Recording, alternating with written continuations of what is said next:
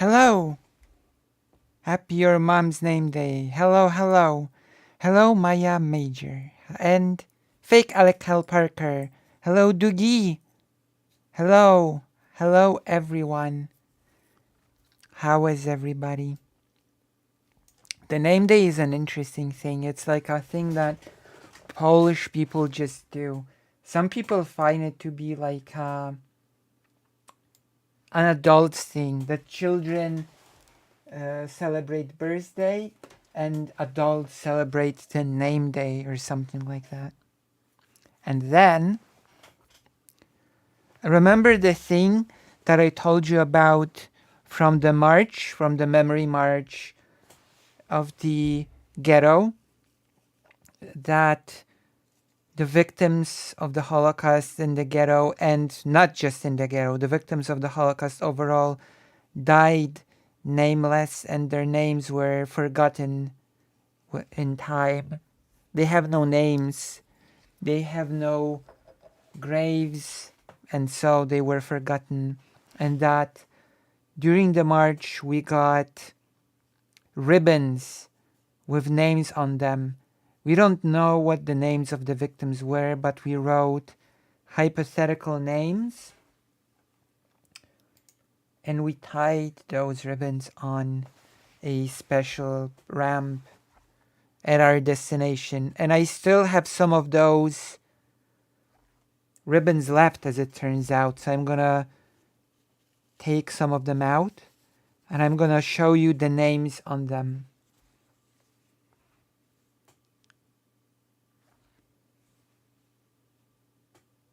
Reuel. Reuel.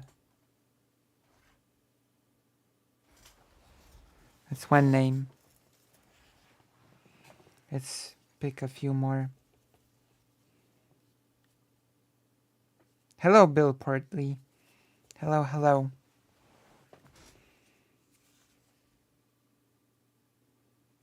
Reuven.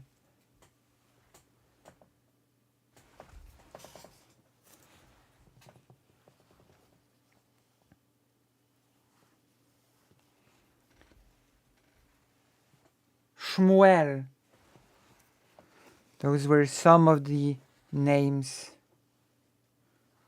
that were here.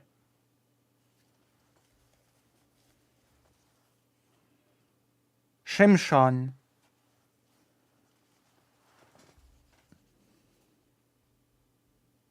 Raphael.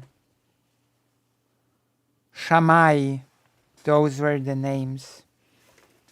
And also I haven't showed you the booklet. This is a booklet of a traditional Hanukkah game called Dreidel. Dreidel is a Yiddish word. Yiddish dreidel, Hebrew sevivon, meaning to spin around, is a four-sided spinning top with a Hebrew letter on each side.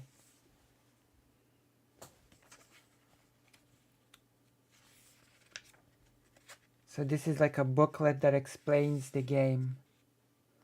The letters together form the acronym Nes Gadol Haya Sham. A great miracle happened there. And we're gonna play this game when the holidays come. I've got a person to play it with, so we are going to play the game when the holidays arrive. But also, as I've promised, because I was not able to keep the promise yesterday, I'm going to tell you all about yesterday's political meeting, real life meeting, touching grass, or in my case, touching concrete, going to a big, important political meeting, which concerned itself with the question, can our side win the election? Can we wrestle the election away from the far right, which is in charge of the country right now? And I went to the meeting expecting something very different. I expected a different level of discourse. I expected a little bit of a different level of engagement, but maybe I'm over exaggerating, but I just left the meeting thinking that basically real life communities, quote unquote, are the same as the internet ones, with the exception that in real life you can see the people speaking. You can see the face of everyone speaking. It it was not good. It was not a very constructive meeting. It was not. Oh boy, we're gonna talk about that. Don't worry. Also, we're going to cover the panel. I'm gonna give my thoughts on the panel of violence versus non-violence.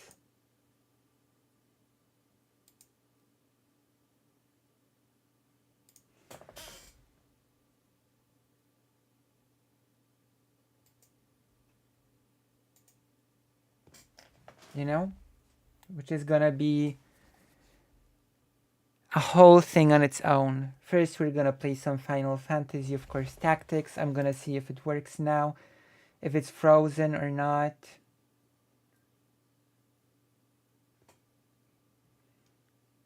I'm gonna see, because it's been a problem for some time now.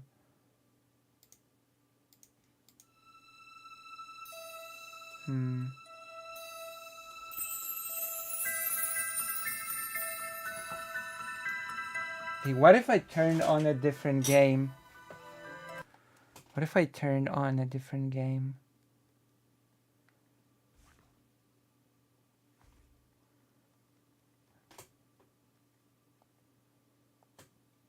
What if I turned on a different game?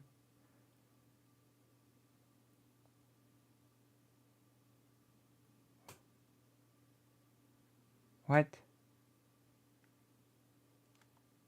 No, the thing is just frozen. Okay, I might have to get into the settings. So yes, how is everybody? How do you feel? How was your day? I'm gonna tell you about my day in a moment.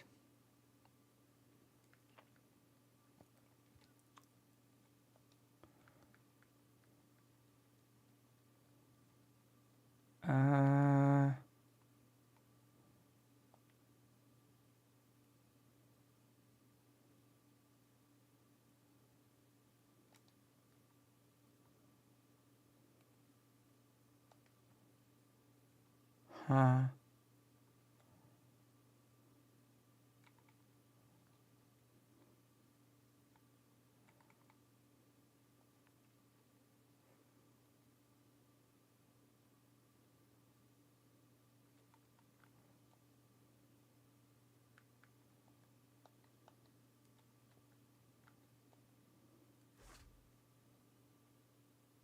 Hello! Chill Dastario 99. Hello, I don't think I've seen you here before. It's going very well. We just started. We're gonna discuss a few things. I'm gonna tell you about my real life political meeting, which turned out to be a big disappointment. And then I'm going to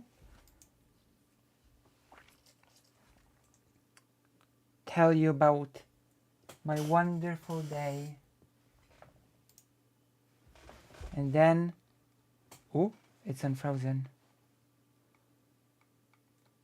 And then I'm going to tell you everything about well,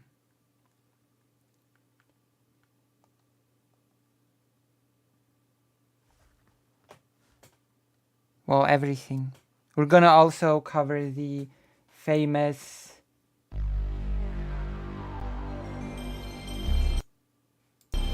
okay, it's frozen again now. I think I know what the problem is now.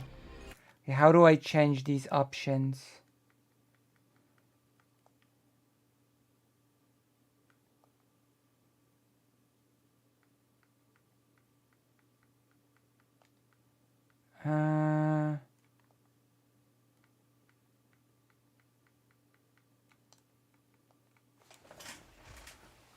So yes.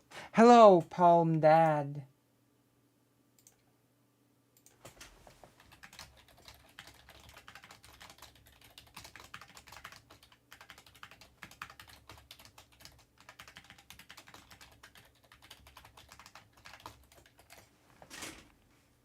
Mm.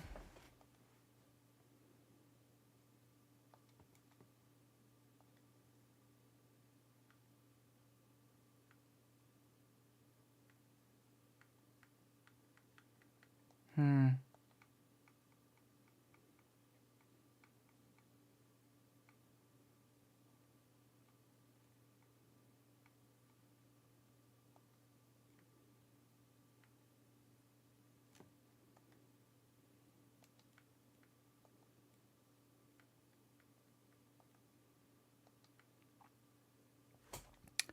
My goodness.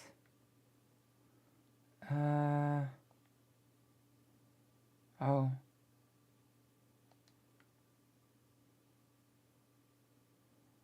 Wait.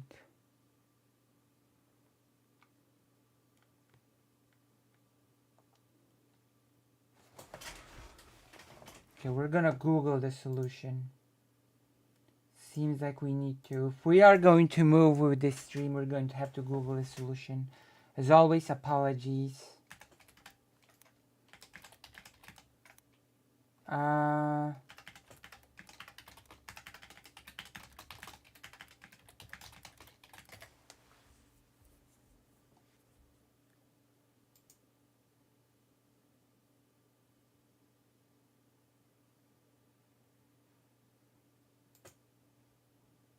uh,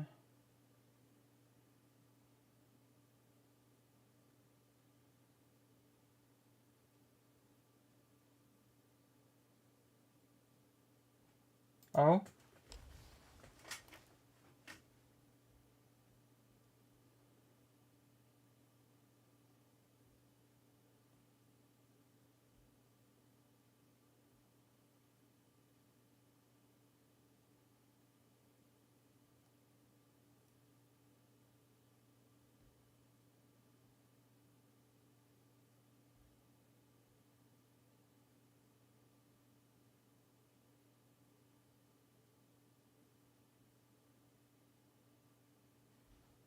Huh.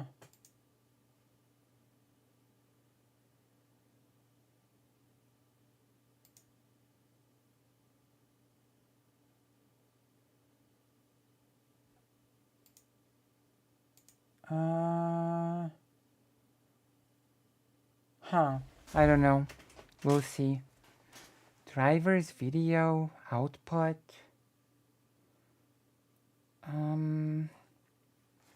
It's still frozen, right?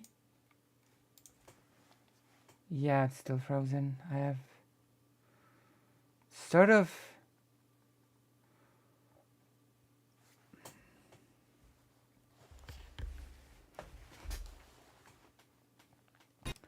What if I restart it? Now it works.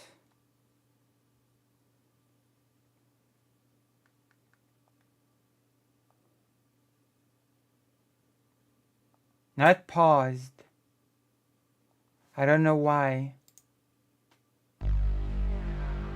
And when I unpause it, it just stays frozen.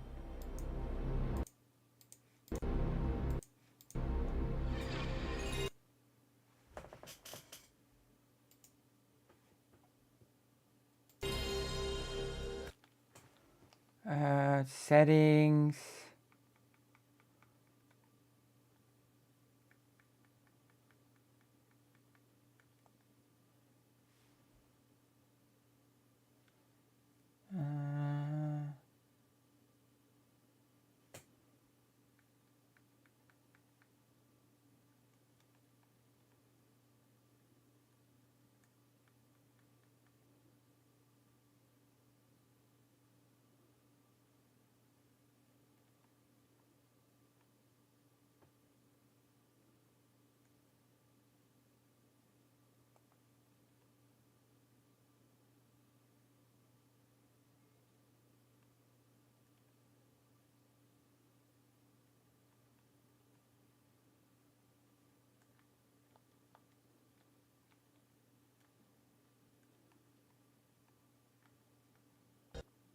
Okay.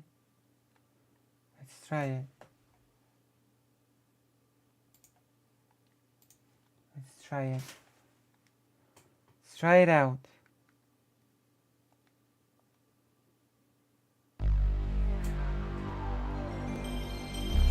Oh, damn. I think we've done it.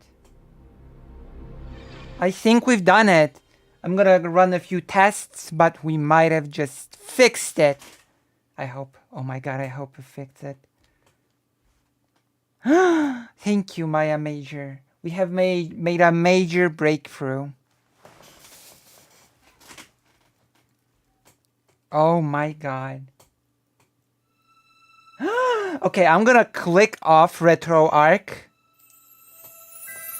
OMG. I'm gonna type OMG in the chat and see if it...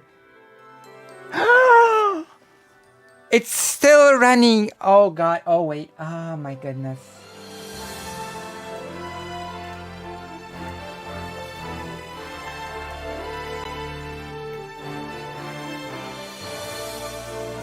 Well, now I'm sewing so hard. It's true. Same.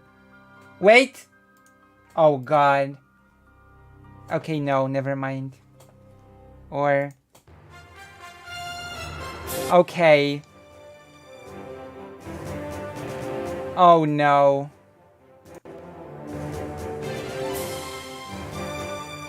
Oh no.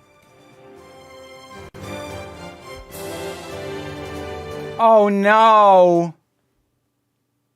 Wait, hold on.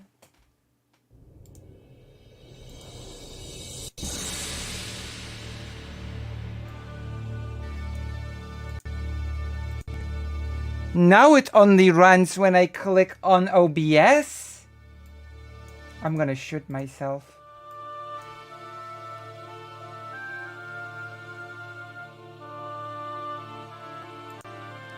Okay, now when I click on...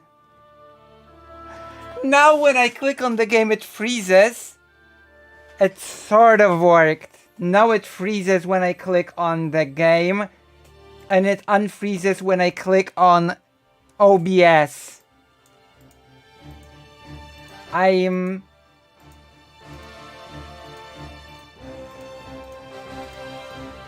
don't know what to say.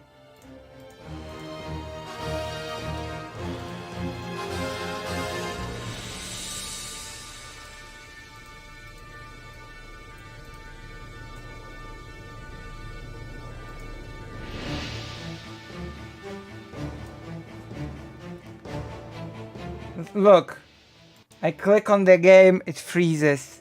I click on OBS, it unfreezes.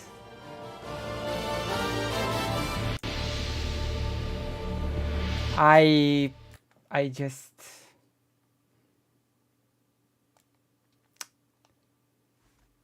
I don't know what to say to this. We're gonna test it on our favorite game. I'm wondering how well RetroArch handles multi-bin track PlayStation games.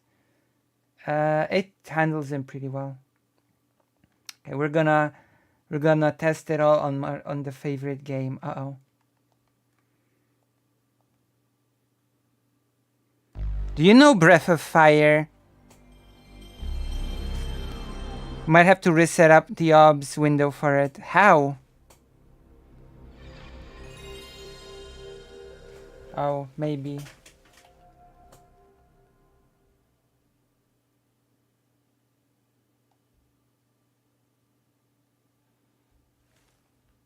Do you know Breath of Fire, by the way? The Capcom famous game.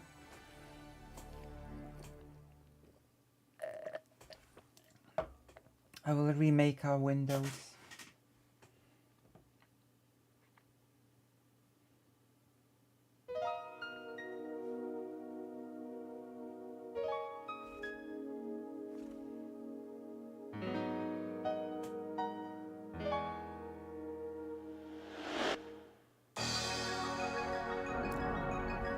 What a game.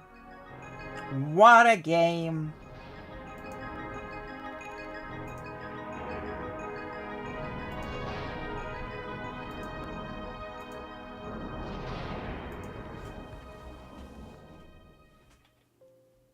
We'll see in a moment.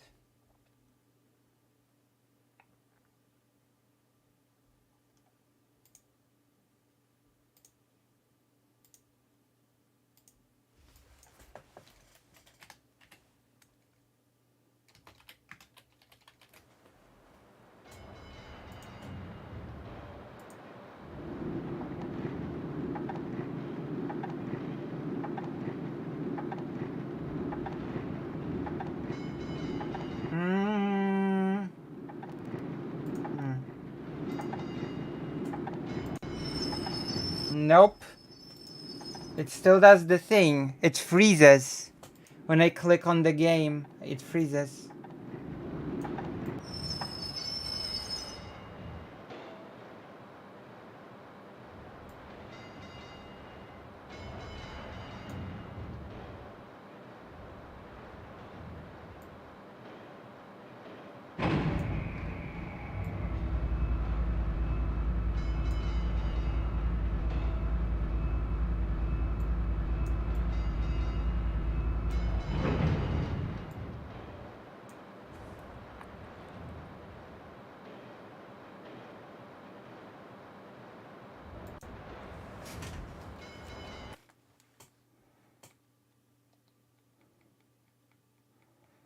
Flip the option the other way? What do you mean?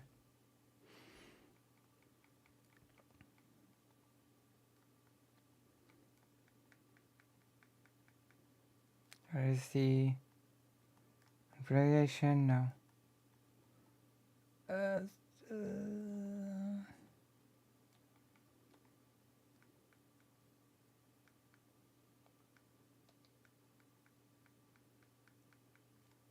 Where were those personal settings?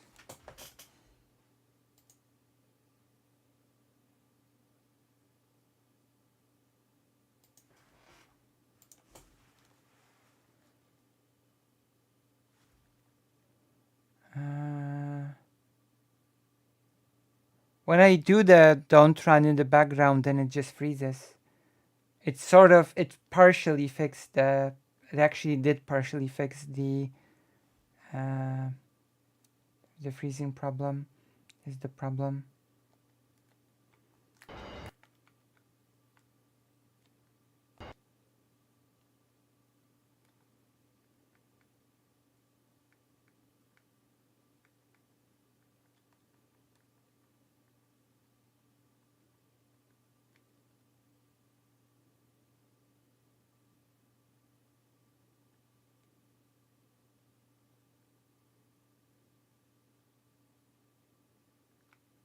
I can't find it now. For some reason, this is settings.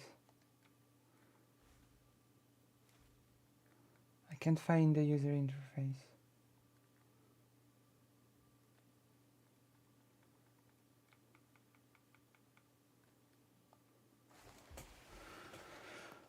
I found it no problem the first time, but now I feel so lost.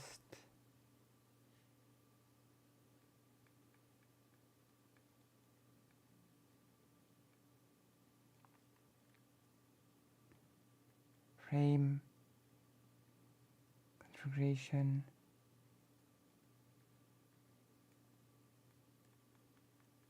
Drivers. Where are the settings? I don't get it. Where did the where did all the settings go?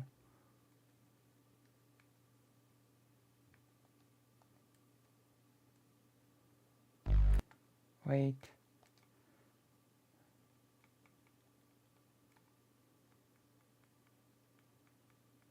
This is so annoying. Oh, it appears only when I load something up. Oh, God.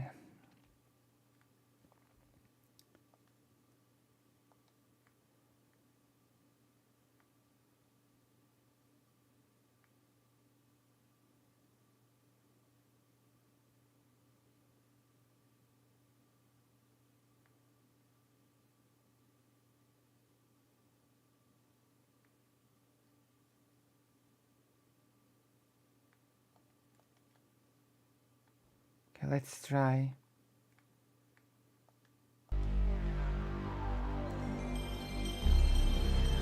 Hello, Shadow Boxer. I am doing quite well, it's true. Hello, welcome. Join the page, which should be in the description. I cannot risk the game freezing by like copying and pasting the page, but it's okay. We got a lot to talk about today, that's for sure. Okay, let's go. Let's do this.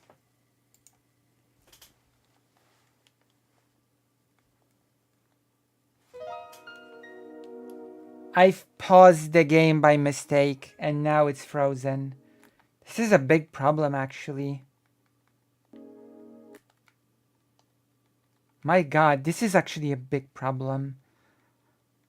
And it feels like it's something silly or easy to fix.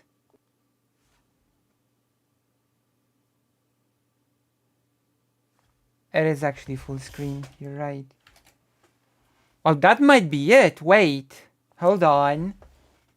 Maybe that's it. Oh, wow. Okay, let's try it. Okay, let's try. You're right.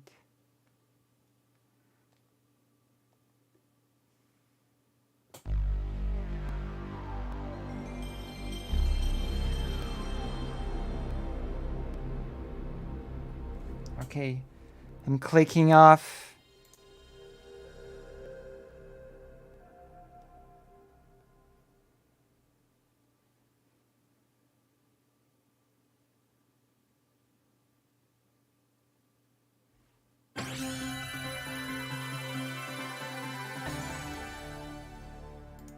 Wait.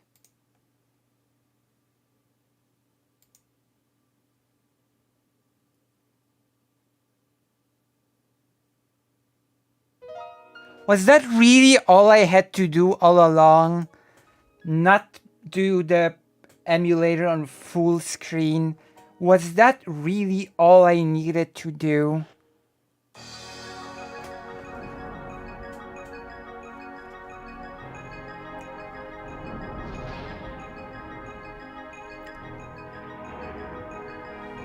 Okay, let's test it a bit more.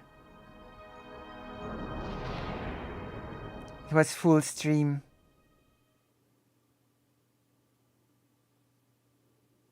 True.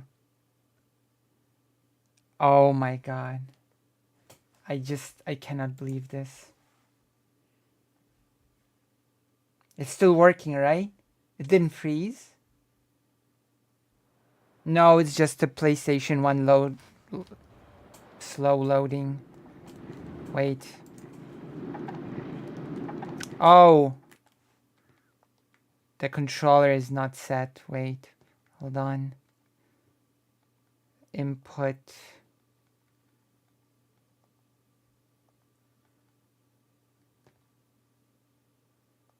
I don't know why it didn't remember, but... Okay, let's test it. Let's see if it works still. Let's see if it doesn't freak out. Yeah, don't count your tags before they're hashed through. We're gonna test it. We're gonna test it by burning people.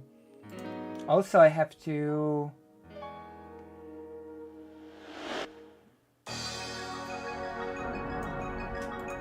Okay, I'm ready. I'm ready.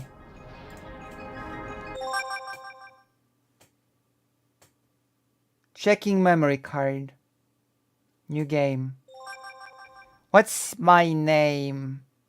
Ryu. This is a great game. For those who don't know it, you will see amazing things. Capcom has abandoned this series and it's a shame.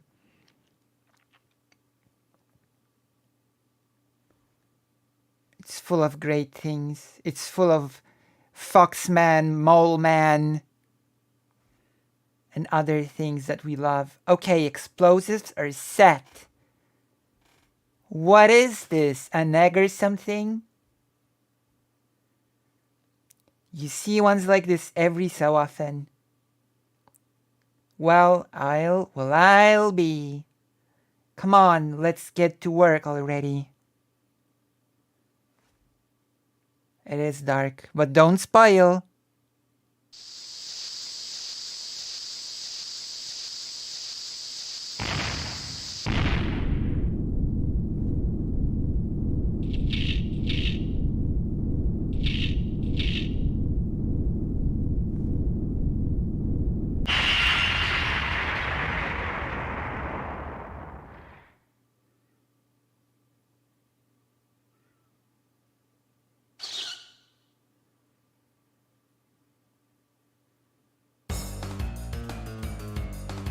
What the? It's still alive. Whoa.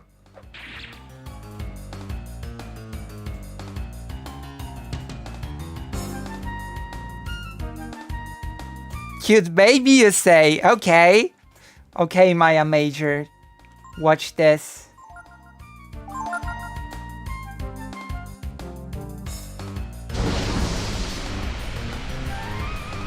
That's right. I mean, they attacked me first, so it's okay.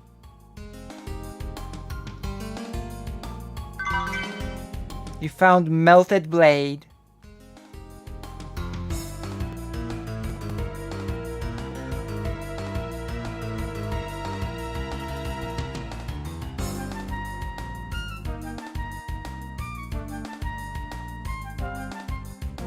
Gulp.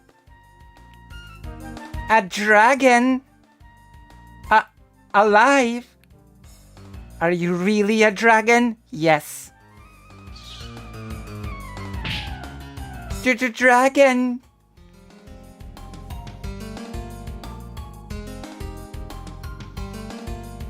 Sure is noisy out there. Wonder what's going on.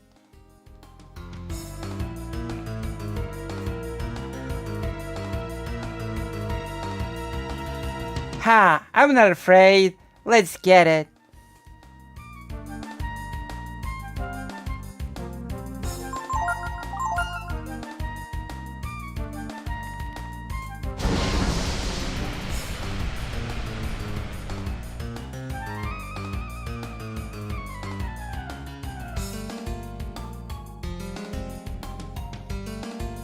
Smells burnt.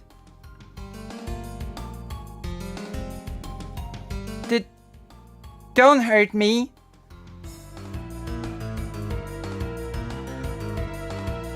You don't want to eat me. I don't taste good. I think I wet my pants.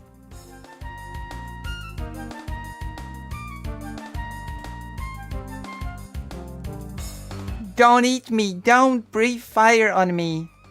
Notice that I only attack those who attack me first. It's a nice little detail worth remembering. I only attack those who attack me first. It's here.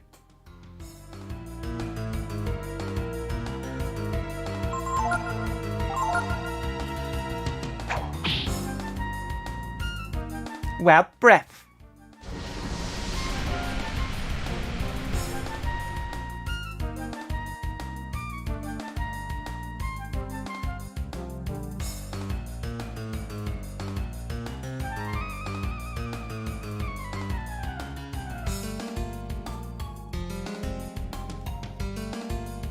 Let's get out of here.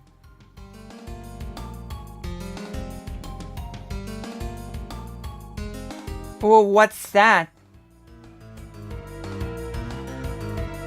Somebody help. Yoink.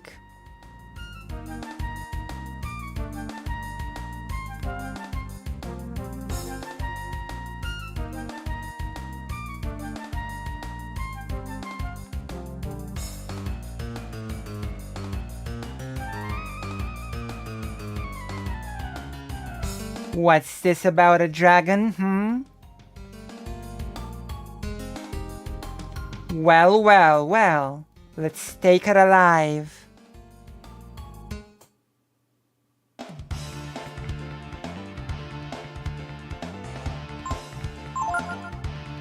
Wild breath.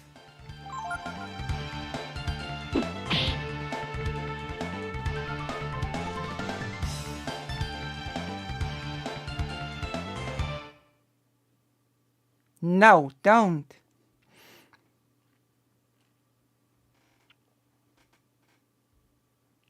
Take that.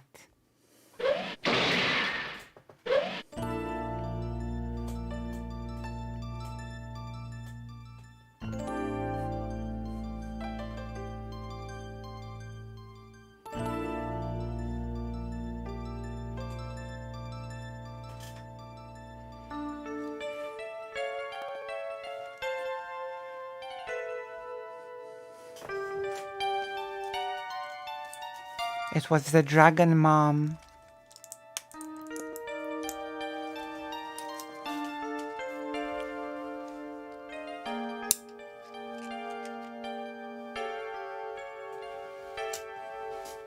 Like in the HR thing.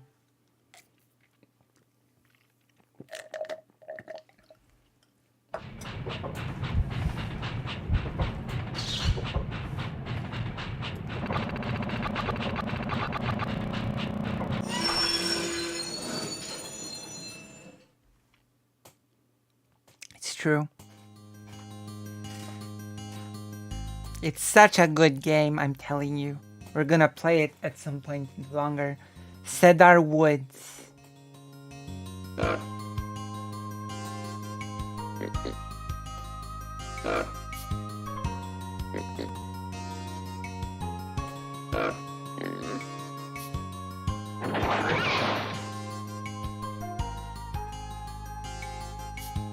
Darn it, I don't get many chances like that anymore.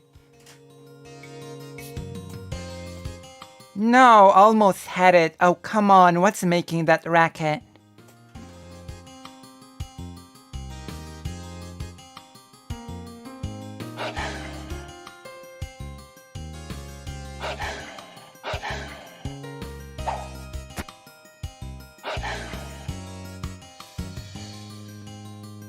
Oh, brother, this is just what I needed.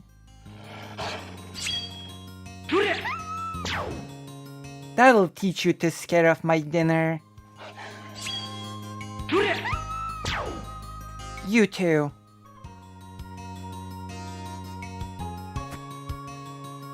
Who might you be? An orphan? You're lucky those curs didn't chew you to pieces.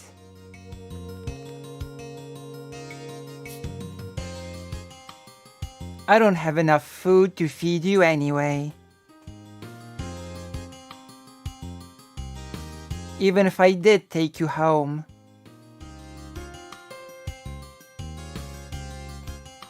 Mommy? Alright, already. Uncle Ray'll take you home.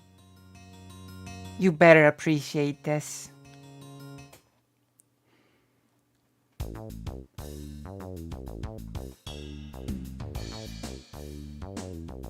I wonder, what were you doing out there by yourself, And without a strip of clothing?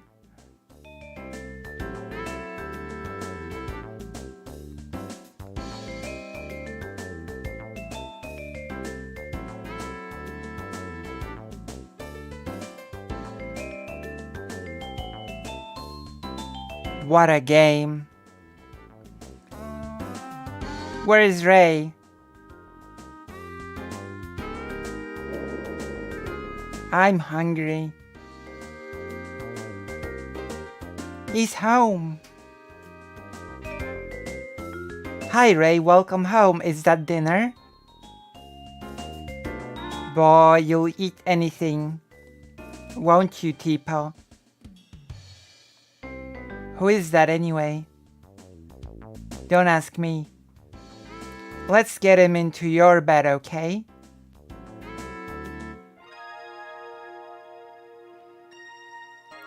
So who is he? I told you. I don't know. I found him in the woods. Really? Sounds like what happened with me. An orphan. Not surprising, it's been a lean year.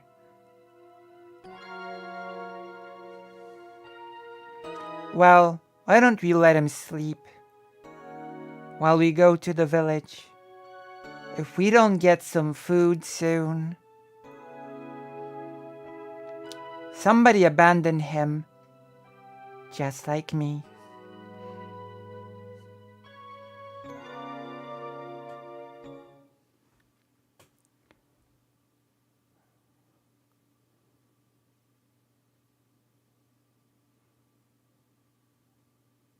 Don't you see, Ryu? You're the same as me. You must understand. They're weak, pitiful, and pathetic.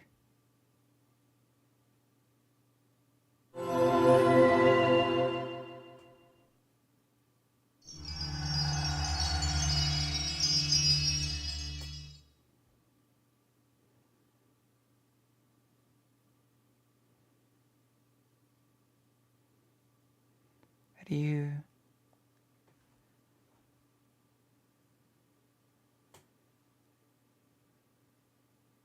My Ryu.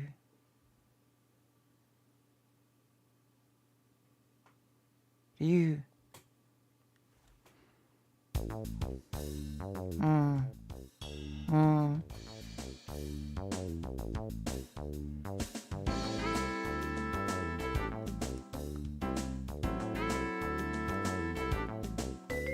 You see a diary. Do you want to make a record of your journey? Yes. Checking memory card. Wow.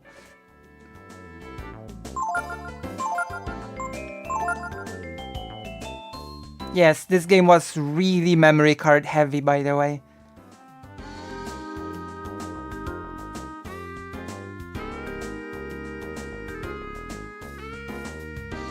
Anything here? You found vitamin. Anything here? You found worm. Smells burnt.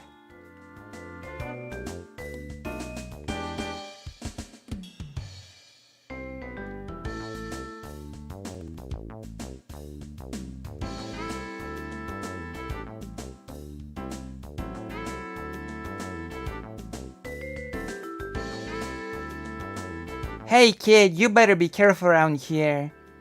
Couple of bullies named Ray and Teepaw live around these parts. My goodness, bullies.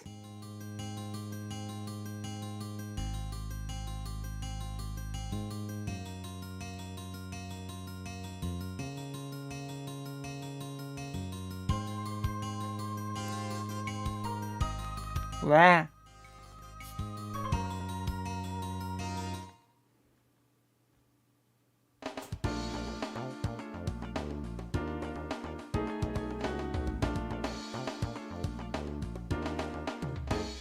This is such a fun game. This is my favorite Breath of Fire game.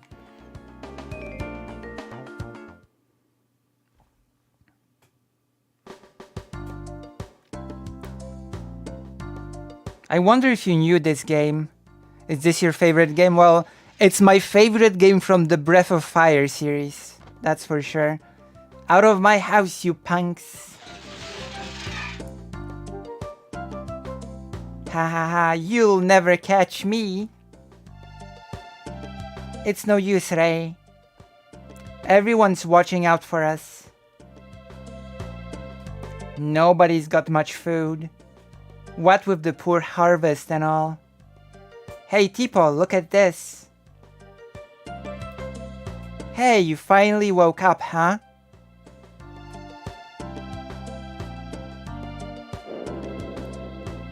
Doesn't this beat all? Now we've got another mouth to feed. What if we get him to help us, Ray? Good idea. But I think we need to get him out of his pajamas first. Come on. We'll get you fixed up with some equipment.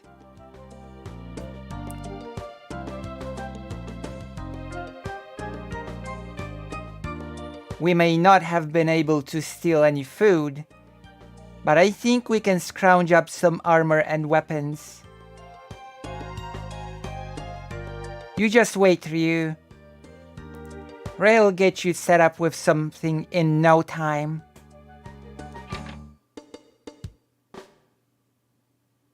Huh? Did I just say Ryu? Is that your name? Funny. How did I know that? Maybe I dreamed it. Scram! My goodness, such a nice game.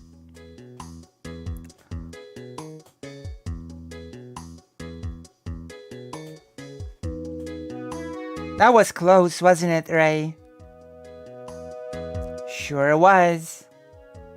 But we were able to get him something to wear. Hurry up, Ryu, don't be a slowpoke.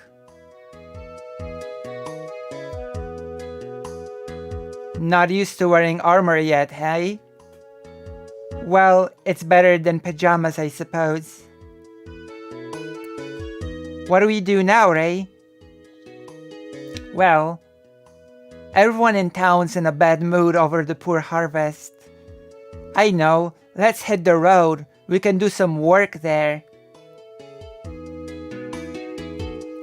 There's a road up ahead called the Iral Road. We go there sometimes and, well, mug people. It's not like we hurt people or anything. Just steal from them. I'm not into hurting people, you know. That's right. Even a beginner like you can do it. Come on, don't worry, let's go. Even a beginner like you can do it. Look, you have actions from this moment on. You can switch members.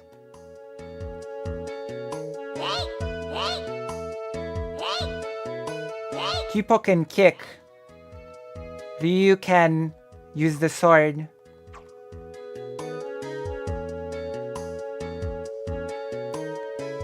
Phew, I'm beat. Beat, I tell ya.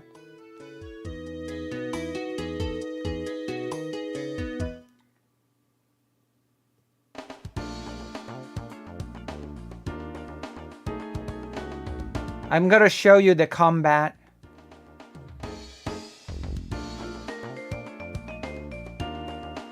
Huh. Interesting. I didn't think those things appeared here.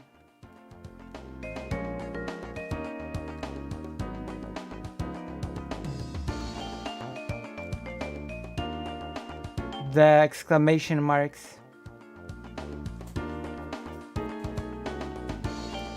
We don't hurt him, we just rub him. True. I'm gonna show you the combat.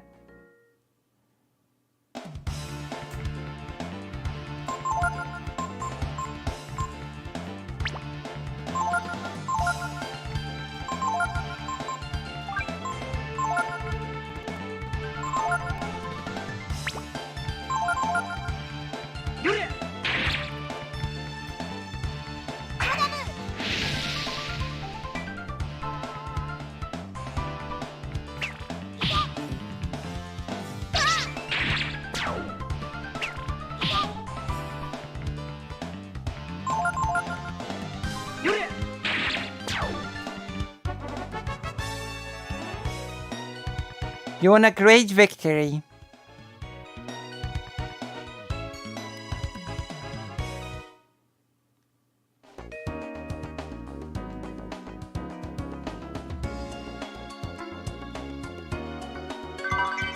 You got 40 zenny.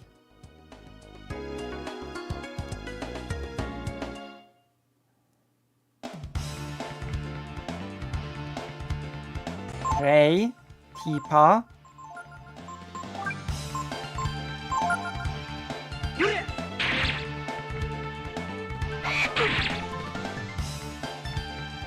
blind.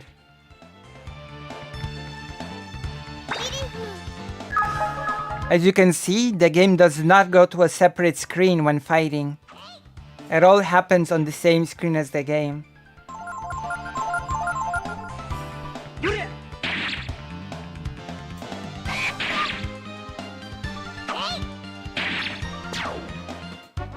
Hello, Gatorade. I'm showing you the best Breath of Fire game. I'm doing this for you. I'm doing this all for you. This is the Igral Road where we work. That's right. This road goes all the way to Windia. Oh, nice. That's amazing. Someday we're gonna blow this place and head out to a big city like Windia, right, Ray? Well, instead of worrying about that, let's think about getting something to eat today, okay? We should go hide and wait for someone to come by. Behind that tree up there looks good to me. We're gonna hide. Yoink yoink. The game even showed me with a big finger. Let's go hide. We can cut things, see? Like this. Alright, let's wait here. When someone comes by, we jump out. Like this. What's up to you? Don't get all soft on us now. Don't worry. We're just some poor kids trying to get some food. Whoever it is will forgive us, right? Oh, thank you. You seem happy today. Here's to a happy day. That's right. I have a reason to be happy. That's because we ate cake together with Mom. That's right. Today we ate cake, chocolate cake. Also, I'm very happy about Breath of Fire. Thank you so much for the $5. Whoever this will forgive us, right? Hey, here comes somebody. Such a fun game. He's alone. Okay, Ryu, show us what you're made of. Go get him. Just run into him like this. Boink. Oh my god. What are you trying to do, little one? Mug me, We've got enough trouble around here. Already with those rascals Teepa and Ray. Bubbly, nice. Listen to me. If you run into them, tell them that if I catch them, they'll be sorry.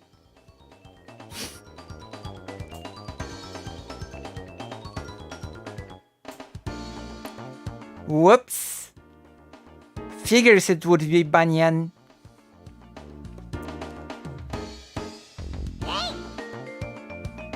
Who does he think he is, anyway? Hey, wait a minute. If Old Man Banyan's out here, that means there's no one at his house, right? You're right. Let's go and grab some of his food. That'll show him. We're going to Banyan's house.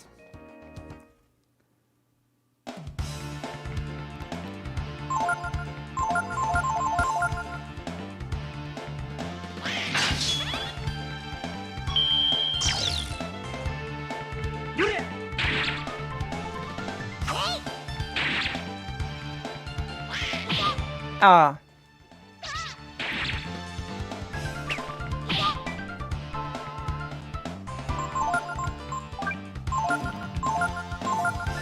You can steal. Flare. Itaraki. Influence! Is this game new? Breath of Fire? No, it's a very old game from PlayStation 1. It's actually a very old game. It's Breath of Fire 3.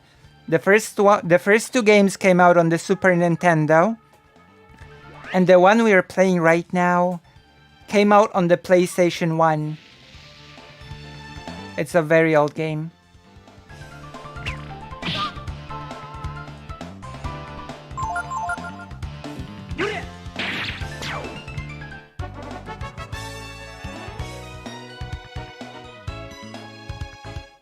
I'm so sad that Capcom has abandoned this series.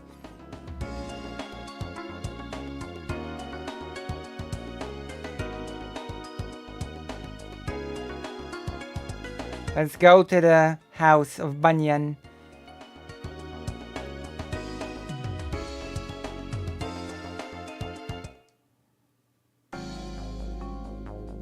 Oh, it's just a random encounter place.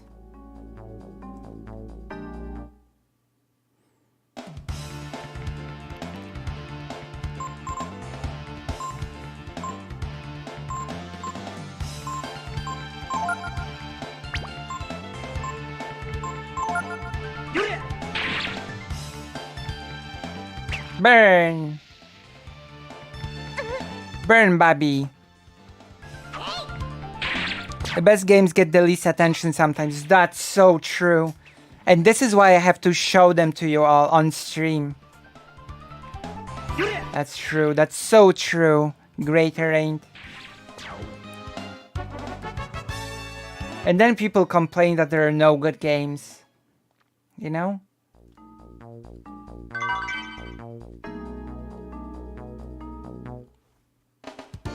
Yes, culture me, true. I have one more game that I can show you all today. It's amazing. If you don't know that game, then I'm gonna be very sad, okay? Today is Culture Day. Since we were able to fix the emulator problem. Vagrant Story. Have you heard of Vagrant Story?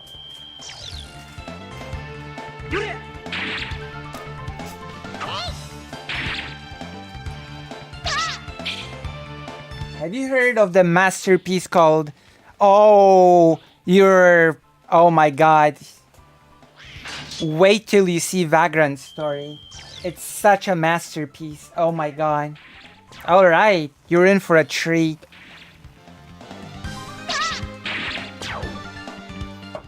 It's also a very old game, but it has such a... oh god. Such a cinematic style. You're in for a treat today, Giggler. You won the battle. Oh my gosh, especially the intro moments. Okay, but now let's break into someone's house. This is what we came here for. Oh, the music is great. Locked. Ray might be able to pick the lock. Okay, let's switch the character then. Ray picked the lock. Fable 2. We might play it on stream. Just as I thought. Nobody's home. I love the music in this one as well, by the way. This game has great music as well. Keep your eyes open, Ryu. Someone might hear us if we make too much noise. Okay, let's split up and check the place out quietly.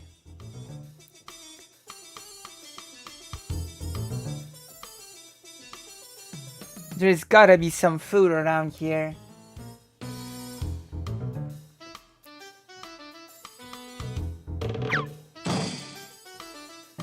Ryu, shh. Just relax, calm down, Ryu. Watch your step, Ryu. Food, food, where is the food? This game is so great. Nothing.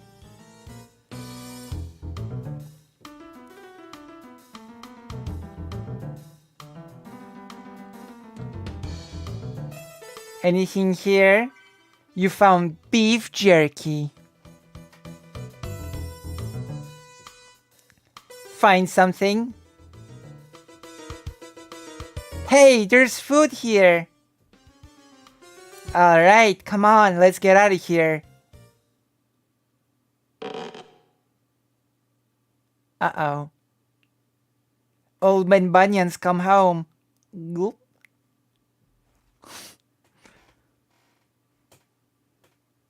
We might be in trouble. I'll go check it out.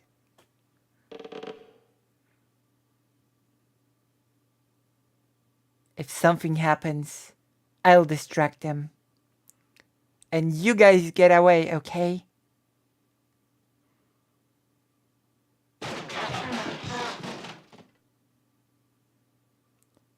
Hey, everything's okay. There's no way Ray would get...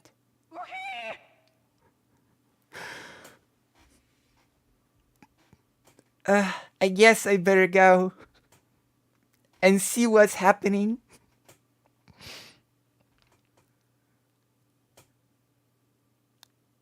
That was really good. It was really nice. There's still a lot left as well. Don't worry. We can get out of here, right? I love this game so much.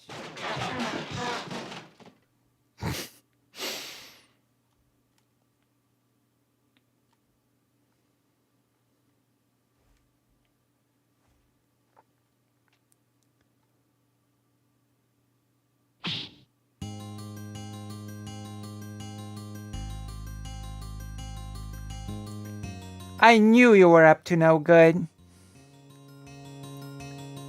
But I didn't think you had sunk this low.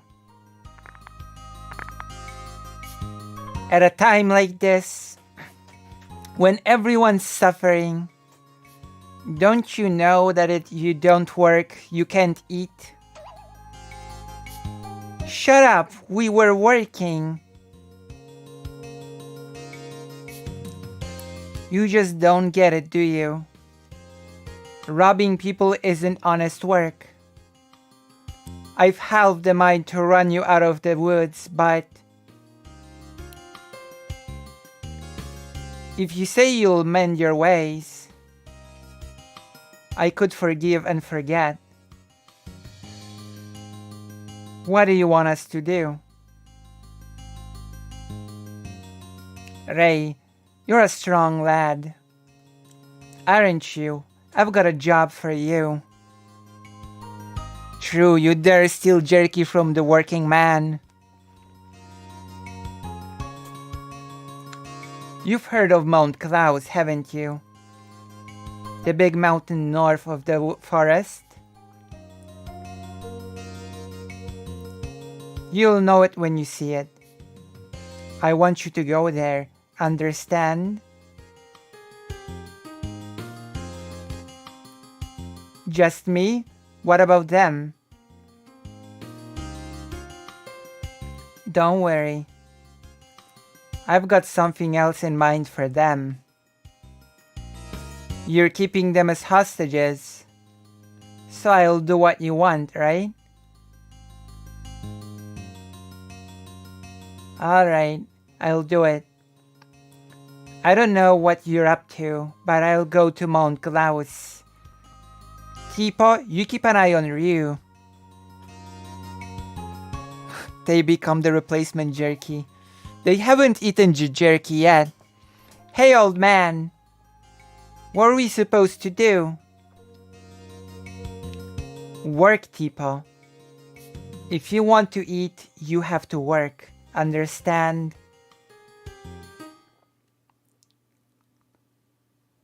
What I want you to do is chop firewood. It's really simple. Tipo sets the log and Ryu cuts it. You know how to use your sword, don't you? It's the triangle button. If you cut too fast, you'll hit Tipo. If you cut too slow, you'll miss the log. Cut as many logs as you can until I tell you to stop. Understand? Yep, nope. Hey, no problem. We can do it in our sleep. Come on, you, let's get this over with. Alright, then. Begin!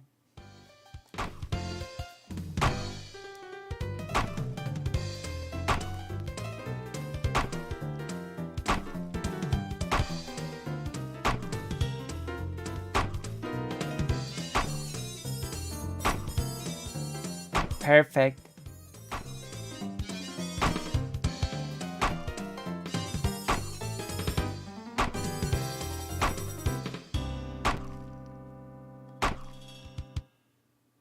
Stop! No, this is the thing already. 20 logs. Not bad. There, we worked, didn't we? Now you won't complain if we steal, right? If you keep that up, one of these days you'll be sorry, don't you see that? Ha! Who cares? One day real soon we're getting out of here. I ain't afraid of nothing. Come on, Ryu, let's go after Ray. Random encounter at a time like this. We're gonna play this game some more and then I'm gonna show you. I'm gonna show you. Yes, sir.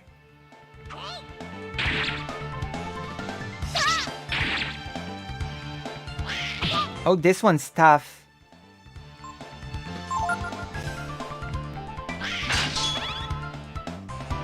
Yes, sir.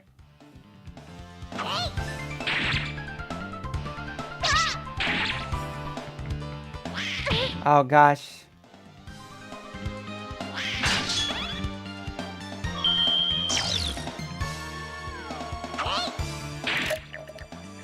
Oh my god, I forgot. Let's go, immediate encounter, true.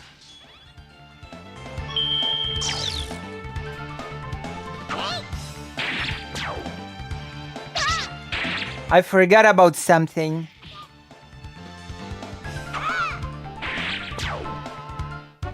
I forgot about our little... Nice. Tipa is actually stronger than Ryu.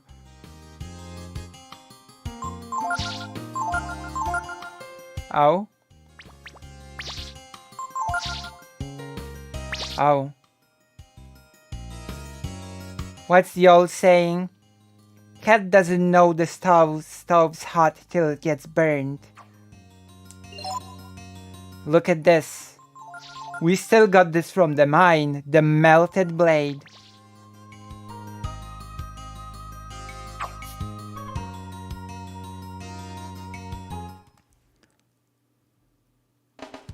There are birds, goblins, gobbly birds. We're gonna get some items first. Can actually buy stuff now. Honest work is killing random encounters for money. That's honest work. Montglaus? That's past the woods and to the east. Which way's north? I think it's up and to the left. Oh my god. North is up and to the left. Best game ever. Best game ever. Eek, you came back. Phew, don't scare me like that.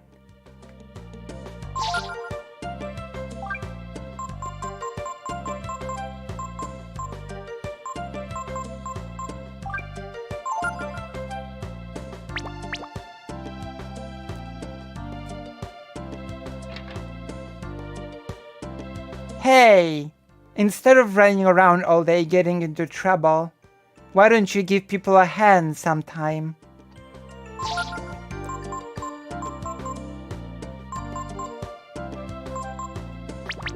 We're gonna stay at an inn.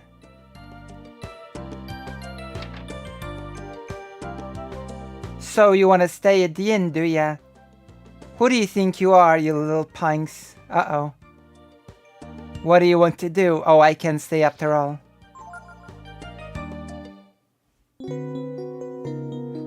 You know what's a fun thing you can do at this game? You can set up a camp. You can actually set up a camp in this game. I'm gonna show you how. I'm gonna show you how to be a camper. One moment. I hope you can camp at this time of the game. Okay, can we camp? We can. And you can steal jerky from the innocent. True.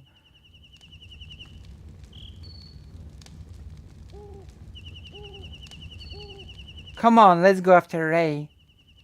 Mount Klaus is north of the Cedar Woods.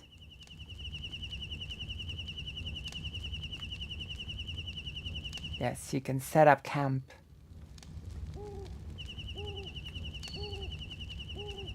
Which is where you can talk to your party members.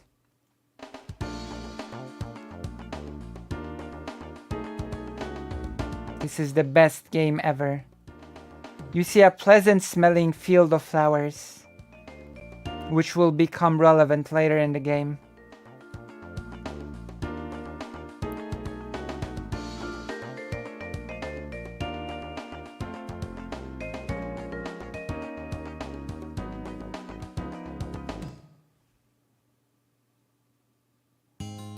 True, they pulled the whole palace tent out of their rare. It's important. It's a skill. I kill you. I goo. Goo. Okay, let's go. We're gonna be playing as Tipo now. For the kick skill. Let's respect our environment.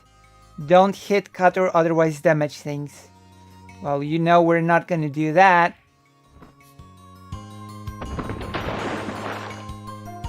There we go. Respecting your environment is for wimps. For weaklings, okay? That's for weak people. Ruin the slime's whole day with no one swipe. Powerful Lucy True. Look at this one. Man trap.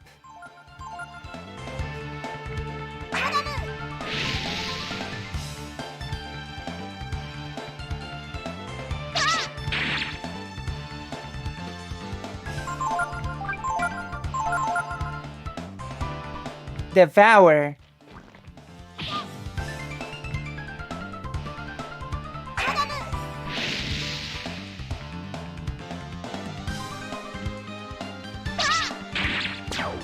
There we go.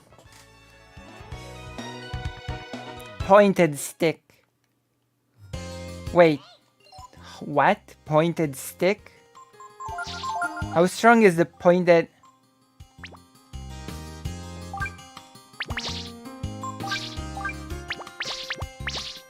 Success. You found weather vein. What's a weather vein? Wind attack versus all targets. Was a hidden item. I needed to use the kick for it. This game does have a pretty high random encounter rate. I have not even noticed it before. These are enemies that were in the old games as well. These are the enemies from old Breath of Fire games. A weather vein is those fire posts on top of buildings? I think so. Not in this game though.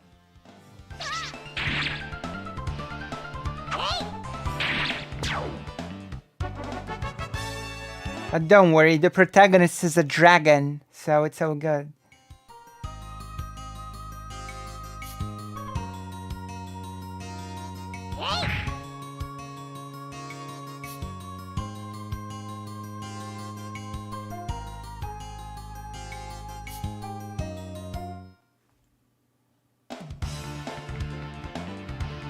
3 birds. Angry birds.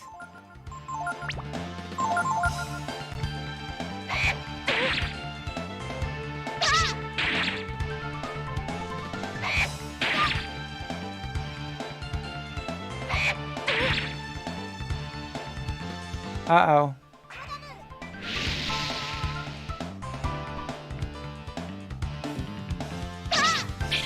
Uh-oh.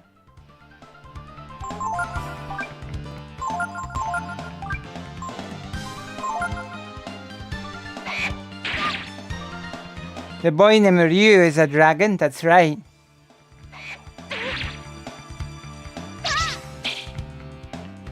Oh my god.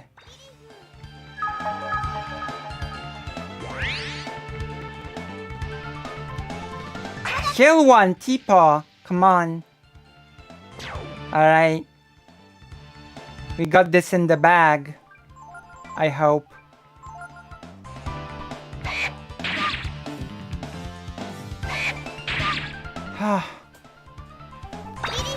Kirigo. Kirigo. Alright. Flare. Burn, birdie.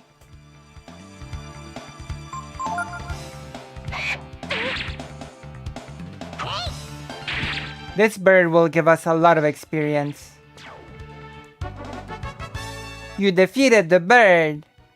You learned Purify, as well as gained so many status Frost. How cold or hot is it where you live right now? It's pretty hot right now. Like it's close to midnight and it's 12 degrees Celsius. It's the middle of the night and it's 12 degrees Celsius.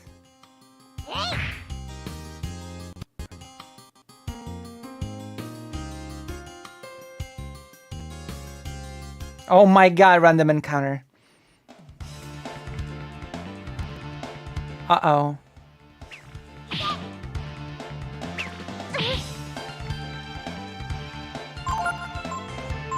That's right. It's hot out here. That's why my mom has been staying indoors.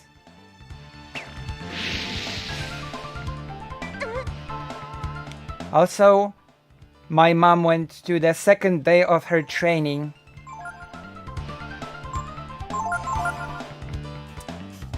She trained her back, her Okay, now I'm angry. That's right. This game has a mechanic called guts. Uh-oh. Run away.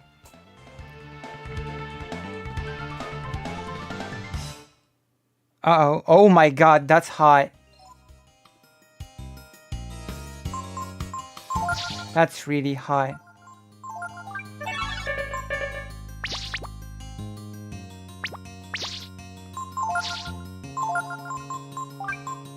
Kitty hair.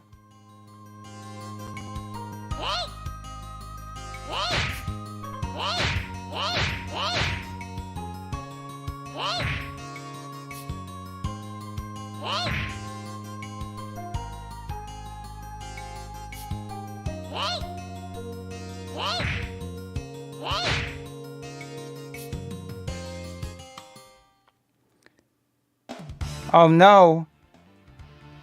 If you have very humid air and a hot temperature, you can get a stroke, so it's dangerous.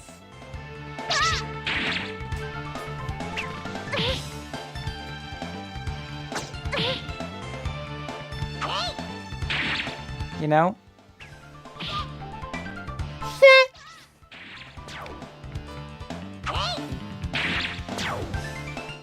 I know that Tipo says ita, but it sometimes sounds like he's saying shit, you know? Which is strange. Why are you swearing so much, Tipo? Okay, let's camp. Wait. Okay, let's camp.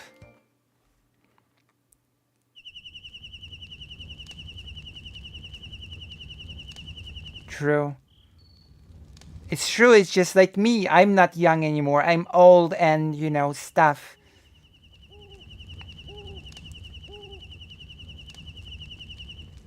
I'm the oldest one there is. This is why I always encourage people to donate.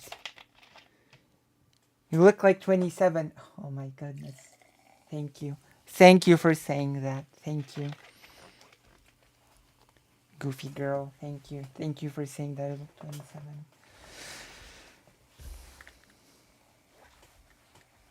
My goodness. It's the power of hormone replacement therapy.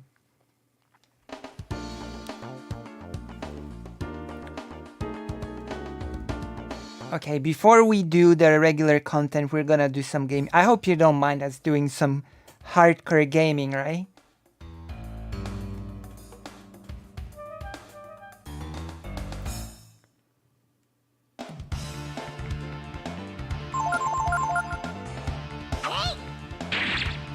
All right.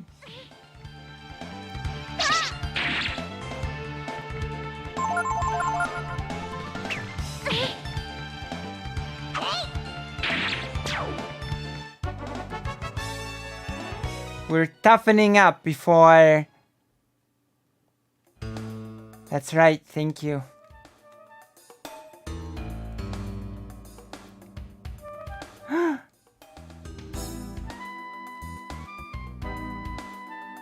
Who knows what's waiting for us at the end of this mountain?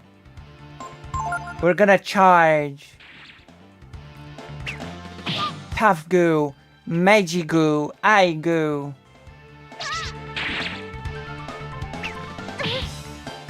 Uh-oh. Puff Goo defends. No defense for you, Puffy Goo.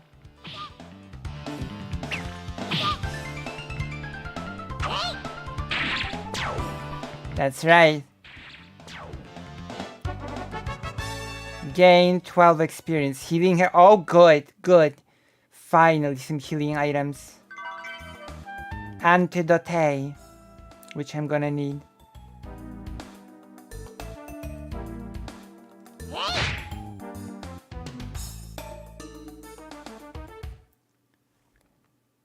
This looks fun to play. It is. I'm showing you all the best games from the PlayStation 1. PlayStation 1 was one of the better eras for Japanese RPGs. Japanese games made in, you know, RPGs made in Japan.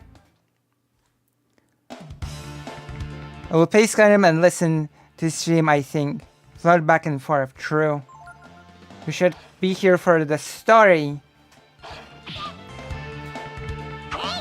Oh, and you definitely should be 100% present when we start doing Vagrant story. You'll be amazed.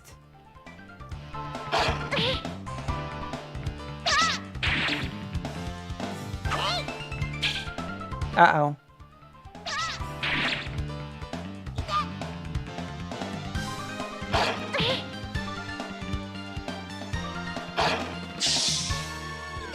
Am I about to die?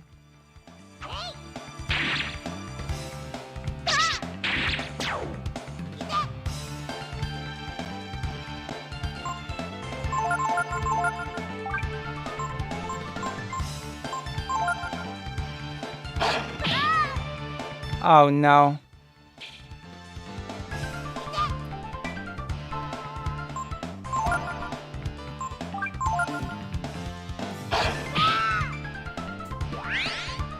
Now I'm really angry. Oh no!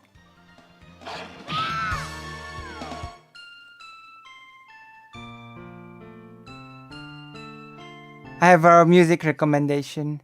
Okay, we died for now, so we change game. Out of shame. Okay, I'll leave it to that. I actually allow audience. Do we continue this game, or do you want to see another game? Choose. Audience, choose for me. Make the hard choice easy for me. Choose. More Breath of Fire or different game, new excitement.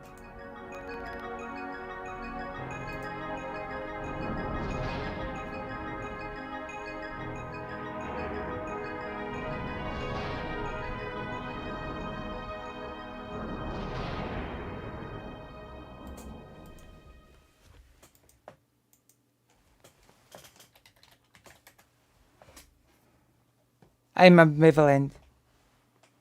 What non-tail is non-square? What? Another one. Okay, someone asked for another one, so I will choose another one. Vagrant Story. Okay. Hello, Metroplex. You're just in time. Oh my god. Are you gonna be excited for this one? When it finally decides to work. Oh my god. I think that's the wrong one. Okay. Yes, you are. You have entered the fray for this good of a game.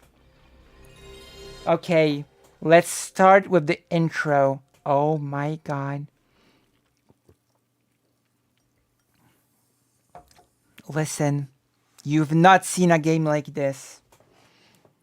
You cannot just listen to it. You have to watch the stream actively to appreciate.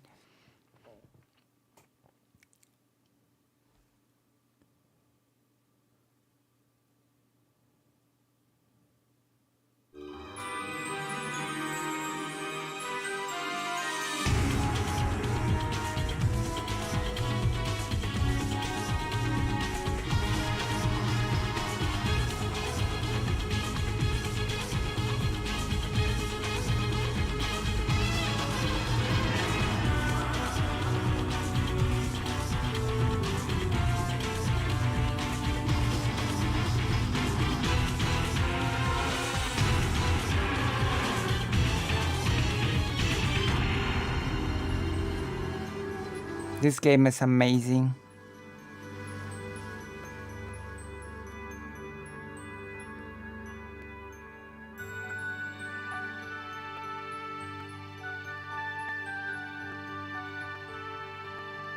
Also, I have to turn on the controller because, yes, because the controller is not working.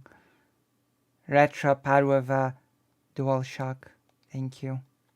Thank you for this. Vagrant Story USA.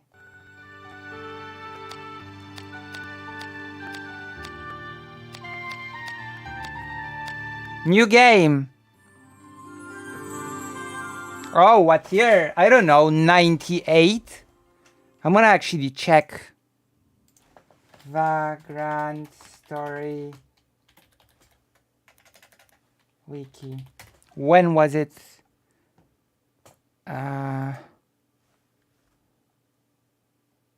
2000. It was released in 2000.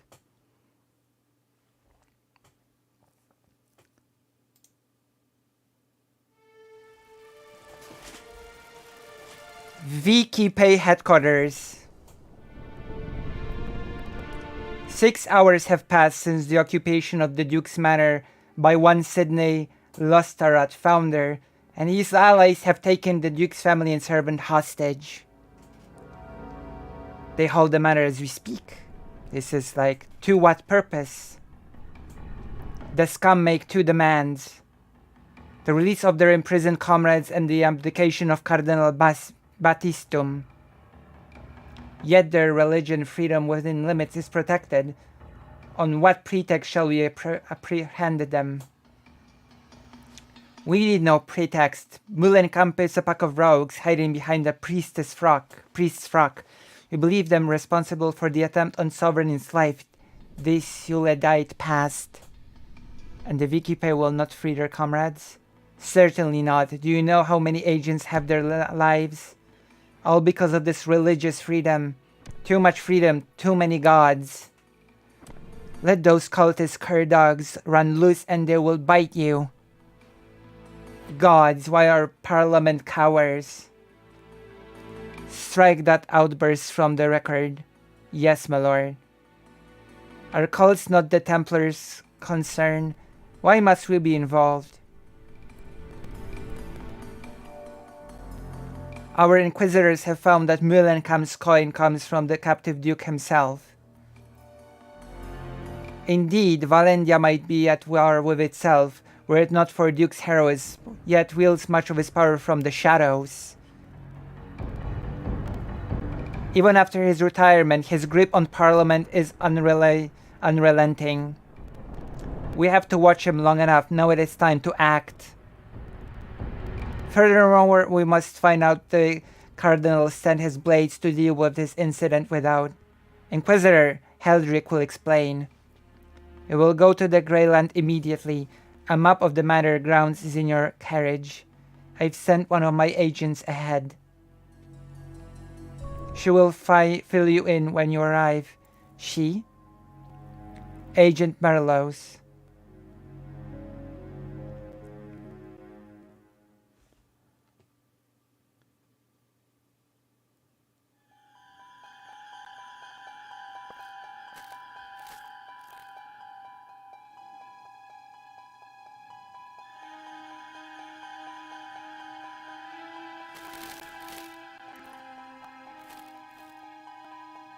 Agent Riot, I presume.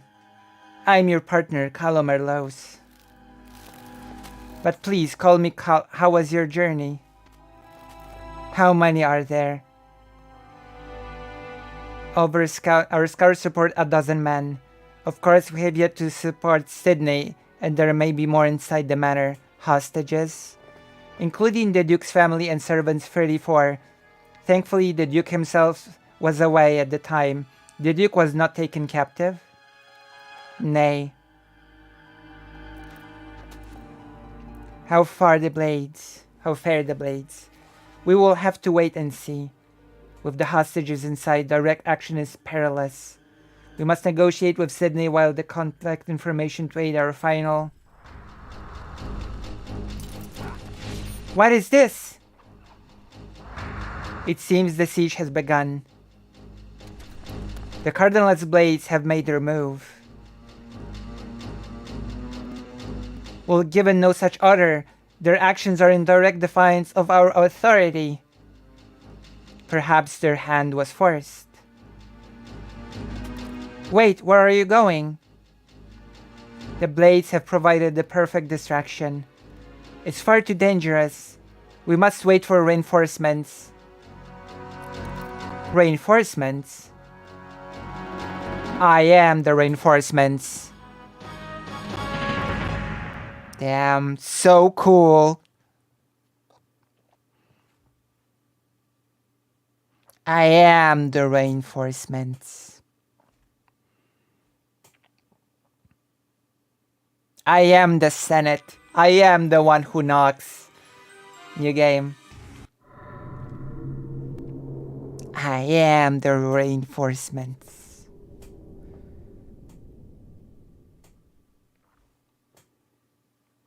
We have not even scratched the surface of the amazingness of this game, by the way. Duke Barbona's matter.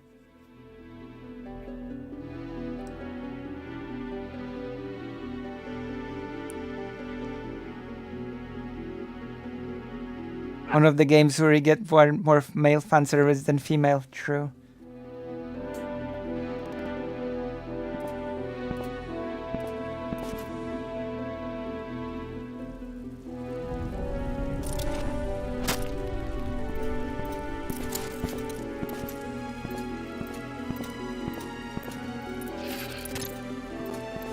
Have you found Sydney? Not yet, sir.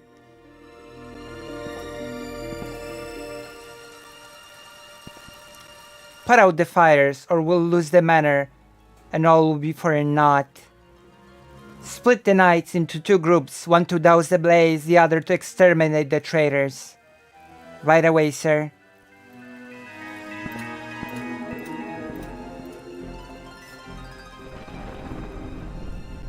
Where are you, Sydney?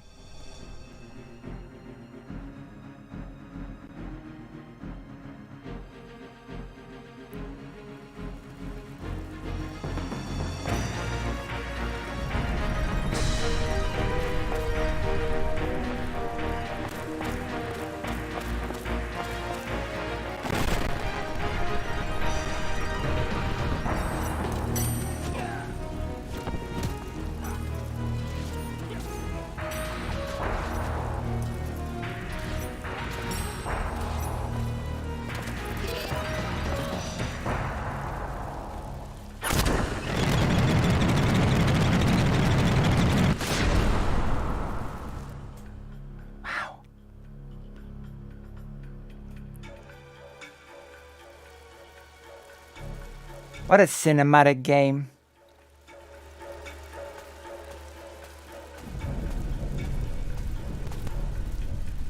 Show them who they're dealing with. Torch the chambers and kill the hostages, aye.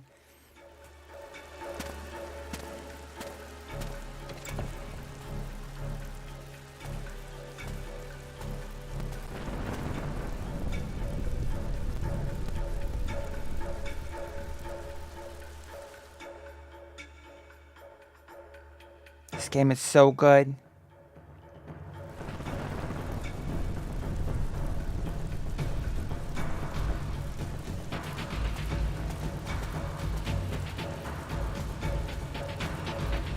We've no time. Let's finish this before the blades arrive. Right, let's do it quick and get out of here. Who goes there?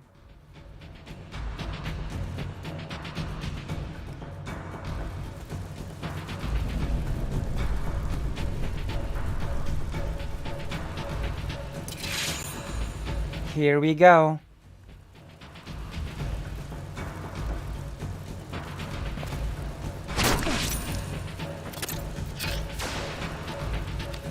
You can choose which body part to attack. The head.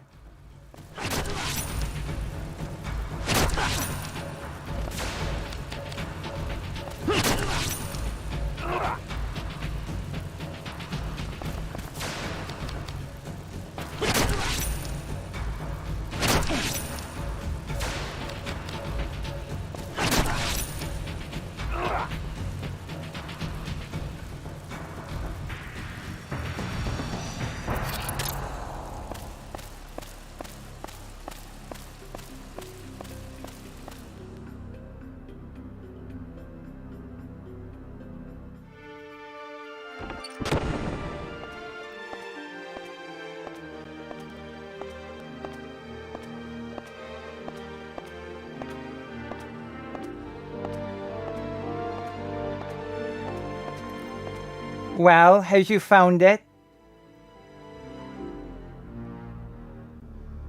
It's no use. There's nothing like that here anywhere. Keep looking, damn you.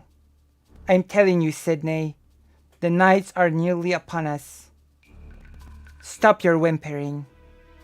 You'd come this far only to leave empty-handed. Now search.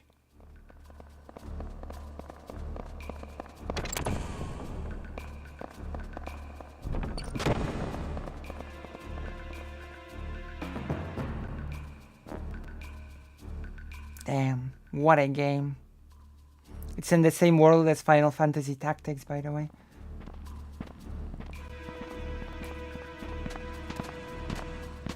Curse the Duke, where's he hidden it? You sure the Duke really has it? Does the damn thing even exist?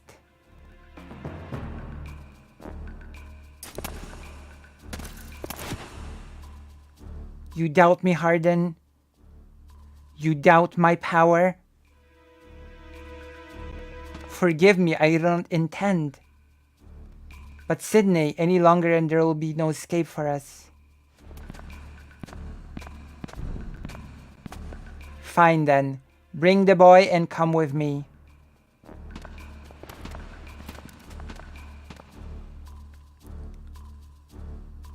Evilise, that's true.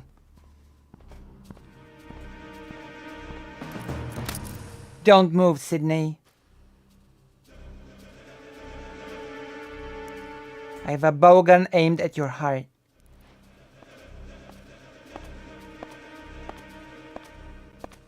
Now turn around slowly.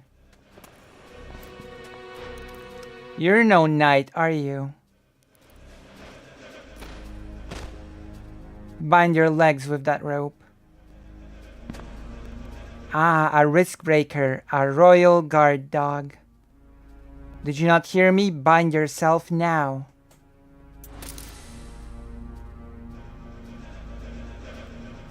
This is an unfortunate turn of events. Hold it!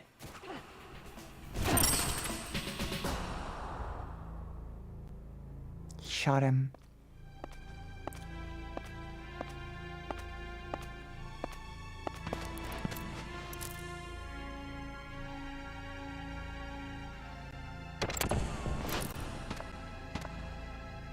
Sydney!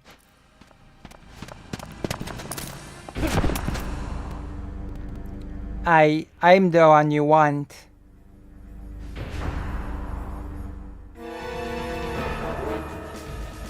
Harden, go quickly. Go to Liamonde.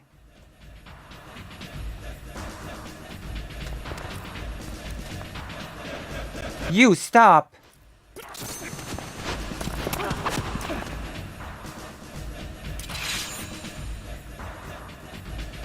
What's going on? You are most certainly dead.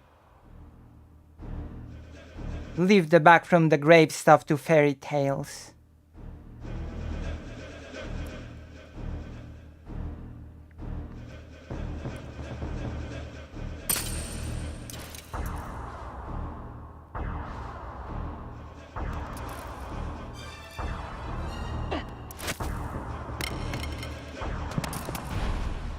You've given me quite a scratch.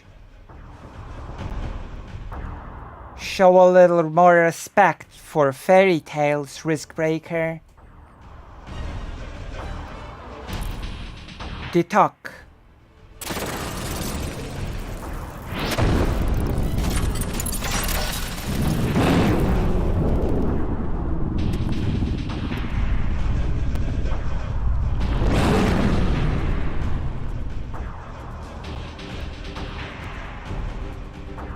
True. My apologies. I've no time to toy with you.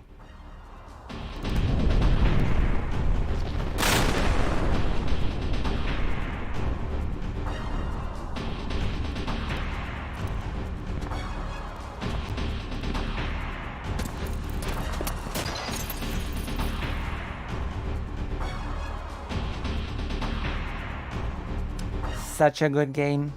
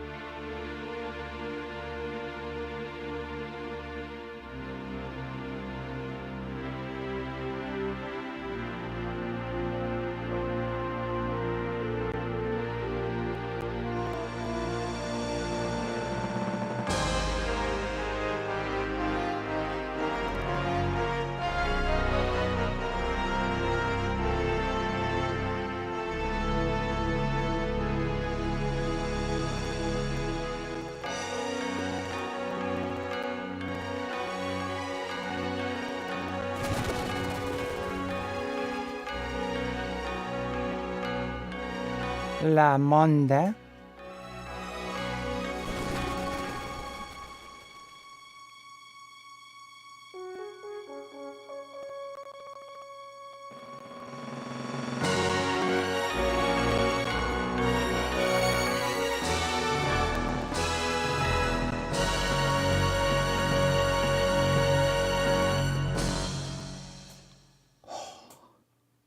What an intro. That's right, that was all an intro to the game. The body is but a vessel for the soul, a puppet which bends to the soul's tyranny. And lo, the body is not eternal, for it must feed on the flesh of others, lest it return to the dust whence it came. Therefore must the soul deceive, despise, and murder man. A.J. Dorai.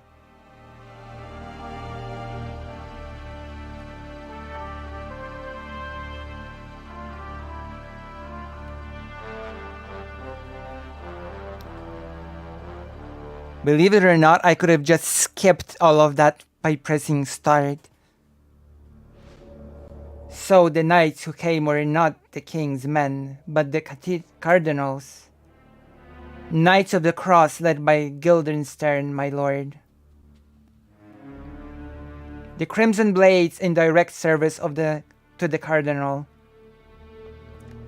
Guildenstern led his men toward La Monde in pursuit of Sydney. I see. Send one of your men in the armor of these holy knights. Set fire to the manor. Fire, my liege? The fool Sydney used his vivern. We can't have witnesses telling the world now, can we? But the hostages, your family? Irrelevant. Burn it to the ground.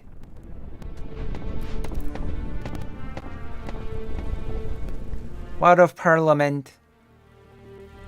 The Vicky Pay Valendia Knights of the Peace have formed a squad to deal with the felons. The risk breakers, those meddling fools. Your will, my lord? Le Monde is yours. Let no one out of the town. You can deal with Sydney and the Blades there. And Parliament? I'll deal with those watchdogs. They won't trouble you further. And the young Lord Joshua?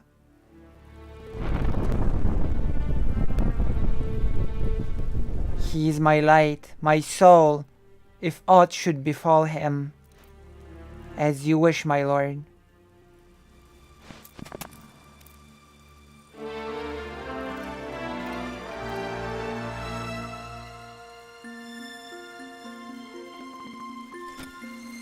Am I fated to rot and wither? I don't know actually who wrote that story.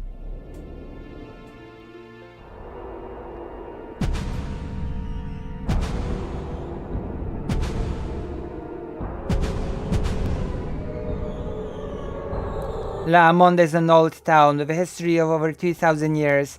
Its walls have seen many battles. They are strongest than the mightiest forts of Valendia, and as the sun wheels through the sky, the beauty of their shifting colors surpasses that of any palace.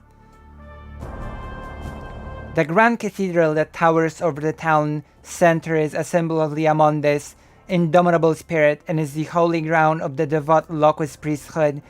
At its height, Liamonde was a thriving community more than 5,000 people strong.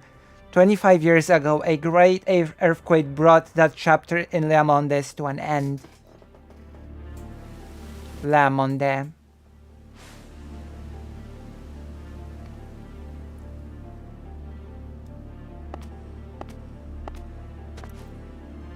Well, the two sentinels are dead, murdered.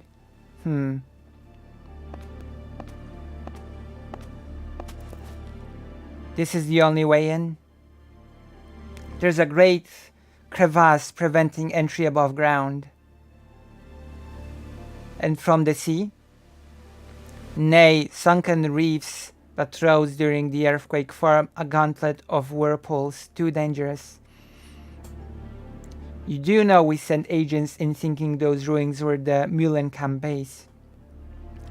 Not one returned. Not on account of the whirlpools, I'd wager. Surely it was man who killed them. How was it down there? Come down and see for yourself.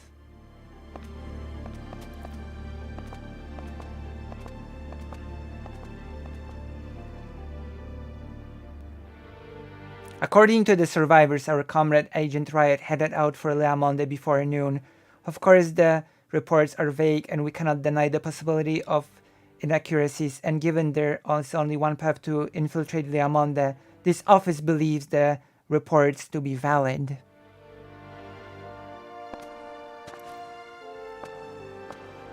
Valid report.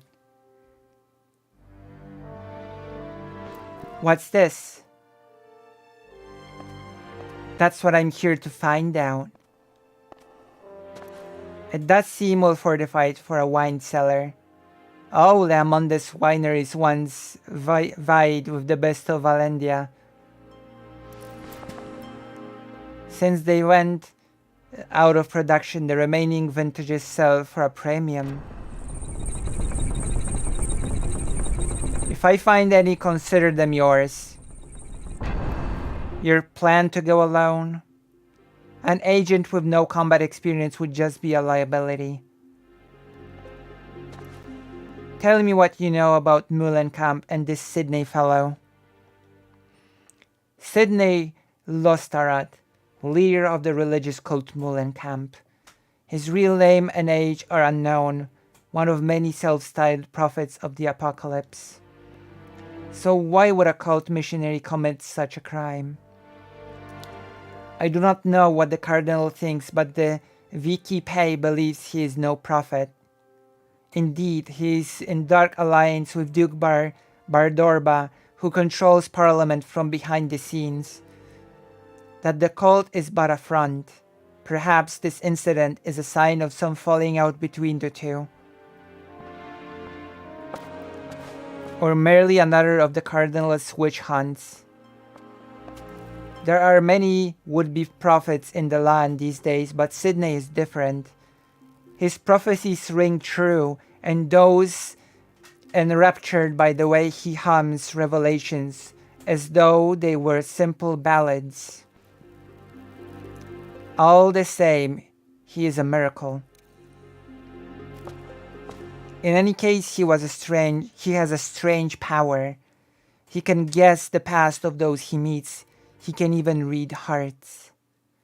They say his charisma is such that his followers offer both body and soul to him. Sounds like you're quite taken with him yourself. Agent Riot, if I do not return by the morrow's eve, inform HQ, won't you?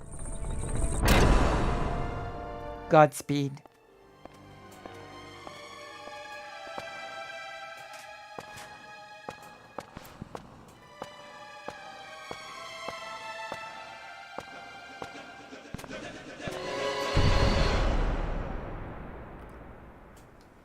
We sent men to monitor the abandoned mineshaft that leads to Leamonde. All were found dead, and the main entrance other bodies were found, 2 knights of the Cardinal's Crimson Blades. Our men were murdered with swords, but the knights' wounds show they died by their own hands. At present, we have taken the bodies into our custody, and our specialists are conducting the examination. Except from Garlian's incident investigation report.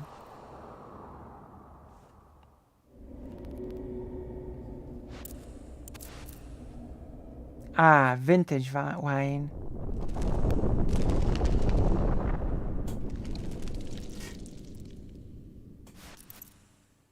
No live burials today, thanks.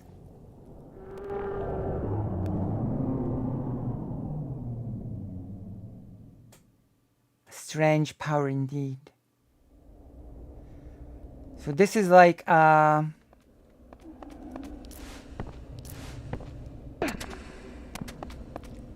dungeon crawler with puzzles. That is what the game is. And with a whole array of weapons. I'm gonna show you the first boss and then we can finish this game. Tovarish Buckler Leather Glove.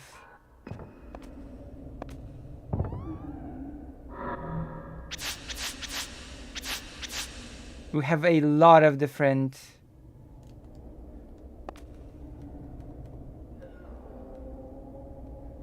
How do I enter the menu? Here we go.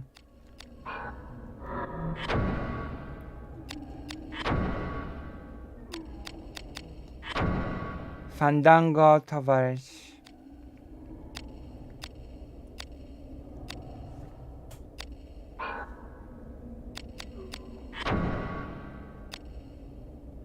We can add the buckler.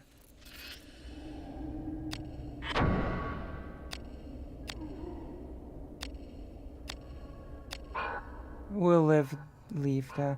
There are different... There's different gear that's good for different things in this game.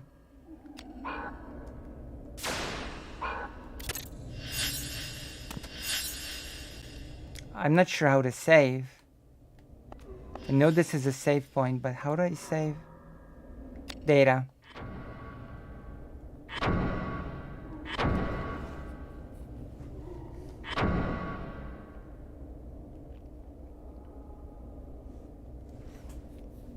This is a pretty... This game has pretty involved systems in it. It's not a simple game, that's for sure. It mainly sort of focuses on enemies' resistance. You can use different games that specialize on damaging certain types of enemies. Also, you can chain combos. But it seems that I cannot do that yet. And of course it has puzzles like this. See? You solve puzzles to clear the rooms. So it's a mixture of combat plus puzzles. The interesting part about this game is that the intro was very dynamic and cinematic, but it's actually a very slow and methodical game.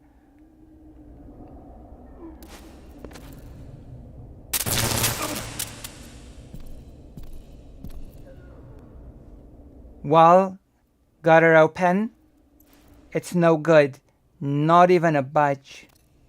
What's this? It weren't locked a moment ago, eh? No key holds this door. It'd be a grimoire what's doing this. Well, who locked it then? Someone inside? Buggered if I know. Look, we'll be cut off from the others. And where are those scouts, man? They've not returned. This be no time for loafing around. Keep your cap on, brother. Now come up here and take a look at this. What's that? A grimoire?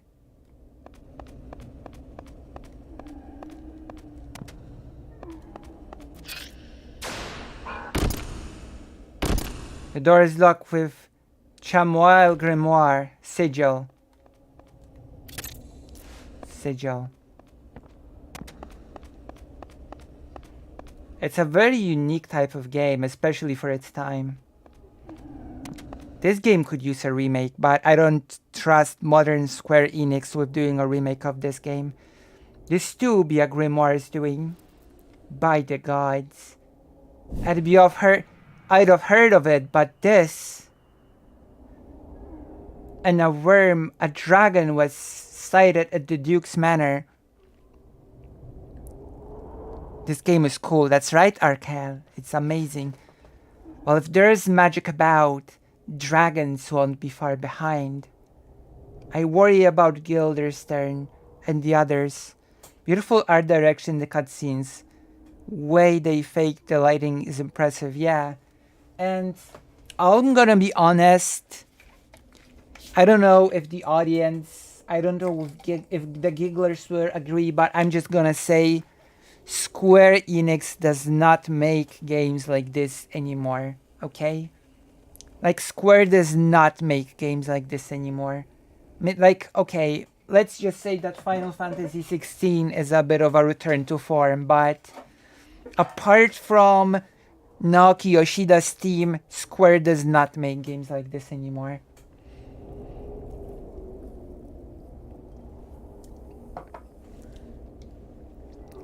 They'll be fine. Think of it. If we've witnessed miracles such as these on the Amanda's doorstep, what then lies within? You were naivete like a crest, brother. Surely the maesters know of this grimoire, mayhap with just being in the dark, eh? Yet our charge is to drop those Mulencap scoundrels and procure the miracles of Leamonde. This is just a rumor, but I've heard that Guildenstern's lot works the magics as well. Rubbish. We're servants of the Lord. No true knight of the cross would dabble in the black arts. It's only a rumor, brother.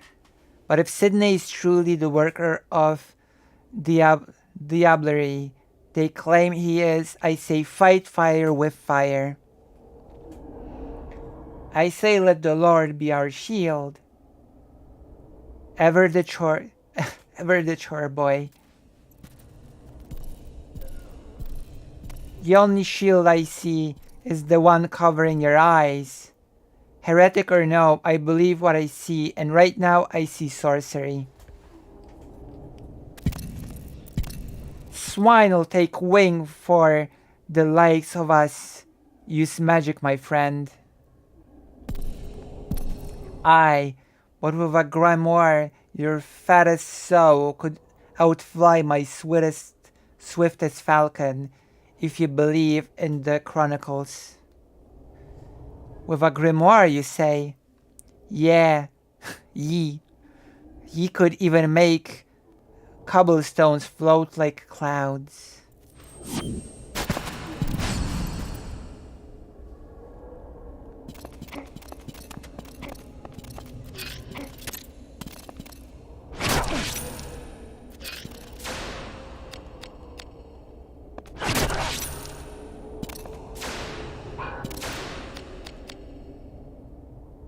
Head.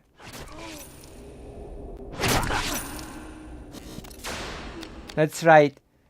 We just met those lads only to slaughter them.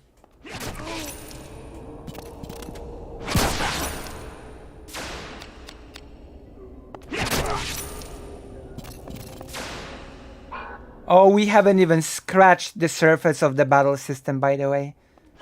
This is very basic. Later we'll be able to chain combos, etc. And we'll have to manage risk.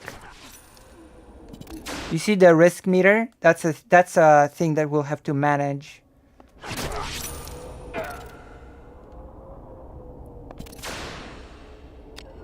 You can select the arm and disable an enemy.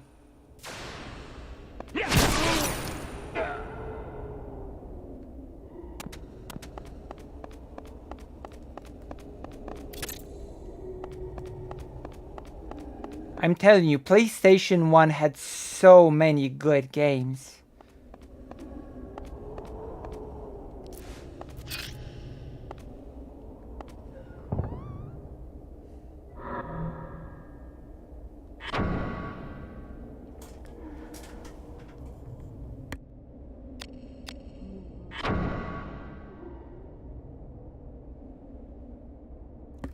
Okay, what have we got here? The container is empty. That's right, our inventory is limited, so we'll have to store things at some point.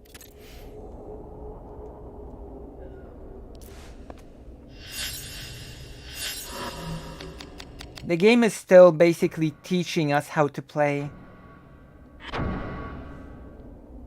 Risky Duck, that's right. After all, the name of the protagonist's job is Risk Breaker.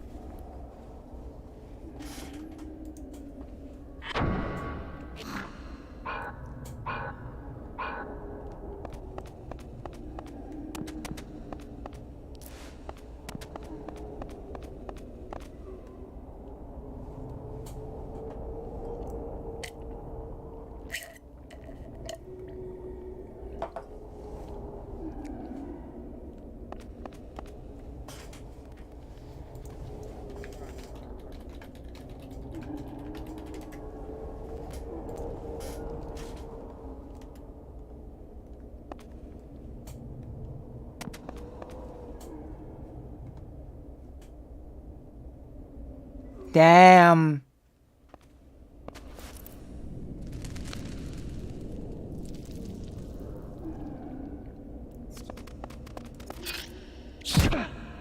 It's a bat and a dog.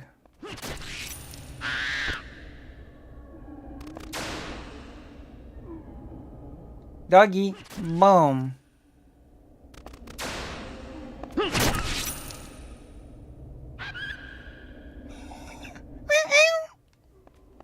Alright, doggy. Hello, doggy, bye. Just like in the favorite, just like in the acclaimed movie The Room. Hello, doggy, bye. Oh yeah, the sound design for this game is really good. Well, that was a trap. Forgot that this game had traps. We're not gonna heal for now.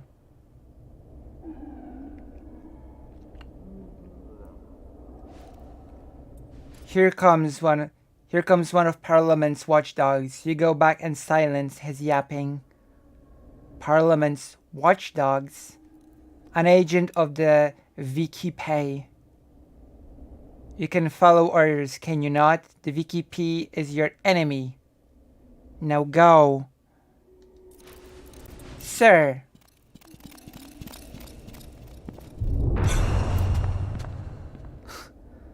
Sydney.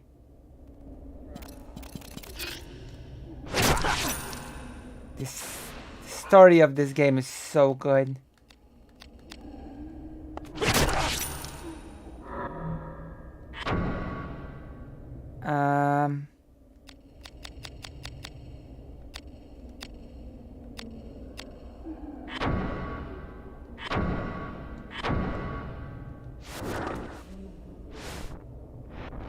I'm pretty sure there's a way to put the items under shortcuts.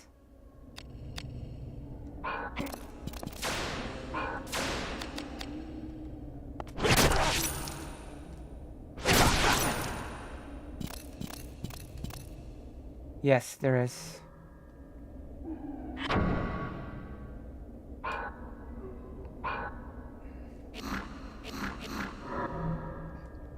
Okay, there are shortcuts here.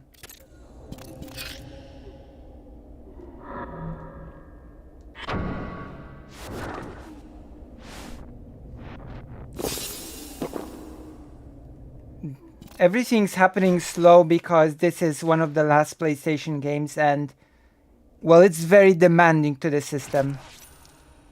Like, you can see why. This is a very late PlayStation 1 game. Like, everything's very impressive about this game. The graphics, the system, the music, the story. Like, this is a very big game.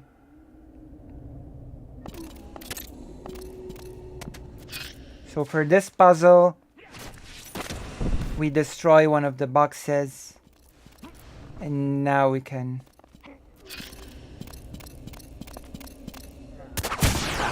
Oh my gosh.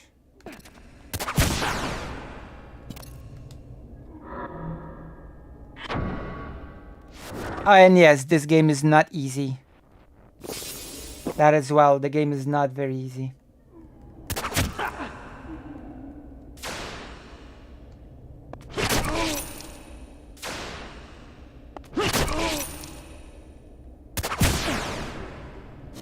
Oh yeah, and it also has a crafting system.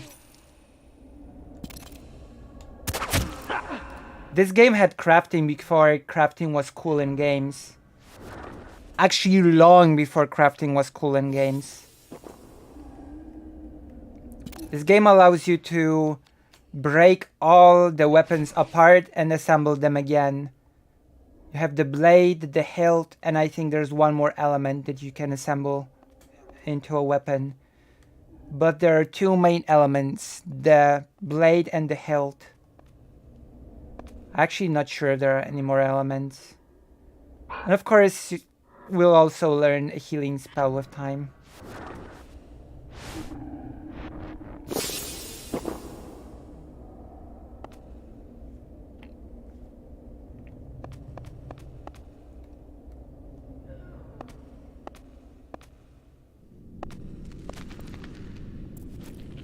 Not again. This is a big one.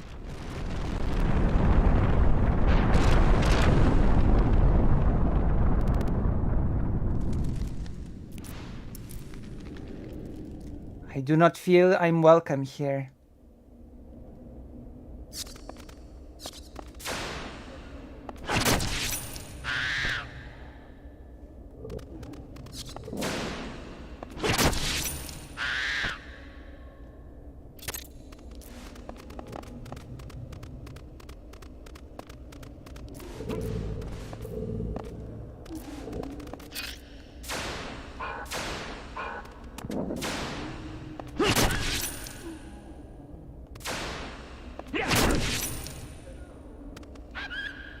Alright.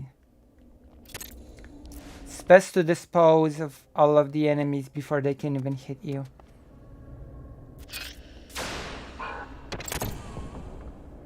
A secret room.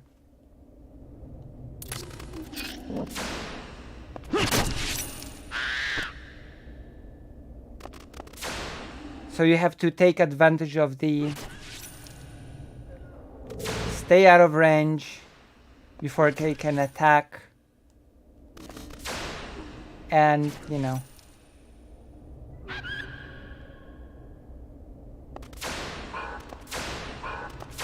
Which is sometimes easier than done, but there's an element of skill to the game.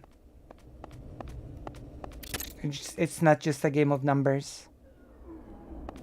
This game came out the same year as Majora's Mask, Grandia 2, FF9.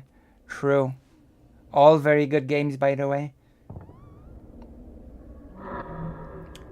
Seventh Heaven. Oh gosh, the crossbow called Seventh Heaven. Reinforced glove. Let's see.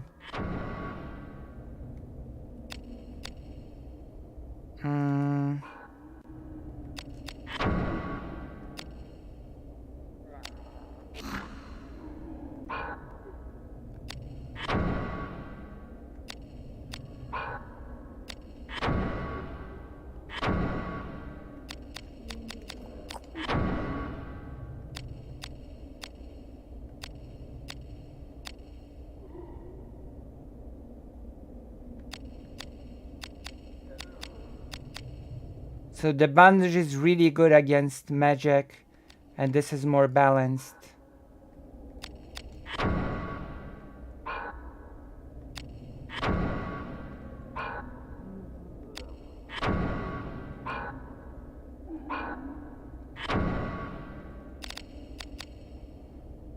Next is with the root of the Locust Priesthood, once owned by Tia.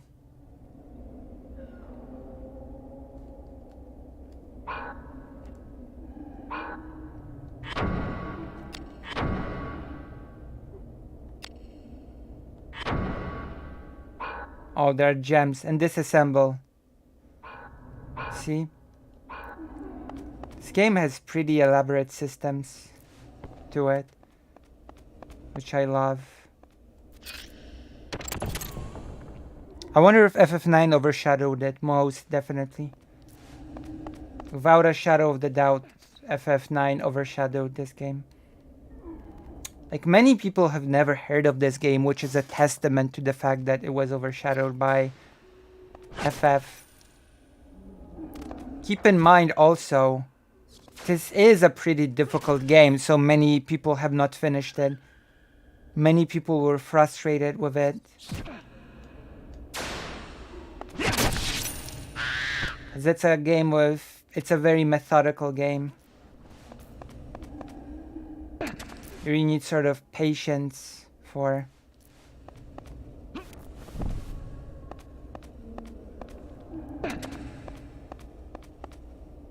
But it has so many different things, yeah. As I've said, this game had crafting before crafting was considered cool.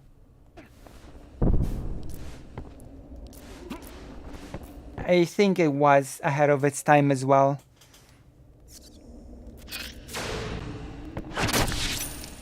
Like, that was the time when Square was not afraid to innovate with its games. So it created many different games with many totally different feel to it, different systems, and that was great. Like no two games just felt alike. They all felt different, you know? There's something holding this door shut. I wonder.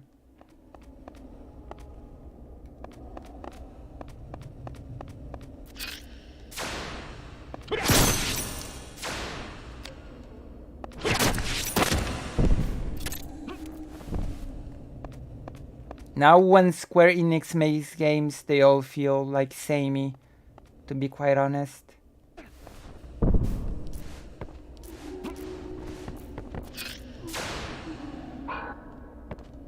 They need a risk breaker, ironically enough.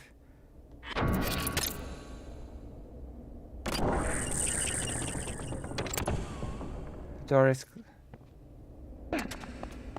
Oh, we have to... Ashley made it through.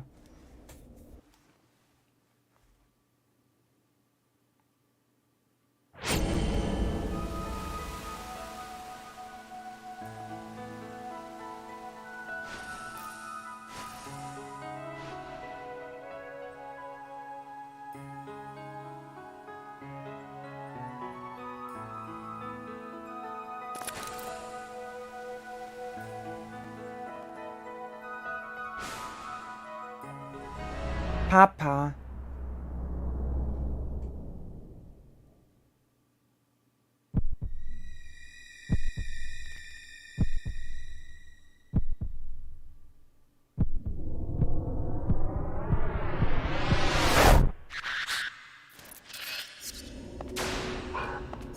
That's true.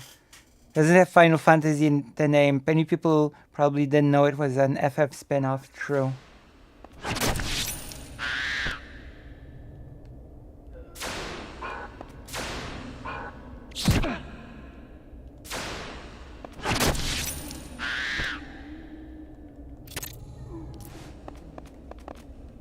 Also had a very good story. This game has a very good story.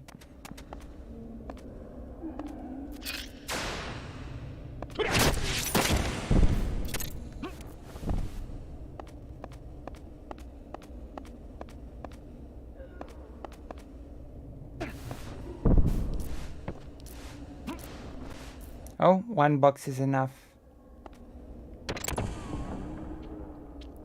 Such a fast way to essentially turn-based combat in 3D. I know, right? It's really cool.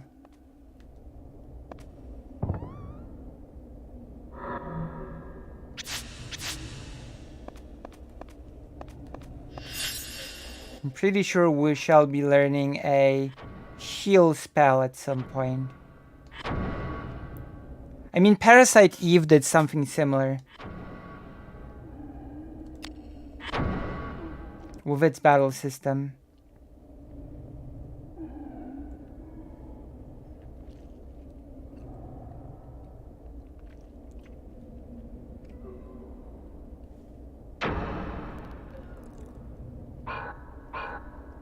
Don't worry, we'll be continuing to play Parasite Eve on stream as well.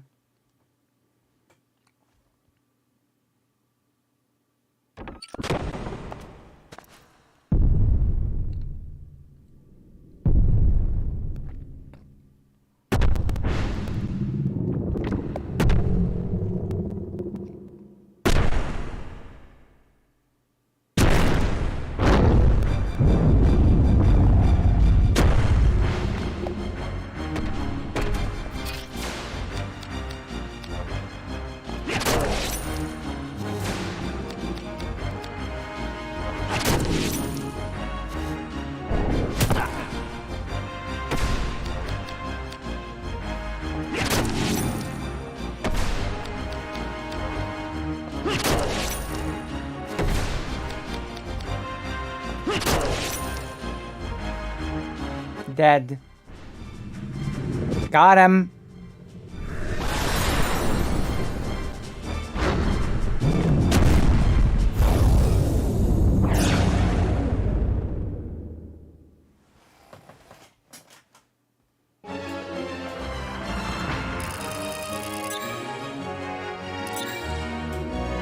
And now the level up. Normal agent. We leveled the stat. Whoa. We got plus 5 HP. That's right. Grimoire Sigil. Grimoire Greer. The spell Heal. Grimoire Debile. Contain the spell Degenerate. Temporarily decreases target strength.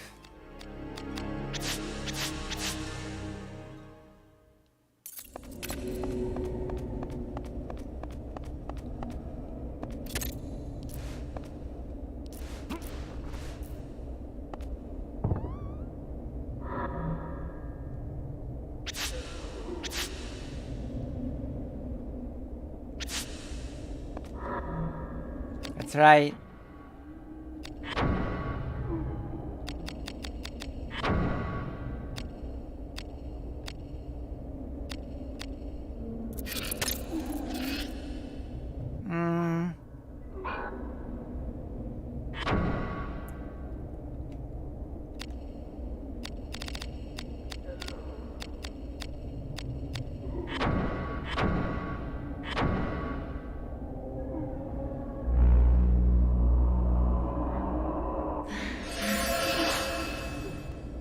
See?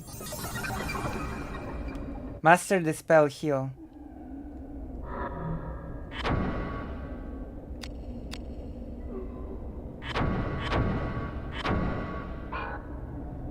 Have to use this on an enemy.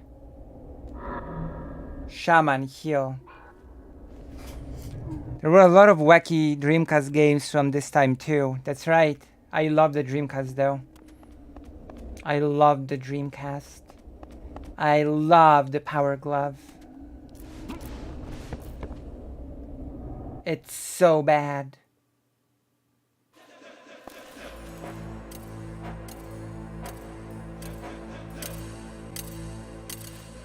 Sydney. So this is a risk breaker. Most men complacently accept knowledge as truth. They are sheep ruled by fear. But you're different. Always calm, detached, a smooth flow of thought into action. Indeed, it is almost as if you had no soul.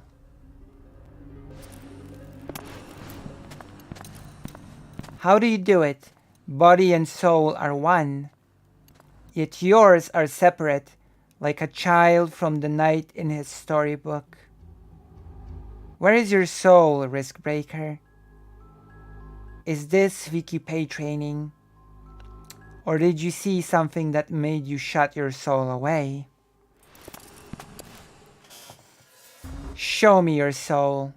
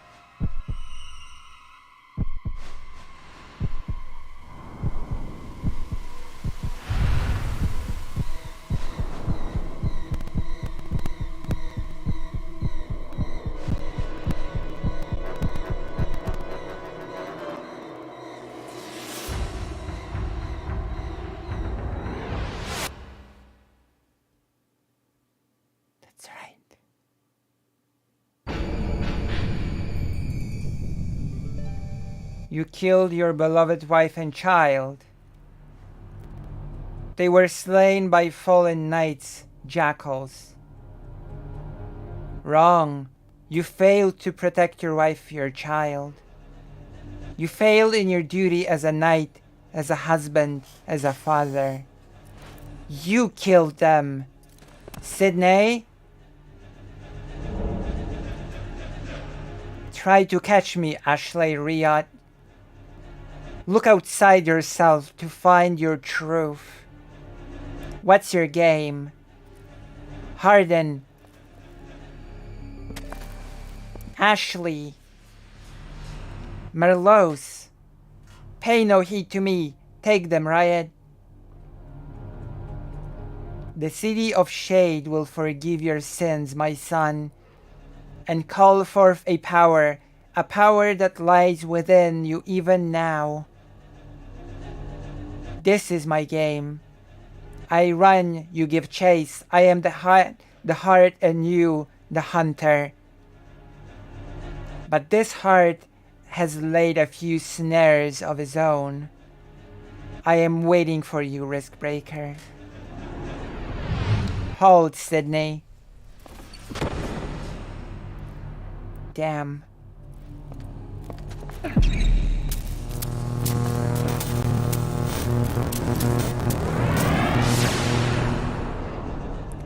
Ashley has recovered battle abilities from his suppressed memory. What is happening? I am waiting for you, Ashley Riot.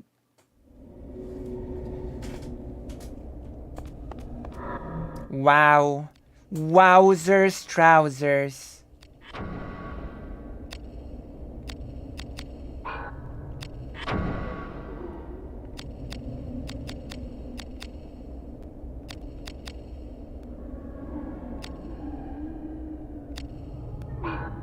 That's right.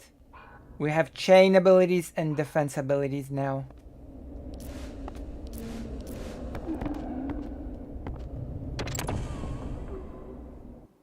Damn.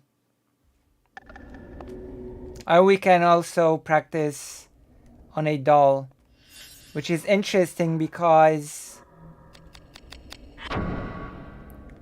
different enemies have different resistances and you can train your weapons to be more effective against certain types of enemies. That's a whole thing as well. You can have different weapons that specialize in hunting different types of enemies. We have cleared 3% of the map. Look.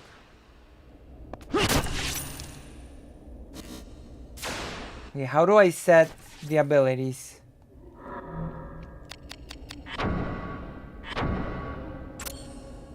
Oh, I get it now. Okay.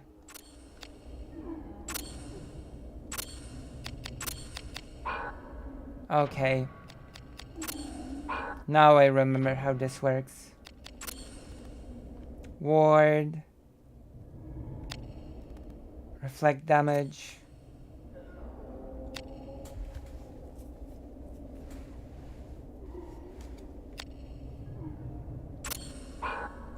Now look at this.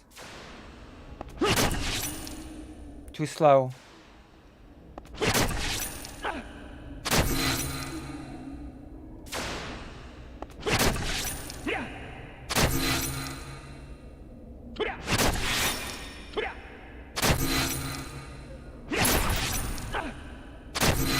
And yes, you can do this indefinitely, but there's a price.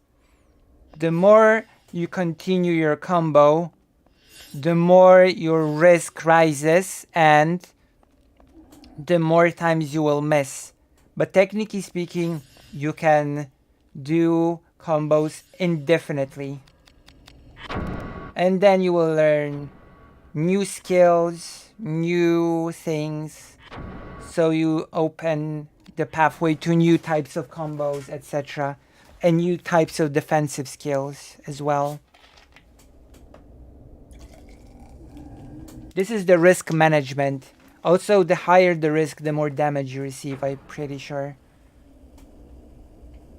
So this is the resource management that is sort of involved in this game.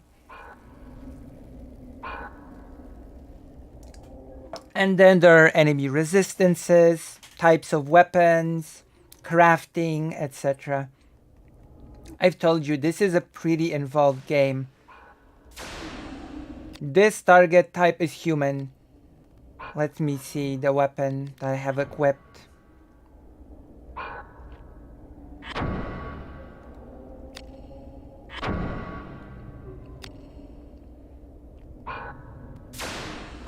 How do I access?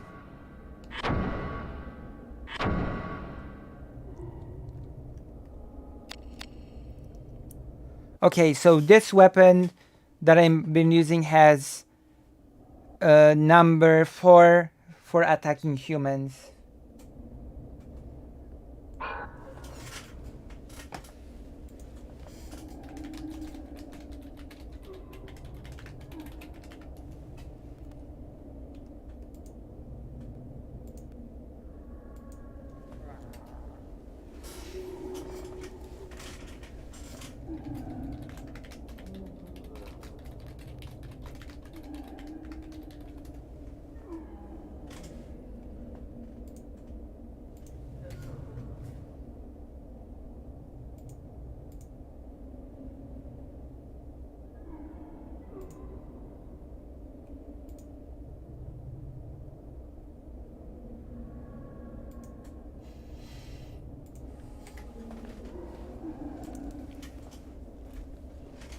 That's true. Okay, what other weapons have we got? We've got the 7 Heaven, which is bad against everything. But it's much... Oh god. Wait, hold on. That's a really strong weapon. Huh. That's interesting.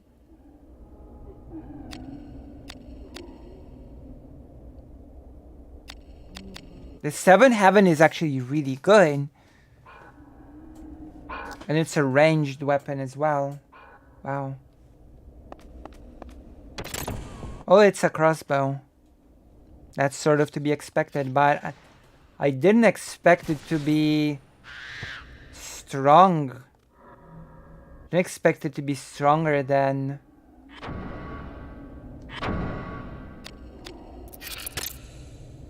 I wonder if there's a quick way to change sets.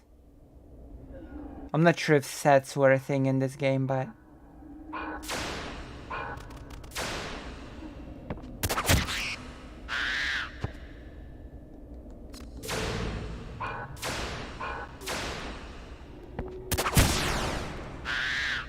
And yes, I'm pretty sure you can do combos with...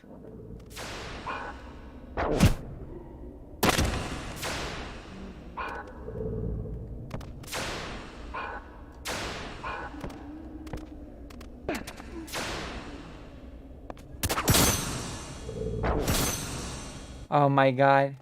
Yes.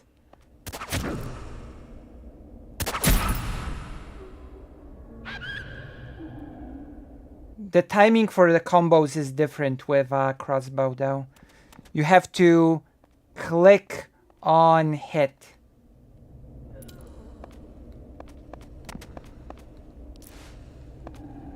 But yeah, as you can see, this is a pretty interesting game, isn't it? Isn't this an interesting game? So we might use the crossbow for beasts.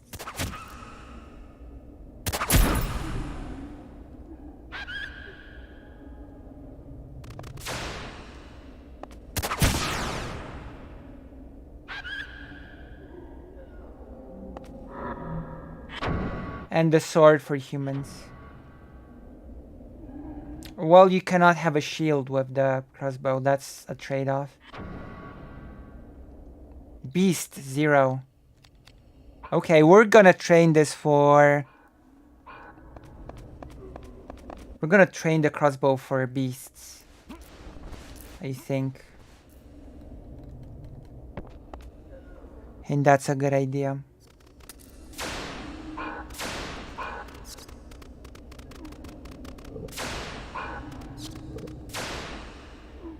beast. We're doing good with the combos as well.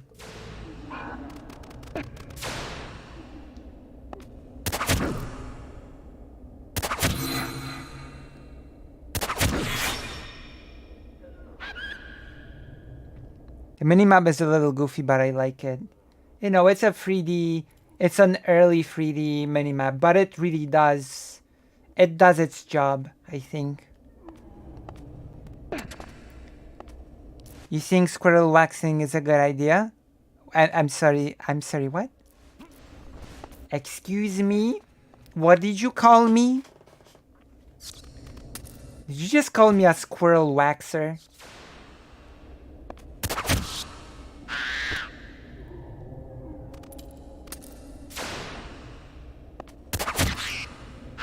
Also, yes, that's right. You might have noticed something. You might have noticed something interesting about this game, rotating minimap. I hope you have noticed something about this game by now.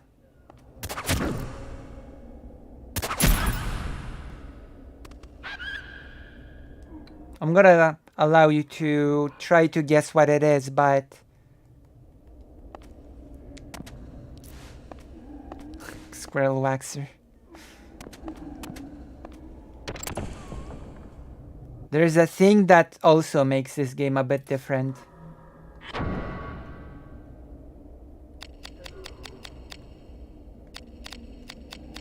Unless I'm mistaken. But I don't think I am.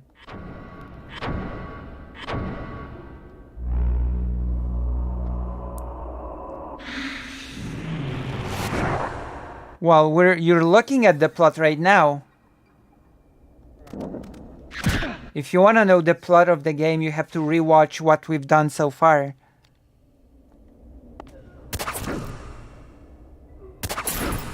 Because we've been playing this game from the very beginning, including the intro, so the story, you know.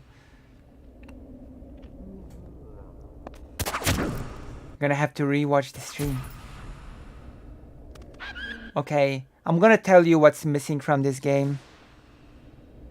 This game does not have an experience bar.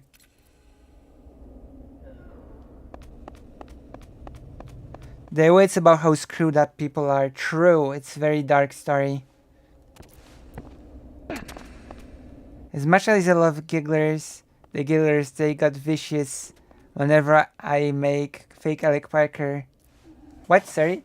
As much as I love the gigglers, they get vicious whenever I make fake Alec Parker make fun of Lucy. Don't make fun of me. You know what else doesn't have an experience? Life. True. But yes, this game does not have an experience bar, which means in this game you cannot just grind your way to victory.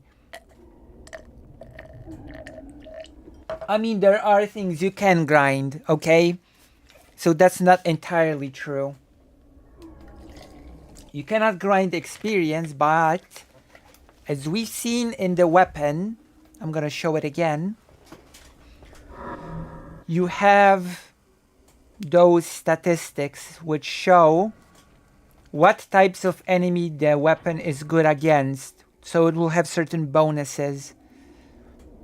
And you can grind that by using certain types of weapons against certain types of enemies. That is one thing you can certainly do to grind.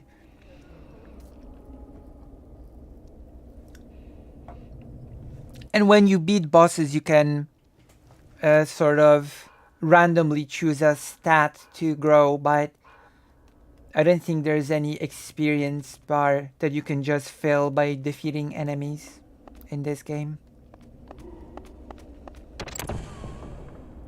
This game really heavily depends on the mechanics that it gives you, rather than just outgrowing enemies by gaining experience.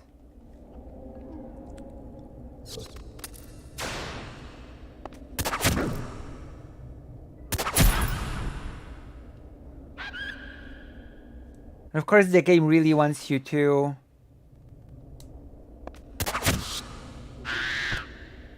do the combos.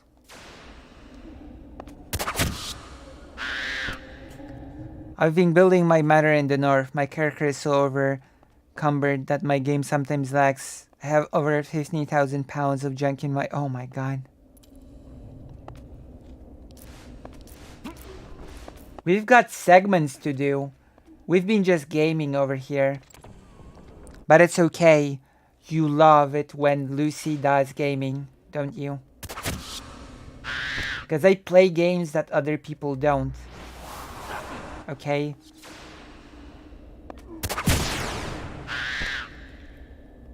And I play a variety of different games, which makes it even sweeter. That's right. You can learn about many different games by watching the Lucy Haze experience. That was a trap. I hoard things. I mean, I do the same, so I cannot give you any advice. I do the same.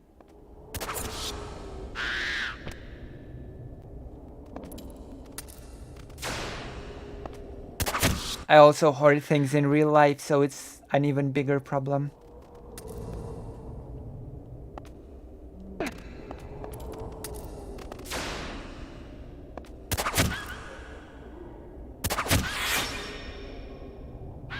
That's right.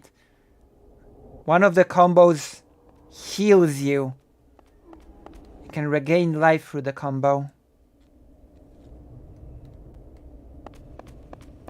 Oh, I'm pretty sure the more combo you do, the bigger your damage becomes.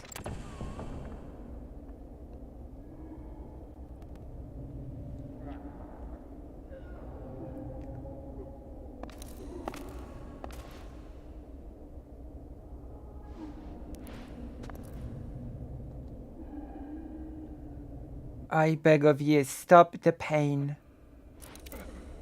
Zombies.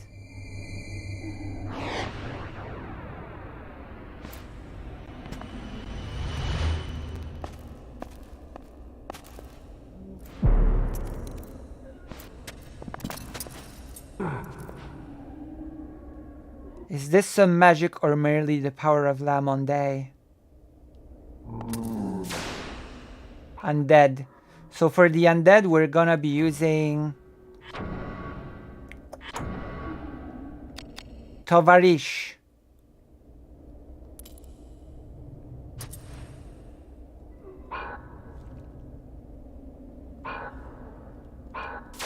That's right.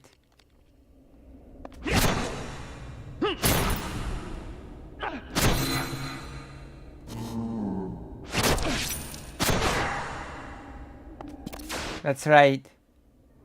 I forgot that I also have the defensive skills. So when enemies attack me, remind me to use the defensive skills. I dropped that hoarding habit in games a long time ago. Kinda learned that if I give something, I should consider using it in the near future.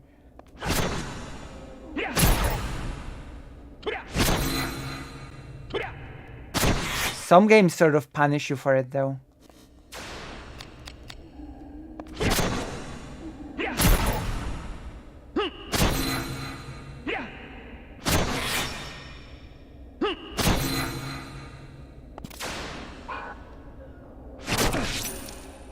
Too fast.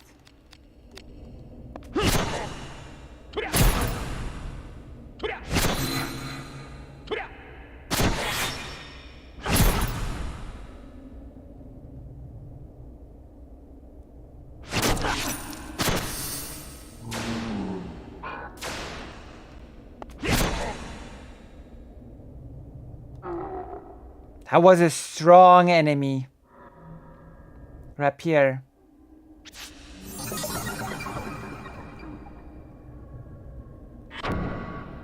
Oh.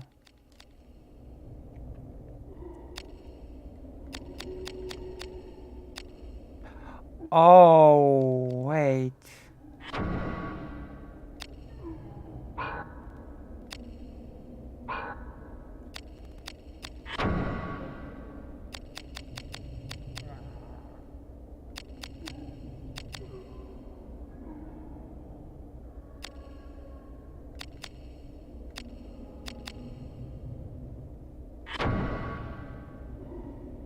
Actually has reclaimed the battle ability, gain magic. Okay, I want... Yes, I need this. So, gain life. And...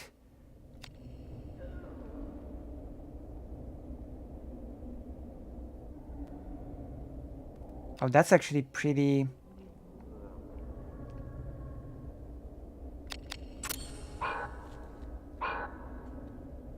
Those zombie people in Ocarina of Time freaked me out when I was little.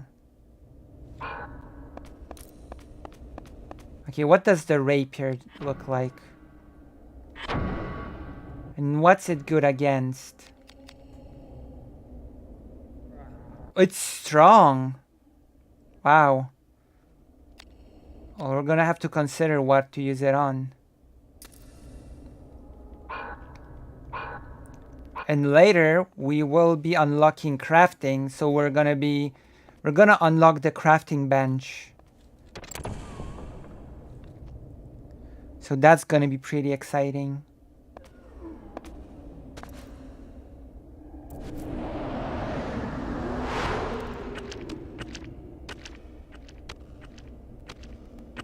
Is this too part of your game, Sydney? Yes.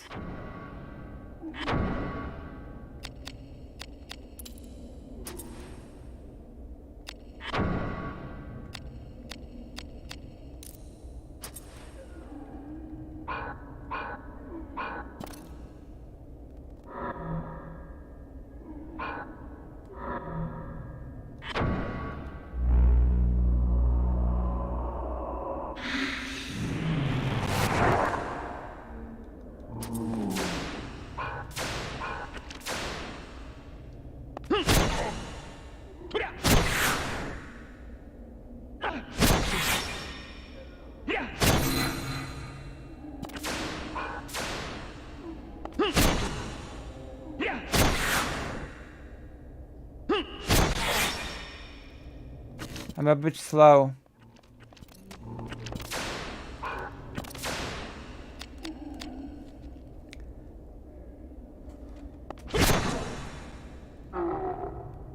Good.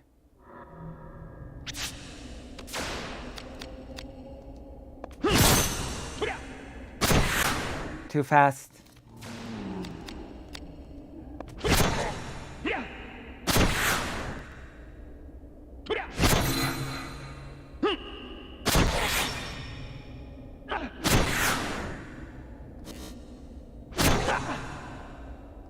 Slow.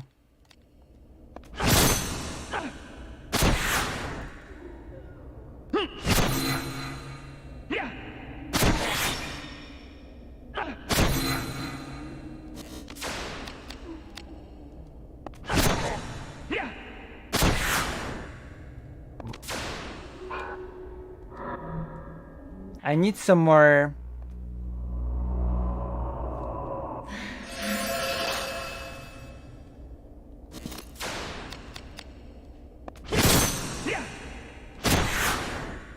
Too fast.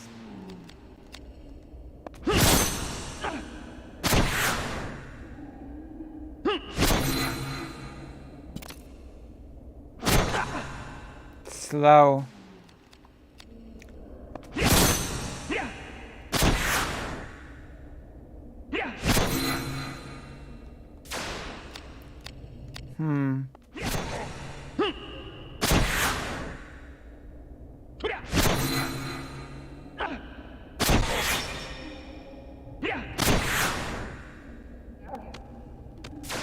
I think I might need a stronger punch.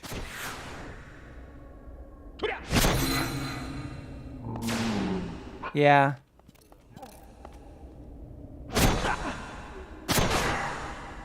My risk is too big. But it's okay, you can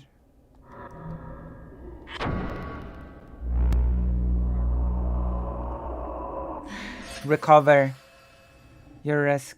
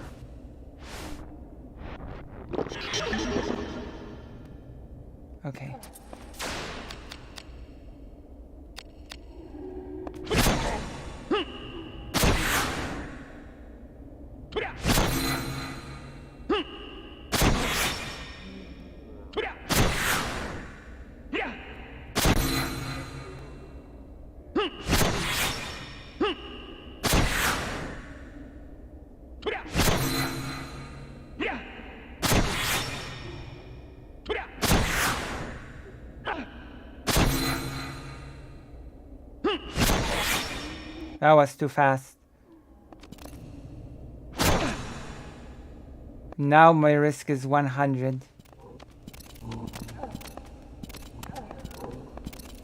I mean... I feel like my build right now is not optimal, to say the least.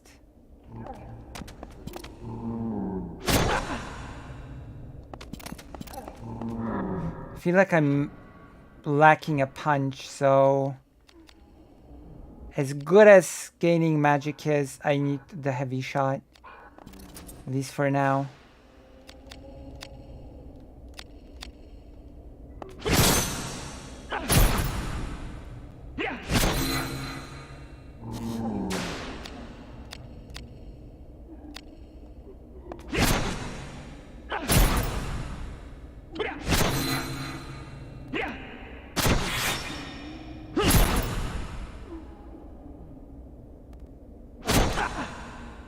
Slow.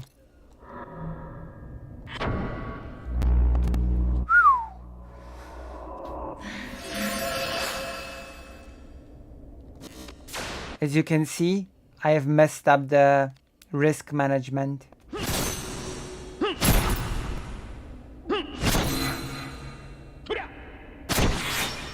Slow.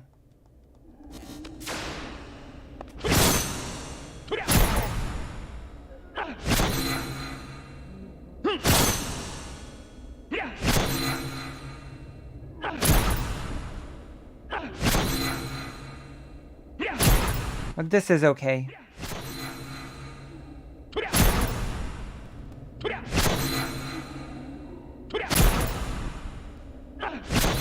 You can just do this to kill enemies. Somehow the heel looks kinda gloomy and medieval. True. That was the point. Uh-oh. If only I didn't mess up the combos.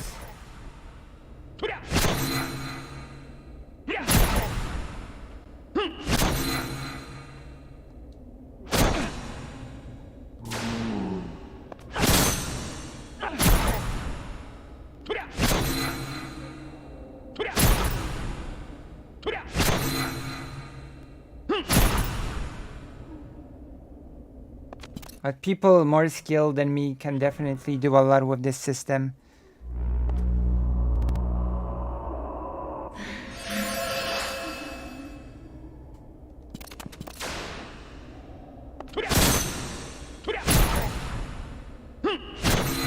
Ah, slow.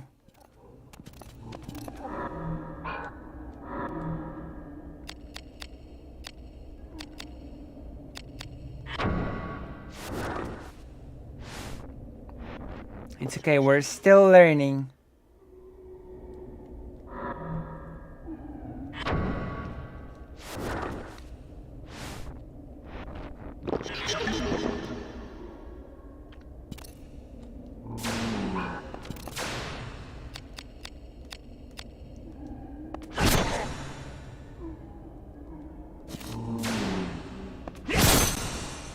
What?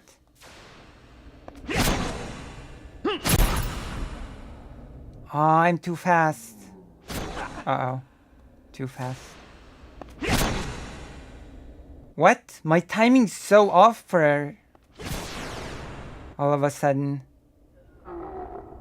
Die. Cure bulb. Nice. Aww.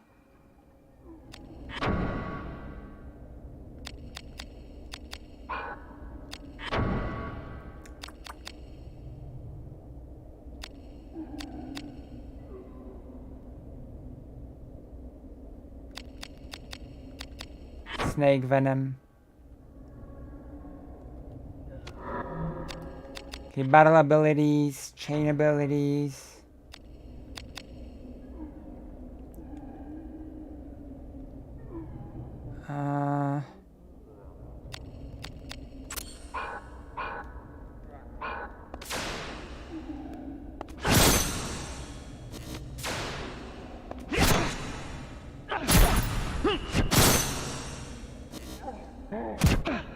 Okay, that's...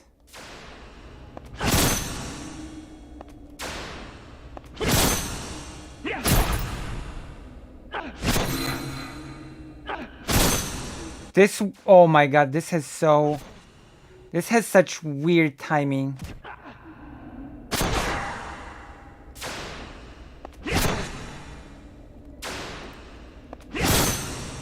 I keep doing it too fast.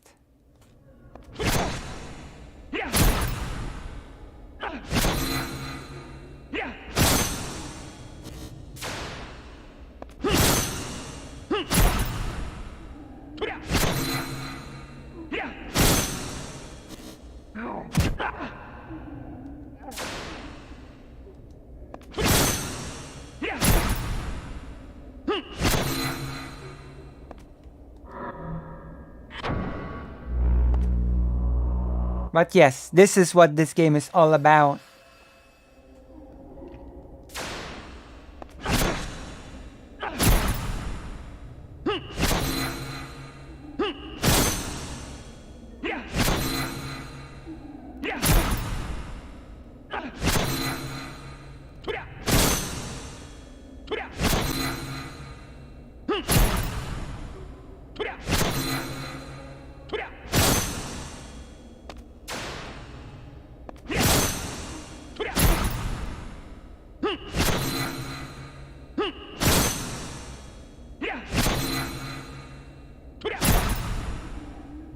Too fast.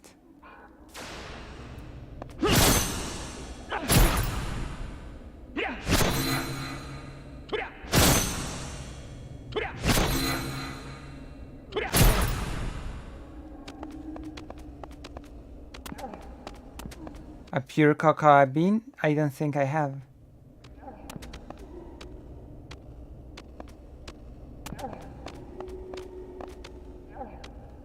Oh, wait. How strong is my weapon against zombies now?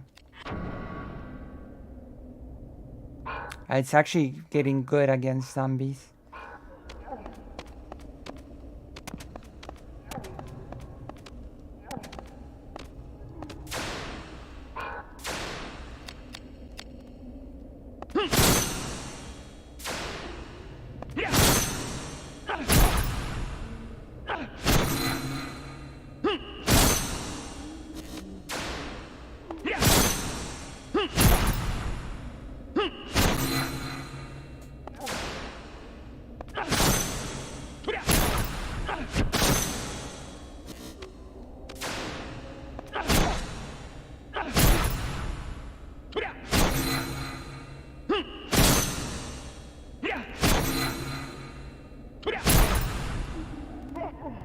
There we go.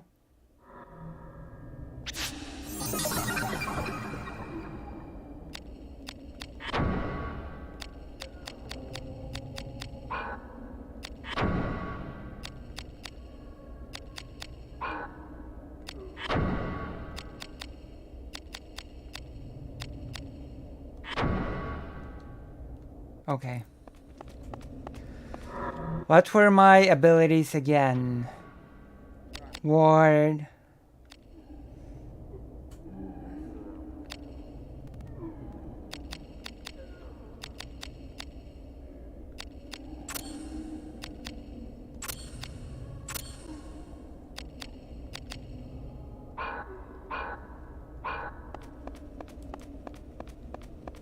This is good. This is gonna come in handy later. Okay, what types of enemies await me here? The beasts, which means that I'm switching weapon.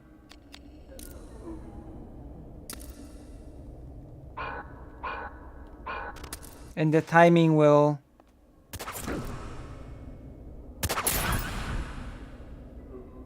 be different.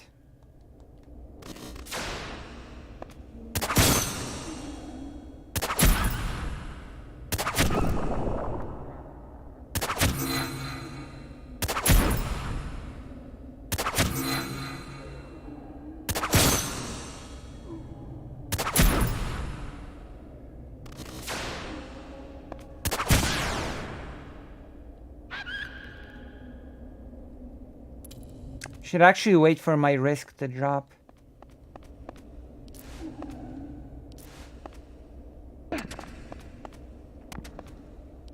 Also, I think it's about time to start these segments. Don't you think? I think it's time. Gigglers, it's time. We're gonna be doing some Final Fantasy tactics while we do the whole thing. It's gonna be amazing, amazing, amazing, amazing time.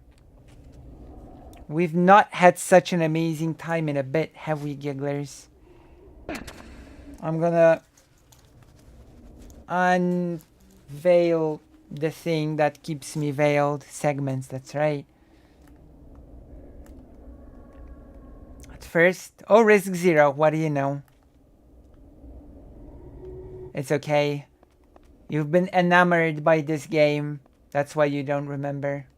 I remember what this segment is. Or a few. We don't have a particular order.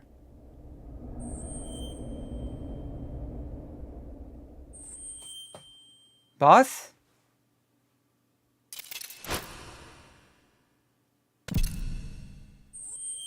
Oh yeah, it's a boss.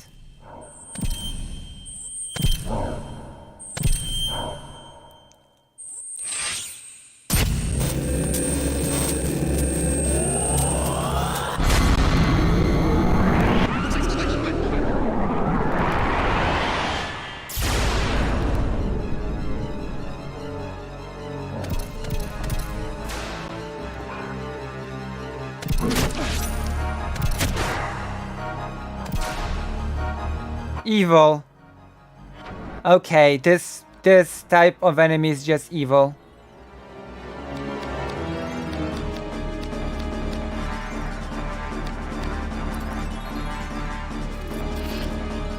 The anti-evil rapier.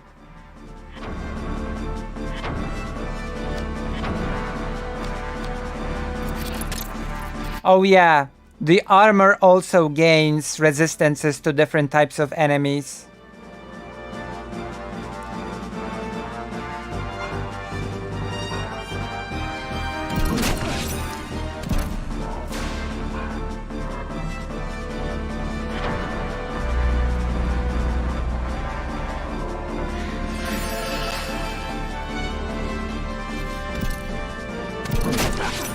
Fast.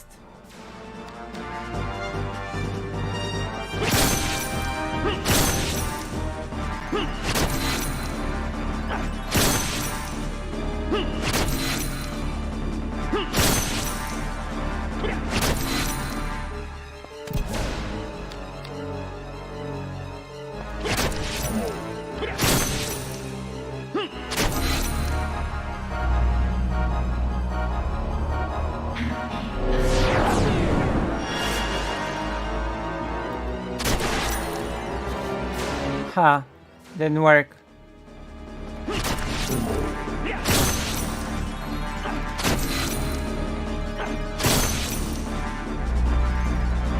Drain hard.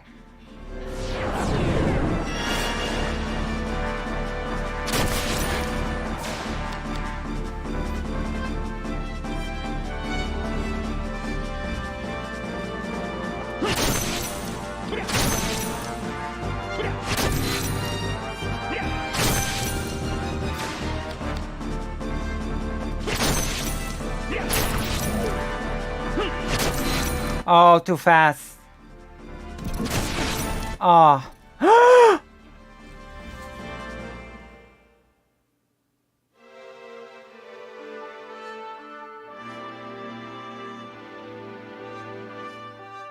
I died. Oh my god. You know what? We're going to the segments. Now I'm just pissed.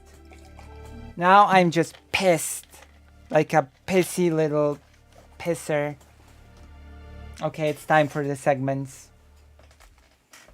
Now I'm salty and angry and... Thank you! Oh my goodness. Fake Alec Kyle Parker, thank you for the $25. My daily good deed for the day. Thank you.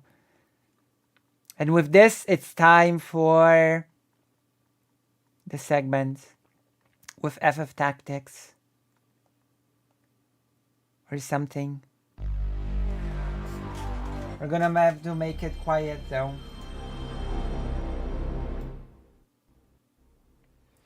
Hello gigglers, it is time for us to watch the segment. If we can change the title, so new static, that will be swell. React. Okay, react. Our react for today is the legendary, no other than the legendary thing called the panel thing. Diablo 4 versus Path of Exile. Okay, so whose channel should I be? Oh my gosh, it's oh gosh. Whatever. Whose channel shall be we watching this on? President Sunday, Wick, Vosh. Who shall we be giving our... Who are we giving our view?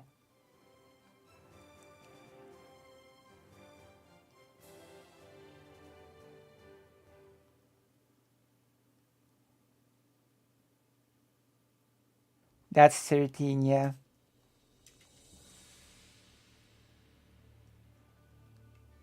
So, I'm gonna choose for you. We're gonna watch it on Wick's channel.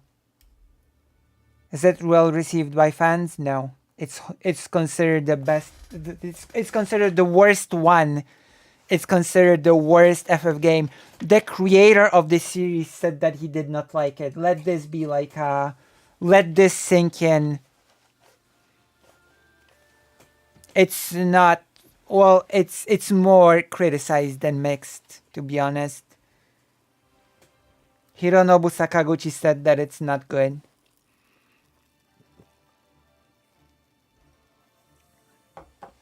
Okay. Oh dang, I guess I had lots of chance to find and chose the worst one. I mean, my brother said that it's better than people say it is, but it's still not good. Okay. Okay, let's give President Sunday the view. Let's give appreciation to President Sunday for raiding us so often. Wait, where is it? Political violence debate moderated by Vaush.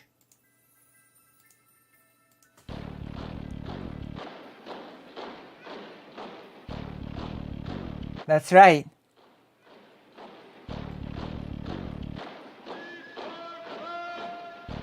Uh, 200, yeah.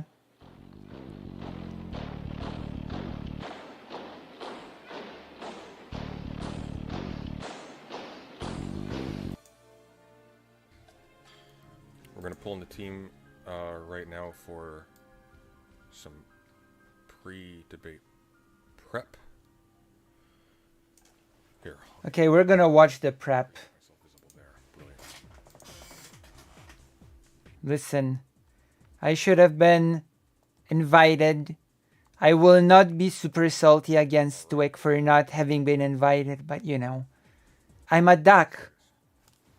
I cannot help but to be bitter, angry, and... Oh my god, okay, I'm not angry anymore. Okay, I'm not angry anymore. I cannot be angry at that. I have not noticed that before. Oh my gosh. Look at this.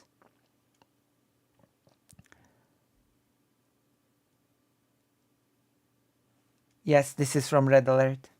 Look at this. Oh my gosh. Now I cannot bring myself to be angry anymore. Now my heart has been melted. Let me just put it that way. My heart is melted.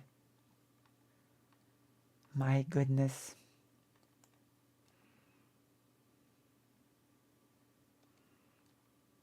Run Final Fantasy Tactics. Banana Duck. Wow. Aww. To me, this feels like a signal of solidarity. Okay, we're gonna pull in everybody else. Is sound okay, by the way? Maybe boost yourself a little bit if you can. Boost myself? It's like I'm there in the room. I should honestly, I should get a...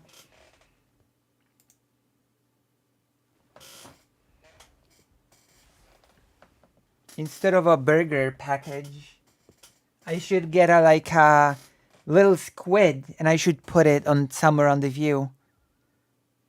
Oh my gosh. We need to get a squid here to, you know, to have the... Just a little bit, yeah. What's that? It's good.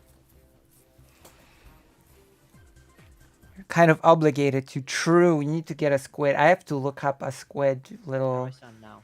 You sound swell. You sound like a duck. I made sure that my microphone was correct. Good. Oh, the controller turned itself off. Yep. I'll be here soon, I'm sure. I'm sure. Nobody will be here soon. Nervous. So I've never done a panel before. But I'm never nervous, I'm sure by the when it way. starts, I'll feel better. And You've been on panels before. You've been on my panels. Oh right. Have you ever seen me being nervous? Have I been nervous on the panel when on my first panel? Never. I don't get nervous. I'm indestructible. Do you accept general art or gifts like mailed presents? I'm not promising anything. I'm just curious. I do accept something. There's a... I have a throne.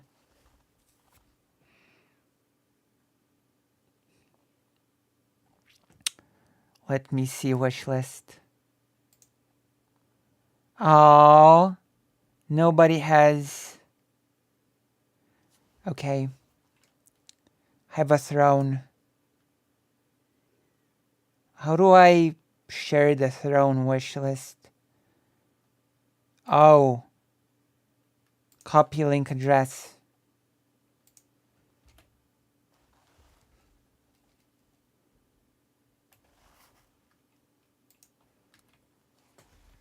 True. Also, my good friend of the channel,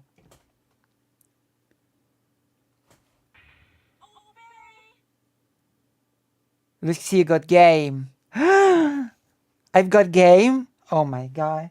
Speaking of game, a good friend of the channel wants to learn Polish, and they have asked me to share their throne for them to be able to consider helping them to get a book to start learning Polish. Of course, I'm gonna help them to learn Polish. That you were asking for a regal delivery, make your dreams come true.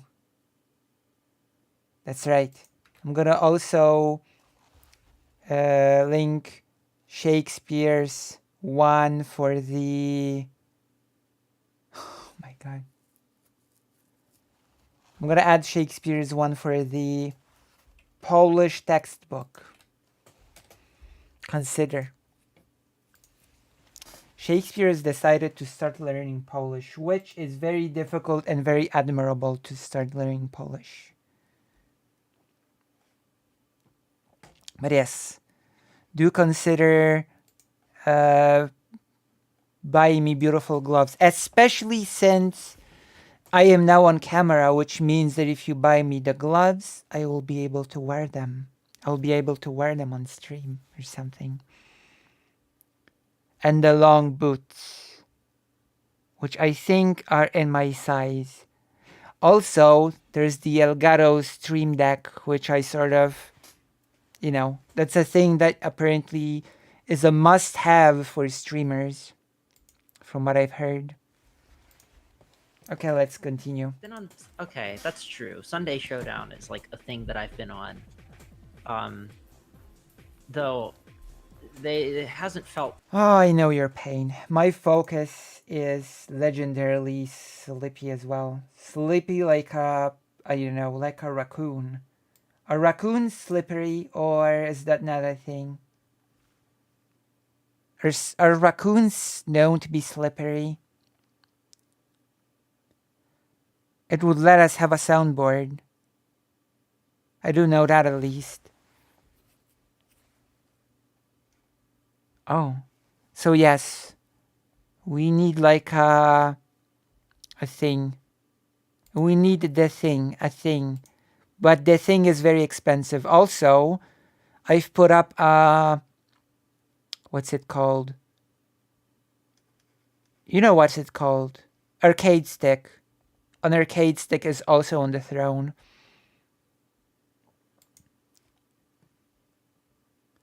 I've tried to learn German, Icelandic, Russian, Spanish, Ukrainian, Japanese. I'm pretty good at Japanese, and Ukrainian should not be super problematic for me since it has a lot of similarities to Polish.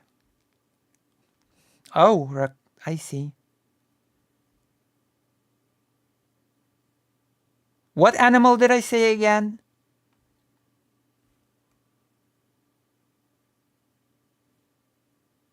Oh my gosh, my brain is mush. I forgot what animal I said. Oh my goodness.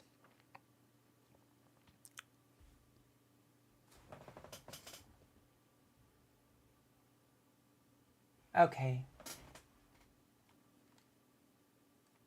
53.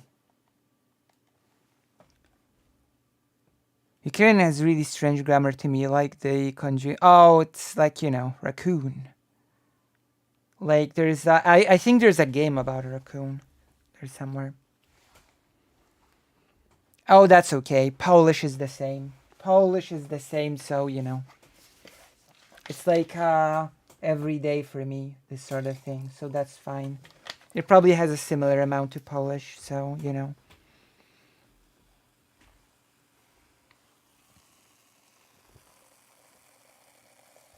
It's true. This is serious, super serious thing, right? True. Sirius is about to throw shade on President Sunday's panels, which I've never seen a President Sunday run panel, so... As high stakes, I guess. Because not many people watched the Sunday Showdowns. I've never watched a Sunday Showdown. What is a Sunday Showdown? Yeah, really, I think. Or maybe I've seen it. Maybe I've seen it, so... That's fair. I mean, to be fair, I enjoy doing the Sunday Showdowns, even when you're not salvaging this. I am permanently slighted. True. Unbelievable. A lot of the people who joined those were kind of stupid, though. I remember Liquid Zulu stupid. Come on. Yeah. Liquid Zulu and all his buddies. Did he have buddies? Yeah, he had buddies. I remember because I asked them, should you, if somebody is on the road on the private road and they're jaywalking, should you just run them over? I don't know if Liquid Zulu said yes, but one of his buddies definitely did say yes to that. It was quite interesting. Deeply unserious people, those libertarians. I miss Max the Confessor. That was a fun one. Oh, Max! I do remember Max a couple times. I don't remember what she argued, but it might change the controller. Hey, Luz! Hello. Eudaimonia, we are on the pro-violence side. We're all about violence. Yeah, rah. Pro-violence. Let's do it. I love violence. It's my favorite thing to do.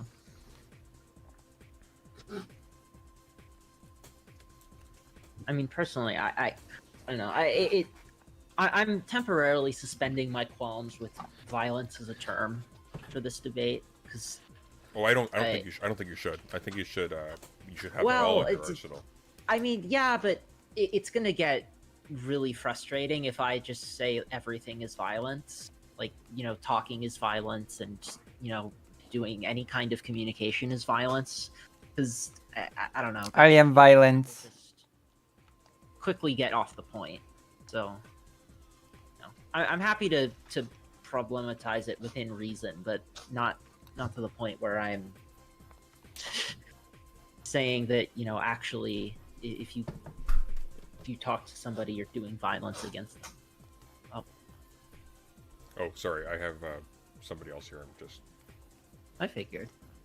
Andrew Wilson. That was the debate with the Crucible debate, right? We have performance-enhancing drugs underway, so we're just waiting on this. Okay, cool. 5 minutes to it. Legally, I could do performance enhancing drugs now. What's that? I could legally do performance enhancing drugs now. I'm not going to. Oh, actually, just a second. Just a quick thing. Sunday, should I change my profile picture to The thing that people actually recognize from your channel, that might be a good decision Yeah. at some point. Okay, It I might mean, be, should I yes. just do it now? Like, I can just do that now. It's up to you. I'll just do it now. Have I messed up something? Will let me. I feel like I've messed up somehow. Profile. Will it change dynamically on stream? I don't know though. You might lose your recognition in the highly lucrative Geometry Dash. It's funny. maybe. My Twitter profile is this. That was on the it's- way. It doesn't. With one of the characters, I feel like I've messed up Geometry Dash is bigger. for than some reason. it is seriously. It's like I think it's been in the top 10 most downloaded apps for forever, basically at this point. I bet Farmville did better. No, Farmville hasn't been there for forever. It's I outlasted. haven't. I don't Right? think I thought about Farmville in a decade. Oh, Yeah. well. I apply, save changes. Let's see if it That's why I'm works. here, to provide the illusion Hey. of culture. Seems like it worked. Hmm. at It least does. on- You're on very my end. white though, which I mean, I Oh. suppose is representative. I've messed up. Wait. Something's wrong. Where's my fifth I don't know how character? to change that, so Don't worry about it. It's distinctive. that's fair. You're the Stay Puffed Marshmallow Man against Egon Spengler. So why is the game working so slow? Definitely not this. It does. 1 second. Something's wrong. Something's very wrong. Wait, what's wrong with the game? I knew something was off. Wait, what?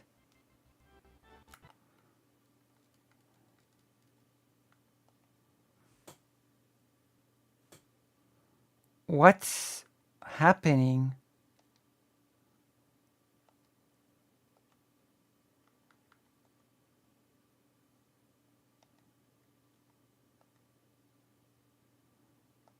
What?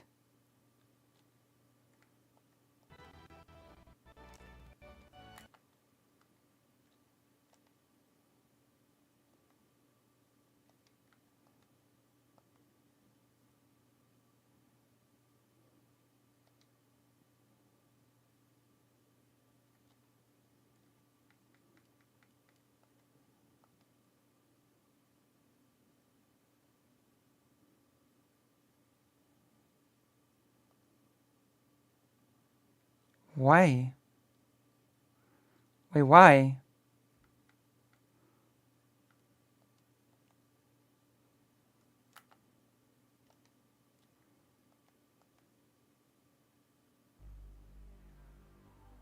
Something's wrong. Yeah, I don't know why. How can a PlayStation 1 game have such a slowdown? What? I was like, what is happening?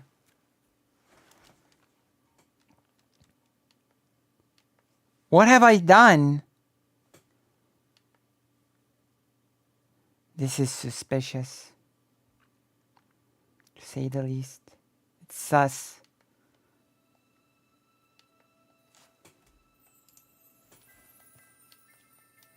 Oh, the controller is not working again. Emulators.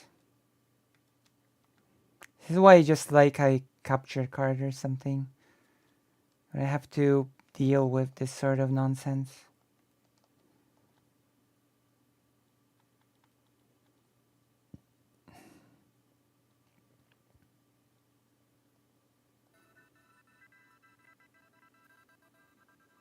So turning on the controller makes the game slow down.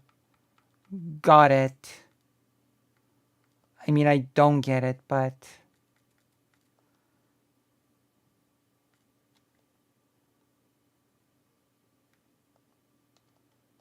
maybe I'll just choose something else.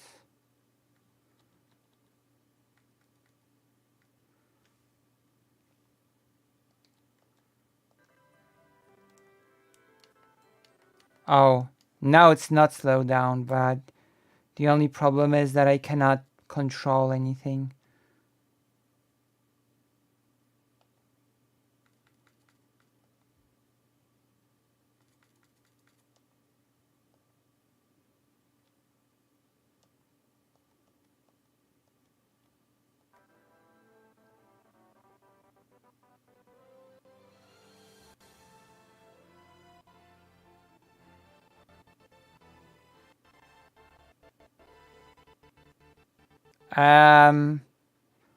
So I can control the game now, but the game is slowing down.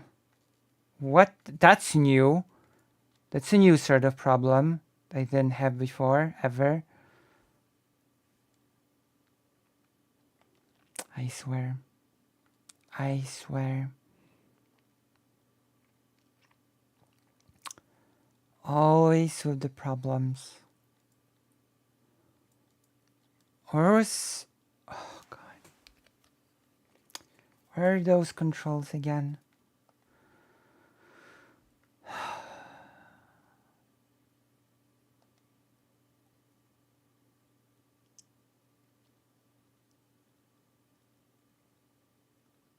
I can't even find it anymore.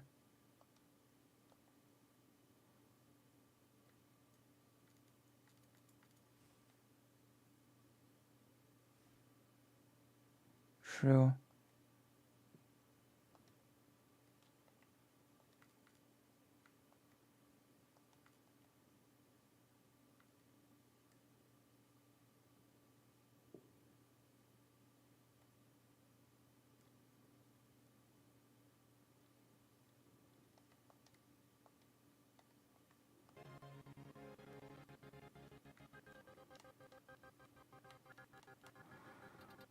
Oh my god, I'm turning off and on again. What a headache. And this has not happened before.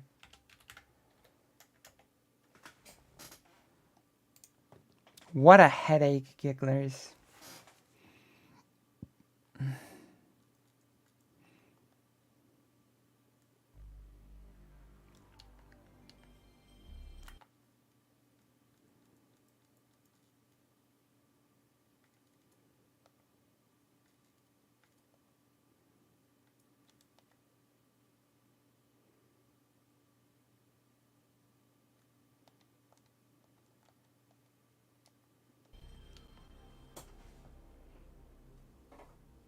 Right.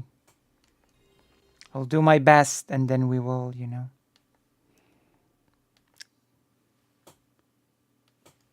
Oh, have we changed the title?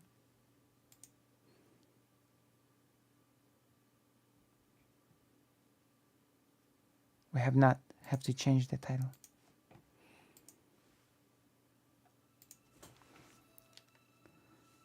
Okay, I guess this works. No, it's still not perfect.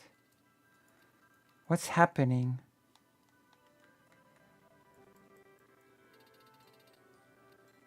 I've never had problems with this game before.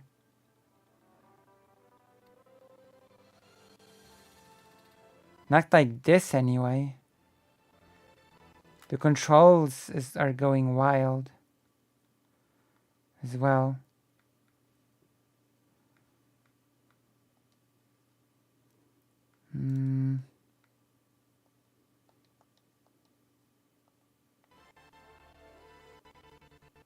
Now it's going.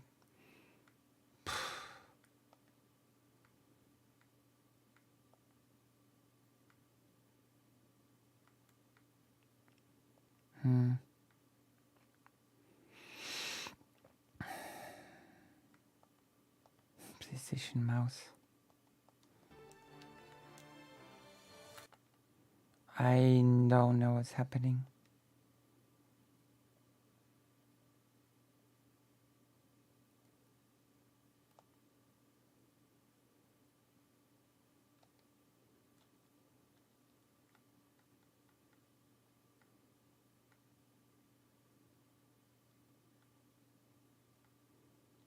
You know what?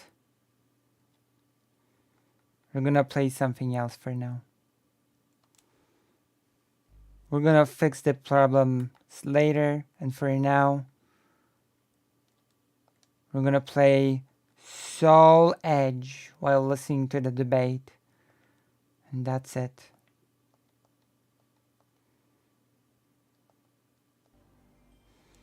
Soul Edge, yes. Soul Blade or Soul Edge. Depending on the country. Oh, yeah, I did get this War of Mine, that's right. But we're not gonna play it while listening to a debate. That scared me, actually. Okay, let's watch the intro, actually. It's pretty good.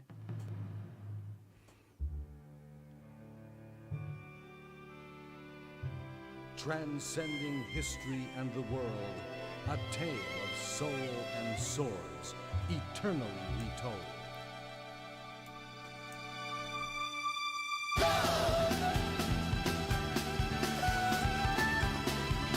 I hope you know this game.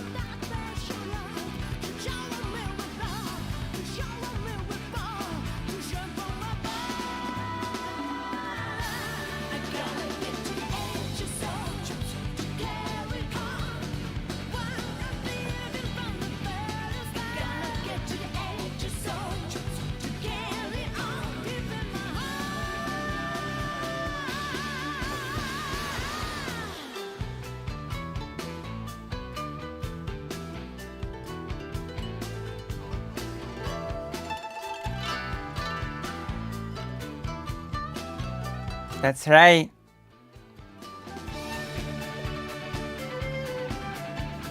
Yoink. And Siegfried.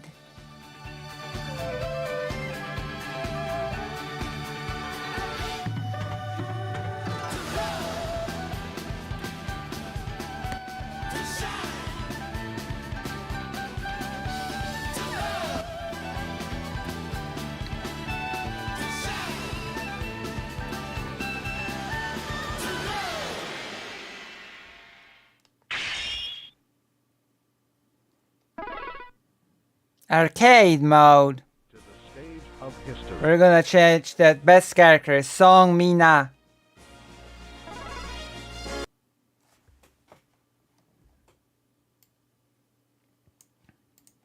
Now who's gonna remember the slights on Sunday? I don't know. Let's see. Wick only did okay against Andrew, which is better than I was expecting. I talked to Wick after that debate, and I think we both agree that Andrew did worse than Wick did better. That was an astonishingly bad performance by Andrew. I think he made the assumptions I assumed he was going to make. Which I warned him against, actually, weirdly enough. He assumed that it would be settled just by establishing that all politics involves violence, and therefore by definition. And granted, he has like a weird understanding of what that means. So when he thinks all politics involves violence, he's talking in terms of all protest involves some appeal to state enforcement, which is not true. Yeah. Which is not true. Like sometimes it's just purely expressing displeasure at state action. Hmm. And there is no attempt to appeal to state enforcement. Sometimes it's Yeah. towards the opposite. It's just like, hey, state, lay off of X, Y, or Z. Yeah, sometimes the state don't do a thing, like don't Yeah. be part of the IMF or something like that. Yes. I mean, to be fair, I would say inactions are still actions, but it's like I sometimes protests don't even appeal to the state at all. Like if you have a protest about Sometimes it's about gaining some rights. people's behavior, like we think that people should stop doing XYZ, it doesn't necessarily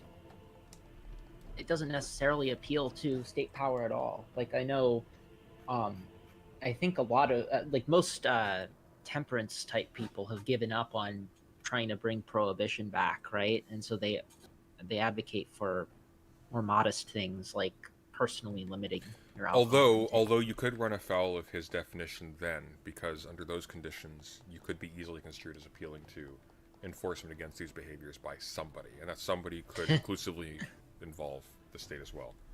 Yeah, I True. don't know, but then it just kind of becomes a little uninteresting, right? Like, Off. You want it cold? I think the one thing he did point out Yeah? that he was right about is All right, if this is the perfect game, then that's good. Chenoweth's book. Yes. Violent versus non-violent is actually a question of armed versus not armed. It is, but what Unarmed. that's not dogmatically the case. It's not a statement that Yes. violence versus non-violence. Also, you don't need to be armed to enact violence, violence by and the way. non-violence are ambiguous. They're switching over to something that's less ambiguous. Something you can I'm actually track. aware, Sunday. I sent you the paper that says that. I know you did. I know you did. But I'm saying Wick missed that. Yeah, that's fair. Yes, and the audience has not seen our paper. That's true. That's true. All 20 of I mean, so you assume. 20 of them. Are you streaming right now? Because I've got 126. Yeah. No, I said all 20 papers. Oh, Sorry. I thought you meant all 20 Oh. members of my audience. No, Oh my there's- gosh. There's No. more than 20. There's At 130. two Daedalus. If I got 20 people in my audience, I'd be doing a little jig and making people pay me for it. God. I think Uh, I had I- 20 views. Oh my gosh. Well, we've not got 20 or 130 Wow, people. that was Playing Geometry Dash, the game you keep poo-pooing. Yeah. Gosh. I just find it weird how you all want to A kill goose in the chat. Hello, Justin Eddie. sign. You Yet, guys are, that's like, true. Like beating each other up like Gordon Ramsay Oh, that's true. What? This is so true. over level edits in a phone game. It's a What? PC game too. Oh, Most it's a peop- PC most- game too. Okay, sorry. What's the most of game? People play. Most of the people who are like Raid Shadow Legends? Sorry, did I slight the dignity of Geometry Dash? Oh, absolutely not. Oh, Geometry Dash. There's nothing you can do to slight the dignity of Geometry Dash that the developer and community don't do extensively. Like, it's look. I'm not saying that it's a technically good game in terms of its programming or in terms of that kind of stuff. I would say it's pretty far from that. But I enjoy the creativity it gives me. So Vosh has said, by the way, for people in chat wondering why on earth we're spending here talking when there's 8 minutes apparently till 5.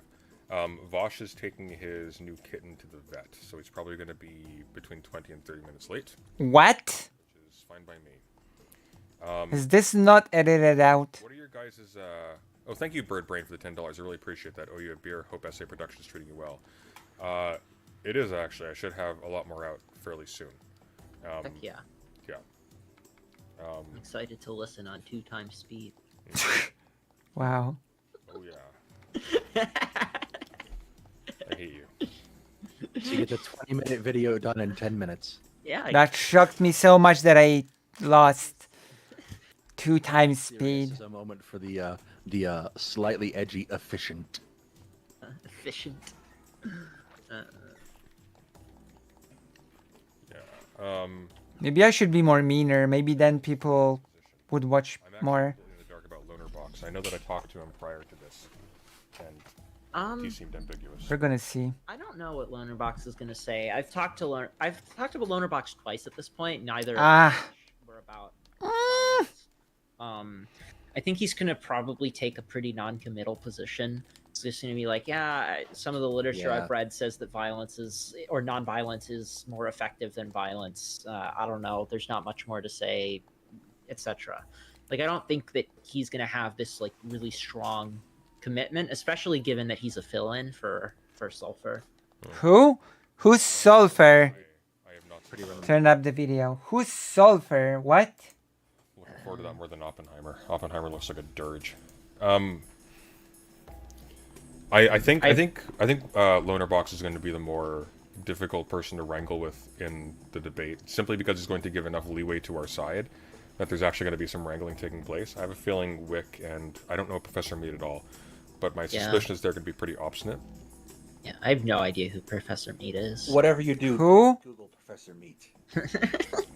Yeah, I made that mistake already. I think What? because I have very little interest in him, but I don't know what Excuse me, who? I think Loner Box is probably just gonna chart a middle of the road kind of course, and Wick is probably gonna do the exact same argument he did. He was pretty attached to it when I talked to him about it. yeah, when did you talk to him about it? The night after, the same night of his debate with Andrew, actually. Oh, Andrew Wilson. like on stream or? No, I talked to him about it in DMs. I have no idea what They can't Andrew see that, actually. but, like, who cares? It's like. Should y'all be talking strategy live? Well, okay, so that's what you're responding to. I would agree if there was more than 20 minutes to go. And I'm not discussing we haven't discussed our strategy yet. We're discussing their strategy. Absolutely. Yeah. Yeah. It doesn't. I mean, look, it's. I am not super concerned about them gaming us. Like, I don't think that. Yeah, you are. You've been the most nervous of all of us Okay, so far. but that's. I'm not. No, Little bit. I'm nervous about other things besides them gaming us. Like, I don't get the impression that Loner Box is the kind of person who would watch a stream of us preparing it so that he could like find all the dishonest counter arguments. And I don't think Wick is like that either. I mean, Professor Meat is the wild card, but I don't know. It just seems a little. Watch Professor. Can I just say that I cannot believe that someone called Professor Meat was chosen over me. Now I'm salty. It's a little Professor Meat. Watch Professor Meat just wipe the floor with all of us. He was the That one would we be weren't really expecting. funny. Don't do that to Sirius. I'll be okay.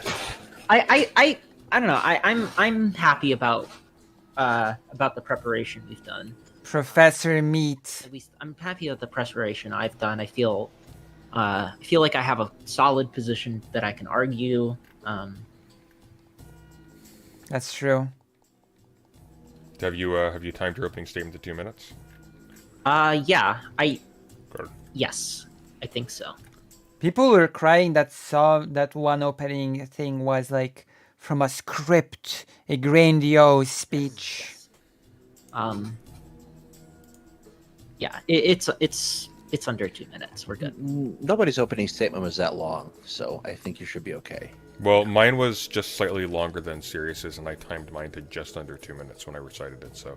Recited. Oh my god. Talk slower than I do, anyway. So That is not true. you don't think so? I talk very fast. Fair enough. Guess we'll Especially when see I feel then. like I'm on a deadline. That's proper. I stand corrected. You should recite something like that. So now we wait. Maybe a poem. I'm curious about what's happening on Wiki TV right now. Are they doing He the is same talking to that weirdo Omar. Who? thing? Weirdo Omar. He was the guy who was in the panel on American Hegemony with me. Oh. Dreamed about how great Saddam Hussein was. Here, let's take a look at this. I've sort of been more of always Look been at more of it. the well, none of the reasons Check I'm hearing why this Sunday. Check DMs. Can you show who's Omar? Wait. Check the group chat. Someone's asking. Now I want to know who Omar is. Oh my god. Group chat. Everyone friend everyone else. We're gonna do this in a group chat. That way, Yeah.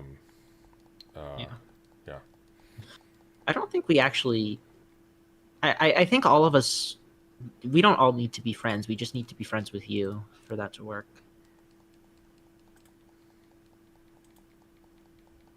Yeah, but who is it? Like How do they look I like? don't think I'm friends with a lot of the people in the prep, but we already.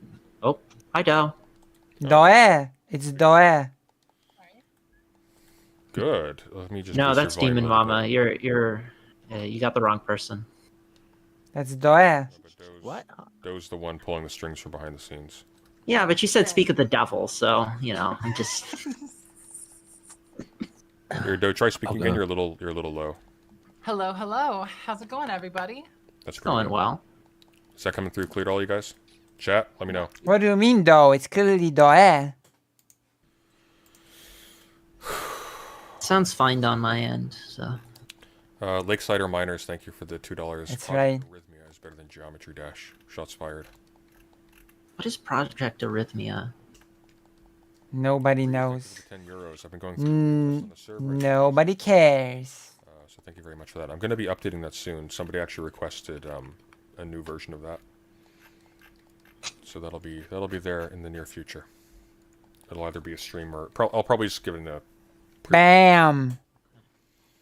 Looking up Project. Take that, Professor a Meat. different game from Geometry Dash, so That's why it's better. Wait, where's the... Oh, the painting is in the background. Jeez.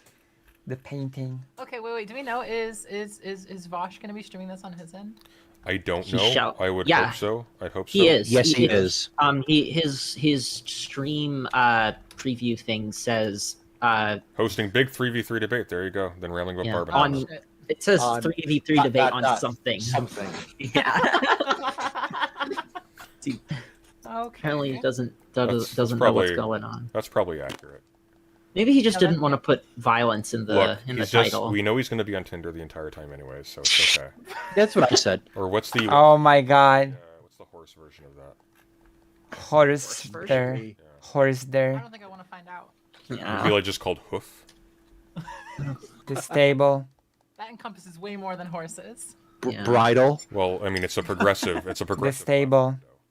Yeah, exactly. But do you know how long it took me to understand that like a match on Tinder was also supposed to be a pun for like lighting a match? Like Oh it's- God. Is it? I Yeah. had no idea. No, I that- didn't even well- think about that. Well, hang on, but that's bullshit though, because people have been talking about matching in terms of setting relationships up since Sure, but Yeah, that- Tinder may I come don't- second, Mulan right? times. You know, like I don't- Mulan times. Tinder Yeah, I is don't a think that's matchmaker. necessarily a deliberate choice on their part. That's true. Uh, It might not be. I don't know. Well, no, Tinder's not a matchmaker. Tinder is a match. Tinder's not even a match Of igniter. course. Tinder's a. Hang on. What the fuck Yeah. is Tinder? Okay, this is the new debate Oh, topic. no, okay. Kindling is what you get to like start the fire. Tinder is what you throw in to like let the kindling go up a little Are bit. you gonna discuss tactical strategy or... Yeah, so Tinder doesn't make matches. Matches contain. No, of course. But the Um, website Tinder, the Yes. program Tinder is Tinder doesn't make matches. Matchmakers make match. match. You know what I mean? Yeah. Like they might be trying to plan that, but I don't know. It's gross. Don't get me wrong. Naomi Chance, thank you for the $5 for Ton, Like, brother. I Ooh. always appreciate a good pun. Thank you, Apparently, Hinge is the place Ah! to be now anyway. Oh my god. Oh. I don't Chat, know I let, don't use any of those. I don't know what Hinge is. Is that like chat, let us know if the audio is balanced. It's not. You're too loud, President Sunday. I have moved at least the same stream 3 times because Hetman has been getting going on so many dates off of Hinge lately. So I'm just going. what is, Like, what is You never believe that there's a crisis in dating apps for men, apparently, by talking to him. But here we are. potential matches allowing users to dismiss True. sites uploading user-generated content. I mean, don't we know it? Photos, videos, and prompts as a way to express personality and appearance. Oh my gosh. Uh, What an annoying boss. I have no idea what you guys are doing. Discuss strategy. Boring. Entertain oh my me. God! Stream at the moment. Holy shit! All of the dating services. Oh my God! It's always They're incredible. all owned by one Yeah, company, they're or at least all one or owned by two Match companies. Group. They're all owned Yeah. by Match Group. Like it's the same with everything. It's so funny how so much of the quote True. unquote competition in these markets, like any market, is just between subsidiaries of the same Now it is. company. Like I think it's that way with glasses. But sometimes that it way was with, not. with everything these The days. loner box Grocery debate stores, was horrible same with audio. big companies. Yep. Okay. It's all the That was illusion of pretty bad. competition. Wick, Yeah. any or not Wick? Wick! God, I can't believe I mixed you Yeah. two up. Doe, never forgive me for that. First of all, but secondly, any predictions for the opposition? Wick! Oh my god. The only one I've seen really talk about this is Loner Box for a little bit, but that was like through the prism of genocide conversations. Oh, brilliant. And Oh boy. It should watch my genocide conversation, first of all, and second of all. Listen, I heard that Loner Box will develop a grudge with Doe after this, so like that was radically changing how people were approaching it. Yeah. And I watched the Wick Big Papa Fascist debate. oh boy. And I mean, Wick was trying to explain himself for a time, but the obstinacy of Big Papa Fascist stopped that from being like enough for me to be able to like get a good read on what Wick was going for. But judging from like the sources and stuff that we've looked at that we know that like he's using and stuff like that, like Yeah. I don't know. A lot of it I think is going to be on like efficiency. You know, what's efficient, pragmatic for a mass movement to do or whatever. Yeah. One move that I saw him try to make was that he said he doesn't care if you call things violence or non-violence. He just wants to, quote, make the point that some things are more effective than, like, some tactics are more effective than other tactics, whether or not you want to call them violent or non-violent. That was a quick time event, by the way, that I failed. I mean, I think that, well, actually, that would be tipping my hand a little bit. But that's one of the moves that I think he's going to make. Don't let them know your secret weapon, Sirius. I don't know. Now I'm I've been instilled with a healthy sense of Quick, paranoia. we know their plan. Everyone, rewrite your opening statements fast. Yes. In 25 minutes. Do That'll you be think?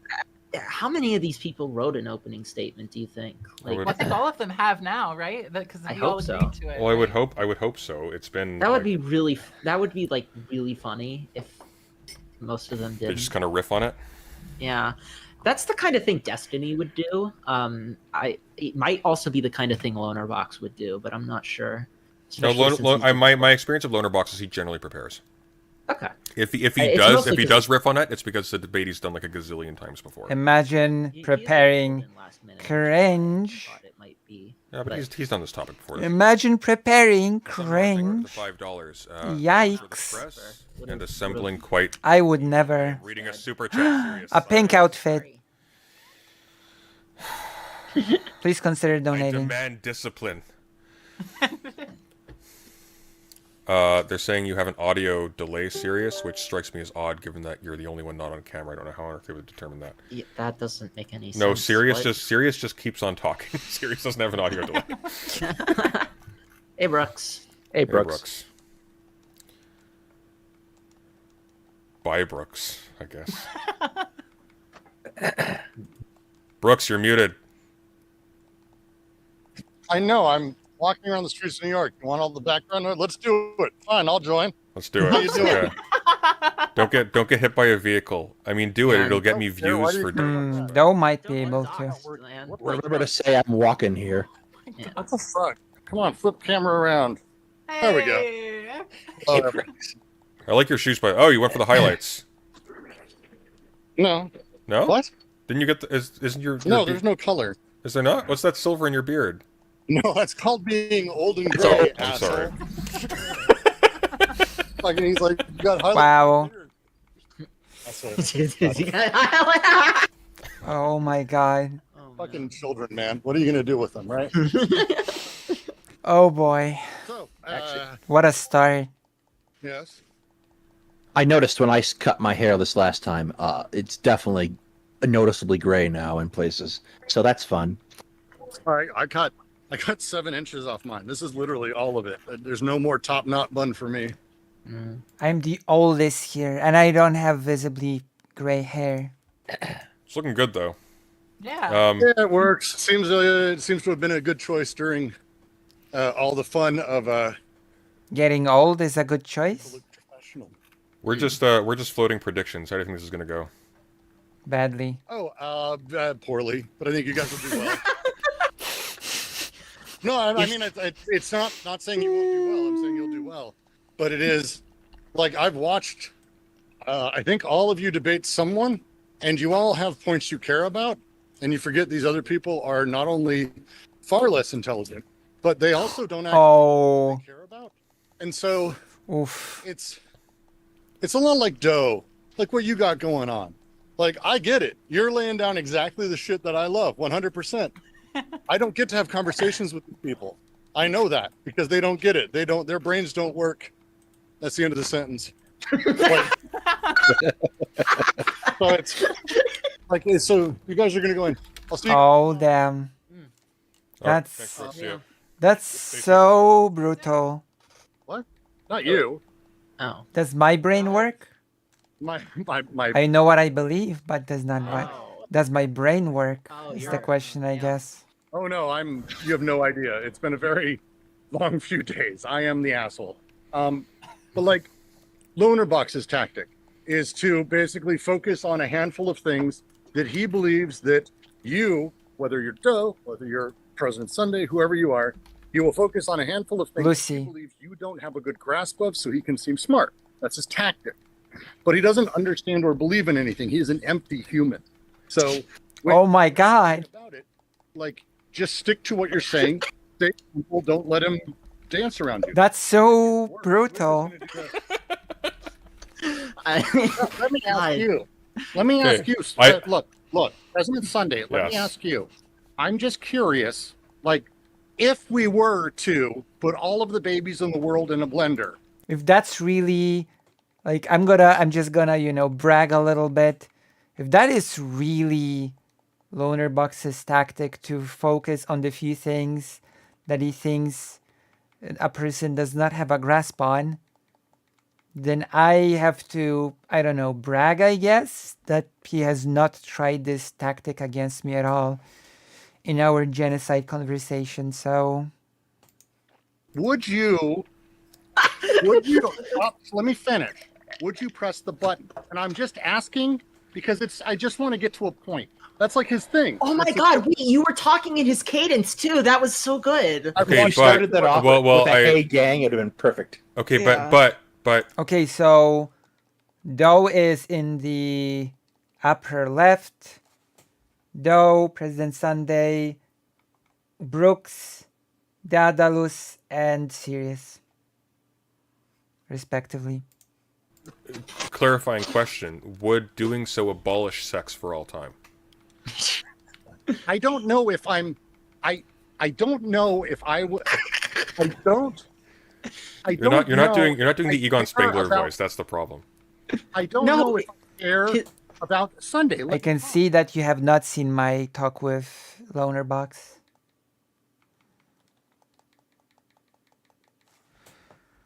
You should stop correcting me or I'll look down on you. What? I don't know. I think his voice That is was good. spot on. That was My I don't goodness. think it's sex that's really the big deal. I think when we are talking about these things, we just need to make sure no one's getting hurt. okay, but I'm really only concerned with abolishing sex here. So Your piano did not come through, sadly. I think we No, can. I think we intentionally made could. sure it didn't. I think we could. I think we could find a middle ground on abolishing. Look, as long Wait, hold on. The pose here. Can we see? Where's the? I hope there's the painting somewhere. My gosh. Sunday, let me talk. Like this is his whole thing is that over and over. okay, look, well, answer me this, Mr. Box. Of those babies in the blender, how many would you categorize as molds and how many as fungus? What? It's not. That's not box. That's I'm Wick. not going to do any more Wick. Oh, was that And, Wick? who's Mr. lost. Box. I'm Who's sorry. the other I'm one? sorry. All of you white people look the same to me. There's three. There's Wick, there's Box, and there's Professor Meat. Well, you should Loner not Box? I know nothing about Professor Loner Meat. Box talks a little bit more, like a little serious. Again, he's got nothing though. Like when he's arguing. Not what you endorse guys this have- characterization. I'm not endorsing this either. This is entirely on Brooke. That's fine. I don't care. Disavow. What you guys have is positions that not only do you care about, but you've thought of, you've looked into stuff. I've watched what you've gone into. You care about why you came to these conclusions, how you got there, and that there's a principle or something you can follow. Stick with that. Don't let them dance around. The liberal mentality is to find minuscule, tiny things of threads, pull the thread, and act like they're, wow, a thread came out. I mean, I'm just shocked. When you just go, look, no, we're talking about the fucking jacket. Fuck off with the thread. Are you going to come back? Don't let them control it. As long as you do that, Damn. literally will come out. It'll be hilarious. Brooks. Okay. Thank you, Birdbrain, I for no the longer $2. advocate- Brooks is How much so fun violent. impression Debate. That's basically what this is already. I no longer advocate for taking them at their word, or I ruined Sunday's life by putting him up against Haas, and Oh my god. take him in good faith. That was, by the way, that 4-hour thing. That was his fault. That was 100% him. Oh my I'd god. say it's- Oh my god. That was Brooks. Brooks did the Has thing. Oh my goodness. He's not joking. I was actually. gonna murder him, but no, we have to. I mean, I think Brooks is just as an advisor here. I don't think Brooks is gonna be in the debate. I think only Doe and President Sunday will be in the thing. And the Adalis media may. I'm not sure. No, Sirius. Sirius, President Sunday, and Doe. I think the Adalis media and Brooks will not be in it, just for the prep. We have to choose the path of love for Haas. That's why the aggression. I no longer advocate for this position. Oh yeah, can you share this around in the Discords, Somiostatic? I'll change the title, and you share this around in the. Okay, no, you cannot. Okay, I'll share this in the President Sunday one. I'll change the title.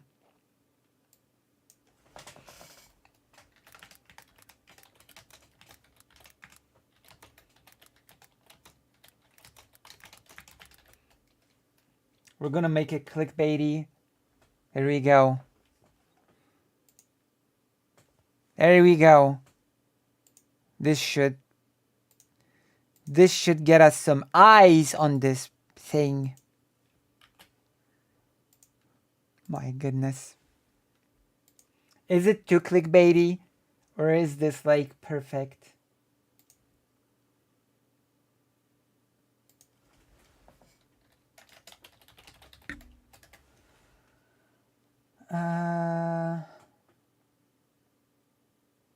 Okay, let me share this.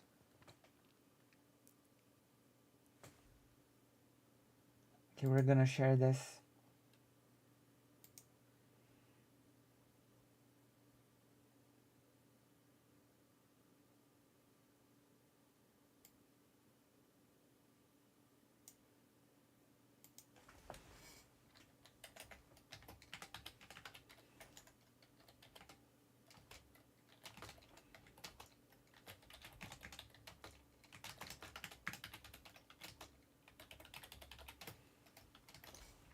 There you go.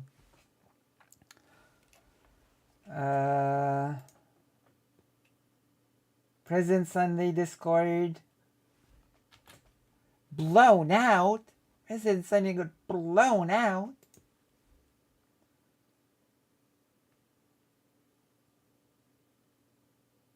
My goodness.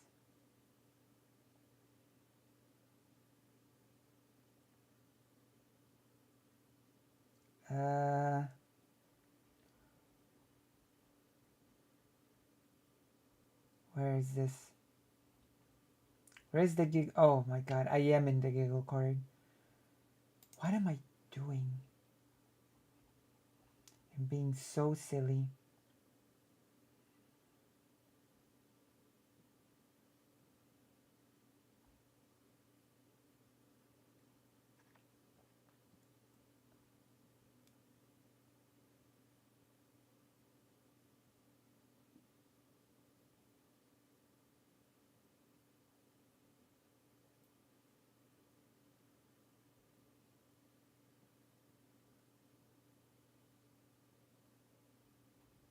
There we go. Blown out. Because, we need the engagement and everything. Me neither. Oh my god. Me.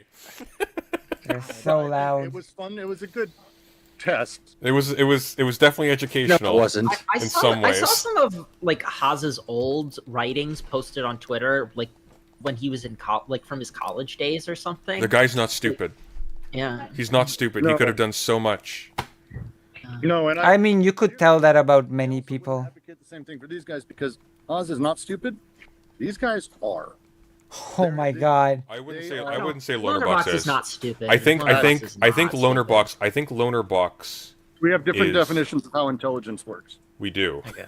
Well, actually, in this particular case, I don't think so though, because I think Loner Box is smart. We do. Actually, this is going to sound weird, but in a similar way as I think Haas is. I think Loner Box has. Oh. I think Loner Box, like Haas, has sort of been compromised. I can't believe this panel is already so full of elitism.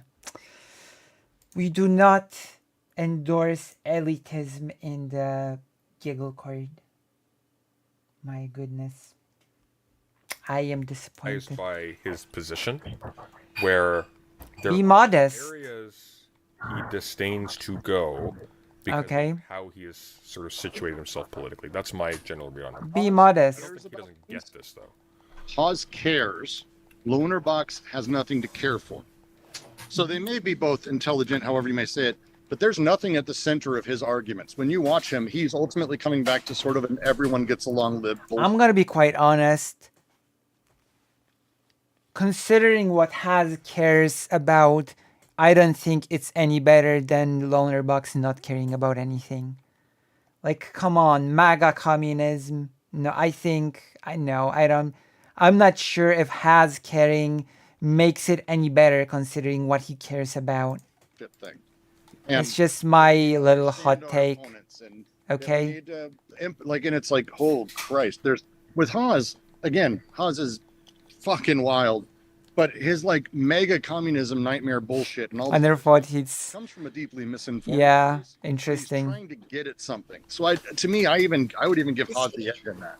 I don't know, man. Like some of the he's smart, but some of the positions he adopts are really fucking stupid. Well, I would. True. I I would. don't even stupid. say they're stupid. I say they're insanely fucked up because he's kind of broken.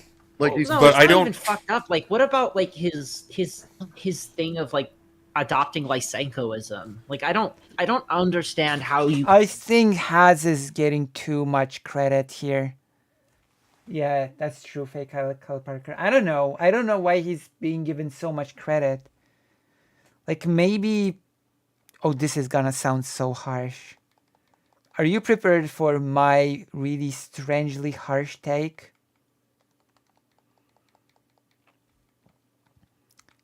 This is gonna be mean. I'm not sure. I'm not sure if I should say it. Okay, I'm gonna say it. Maybe people spend so much time online that they are so starved out from meeting intelligent people that they will just call anyone intelligent like Haz. I was just gonna leave it Well, there. very easily by not having any background in biology whatsoever Correct. and picking it up because other people in your sphere do. I think the problem with Yeah. Haas is, well, here's why I disagree with Brooks a little bit, because I think the problem with Haas is sort of identical. I think early Haas, maybe you'd have a point. I think current Haas, I think it's entirely grift now. I don't think he's stupid enough to adopt even a I can fraction give of you his that. current I can give you positions. that. Yeah, But Haas is very constructed in his positions. But again, underneath it all, the main point, you care about what you're saying. You actually have things you believe in that are strong. They're well thought out. They're deep, philosophical, interesting, and they're not identical. The three of you, I think, are all pointing towards the same general position, which makes it work. You're not coming at it the same way. And you care about different parts of it.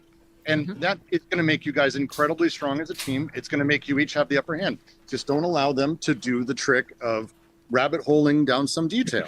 You're You're just gonna be fine. Just very quickly, Naomi Chance, thank you for the $2. You know what? Have two more bucks. Good luck, Domingo. Are we live on your Appreciate stream? that. We are indeed. Yeah. Yes. Did I just say all of this live on stream? Yes, you did. Yeah. That's You now did. a permanent Told you record. before. Yeah, we said we literally said we're on stream. We are all on. Well, great. It's been Wow. Wow. Alice Payne, thank you for This the is $2, Sunday. You've done Bofa. this coming out like 3 times. What do you mean done this to you? We said in the chat. You said still off stream ? Serious. We're on stream. Dataless Media. We are all on. Like No. Oh yeah. Okay. I only saw the word on screen.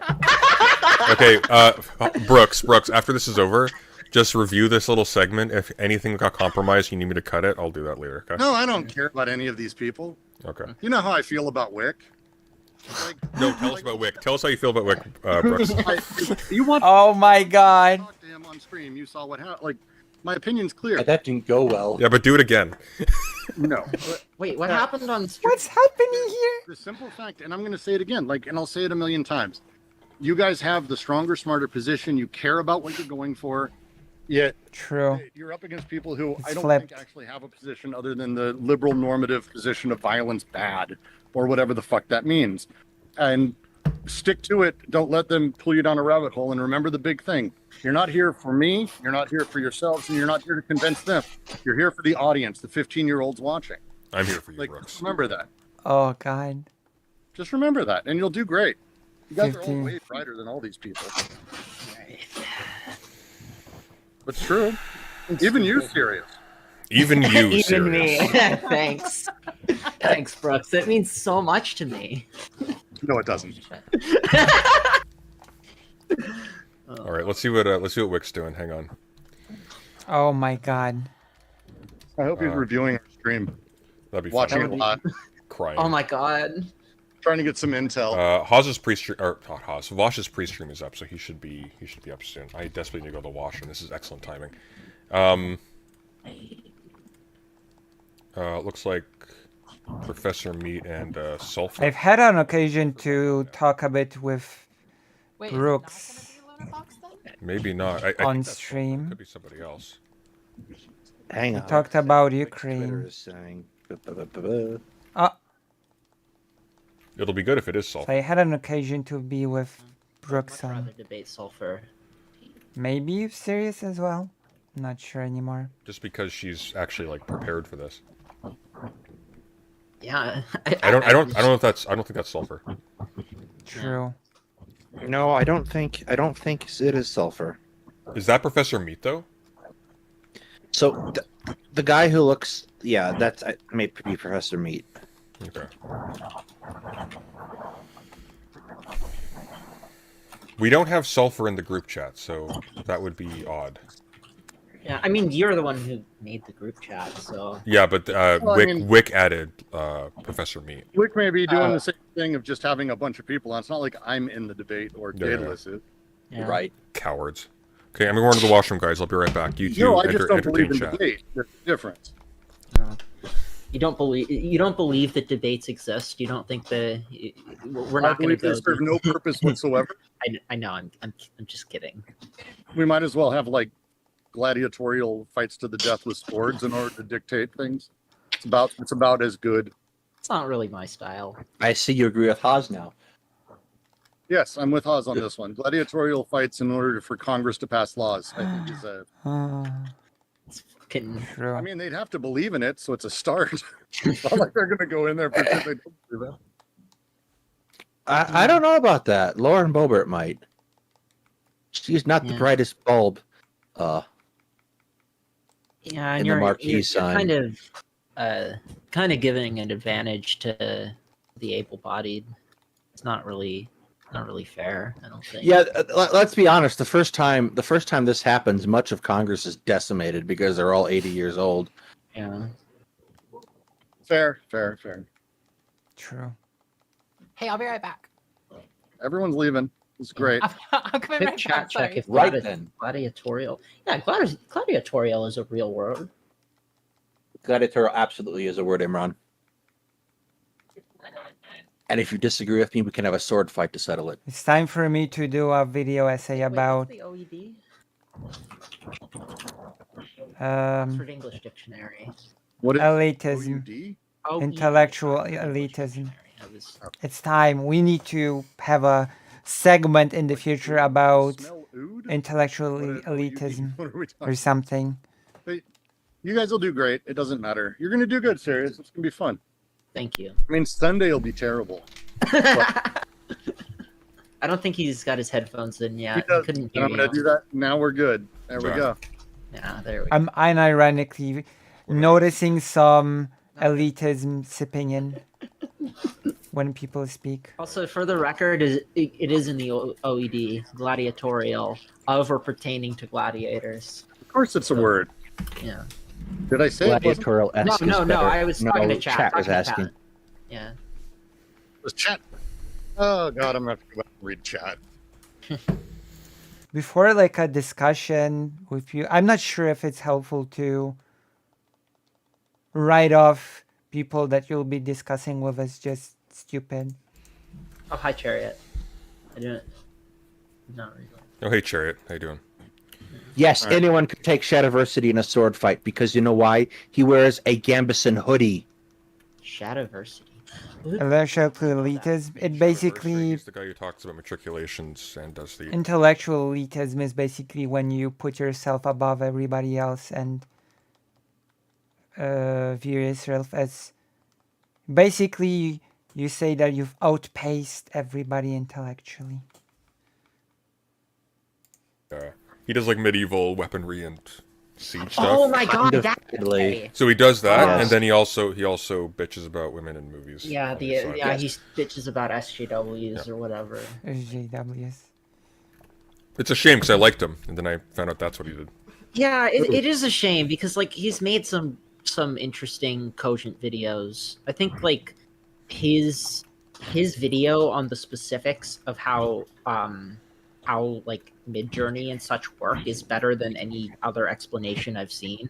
Like it's certainly better than those memes people share around where it's like they think it's just making a collage or whatever.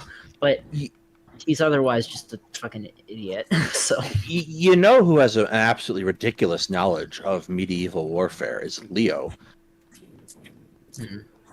I'll go watch that Midjourney video because I still haven't seen anyone describe it accurately how it functions. So we'll see if someone finally gets it right. yeah.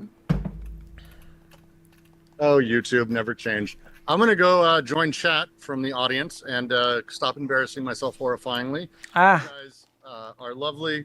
You guys will all kick ass. Well done, well done, well done. Kick it ass. Do Wow. it, do it up. we'll see what happens. All right. Who wants to listen on Wick badmouth us while we're waiting? Oh, sounds Okay. great. All right, let's do Why not? it. He's doing he- pretty well for us. I think he's pulled like close to 200 in super chats already. Chat, come on, we're looking bad in front of Wick. True. I'm looking bad in front of Wick. That is Come one on. thing that Wick is good at is getting people to donate to him. Well, I don't know if he's. Because I remember whenever Even you guys after did the second Sunday bomb, streams, even after like, the Russian invasion of they- Manchuria, they were What? still a significant What? portion of the We're listening to this. military who Watch did the not stream. want to give up. So, yeah, you can make the argument both ways. It's really Yeah. good. I tried asking. Oh, we're last doing week A-bomb in- stuff, in which your has held me Discord. enraged me I think all it was week. your Discord, or it was like I go Oh, to bed. Jesus obviously Christ! This very Redolent Thought much person's That's before donated like $50 for $300 Redolent to Thought. him. Share? Okay, well, thank you. Okay, sorry. No, you're good. But no, it was the Consider donating. is like bomb bad, obviously. Then was the second bomb like is that like Ah. devastating, because if They're you talking That's about sulfur. Star the first. Yeah, that is. Wait, that is Um, sulfur.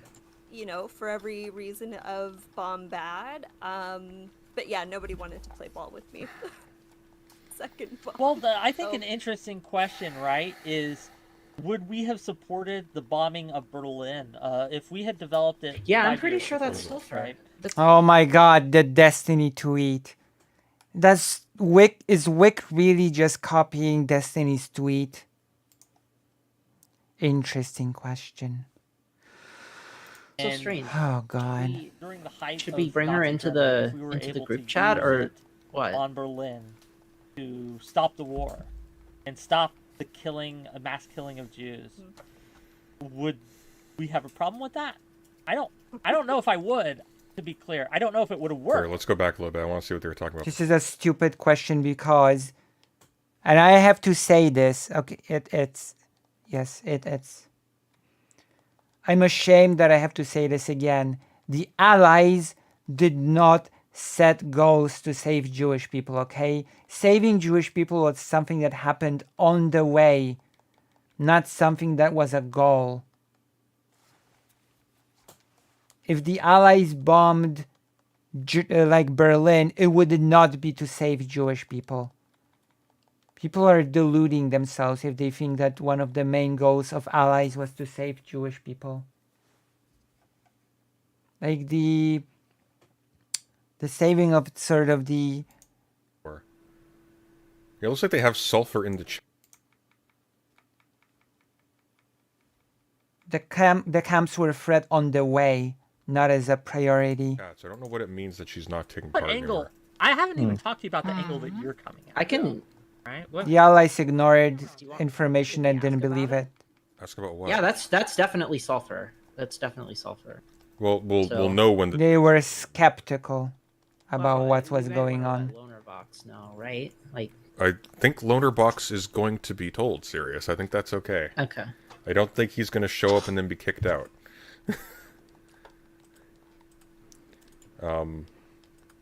But yeah, okay, let's go back. There was skepticism within the Allies. Oh my God, Brooke! support. Wait, was Wick watching our stream? Was he? What do you mean? Well, Brooke says in chat, "Good news, Wick is doing an impression of my impression." I don't see when he would have done so. I'm not seeing him actually watching our stream on stream. Icarus in chat. to be Okay, clear- serious? I'll respond to chat. It's okay. We don't know if Loner Box is not going to make it. He's gonna make it. We haven't heard anything. We just saw who looks like Sulfur in Wick's stream, so yeah, that was a joke. Yeah, Brooks was joking.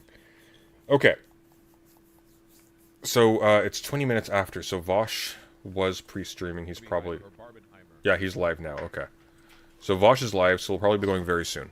I'm gonna cut the stream here. Yeah. Yeah. Okay. There we go. Now we wait.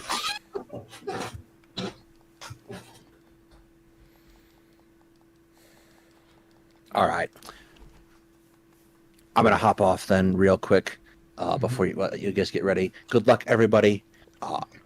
If you're not busy tomorrow, go ahead and tune in. I will be alive with a manual going over a What If Altist video, so you should come suffer with us tomorrow around 6 Mountain Time. Still haven't watched a What If Altist video. I have mixed feelings. Well, actually, they're all bad. Anyway, good luck. See ya. See ya. See ya. Okay. All right. I'm gonna let you all go. We're going to pop into.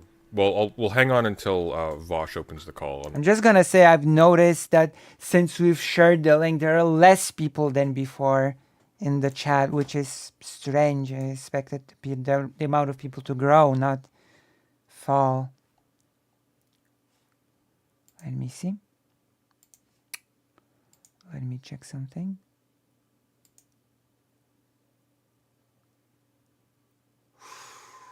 Uh-oh.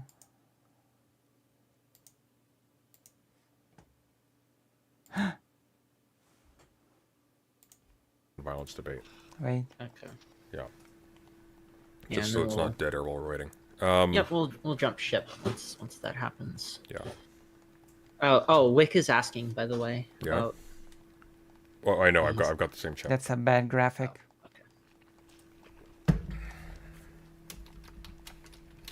It's starting. Can I ask if Sulfur is joining us? I would just leave it. Because Sulfur's not in the group chat. If Sulfur joins the group chat, then we'll know.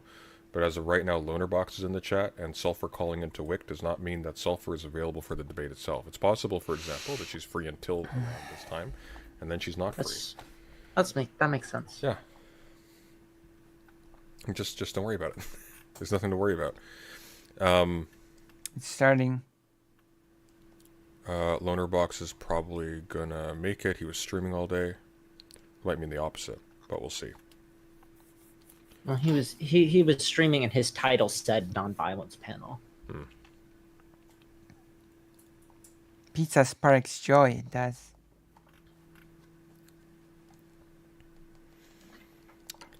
All right. Well, Shoot, y'all are tagging me.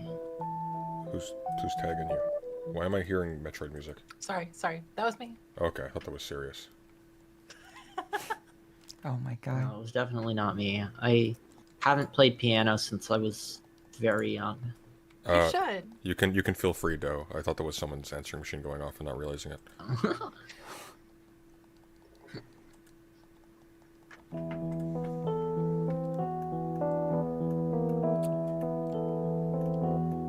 Now you know the answer to the question. I know that was an error, but I kind of dug it.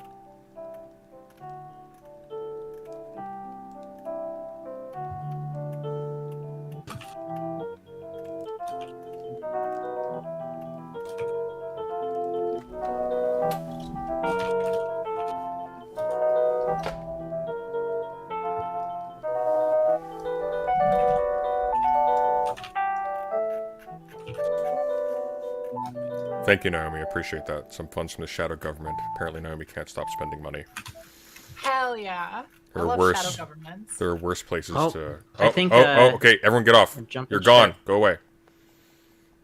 What? All right, that's 1, 2, 3, 4, 5, and 6. That's the whole lineup. Hello, folks. Hello. Hello. Oh my goodness. Well, I'm coming into this hot. I don't even know what the debate topic is. Oh god. Wait, you don't. 3, and you've all agreed on 2-minute opening statements. Do I have that correct? I Yep. believe so, unless anyone wants to, come out suddenly with being. Okay, there we go. So it is Loner Box now. Okay, I'm gonna change the title.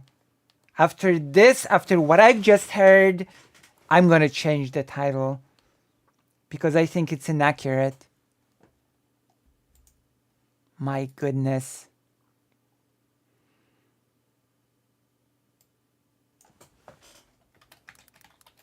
There you go.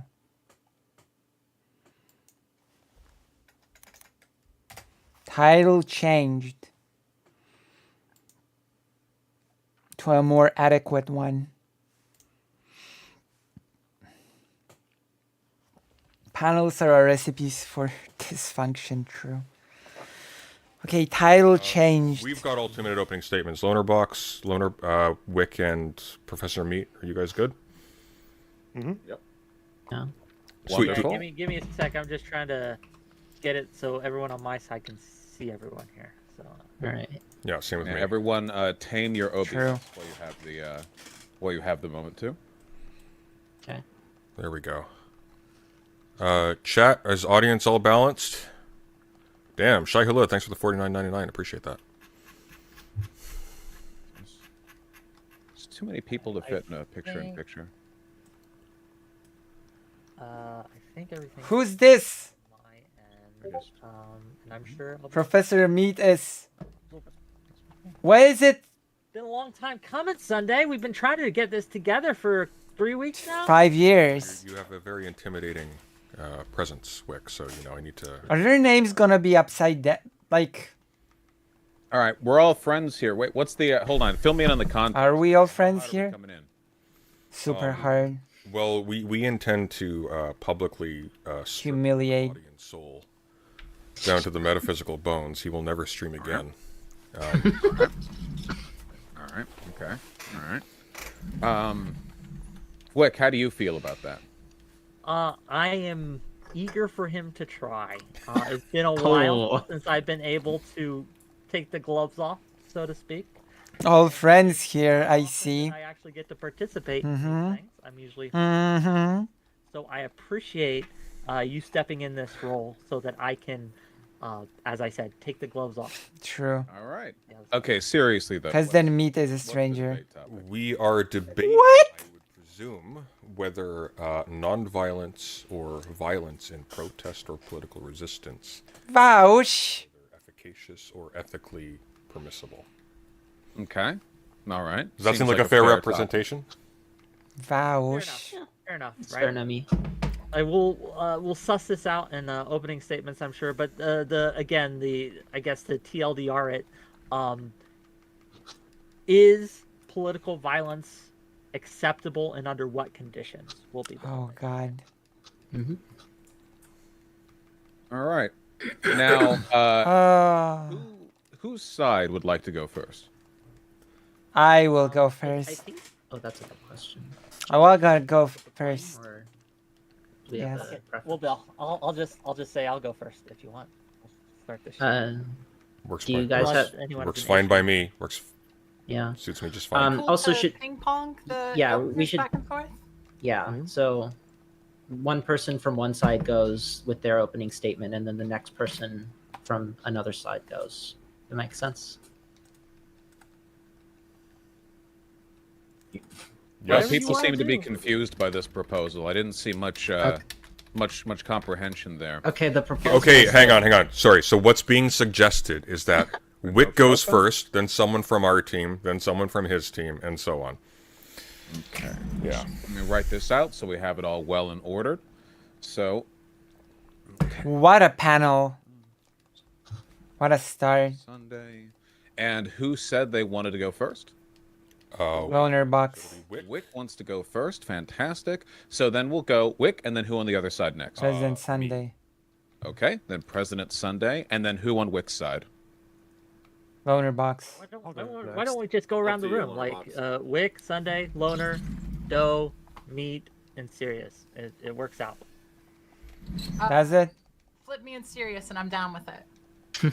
Sure. Okay. So me, Sirius, Doe, Wick. I'll do it for you. Professor Meat, Loner Box. Sound good?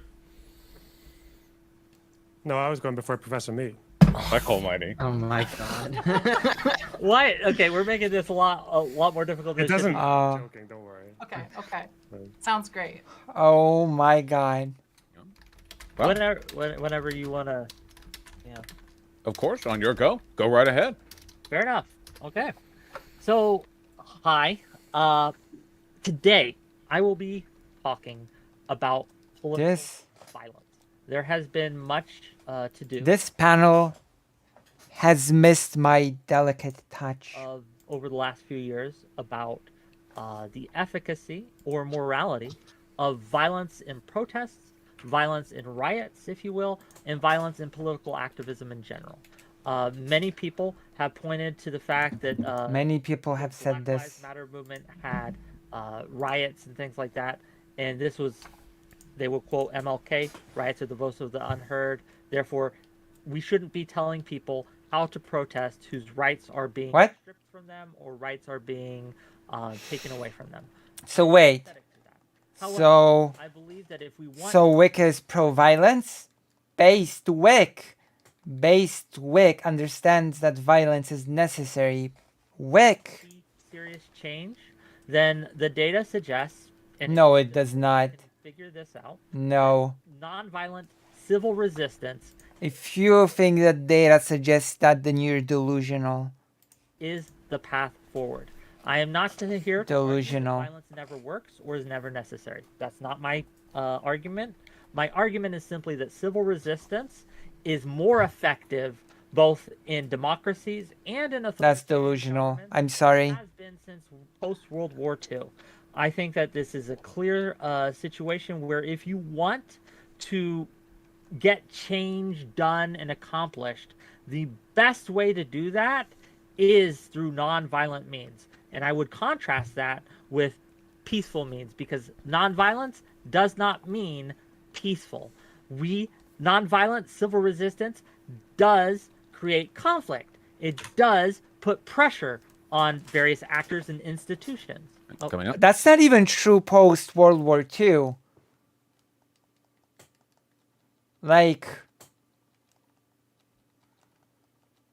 There was a lot of change enacted with violence. Like Vietnam. Hello? War in Vietnam. My goodness. I thought people from the US would be familiar with the war in Vietnam, but you know, that was a change. Again, if we're serious about A wanting to huge help change. people, achieve political change, nonviolence is what we should advocate for. Okay. And My position is that violence has been historically more effective than peaceful means. rolling to the other team. I guess I'll just start right now. Thank you, first of all, Vosh, for agreeing to host this. Vaush. So I take the question with which tonight's debate is concerned to be twofold. Whether nonviolent or violent resistance is more politically efficacious, and whether the use of violence is permissible ethically. The very terms in which both questions are given are highly problematic, and indeed heavily problematized by the literature on political resistance, which, due to the ambiguity inherent in this word violence, is recently moving away from framing such questions in terms of a violence-nonviolence dichotomy, and is rather concerned with differences of outcome between armed and unarmed political resistance. Given such ambiguities, the claim my side has to defend is comparatively modest and easily defended. Whether or not the disciplined avoidance of violence has been efficacious in some case or other, the classic examples being the Satyagraha movement of Gandhi and the civil rights movement, these are not sufficient to take violence off the table in all or even most cases. True. For instance, although studies often find that violent resistance can hinder the success of nonviolent movements, leaving aside the ambiguity and inconsistency with which the term violence is treated, this conclusion is frequently arrived at by collapsing the aims of violent fringes, quote-unquote, with that of the larger mainstream movement, potentially erasing the identities and goals of what are in fact distinct movements in themselves. Further, if we consider the success of such movements as those of MLK and Gandhi to be worth the human cost of even some deliberate violence to attain, dogmatically taking violence off the table in all cases would be both anti-pragmatic and unethical. This becomes more obvious when one considers the prior or adjacent violence, which also contributes to political outcomes alongside nonviolent movements. For example, Nobody will say suffragettes. The continued domination of India seem increasingly costly and untenable. In short, while nonviolence is of course always desirable, no sane person would advocate on behalf of violence for its own sake. Violence cannot be written off either strategically or ethically without also deciding that the cause of any movement which cannot prevail without violence is de facto forfeit due to an implicit preference for state power. State power, of course, being enforced by definition with violence. Thank you. All right, and rolling back to the other side. Loner box. Professor Me, who would prefer? I'll go. All right. I think one obvious thing is that everyone from any political persuasion does support violence in some form, right? It just depends on where and when and in what context. For example, I think there's always this impression that people give of liberals as being very averse to violence and more pursuing like civility politics and nonviolence, but that's not even entirely true. If you look at the Ukraine war, liberals they're a united front on arming the fuck out of Ukraine and pushing Russians all the way out. Whereas if you ask people on the left, who would normally expect to be more violent, on that issue, they're like, it's a coin flip of whether or not they're okay with that or if they want to get Ukraine to cede land in exchange for peace. So it depends on where and when. I think because of what happened on Twitter, I was looking at I looked at the whole essay of MLK's letter from Birmingham jail. There's one bit in there that I think is really surprising, not the white moderate bit, but the part where he talks about how he himself... So the example of Ukraine is not really applicable since Ukraine is not seeking huge political change. It's extremely unsettling to me how right-wing people who seem to believe not just violence but for suffering and mob justice, the whole throw them in with true. He's rejecting the claim that he's an extremist because he talks about how he himself feels like he has to be a moderating voice between complacency on one end of the black community and violence on the other, being the Nation of Islam and black nationalists. And he even says that he's really concerned that if the black nationalist movement grows, then America would descend into a racial nightmare, is what he says. And if you look at MLK's activism, it's like he was incredibly strict and very, very nuanced in his political tactics. He even after they would first exhaust all negotiations with legislators in their particular states that they were going for, and then after that, if that failed, they would go through what was called self-purification, where they would drill people down on the ethics of nonviolence, the morality of it, the pragmatism of it. They would collect knives and weapons from protesters before marches to make sure that no one lashed out. And if you look at that, those 10 years from 1955 to 65, they achieved more in that period than in the 100 years before that. And all those groups, NAACP, SNCC, CORE, SCLC, they all did it by adhering to nonviolence. So, yeah. Okay. And I mean, the suffragettes got rights for women via violence, and the suffragettes got more than other groups did for, I don't know, 500 years or more. So, yeah, I don't know. Weak argument. That's weak. Sunday, we're getting some noise from your mic. Oh, are you? I'll mute myself. Is it me? You're looking for? I believe it was Sunday's mic, or maybe it wasn't. Well, whatever the case. Doe or Sirius, whoever prefer. All right, I'm next up. All right. Okay. So, when debating the question of nonviolent resistance, its proponents tacitly assume the role of event organizer, where they're in full control of the tactics used by a social movement. They tend to think in terms of efficiency, a logic of getting the most out of every movement action. However, this sort of thinking tends to miss the organic and unplanned nature of violent action. Whether we like it or not, violence will always be a part of every social movement. The question, then, should be how we think and talk about violence amongst ourselves and to the public. While scholars are often split on the outcomes of violent action, finding differential positive and negative effects depending on the study or classification of violence, one thing they tend to agree on is the fact that what people perceive as violent is highly dependent on the nature of the protest movement and the way it's framed by those who talk about it.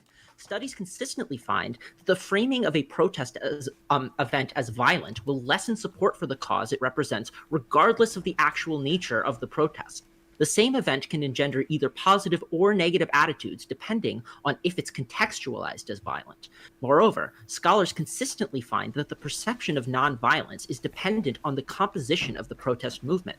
In the American context, racial minorities are the primary. Sirius has a good opening. Mostly of racial minorities are more likely to be seen as violent, even when people are assured that the protests were peaceful. All this is to say that as members of a given social movement, the question of tactical efficacy is almost irrelevant. Tactics emerge outside of any single person's control. In the event of such violence, then, our energy should not be put towards policing our own, but towards seizing and reframing the narrative.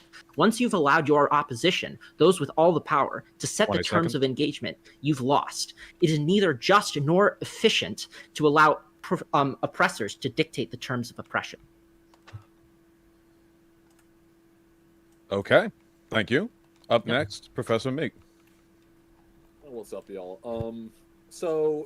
Doesn't seem like the efficacy of violent protests is taken too seriously in academia, which, to be fair, is some of the criticisms of... That's not true. That was in the sort of Steelmanning paper. That's absolutely not true.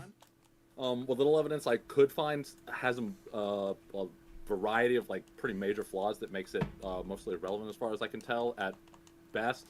And even then, I just finished reading a whole history written by a serious historian about the history of women, and I assure you, the efficacy of violence within the suffragette movement is treated quite seriously. So that's not true at all. That's not true.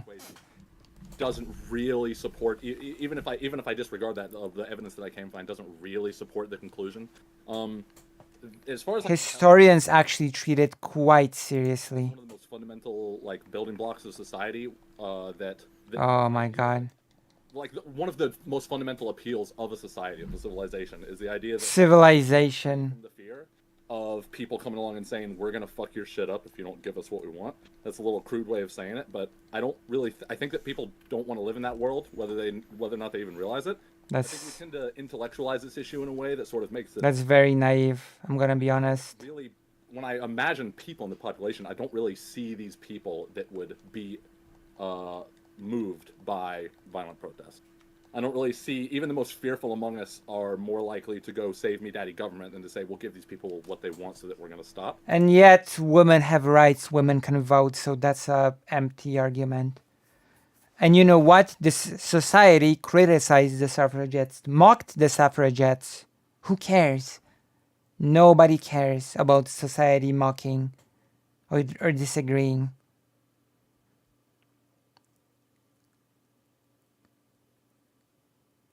Yeah, true. And even if you're going to argue that... I think Professor... I think the meat person is the weakest link. I'm gonna be honest. Attention to your cause? I don't really see that as a justification for violence, even if it's true in practice, because it seems more like a justification for laziness. Because all that tells me laziness is that it doesn't seem to me there to be any reason to believe that violence is the only way to gain attention to your cause. So it seems to me that even if that's a justification, not to put words in anyone's mouth, that's merely a reason that movements ought to be, that otherwise might be violent, ought to be more creative. More creative. This is so stupid. 20 seconds. Beyond reproach if it wishes to best succeed. If you're trying to dissolve or overthrow an authority or a government, then obviously, like in the case of an actual revolution, violence makes sense. But outside those bounds, I don't think violence is sort of antithetical to sensible protest, as far as I can tell. Okay. This was horrible. And now finally. That was the worst one. Proponents of nonviolence are almost universally not proponents of nonviolence. They are instead majority-minded people who see democracy itself as a greater goal than the plight of any oppressed minority peoples. Martyrdom is the nonviolence dogmatist's path towards justice, especially martyrdom of others. Oppressed peoples are made to play the role of martyr, submit to oppression publicly until the... True. Oh my gosh. Doe is about to spit some facts. Majority's mind is changed. Justice is made when the majority changes its legal structures. True. Liberal theorists on civil disobedience tell us how much more important it is that the authority structures of the majority are not threatened than the suffering of oppressed peoples defending themselves. True. Oppressed peoples should be more thoughtful about the sensibilities of the majority, they say, or else is implied. This is not a politics of nonviolence. This is a politics of our violence. The most obvious way to see this at play is in the research done into nonviolent resistance. Despite whatever other problems that arise in trying to delineate violence from nonviolence, damage to property is treated as violence consistently throughout these studies, leaving the construction of property completely out of the frame. The construction of a world by those in seats of power, like strapping murderous highways across every nation, forcing the majority of people to become reliant on cars, machines which poison the air and slaughter 3,700 people and over 1 million vertebrate animals a day, are treated as non-violent, completely neutral acts. True. This is the false thesis. We do not see the sensibilities of the majority as a worthy metric for justice, and as such, our allegiance cannot be to non-violence, legalist structures. We need to talk to Doe. Somehow, some way, we need to talk to Doe. We need this to happen. Or any other political technology deployed to privilege some over others. Our allegiance remains to justice, and it is not just to dogmatically let the innocent get abused. I would, I guess we're doing opens now. You just kind of go with it. Yeah. Very quickly before you go, Can I go Wick. before you? Hang on. I got one for Vosh. Professor Well, Mead. I've got. No, one but from it's a the- technical issue. Professor Mead is Technical very thing. Okay, technical. Right. Go ahead. yes. Technical. Professor Mead is very quiet. Is there any way you can boost your volume? Damn, so static. You were right. As for everyone talking, 3v3 is a lot of people. Try not to shout over each other too much. If I will shout over all of you. doing turns, but ideally, There is no ideal. The ideal is dead. go on ahead. I'll just real quick, like The ideal is dead. I want to touch on that. So there are two things that were said that I want to touch on briefly. The first is serious. I'll go in the order. Serious. Social justice. A lot of the problems with violence is it happens organically. It's not organized. It just Also, nobody here actually addressed the fact that violence also includes self-afflicted violence. Like, part of the strategy of the suffragettes was actually to self-afflict violence. True. And nobody sort of mentions that.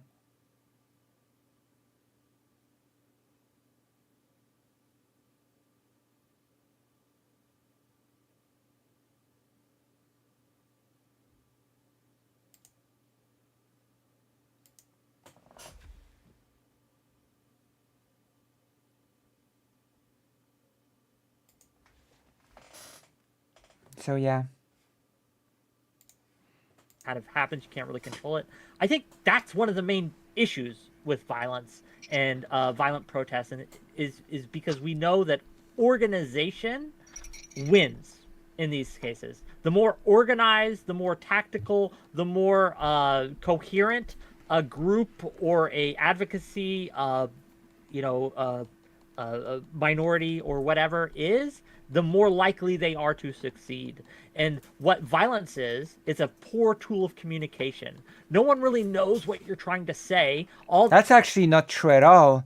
Actually, violence is an extremely good tool of communication, believe it or not. Which was made evident by the suffragettes. Yeah, of course, it's actually a very effective way of communication. Seeing is the big explosions or the bloody noses. And this is why, again, while it might not be just that people have to suffer, it's reality. And So this What? Okay, so then we do Oh, come on. happens in a protest movement. It is what it is? condemn it vociferously. Is this really Wix? Oh, God. It is what it is. People have to suffer. This is... Okay. Wick is taking the crown of the stupidest speaker from Professor Meat person. Like, what? What am I hearing? What is this? Firstly. Why? Yeah. Why? That seems like a waste of our resources. Like, are we gonna go out on the streets and protest the protesters? It seems like our resources are better spent reframing the narrative so that people don't see it as violent. I mean, typically the leaders would just, when they've got the next chances, they would say they condemn the riots. I mean, even language of the unheard, in that speech, he condemns violence. Like it's not like you have to make a new protest against it. You are presuming, though, the presence of an extremely charismatic and influential individual who is capable of actually rallying an entire protest around a single program. When you're not in that kind of situation, it seems to me that you do, in fact, end up simply protesting the protest again, undercutting the momentum of whatever they both have in common. If you're talking civil rights, that's not entirely the case, because it wasn't just MLK and the SCLC, right? It was also the NAACP, it was the SNCC, it was CORE, it was most of them, right? It was most of these organizations. Some of them did flip towards like a self-defense approach, which is more nuanced, but yeah, they were mostly you clearly have a much more nuanced, you clearly have a much more developed understanding of the details of that case than I do. But be that as it may, nonetheless, in the absence of these, you still find yourself in that situation. If you don't have organizations with legitimacy and this sort of unitary pull to kind of adhere a multifaceted, widespread group. I think part of this so I can understand why. So how do you expect that organization in a movement that erupts? But yeah, I mean, organization can also sort of erupt spontaneously. It's not super mutually exclusive. Group to a single program of action, discipline in nonviolence becomes impossible. And so as a consequence of this, when a violence inevitably occurs, if you actually allocate all of your resources towards protesting that, you've undercut the momentum of your movement. There's no way around that. Yeah. Well, even if we were to accept theoretically, right, this idea that like, which I mean I think is sort of inevitably true. Like even for my side's belief system, if we were to say that, well, let's just convince everyone that they weren't actually violent. Well, sure, I'm sure that would, even according to our worldview, of course that would increase support for it. But doesn't that? Nobody needs to be. Keep in mind, and this is something nobody's, maybe apart from DOE, touching upon. Violence is not something that people need to be persuaded to. Violence is not something that people need to be talked into. Violence is what happens when the last straw has been had. Violence is when the camel's back has been broken. Violence is when people are pushed to their limit and can stand no more. This is when people resort to violence and people fight for what they want. Okay? Like women tried very calmly, very rationally, write about their rights, debate their rights, and it never worked. And then violence happened and voila, somehow it, it manifested. People must suffer while we wait for the perfect opportunity. I think those was the best opening. That seems to me that, regardless of whether or not it's the case, it seems to me that that is simply another reason why more peaceful protests would be better. Well, there's a flip side. There's a flip side to this that you're very quickly, and then I'll let you go. There's a flip side to this that you're not considering, and that's that even in the event of quote-unquote nonviolent protests and the studies that you could refer to in order to determine whether or not nonviolent versus violent quote-unquote protests are more efficacious, oftentimes Keep in mind that, I'm not sure if President Sunday is about to say this, but as I've said before, violence is not usually the first option. Violence usually happens when the peaceful protest doesn't work time and time and time again. That is usually when the violence starts erupting, when people feel like unless violence will be done, nothing will ever change. What do you think why do you think violent protests erupt in the first place? I agree with those sentiment that inaction in the face of other people's suffering is ineffective and true. Yeah. Constitutes a violent or a non-violent protest is itself radically determined on whether or not, for example, they can people doing the study consider armed versus unarmed to be the distinguishing factor between violent versus non-violent. True. Or whether, for example, windows being targeted versus persons being targeted indicates violent versus non-violent. And the bare fact of one or two people out of a crowd of 100,000 smashing a window somewhere can be taken up by the media and used to color a completely peaceful protest, a completely non-violent protest, as violent nonetheless. And so either way, you still find yourself in the reverse situation, in which a non-violent protest can be very easily manipulated optically to look like a violent protest, regardless of how disciplined it actually is. And indeed, this did happen with MLK's protests too. Well, doesn't that back up? MLK make his job easier by being disciplined with his people? Wasn't that why he preached discipline? Like MLK preached and prepared, spent so much effort in organizing basically extremely disciplined protesters. Well, it's a bit more complicated than that. He didn't just organize discipline and nonviolence with his protesters. He also orchestrated the protests, and this is one of the reasons why Malcolm X detested MLK. He also orchestrated a situation in which the most innocent of his protesters, including children, would be in direct confrontations with the police and result in an appalling display to horrify the public. So it's a bit more. He just putting something on display that's already happening in that state, though. No, putting the children in the front lines. He was creating the conditions for that violence to be put on display. Like that was part of the explicit. No, but that was part of the explicit strategy. Was to it was a martyrdom strategy where you go out there and you get beat up in order to draw sympathy towards your cause. It was a martyrdom strategy, but it wasn't passive. Sorry, Lonerbox. No, but you're referencing Project C, where they wanted to fill up. It was Bull Connor in Birmingham. They wanted to fill up his jail with kids. I'm pretty sure King objected to that, but it was adopted anyway. But yeah, you're right. Like they did basically say go and confront very racist and very aggressive cops and just let them hit you. But I think their tactic as well was they would specifically get the more seasoned veterans of the movement to stand in front so they could absorb the blows. So this whole thing about throwing kids is maybe a little bit that was like that. I think that happened once. And it was even very controversial within the movement.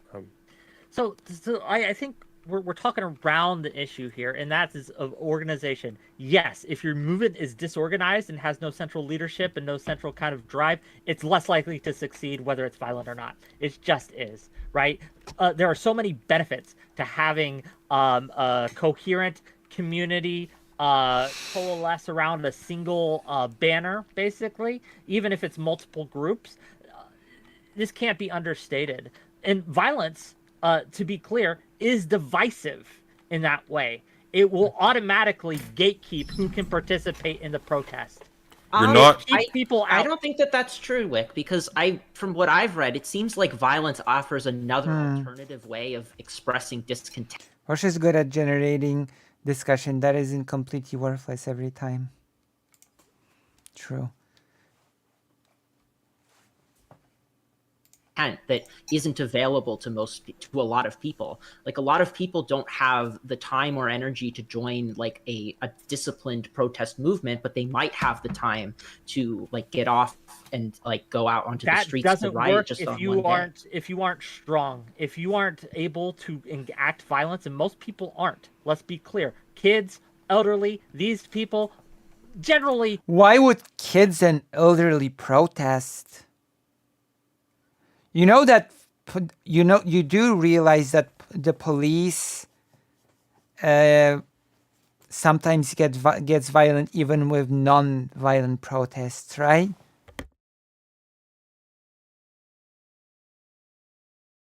Why would you put kids and the elderly in protests? This is what?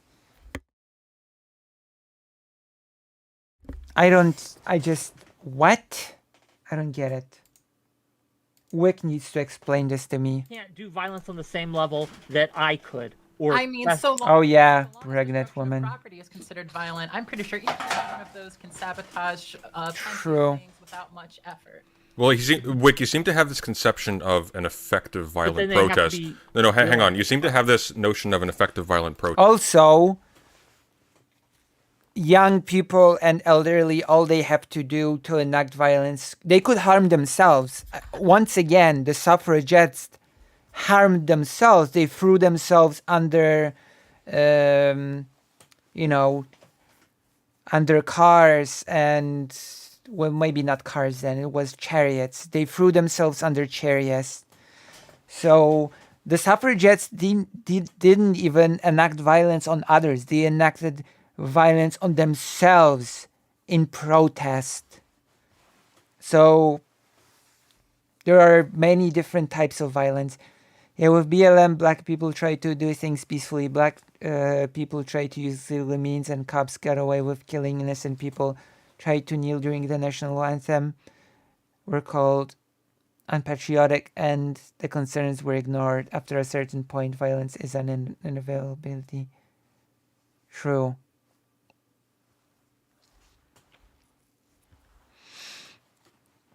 So,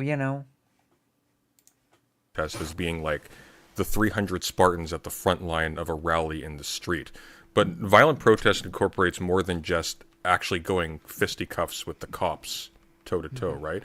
So, for example, Gandhi's Satyagraha movement, I can never bloody pronounce that, was itself committed to nonviolence, but it was massively aided by the fact that the Indian National Army was also bombing and assassinating the British during that entire time, making the holding of India seem increasingly unpopular.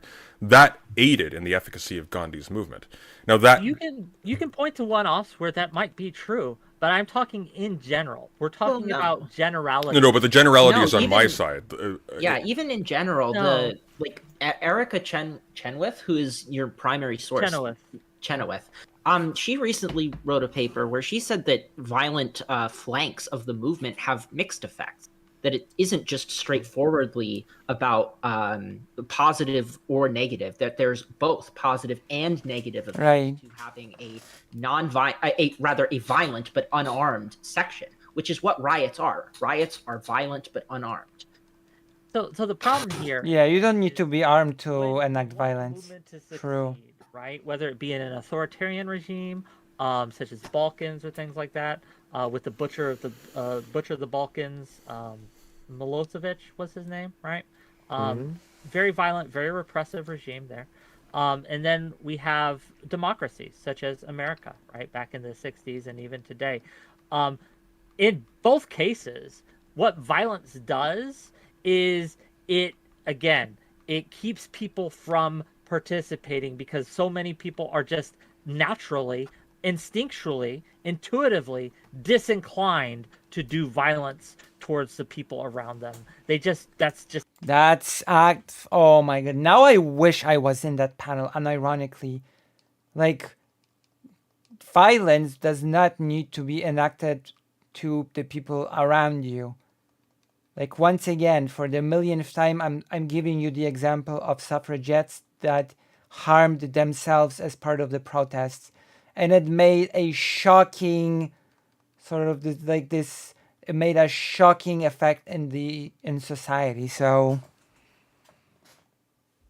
there you go. It's the natural state. And so Well, when again- you see people getting, again, when you come across a person, you have no context, you don't know what's going on, you see one person beating. This is so naive. Most people's instinct are to defend the person who's being beat up. Whether or not the person deserved getting hit, that doesn't come into play. We don't know. We don't see. So when we talk about framing narratives, you're right that This is such a narrow view. out there who will frame anything. This is such a narrow view on violence, by the way.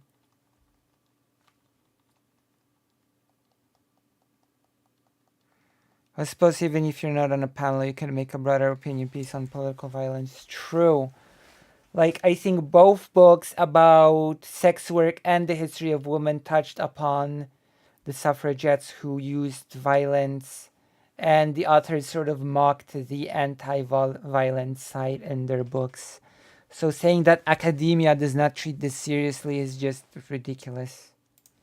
Thing is violent, no matter how small, how limited, anything like that. But it does us no service to stand in front of a burning building and preach how things are mostly peaceful. That was a gift to the people against your movement. It was a gift to the people who oppose what you want to see. And we can't let that happen. That's actually irrelevant. That's irrelevant. We just have to call balls and strikes. And if things are violent, we condemn it. And when No, that's stupid. we say, no, you're wrong. But people have to trust us. And right now they don't.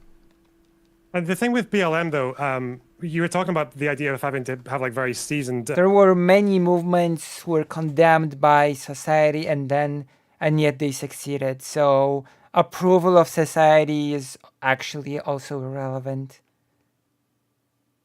Protesters to make sure that it stays very like well behaved. But like BLM protesters were not like well trained, but they were mostly peaceful. And also, how many videos did we watch of antagonists within BLM protests trying to instigate violence? Even that weird guy with the fucking black over his head who was smashing those windows, and everyone tried to stop him. Like, that's what they mean. But that's what if I say condemning violence within your movement, that's what I mean, right? Like, just you see it, you stop it, and definitely don't like try to adopt it as a strategy unless you're in like fucking South Africa or something, you know, when it's like if I were to be actually mean, I would ask, okay, then what big strides have the peaceful BLM movements made? What was the big victory that the non-violent BLM protest won? Like, this is a big question that somebody on this panel should unironically ask. What was the big victory won by the non-violent protest of BLM? Was there any? Like, it just stopped, didn't it? Was there any big political victory of the non-violent protest? Because if they're gonna give that as an example of mostly non-violent protest, I would remind that the topic is the efficacy. It's like how violence or non-violence brings about results. What were the results of the mostly non-violent BLM protests? Because if we didn't have any results, then that's not really a strong point against violence, is it? There are many different ways.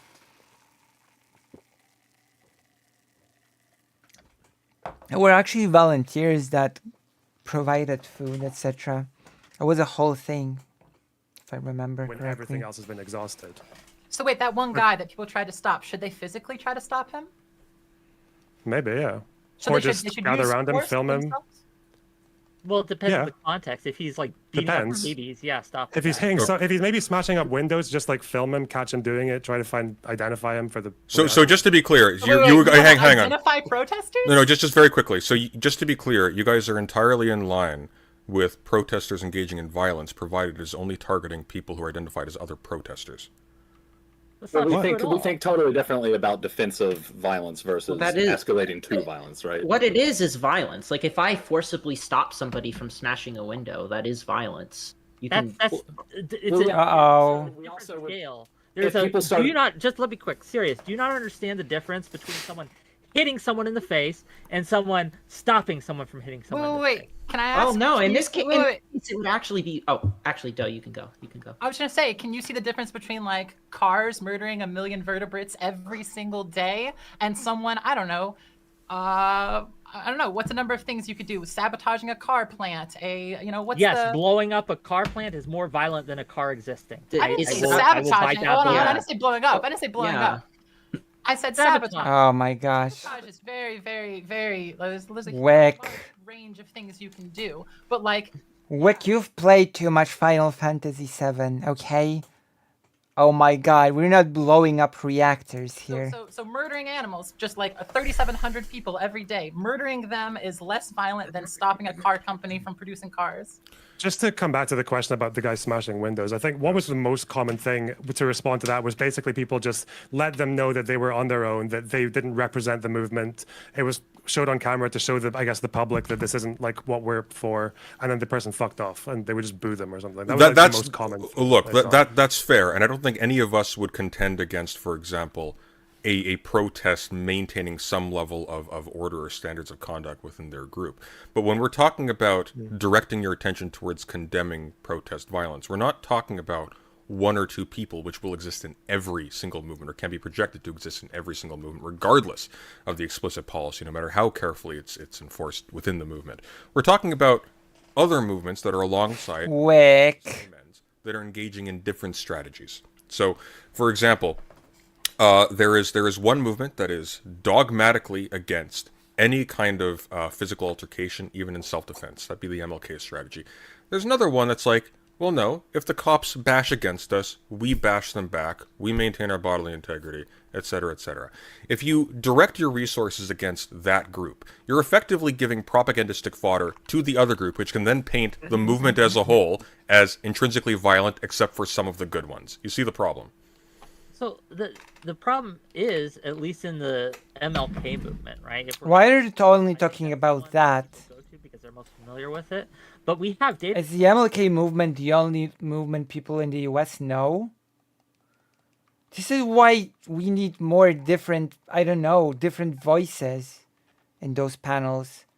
Like, do people only know one movement in the history of ever? To suggest that even when violence was started by the police, and then Jesus. people simply fought back, that still ended. Give up me different. a wash. In a Give me a different example. I wasn't about any movements except that. Like, give me different examples. Come on. Is the title of this panel was MLK's movement violent or not? Or was MLK's movement based or not? What is this? Is this secretly the topic? MLK's movement based or not? Haven't heard anyone bring up suffragettes since like high school for me. Until you started bringing them up, suffragette movement is barely even mentioned in the U.S. Like, I could actually bring up the Polish solidarity movement. At least that's a thing that I could bring to the table in a debate / panel like this. Like, come on, is the whole thing just gonna be about MLK and nothing else? Like, you should have a plurality of examples. Wasn't thought about women's rights fight at all, or labor. Literally nothing but MLK was the good one. Anyway, moving on. Especially not as violent. What about Stonewall? We've got Stonewall. Wasn't Stonewall a big protest? Oh god. There were protests in the US. Come on. effectiveness. Like, and people tend to decide with the state. Just that's the All right, wasn't that a big protest?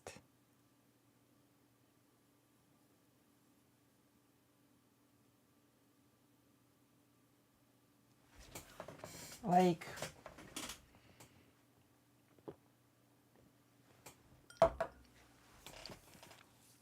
my goodness, you cannot create an argument around whether or not violence or non-violence are effective if you're just gonna take one movement as a case study. You need more than one, right?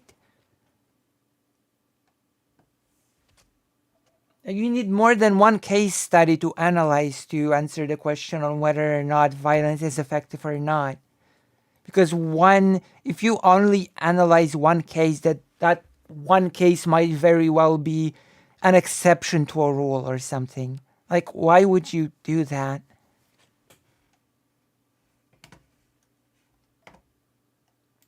Like, I'm hoping to hear some more different examples soon. Their bias, right? And we can say that's not fair, that's not just. I agree, but that's generally what happens. And I think most of what we're going to get to here is the other side is saying, well, I can give you a source, right? But it was a study done in very recently, basically, that showed that basically the riots led to the election of the 68 riots specifically. The civil rights movement isn't a great example simply for the reason that the Civil Rights Act was being tied up for years before Kennedy was assassinated. And then a more savvy politician in Lyndon B. Johnson came in and managed to get it pushed through. What do you mean it was being tied up? Yeah, what do you mean by that? He was in the same year he was killed, no? No, not unless I'm very mistaken. I can double check. He took it to Congress in '63, right? He took it to Congress in '63, but the historical record, I believe, is that Lyndon B. Johnson was actually successful in pushing it through, and that it was being tied up by the Democrats at the time. I'd have to get the particulars though, so I'm going to claim the same thing that Wick just did. Okay. Yeah. Either way, I think that what we're going to get to here is a difference in. He also was incredibly homophobic in '90s and 2000. I didn't hear about Stonewall many years later. Able to suss out the nuance of violence in an event and like understand that not everyone who is being violent is necessarily in the wrong, but that's not the world we actually live. My God. We actually live in. People abhor violence. They want stability more than anything else. And when you threaten that stability, or you appear to threaten that stability, they are going to largely side against you. So what you need to do is to demonstrate that the people you are going against are the ones that are threatening your stability. And the best way to do that, like it or not, is the martyr strategy. It is to have people beat you up, get shown. Okay, so status quo, please. Is Siakau? Yes, yes. The answer is yes. Sorry to.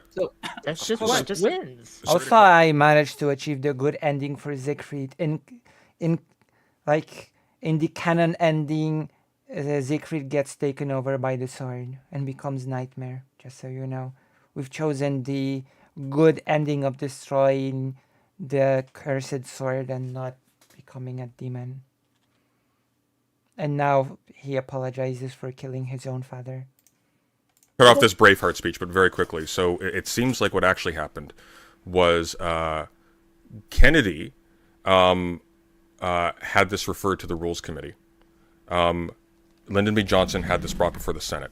Stability. That was the key difference here. So Johnson made a different move than Kennedy did, which suffer for the stability. You must suffer for the stability. It's your duty. The bill actually being pushed into effect, as opposed to being held up in debate. And I think also Lyndon B. Johnson had a massive majority when he ran on civil rights, because by that point, support for civil rights, I think it was like in the 50s, I think 20% of Americans. Come on.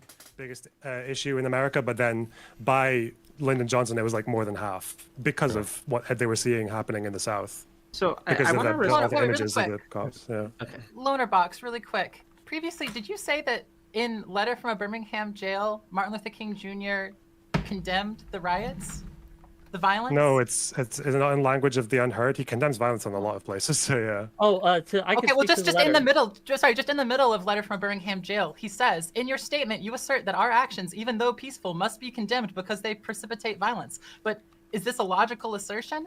Isn't this like condemning a robbed man because his possessions of money precipitated the evil act of robbery? Isn't this like condemning Socrates because his unswerving commitment to truth and his philosophical inquiries precipitated the act by the misguided populace in which they made him? Uh-oh. Isn't this like condemning Jesus because his unique God consciousness and never ceasing devotion to to God's will precipitated the evil act of crucifixion? I can say, yeah, I know the bit you're referring. What actions is he referring to that they're condemning? He's not referring to violence. Let me read you another quote. Let me read you another quote from the Letter from Birmingham Jail. He says, I started thinking about the fact that I stand in the middle of two opposing forces in the community. One is a force of complacency made up of, I'm not going to use that word, who as a result of long years of repression have been so completely self-drained of self-respect and sense of somebodyness. And then one of bitterness and hatred and comes perilously close to the advocating of violence. It is expressed in the various black nationalist groups that are springing up over the nation, the largest and best known being Elijah Muhammad's Muslim movement. The movement is nourished by the contemporary frustration over the continuous existence of racial discrimination. So yes, he does condemn the violence. This isn't even a debate. Of course, he condemned violence of the protesters. When he's talking about they precipitate violence, he's talking about the strategy, which was to go and get the shit beaten out of you by cops. That's what he's talking about. Yeah, the disagreement that he has with the moderates are that violence will not. Was I wrong about that or what? No, you're right. Okay, I'm thanks. not disagreeing with that. What were you getting at me for then? I asked I asked and double checked, but I'm okay, cool. This bit here, I'm sorry. This bit here is he. I'm sorry. Never mind. Honestly, I don't care about this. I can clarify. He's talking about precipitating violence in the sense that, yes, they did want the cops to react to them violently, because when they didn't, when they went to Albany, the sheriff there was very strategic. They were very calm with the protesters, and then basically they left with nothing. So when they went to Birmingham, where Bull Connor was a fucking psycho, they knew that getting the cops to Oh, whoa. Wait, hold on. The cops were nice and the protesters went back with nothing. Wait, hold on. Wow, it almost feels like when protests are just calm, the people in charge just treat you nice but give you nothing. Interesting. Interesting how that works. That if you don't fight for what you want or need, then those in charge will nicely turn you away. Isn't that interesting, huh? How that works. And how that's been working throughout history. Huh. Would look very good in the press, it would look very good internationally, and it would bring civil rights to the forefront. Right. It's almost like when people don't fight for what they want, those who are in charge and uphold the status quo don't have any incentive to enact any change. Huh. Interesting. But so it's the violence of the cops. Yeah, okay. Yeah, sure. Yeah. If I can suggest a redirection, and this might actually be a more productive conversation as opposed to simply. Please. There seems to be an intrinsic. Running away from the topic at hand. Okay. Oh, not actually. I'm actually going directly towards your behave approach. Yourself.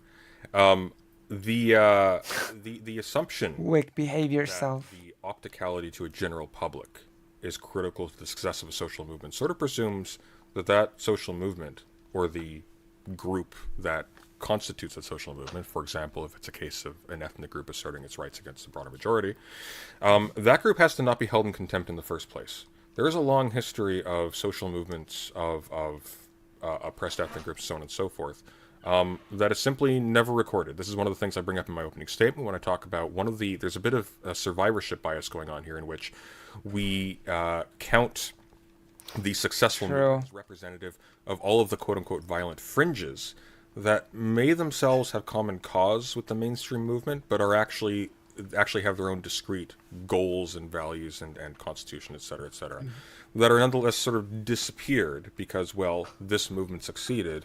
Therefore, they were just lucky enough to succeed along with them, despite the fact that they chose a losing strategy. Do you not think even just real quick, Yes. even in a because I take issue with the foundation of your statement here.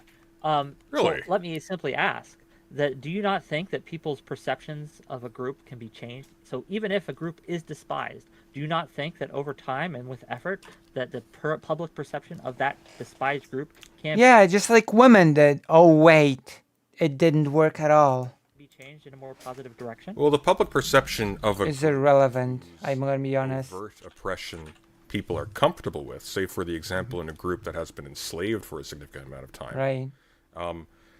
That group's perception is not going to be changed by that group more quietly accepting their oppression or being more True. towards it. There's going to be some kind of instigating factor that There's a causes an difference explosion of between attention to it. Accepting your oppression and then being violent. Civil resistance is resistance. Oh, I You are strongly resisting disagree. I strongly your disagree. oppression. You are resisting An your active oppression. resistance. An You're active just not doing resistance. it through blowing things up. Well, or no, no. beating An yourself. active resistance is itself intrinsically violent. And if you are choosing, Come on, no, wait. no, Yes. Well, MLK's, well then, but then weren't I all believe of so, MLK's yeah. disruptive protests, sit-ins. Were well, I mean, these this violent is Wick's thesis. He was very careful to say that a nonviolent protest does not indicate a peaceful protest, right? Well, I does think not. Wick would agree with me on this. He's welcome to correct me, but I think Wick would agree with me that these are examples, like MLK's protests. I know that these are easy examples to point to, but these are They examples of represent a protests that were direct very- challenge. They represent a direct existential challenge to the way of life of Americans at the time. Yeah, but Well, the they were problem is loud that and no one. disruptive, but not violent. The problem is that no one. The problem is that no one defines violence in this way outside of people who are trying to impress their first-year sociology teacher. It's like when you look at fucking. If you look at any of the academic literature in this, when they say MLK was non-violent, they're not saying he was like law-abiding, well-behaved. Yeah, he broke the law fucking loads. He deliberately got himself arrested, but they still class him as non-violent, right? When we say violence, I think we mean generally. Most people think destruction of property or physically attacking people. That's what. Oh, okay. Interesting, loner box. Interesting. Destruction of property or attacking of other people. So when a suffragette threw herself under a chariot, and as long as the chariot would be undamaged, that was a form of a peaceful protest. Got it. Thank you. What? If a person sets themselves on fire in protest, which actually happens a lot, I'm pretty sure there are people setting themselves on fire when it comes to the Tibet, right? When it comes to people that protest what's happening in Tibet, right? Like, is that non-violent? Is that a non-violent form of protest? Setting oneself on fire?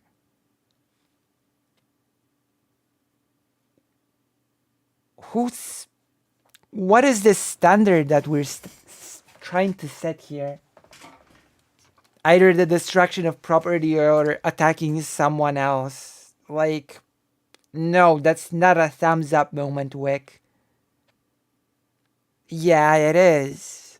Well, that's sort of immaterial because the literature that's going to give you the information about whether or not nonviolent versus violent protest is more effective is not going to be using that late definition. It's going to be referring to often are. whether or not They do, though. It's going to be referring to whether or not They they were sometimes armed, do. They whether or don't not they always. targeted, for example, property as opposed to persons. And by the way, some of the literature is very interesting. They have definitions. I've seen firefighters do that as a sign of protest.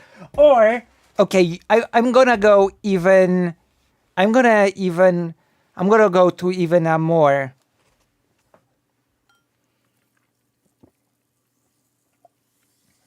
I'm gonna go to a more blurry example, okay? I would say it is. I mean, it's self-violent, but I think violent protest is outwardly aggressive, not self-destructive. Oh, sure, I thought of the Tibetan monks. Right. Okay. Hunger strike. Violent, non-violent. Is a hunger strike violent or non-violent in your opinion? Not refusing to eat and drink, is that violent or not violent? Is that a peaceful protest? A hunger strike? Occupying a building and refusing to eat. Okay. That's a bit interesting to me.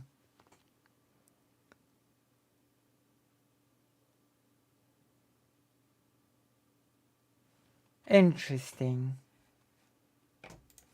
That you would find sort of unintuitive. For example, they assume that media coverage of broken windows will tend towards an understanding of a movement as nonviolent versus attacks on persons, which they will identify as being more violent. But when you actually look at the coverage of the BLM riots and protests that characterized them as violent, the thing they pointed to primarily, with the exception of some cases like the Rittenhouse case, was broken windows, burning cop cars, etc., etc.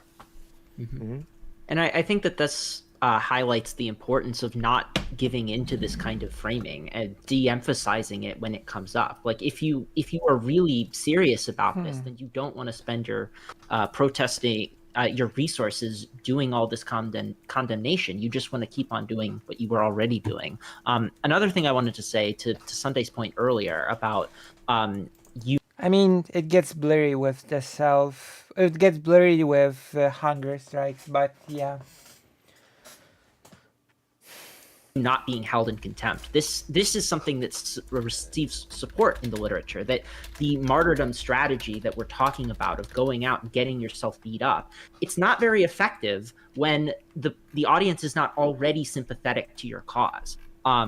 Vigilante violence against like Black people in the United States has always been super common, but it didn't garner much sympathy from the primarily white audience until after a certain point, when the audience was paying more attention. No, this is important. Why were they paying more attention? What changed between 1850, right, or let's say 1900 and 1955? What changed? It wasn't. It wasn't. New factor was introduced into society that changed the dynamics here? Because there's an answer to this. There's a lot of it wasn't just that's 50 years, which includes 2 world wars. I wasn't even talking about that long of a time period. I was talking about like Eisenhower to Lyndon B. Johnson. I guess maybe the distinction for me is the violence so much as the direction is directed, and is how I would personally characterize protest as a peaceful versus violent. Well, you would have to explain what the direction means, right? Like that short of a time period. Well, the main invention in that short of a time period that became much more common and much more widely produced throughout American homes was mass media, the television, things like that. This coincided, right, with the changes in perception, because we didn't just hear about it and things like that, but you saw it. You saw the black kids being hosed down by the cops.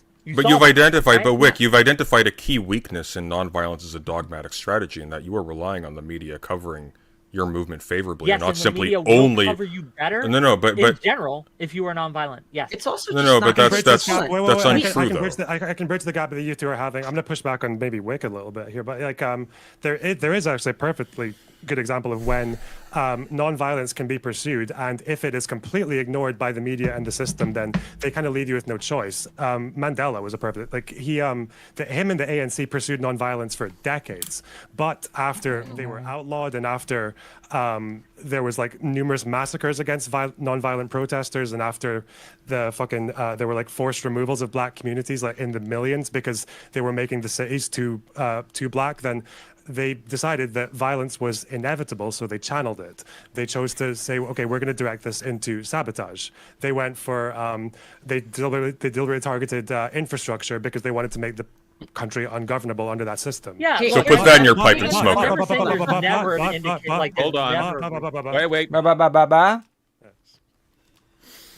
Wait. Oh yeah, I'm not saying that there's never a time for violence. Obviously, that's not true. Time for violence is now. So, there are extenuating circumstances, there are edge cases, there are times where you are left with literally no choice. But my argument is that on the whole, in general, I'm a general. nonviolent civil resistance is more effective and better and leads to better outcomes because Except we when have it doesn't. to also look at what does success look like.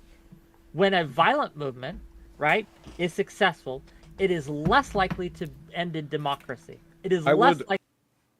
But violence does not really mean endanger society.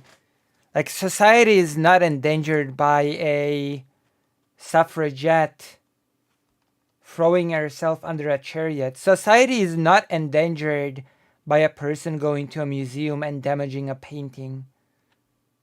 Right? And that's considered violent. To go to a museum and destroy a piece of work. That's considered violence. Likely to end in non-repressive regime. I would like to interject. This is because just a moment, if I may. Sorry. I just want to interject. This is bias from the moderator. It is towards good conversation. So everyone present agrees there are instances where nonviolence as a doctrine is preferable, and times when the opposite is preferable. Obviously, different countries, different situations, different times. Sure. I was curious on a point that got brought up earlier that I felt was under-discussed. They were talking about, well, you were talking about, the degree of permissibility of violence in nonviolent movements. Because when we cite MLK, of course, a principled nonviolent actor, the way he talked about violence, rioting, property destruction, would have been considered by media today, and was then, to be overly permissive and tolerant of the violent elements of the civil rights protest. That is to say, while many in the media look to see uncritical denunciations, he would often qualify, he would categorize, he would explain, oh, well, sure, I think it's bad. However, and for that, he was often blamed for the violence. To what extent do you think a non-violent movement has to condemn inevitable elements of violence that exist alongside them?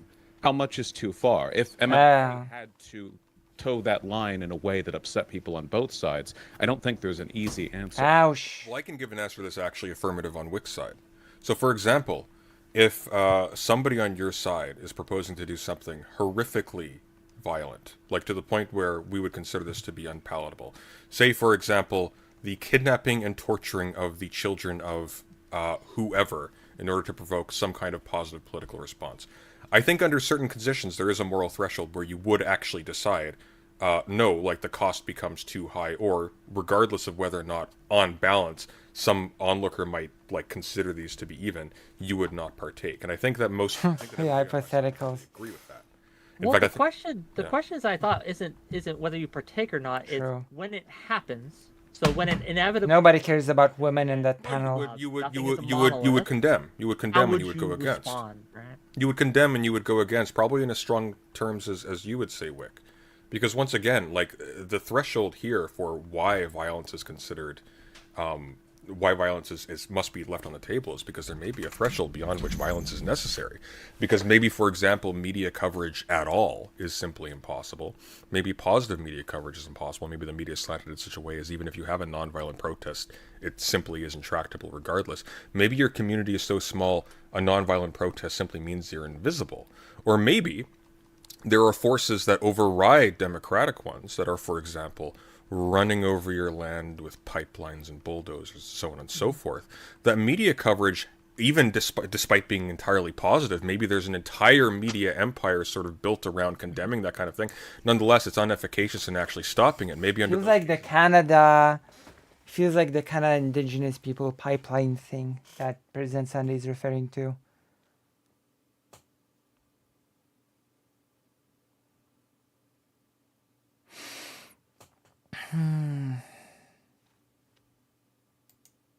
You actually have to engage in violence to physically stop the progress of that machinery, and so on and so forth. And also, to a point that we had earlier about the martyrdom strategy, why is it that police respond violently to peaceful protesters when it happens?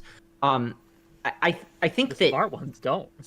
Well, the smart ones The don't. smart but, ones but don't here, because they here's know the it's thing. going to make them look No, shitty. but Do you what? think But what the cops? conditions? Do you think the cops look good nowadays? Like, do you think I'm people not are saying generally? that. Wait. Let me finish. What I'm saying is that in order for there to be People don't care how they look, by the way. a disproportionate police response, there needs to be a reputation or thought that these protesters are violent, that they are going to cause mayhem in the streets. This is the kind of thing that will prompt a disproportionate reactionary response from the police. If the police don't, if the police know that the protesters are not going to do anything, then what are they going to do? They're just going to handle them with kid gloves, and then the protesters are going to gain nothing. This The police does not care about optics. What about that time when a school with little kids was taken over by shooters or something, and the police, instead of going in, saved their own kids first and then just stayed in the corridor and let the kids die? Where was the optics consideration then? Oh yeah, it was nowhere to be found because the cops do not care about optics. What do you know? Strategy then relies on the existence of violent flanks, because violent flanks are what make the possibility of like they create the possibility of the disproportionate police response that you want. Are you arguing that I don't know if that's necessarily we're not true. violent enough that the police will actually treat us better? That'd be a terrible world where the police treat protesters well. What a horrific outcome! Where police are treating protesters with kid gloves. What a horrific dystopian the whole outcome! Point that you, your whole point was that the martyrdom strategy is the best way of getting like social movements towards their objectives, right? So if you're serious about that, if you are serious about the martyrdom strategy, then you will be relying on the violence of certain fringe flanks in order to change your reputation. I would like to hear. I heard Uh, just a moment after you're done speaking. I'd like to hear from Professor Meat and from Doe as well. They both spoke up and have spoken less. But go ahead. I'll be concise as possible. Like, martyrdom is one effective strategy. There are many others. When it comes to talking about civil rights, True. There are very historically effective ways. There are protests in the streets that we think of mostly, but there's also stayaways. There's slowdowns. There's all sorts of yes, of but kinds if of I may ways very to quickly, resist. just very quickly No, before in any conflict, if I can it's interfere just very quickly better. before we proceed to the two, and I'll be quiet. 5 seconds. Yes, the problem with the WIC is that the protests in the streets that you're referring to, they are either going to be passive when they encounter police, or they are not going to be. If the police, for example, simply do not engage in violence against the protesters, your martyrdom strategy fails because there's no active martyrdom. Okay. That's not true. Oh no, at all. please, Okay, Professor Meat, please go right ahead. Professor I'm Meat. sorry, guys. I'll be real quick. You open your mouth. I'm just here to back up my buddy Wick. But no, I appreciate it. The only thing I was going to say is that Oh boy. The point of the martyrdom strategy, the reason the martyrdom strategy works, and part of why I don't think it's sort of a mischaracterization to say the martyrdom is like creating victims, not realistically in my mind, because the point of martyrdom ideally is to put on display malpractices, injustices that are happening on a daily basis, right? You're like in the case of ML in the civil rights movement, these are people, oh boy, ideally, theoretically, who are like in a population who is going to be doled out injustice to them, who are electing to be the ones who it is done to so that it can be seen, right? And so that specific brand of martyrdom, you're right, isn't always possible. You can't always rely on the cops beating you up, but that's not the only way to put on display the negative circumstances that you're trying to protest against. And I've like, seen some other ways. Sorry, I've seen some other ways. Like some people do die-ins. If you've ever seen a die-in before, where they pretend to die on the floor. Most of the time, I've seen people talk about those. They laugh about them because they say like, "Oh, you guys are pretending like you have something that's so bad that's happening. True. Really, you're fine because look, you're still alive. Things are still okay." Like that's. Yeah, that's part of that. Like, so this poses a problem for I just want to defend my. No, I want to defend my. I guess it's just up oil, right? Because again, sorry, I blanked out when he said my boy Wick. What was that me talking? What was me talking about? Well, He has Wig's back, is what he Like, meant. yeah, the cops are pretty well Professor behaved with them Meat. most of the time, but they get a lot of attention, even if they just do a die-in. And what usually happens is it's not so much about making the protesters look good. It's because again, civil rights protesters were not favored by the American public, but the legislation was favored. Same with Just Stop Oil, because usually you'll get the default response from the average person to Just Stop Oil is, "Oh, I hate those hippies, but also climate change is actually a big deal." Shit. Yeah, Yeah, but so the thing is that Just Stop Oil supplements the sillier things that it does with like really extreme things. Like I think recently, a couple protesters went to jail for multiple years, or got sentenced to go to jail for multiple years because they got up on top of a bridge and stopped traffic across it for hours. They Like, were acquitted of that, I believe.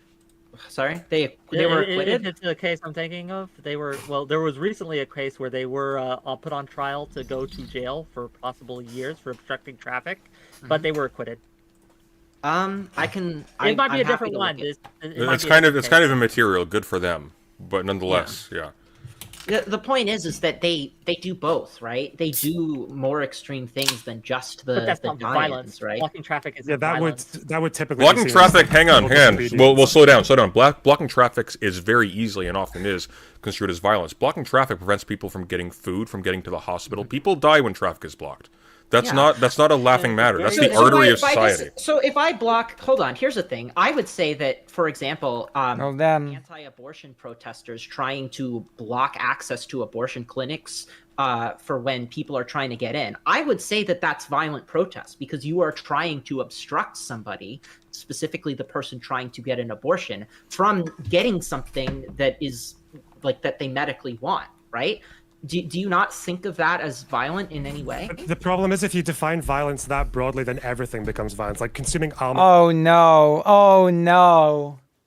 We're getting back to the genocide thing, aren't we? The problem is if you defined this thing so broadly, then everything is violence. Everything is a Oh no. Oh no, we're going back to the same arguments, aren't we? Okay, I need to go to the toilet now. While I'm in the toilet, gather more people here because we need more gigglers. And I will also grab breakfast because it's almost 5 a.m. My God.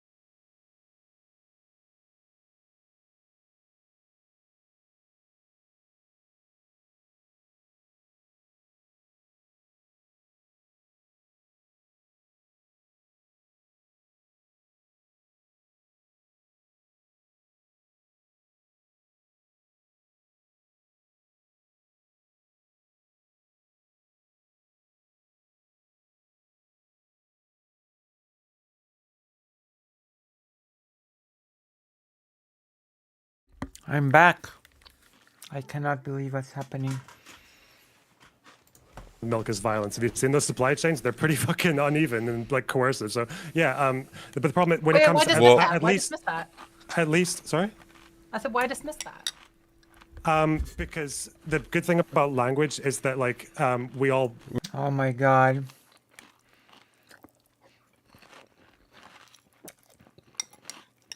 We're back again. We have looped.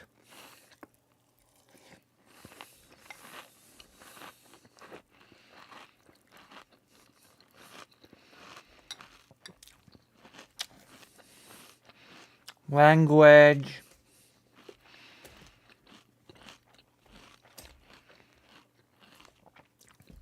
I think that the anti-violence side does not understand the subject. Like, seriously.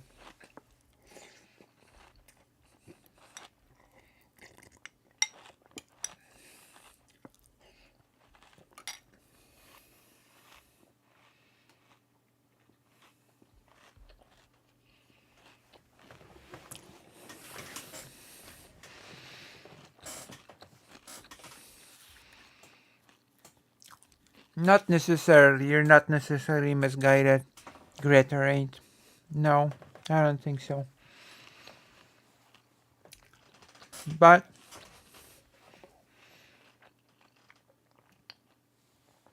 Loner Box, Wick, especially Professor Meat, are misguided. Like, let me put it this way. It is reality that the definition of violence is extremely broad and that violence can take many different forms. Like, we're going back to this absurd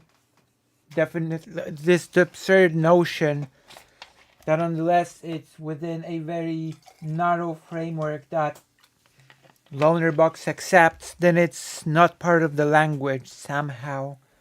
Like, what?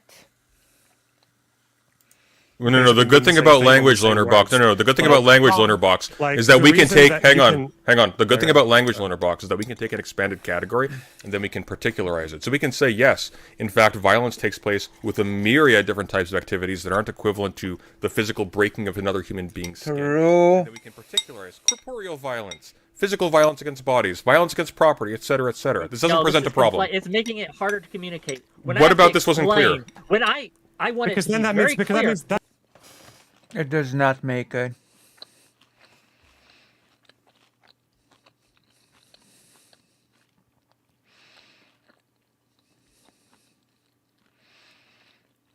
Suffragettes? True. Is there more utility if we were to talk about violence in genres than just saying the word violence at everything? I mean, we already can discuss different types of violence, right?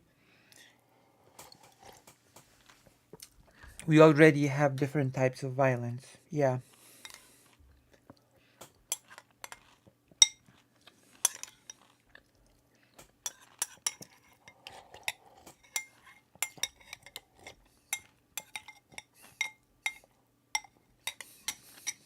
So we already sort of do that.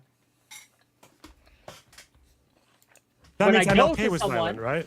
But when you explain, but when you have to, I need them to but when understand you, what I mean. I but don't when need you, them to yes, but when Vosh is pretty hands off.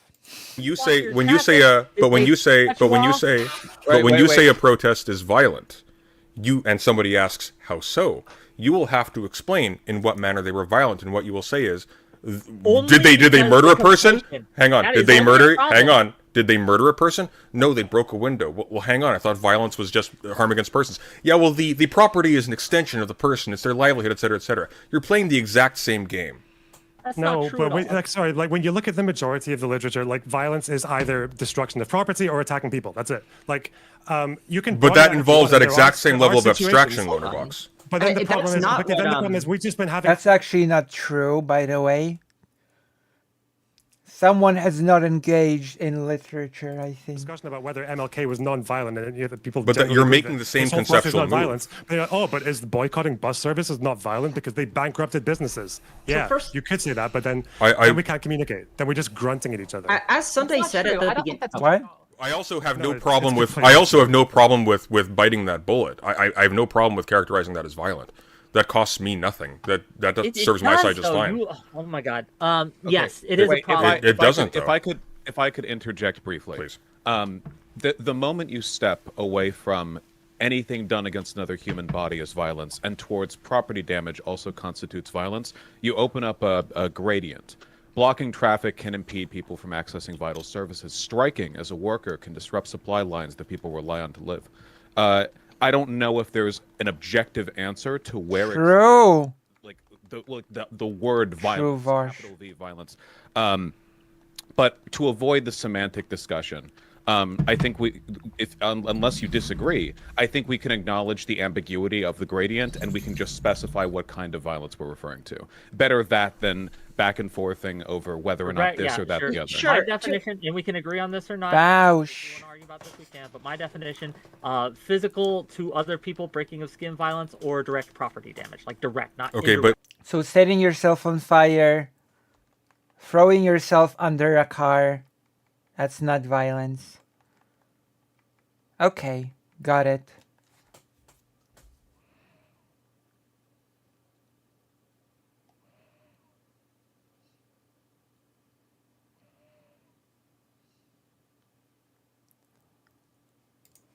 that or property damage though. I will remind that the suffragettes' violence, the suffragettes movement was actually framed as a violent movement, even though a lot of it was them throwing themselves under vehicles and doing stuff like destroying paintings in a museum. This is exactly the same gradient that me. No, it Doe- doesn't. We Yes, don't it have to does. follow Hang on. the string all the way Calm down. down, We say Wick. we're Calm stopping down, here. Wick. We're doing it again. Me, Doe, and Sirius are perfectly fine with accepting that there is a gradient of violence that includes these other things, and that violence can have different levels of severity depending on your perspective and depending on your values, etc., etc. There's no contradiction there whatsoever. However, when you're introducing an abstraction that is personal property that is perhaps very distant from the person, maybe some personal property of the wealthy, for example, may be so infinitesimal, even though so large compared to the average person, that its destruction doesn't even register to them until long after the event. They simply don't care. And yet, nonetheless, it can be used adequately to characterize a protest as violent or non-violent, depending on like whether or not there's a picture of a smashed window that can be put on the news. Also, by the way, this is a nice question for me to ask. So, if violence is attacking a person or destroying property, then riddle me this. This is a question for the panelists and for the audience. If there's a group that protests, goes to a government building with a bunch of guns, holds people at gunpoint, and takes over the building, is that a violent protest or is that a peaceful protest? No damage to the property was done. No harm to anyone was done yet. People were just held at gunpoint and a government building was taken over. Peaceful protest or violent protest? I await your answers in the chat.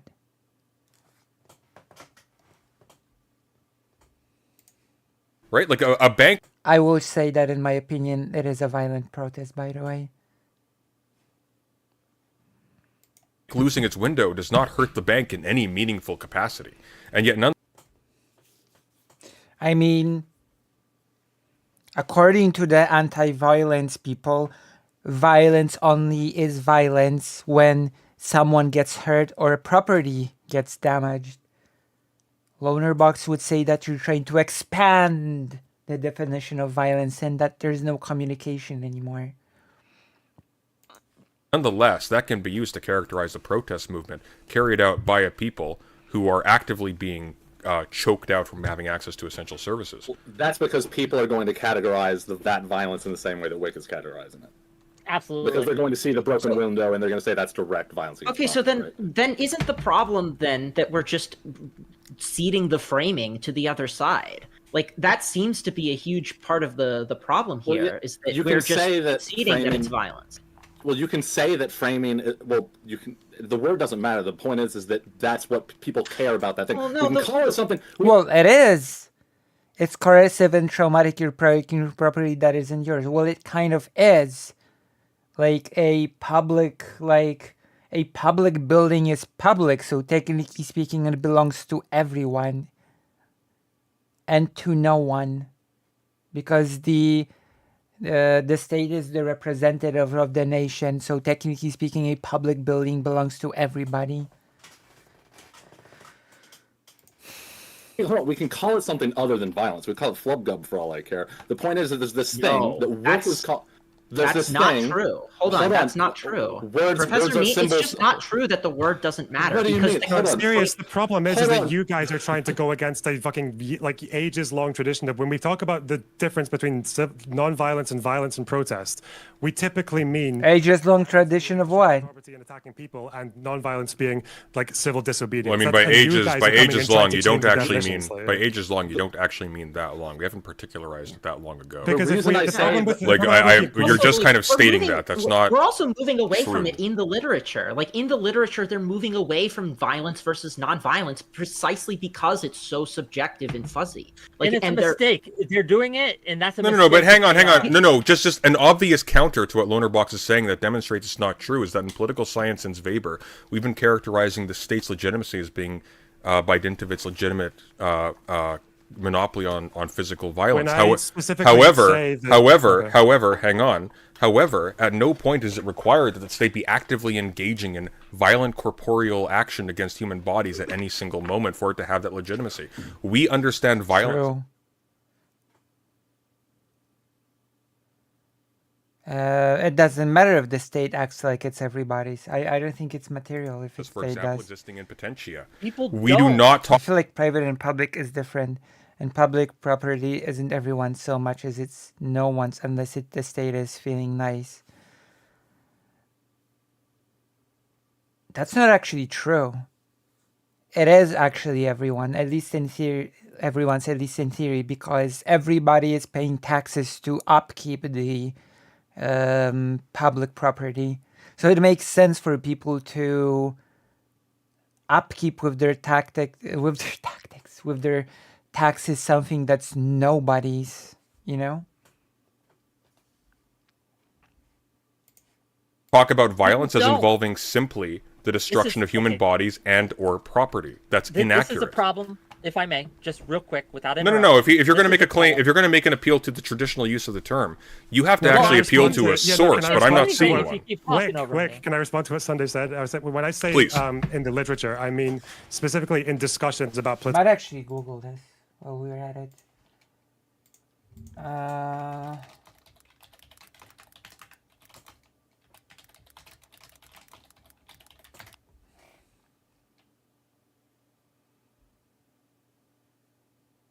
There we go. I found it. Public property refers to property owned by the government or its agency. Rather than by a private individual or a company, it belongs to the public at large. Examples include many parks, streets, sidewalks, libraries, schools, playgrounds that are used regularly by the regular public. Boom. There we go. I won this debate. Or something.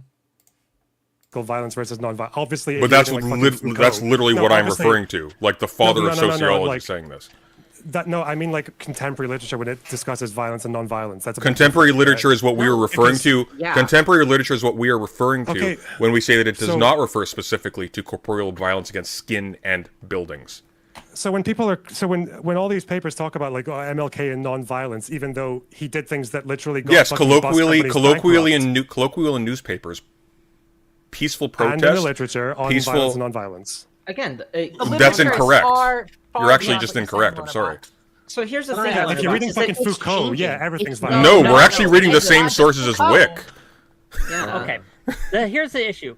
When you want to communicate to someone, like what's going on, and you tell the average What's Foucault's Joe position or on violence, Sally, Lonerbox? is average Joe How does or Sally, Foucault I don't define know. violence? Oh, okay. Now we're going with average Joe or Sally. Oh, Foucault is one person. I hate I'm trying to Foucault. talk to everyone. We've never I'm trying read to talk Foucault. to as many people as possible. And the vast majority of people out there, and I will Oh, die on boy. this hill, if you say, hey, You my will. movement is violent, they think of two things. They think of breaking windows, and they think of, well, breaking windows, breaking Well, cars, clearly not. property Half the damage. debate They think panel of- does not agree with that. I'm gonna tell I'm an you, average Joe. I'm not in an ivory tower somewhere, dude. To Wick's point and to what you said earlier, Sirius, like, the reason I say the word doesn't matter is because if all of a sudden you called breaking people's windows something other than violent and you put it on the news, the fact that it was not being called violence is not what is determining whether or not people like That's it or disapprove actually of it or that's approve of it. completely untrue. That's the thing. Like, we have done experiments on this where the exact same events are framed as either violent or non-violent, and people's perception of the legitimacy of the protesters Yes, changes. I am sure that if you frame something as violent versus non-violent, framing it as violent is going to. But that's what you're appealing to when you're saying that the optics are what matters. What I'm saying is the quality that Wick is referring to. What I'm trying Is to say optical. is that even the words that it's you not use purely optical. influence. I know it's like a parent that gives their kid a present for birthday, but they can take it away whenever they want if the kid is bad. It's apparently been given to the kid. The kid owns it, but do they? It's at the mercy of their keepers if they get to have anything, unfortunately. Well, according to the law, the thing is still the child. Even if the parent is able to temporarily withhold the item, legally the item still belongs to the child. That one I'm certain of, okay? The item that a child receives from a parent legally is the child's property. It can be withheld temporarily, but the ownership does not change. It's not purely optical. Even in those scenarios, the bulk of the things that people are going to decide on whether or not they approve of it or disapprove of it is going to be the invocation of the underlying qualia, right? People care about Underlying violence. Actually, we can qualia? call it. What's the underlying qualia? What are you talking The about? characteristics of the definition. That's not That's not what qualia means. I have no idea what you're saying. Sure. Do you really have no idea what I'm saying when I say the characteristics of the definition? Yes, I have no idea what you're saying. Punching someone in the face and You don't know what blocking the traffic. sentence characteristics of the Yeah, definition means. I can tell you. I can actually tell you. Wait, hold on, because we ended up doing it anyway. Oh my god. The problem here is that the selection of certain actions as violent or not, and the subjectivity of that determination has literally been a tool of social control for as long as we've had mass media. So appealing to or even attempting to work out where exactly something falls in this line that is deliberately kept arbitrary to reaffirm the values of whoever gets to determine whether or not it is seems really counterproductive. We're obviously talking about a distinction between violence and social violence. There are plenty of theorists who speak on these issues, who would happily side on either side of this issue, and we can also agree, I think, that whether or not something optically plays well and whether or not it's academically sound are two entirely separate questions. I'd be far more interested if we specifically referred to what kinds of violence or not we're talking about. Vaush is taking charge. No more of this nonsense. No more. Okay. I'm gonna change the title once more because it seems like situation has changed dynamically.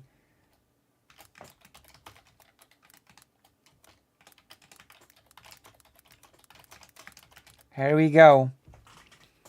Just as the situation changes dynamically, so does the title also changes dynamically. There we go. How do you like the new title?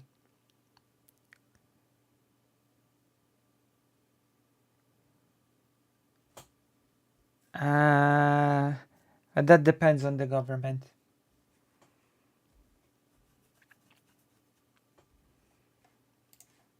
when we talk about what is justified. Whether we're talking about breaking windows directly, strike action, deploying supply lines, whatever we mean, because I think... What's eminent domain? I have to look it up. Sorry, gigglers. Now I have to look up the eminent domain.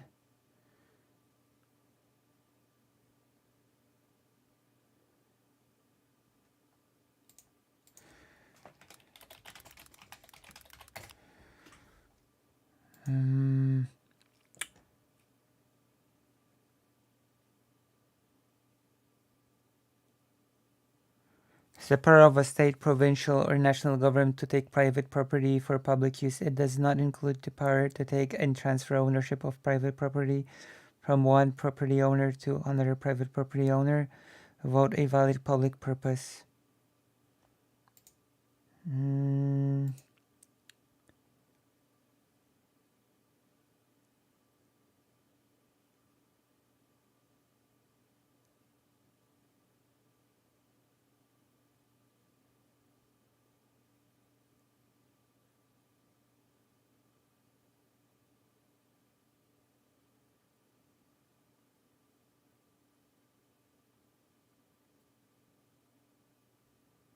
I don't think that happens much in Poland.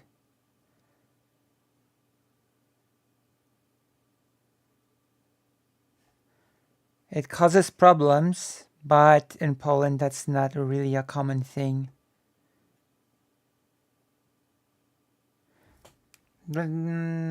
Usually in Poland they negotiate. Like there were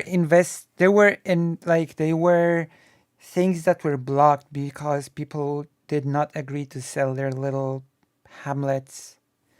So that's a thing that happened in the past from what I remember.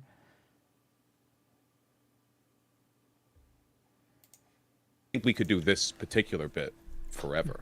Well, violent protest can involve, for example, the destruction of government property, attempting to bulldoze a traditional native site. I just want the specific acts being referred to over what could otherwise be an interminable discussion. When I think about that's violence from the state. It's all going to depend on the context of the specific social movement.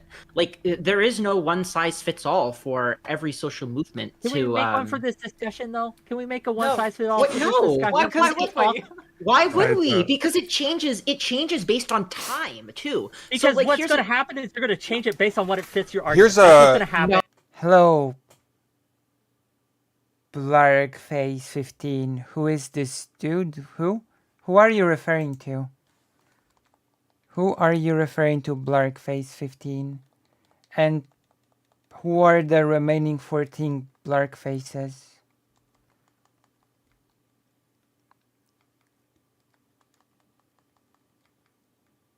Sorry for derailing the stream a bit. That's okay. That's okay. You have not derailed.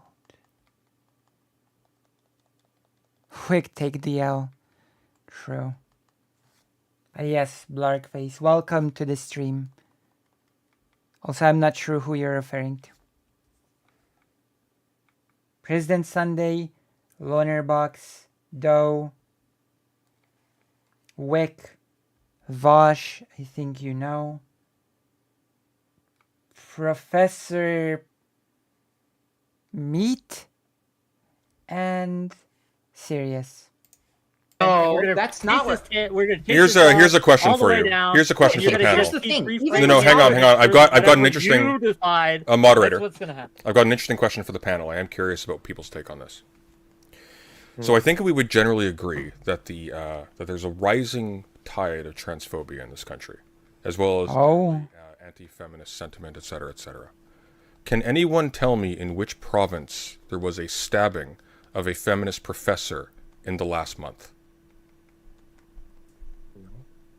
No. I read the article, but I don't remember the province. In Canada? Same here. Yeah. In Canada, yes. Yeah, I think I and how much did that cut? Canada, How much wind did that take out of the sails of conservative reactants against trans issues? None. What's your point? That is my point. It had no So, effect. Again, isolated incident. If the Isolated targeted incidents community, if the failing to, targeted or no even no no, being if successful unless in changing minds isn't an argument. unless the targeted community is not held in contempt, it lacks. It's not about changing minds. It's about weakening the movement. Wick is not very capacity to change smart. minds by passively accepting its oppression. Yeah, you but gotta that's have because it's such better a singular. You gotta have better evidence. Well, than a this is single no, that's incident. that is kind of true. Like even like at the time it happened, Emmett Till didn't get that much attention at all. But then 10 years Exactly. later, Yes. everyone's paying attention. But Yeah. I love you, but, Lauren. There's I a could say swath if of we're talking stabbings of about feminist professors. I mean, I think we'd But see if a we're different also result. if we're also talking about like how much did January 6th damage the Republican Party? They've been fighting each other ever since on that. So Well, although to be clear, it depends. as far as violent protests are concerned, very few deaths, very little property damage. Yeah, but it was still everyone here. I hope would consider that violent. Wait, why? But Why but would hang it- hang on. Wait. Why What would It if? was attacking violent? property. It was No, violent. no, but They slow hit down. people. What if? They gave What cops if? PTSD and someone died? Yeah, absolutely. But what if that didn't happen? What if they just walked in, maybe someone shat on a desk? What then? Would that not be violent still? I would consider that violent. That's a direct affront It to the would freedom not of the be entire violent. country. As violence by the public. Breaking into a building is probably violence. Yeah. Well, no, I disagree with you, Hold on. Letterbox. I think if they were peaceful, if Or they had like the simply vandalism, come in yeah. Breaking and not into- wait. vandalize, No, and not let hurt him cook. anyone, it wouldn't. No, if Oh damn! come in, they had not vandalized anything, they had not hurt anyone, and they were simply peaceful. There is a way, but that would require, I don't know, some Looked on- editing or something. Like, Vosh could just put their names or something. much differently. Are you kidding me? That would be looked on much differently more by the favorably. public than it is now. I don't know It about wasn't that. silly, but it would be way more favorable than what they did. Yeah, are you arguing against that? Yes, Disagree? yes. I mean, I didn't know about the cops being killed until long after. I knew about the person who was climbing the walls being That's 'cause shot. you weren't paying attention. That was like day of. I was watching it live day of. There was no coverage of that. Well, sure, but that doesn't matter. Like, it doesn't change the fact that Wick's example, like the example of someone going in and taking a shit, would be viewed way less, would have way less of a disruptive effect on the Republican Party. Really? Taking control of a government building and taking a shit on the desk would not. Okay, that's just. I don't know why would you try to defend such a thing, but. And I mean by such a thing, I mean such a take. Yeah, I don't understand this. Tomorrow, yeah, there's a stream tomorrow. You're trying Republican to make. Party. Obviously, if Jerry Or rather, today. violent, it would have been viewed more favorably. No, you're missing the point. There's survivorship up. bias here in terms of what you consider to be a successful protest. You are identifying the ones that people cared about, and therefore they're accepting their oppression and being covered by the media in such a manner as they're Oh, okay, good night. to the people observing it who weren't part of that protest. That depends on so many different things that most people in the world do not have. Also, Sure, I would. just to I'll say- just, Do you I'll just think- agree to that most movements don't succeed. Yeah, I'll agree to Okay, that. but if that's most regardless of violence movements or don't not. succeed, if most That's movements don't succeed, regardless of violence or if not, most movements don't movements succeed, Oh. what percentage do you suppose those movements are violent? Like we So have a the handful of successful movements cases by Eric to and draw. Chenoweth, yeah, Hello, Sugoi. Did you do your IRL debate thing? It wasn't a debate thing. It was like a political meeting. It was not really a debate, but it was very disappointing. I should talk about it at some point. It was like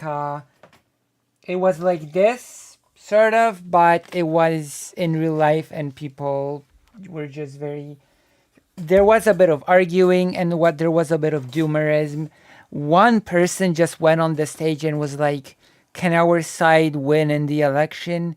Yes, but we will lose." So there we go. This is the amount of doomerism that I had to deal with. It was basically a fight of young people versus old people. One person said on the stage, "I'm not gonna vote for you young people not because you're young, but because I don't trust you." And then a young person took the microphone and said, "Well, we stopped voting for you because we don't trust you." And I was like, well, no wonder the far right is in charge of Poland if this is the opposition. We have. Yeah. You dispute the data if you'd like, but we have data from Erica Chenoweth, and your author disputes the data. The non-violent. Yes, your author disputes the data. Your author disputes the data you are citing. Go on, Sirius. Wick, I wanna point your attention to Erica Chenoweth, like her own characterization of her data. Like she has put out tables showing the difference over time between the violence, the success rates of violent versus non-violent protests.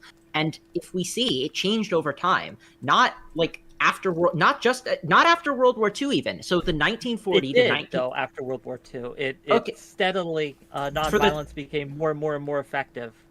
Yeah, but for those first few decades after World War II, or rather these first couple decades, violent was more effective. So it's not to say that non-violent is never effective. It's that it depends on the time and place and the conditions that you're in. Moreover, I want to point you to something else, which material conditions. America's data has been analyzed by other people, which, that's good because her data set is huge and extensive, and I applaud her for that. But one thing is that when it was broken down by race, like the racial makeup of the protests, there was no strategic advantage to nonviolence when it was a movement by a minority or disadvantaged population. Violent protests and non-violent protests had the same success rate for minority groups. So even in the worst case scenario. Okay, it's time. You will look at the screen and you will tell me what to do, okay? You will tell me what skills to take, okay? So why isn't it up? Okay. Have to find... One moment, okay? I have to find... LMNOP.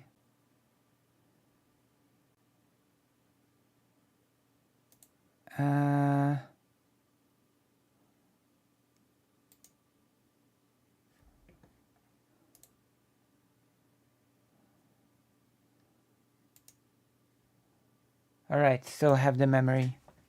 Okay, we're gonna click on this.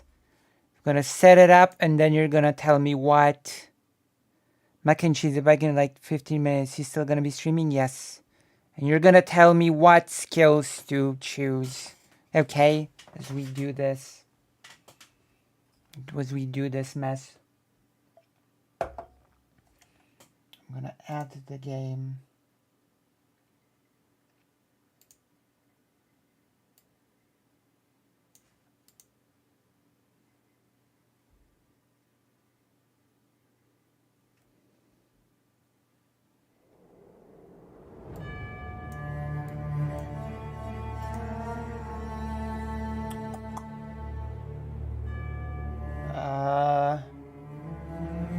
How do I log in even?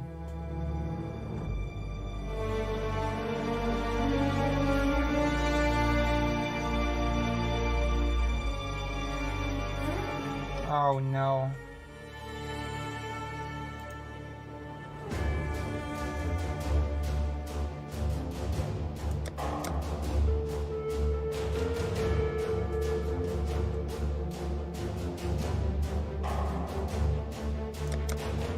Okay, sound.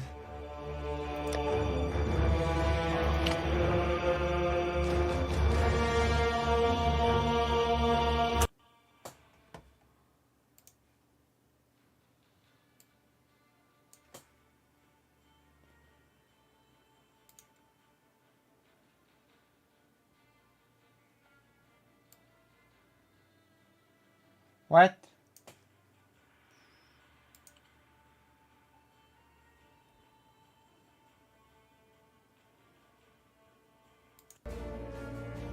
Okay, that worked.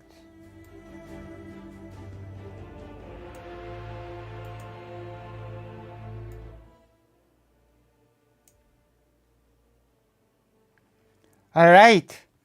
Now I have to add the game. Game capture, add DOE.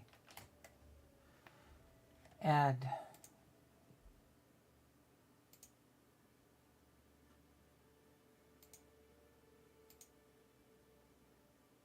Where is it? Where is it?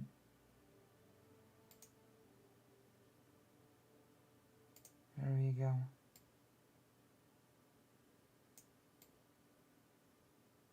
We're hiding serious a bit, but you know.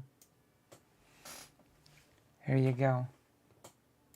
Scenario where a group is despised, non-violence or violence has no appreciable benefit towards non-violence, is what you're saying to me right now. Except in the most famous cases, it actually does and is co-constitutive of the positive effects. Cases, what does that even mean? Well, Mahatma Gandhi's Satyagraha movement in particular, the decision,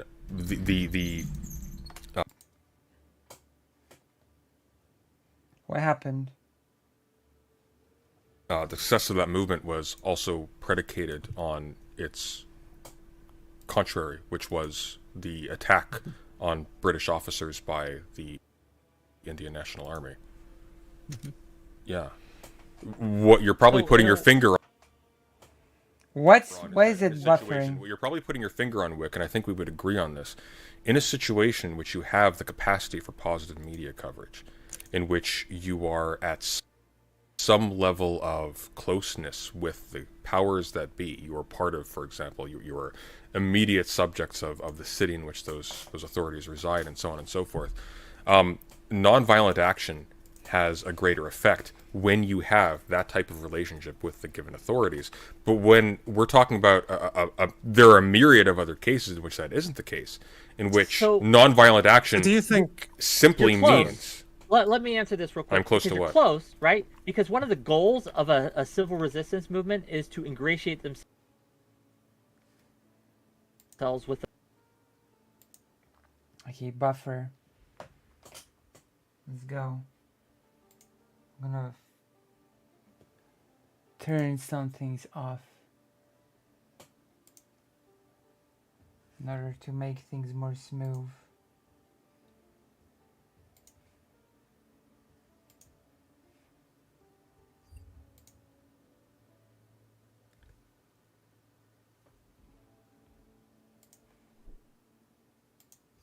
There we go. This should make things more nice.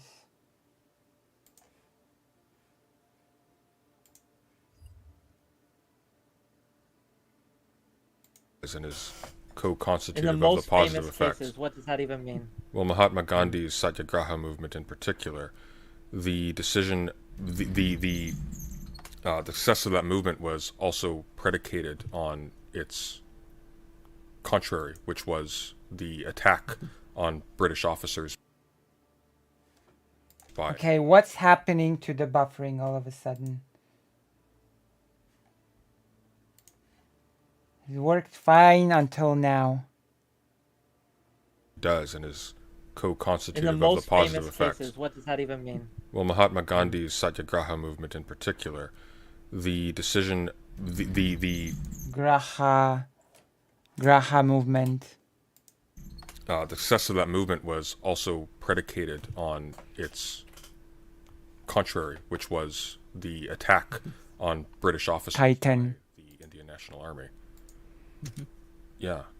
What you're probably putting your finger on is that in a situation, what you're probably putting your finger on, Wick, and I think we would agree on this, in a situation which you have the capacity for positive media coverage, in which you are at some level of closeness with the powers that be, you are part of, for example, you are immediate subjects of the city in which those authorities reside, and so on and so forth. Nonviolent action has a greater effect when you have that type of relationship with the given authorities. But when we're talking about there are a myriad of other cases in which that isn't the case. Right. Nonviolent action do you think simply means... let me answer this real quick. I'm close to Because what? you're close, right? Because one of the goals of a civil resistance movement is to ingratiate themselves with the populace, to ingratiate themselves with the pillars of power, which support any kind of structure which they're trying to change. Oh, that's not true. To ingratiate themselves, that's not true at all. That's very incorrect. What are you talking about? What are they protesting against? They may not want to ingratiate themselves. For They example, want to make the people, because pillars of power that support a regime, an institution, a country, a society, all of them are run by people. Did we want to ingratiate ourselves Yeah, to the but British, slaveholders and we were are people separating from too, them? Wick. What are you talking about? We went to war with slave. They ingratiated themselves with the North, and we went to war and we Yeah, that's killed not a them. protest. That's war. That's... Yeah, we killed them. We killed the slave owners, or we tried to. But you still had whites-only institutions and places. Sure, it took a while because 400, at the But time, who are they hundreds ingratiating of years themselves of towards? protest. I don't follow you here exactly. So it's important. No, but at some point, Let me the explain motive it. If was you not let me explain it, ingratiation. maybe you would understand, but you gotta let me finish. So what you want to do is let's take the 1978 Iran revolution, which was not violent. It's not often. Oh, that's incorrect, my friend. Okay, what's happening? Can't we watch this in peace? Oh, Jesus Christ.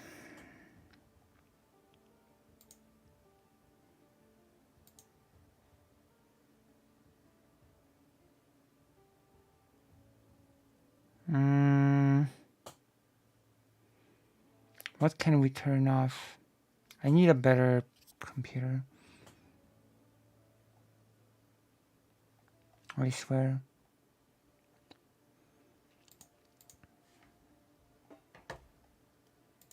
That is very incorrect, my friend. Okay, how many did they kill? The Iranian protesters. The Iranian protesters. How many did they kill? Yeah, how many? I don't know. I thought we also None. said destruction They didn't of kill property. anyone. They didn't kill anyone because it was non-violent. You absolute moron. Okay, so let me educate you here a little. I thought we bit. said the reason that worked. I thought we said that property I gotta answer. I gotta destruction talk about also counted it. as The reason violent. this works, right, is because the oil. Oh boy. The oil workers. Are you talking about Mossadegh? What was called a slow Hang on, sorry. Okay. Refresh me. Mossadegh's Which 50s. 50s, Yeah, that's thank Talking you. of the revolution in the 70s. Okay, he did say the revolution. Sorry, I wanted to make sure. I didn't know if he said revolution or after that. 78. Because 78. Mossadegh, I would kind of get where he's coming from, but there were other problems with that. If he's talking about the... Never mind.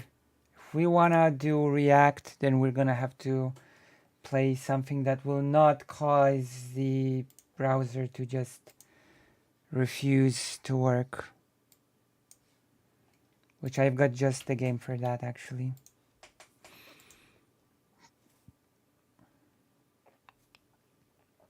One moment. I'm actually so annoyed with that.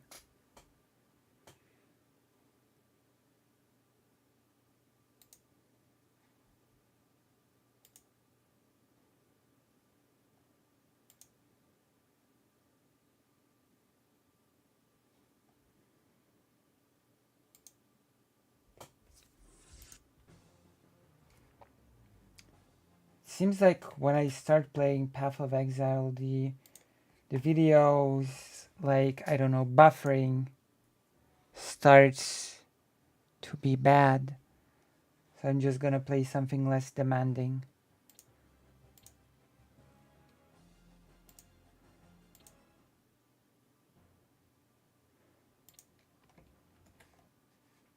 themselves towards. I don't follow you here exactly. So it's important. No, but at some point, Let me the explain it. motive If you was let not me explain it, ingratiation. Maybe you would understand, but you gotta let me finish. So what happens is, what you want to do is let's take the 1978 Iran revolution, which was not violent. It's not often. Oh, that's incorrect, my friend. That is very incorrect, my friend. Okay, how many did they kill? The Iranian protesters. The Iranian protesters. How many did they kill? Yeah. How many? I don't know. I thought we also None. said destruction They didn't of kill property. anyone. They didn't kill anyone because it was non-violent. You absolute moron. Okay, so let me educate you here a little. So wait. Now violence is when someone dies?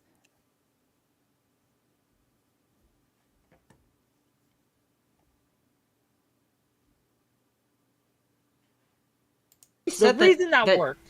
I thought they said that property I gotta answer. I gotta also talk about counted as The reason violence. this works, right, is because the oil producers, the oil workers. Oh Are you talking boy. about did Mossadegh? what was called a slow. Hang on, sorry. Okay. Refresh No, me. most Which, of the which 50s. 50s? Yeah, that's Thank Talking you. about the Different revolution in the thing. 70s. Different You thing. okay? He did say the revolution. Sorry, I wanted to make sure. I didn't know if 70. he said revolution or after that. 78. Because 78. Mossadegh, I would kind of get where he's coming from, but there were other problems with that. If he's talking about the Iranian Revolution of 1979, no, they fucking wasn't bloodless. Are you insane? What are you talking about? So again, the reason that it worked, well, it wasn't bloodless because the authorities at the time killed the protesters, and they would have a funeral and protest. Between So, yeah, 1963 and they did 1979, he estimated 3,164 in the anti-Shah movement were killed. The Foundation of Martyrs identified 744 dead in Tehran, where the majority of the casualties were supposed to have occurred. The coroner's office counted 895 dead, and Tehran's main cemetery. Okay, they were going in against how like a many years? Gestapo How type many secret police. This was not a When we bloodless talk about revolution. when we talk about non-violent, I think he means the actions of the protesters, the not against the protesters. I state don't care they're about the protesting state. against, The state right? is Yeah. going to. So even in the. Yeah, even- they didn't have a dogmatic attitude towards violence that, Oh my that kept God. it off the table. I don't think you're Who- correct They there. did though. Okay. Whose So the whose reason it definition worked- are you using of nonviolence? Are you still using Erica's? Because Just be specific. Be careful here. well, because in Erica Chenoweth's book, like Oh my god. and specifically she says that the violence versus nonviolence distinction for that book is about whether or not there was an armed subset, or whether or not they were predominantly armed. So that doesn't line up with the colloquial definition that we're using, right? Well, I'm just Again, for what whatever does it's this worth. have to I'm do with my point? for whatever it's worth. I'm going through like What a panel. Point is that this is directly relevant to what. Just a quick clarification to make. Like, it could be the case that there was some violence from the revolutionaries going on at some level, but this is a little bit like Professor I'm Meat. going through like it's paper after paper after page after page of people like overwhelmingly unanimously by historians. It seems to be the case that the Iranian Revolution that we're referencing was considered overwhelmingly peaceful. I'm reading articles about how one of the primary tactics that the people used was to go out and confront the soldiers and like literally speak to them and try to get them to come to their side. And it was at one point it was like over 1,000 people per day were defecting from the military police. It's like they were ingratiating themselves into the pillars of power, and it was fucking successful. And this rewriting of history that we're trying to do, right, is just we have this documented. It's recorded. We can go and we can look at it. What broke the people is when the police who were the security forces were pulling people out of their homes to go work in the oil factory or the oil refinery or whatever it was called. They stopped doing that. They refused to obey. That is the purpose of getting people, of ingratiating yourselves into these pillars of power, is so that the pillars of power who would otherwise support the regime or the country or the institution stop doing so, not necessarily by defecting, though that would be great, but by simply not obeying, not complying, being non-compliant. That is the purpose. That's what works. That's what happens. I don't understand why you were fighting me on this. Well, This is because just it's true. not the strategy of every single protest movement. I think Of that course, it's not the strategy of. I'm saying when they do use this, We're as talking a about strategy, predominant. it You is can more use the word likely to be predominant, successful right? when they don't.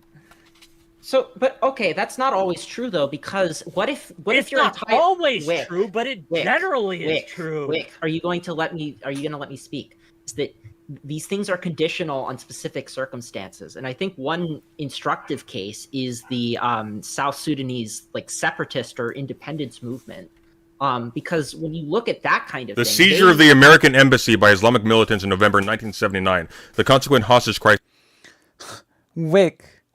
and above all, the Iranian-Iraq war began in September 1980, strengthened the Islamic Republic because of the rally around flag syndrome. This was not a non-violent protest, Wick. You were incorrect on this. We're talking about predominantly. Crisis. This is Sunday, fundamentally you- different. It's about than being what- predominantly like. Sunday, you interrupt. you're sort of. I think Sunday you're sort of doing the same. Oh. So now it's not about it being violent or not violent anymore. No. Now it's about it being predominantly violent or not. Okay. So we've moved from non-violent to predominantly non-violent. Good. Good to know. Good to know that we've made this shift.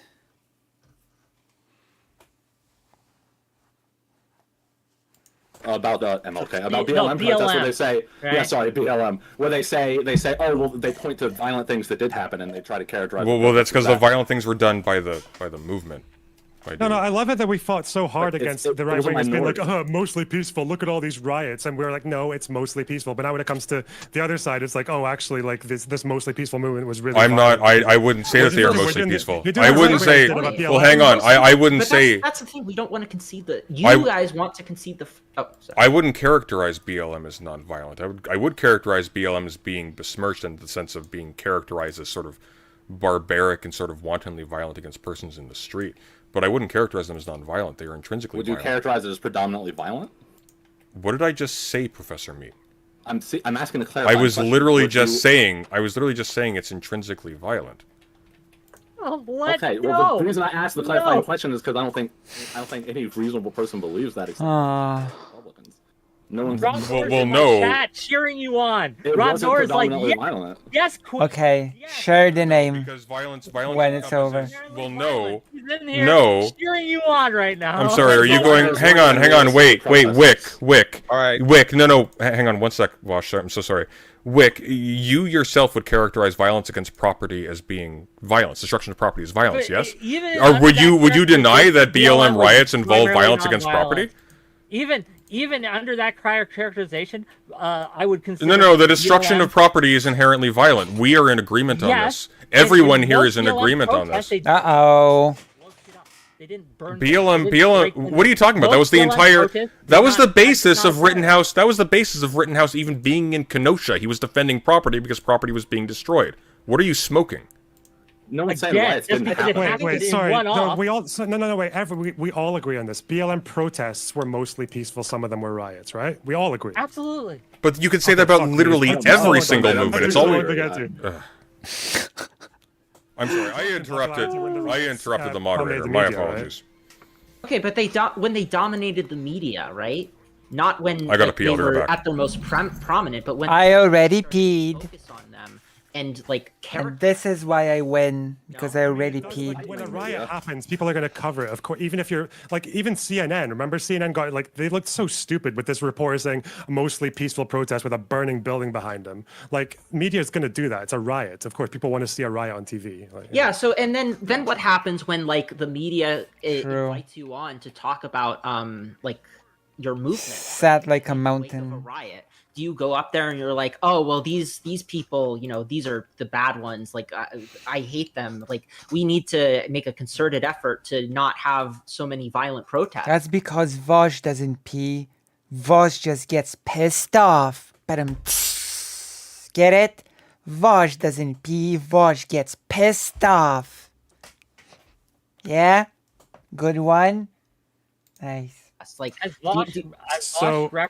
as the moderator referenced earlier, MLK gave us a very good playbook for this. He condemned the riots, but also condemned the underlying conditions which caused the riots. He used this as an opportunity not to distance himself from the violence, but also reiterate into his audience the conditions which he was protesting. How much did he give to one versus the other?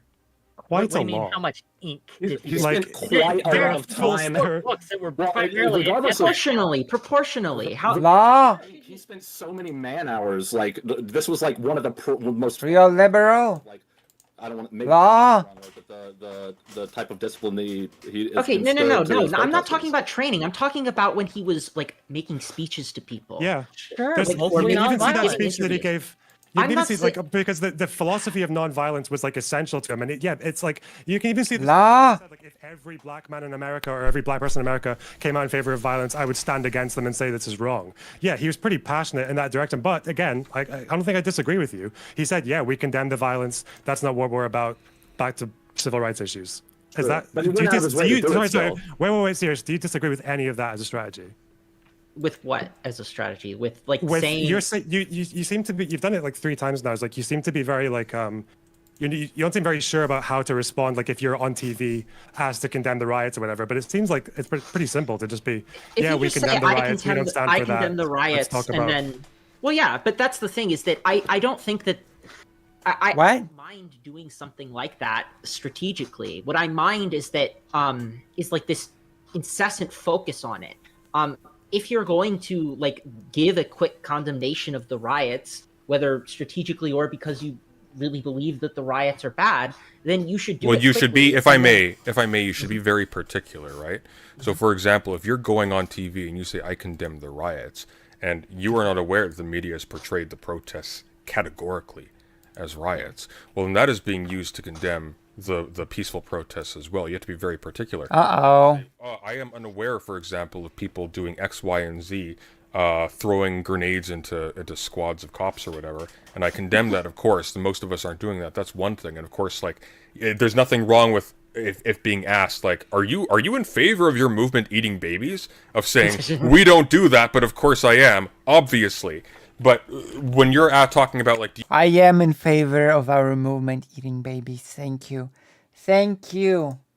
If I were on the panel, that would have been my answer all along. The riots, quote unquote, and the movement as a whole is being characterized as riots, and adjacent movements are being looped in as riots.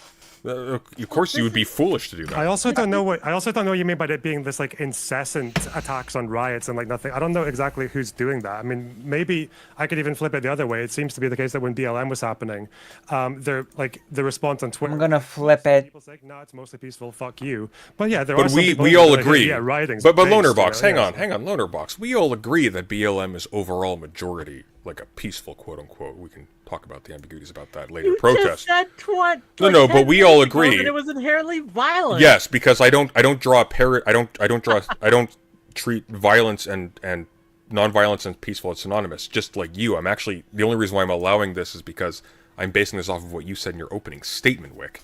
Damn. Like we all agree though, the vast majority of people in like rights aren't based on hypotheticals. Rights are privileges granted by the state. True. BLM protests are not, for example, breaking windows or throwing rocks at cops, etc., etc. And yet, nonetheless, when you look at the news coverage of these protests, what is overwhelmingly shown are burning cop cars and broken windows and dark, like cities at night with the glow of fire in the air. That's true. They absolutely characterize these things as riots. But the problem wasn't showcasing that. The problem was, and I think the reason to answer serious is you don't think the problem was exaggerating that to the point isn't that a reason to be less violent? You'll find out what I think the problem is in a moment here, if you let me. Right? Is that as the reason why it sometimes seems as if we're constantly harping on it, because every time we said we want to try, hey, we condemn the riots, we condemn the violence, let's talk about the issues, someone out there raises their hand and says, actually, I think the riots are base and we should do more of them. And then we have to deal with that chuckle fuck, right? And that's a problem. Yes, because individual chuckle fucks, quote unquote, ruin the whole. What? No. What consequence do individual chuckle fucks have? That's what? You have to deal with them. Also, we had to turn off the Path of Exile for now. I'm sorry, Sukai. I mean, I will also say, like, you don't have to acknowledge them. Sorry. You can just keep talking. When they exist, they will cause some No, level of problems like- to you. again, I think it's probably good that when you have the opportunity to stand against rioting within your movement or like excessive force and all that, like, yeah, you probably should do it. I don't know what's wrong with that. And actually, one of the big reasons the protests were mostly peaceful was that they did that. When people tried to antagonize and tried to be more provocative and try to smash shit up, the protesters were they were so mean to them. Like they made sure that was just what they didn't stand for that. And I think that's a good thing to do. So mean. Like, that's a specific thing. Do you disagree with that? Game big, debate small. No, I don't disagree with having discipline. Wait, really? Wait, hold on.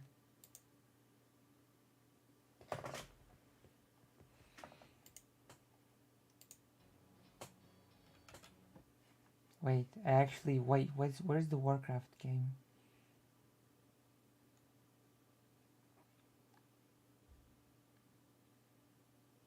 Have I never played Warcraft 2 on this small screen? Huh.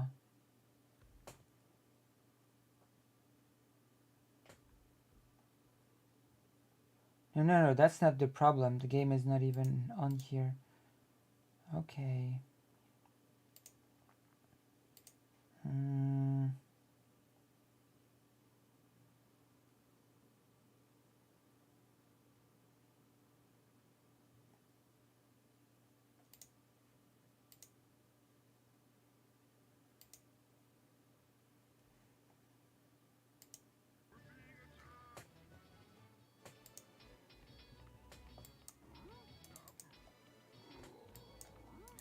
There we go.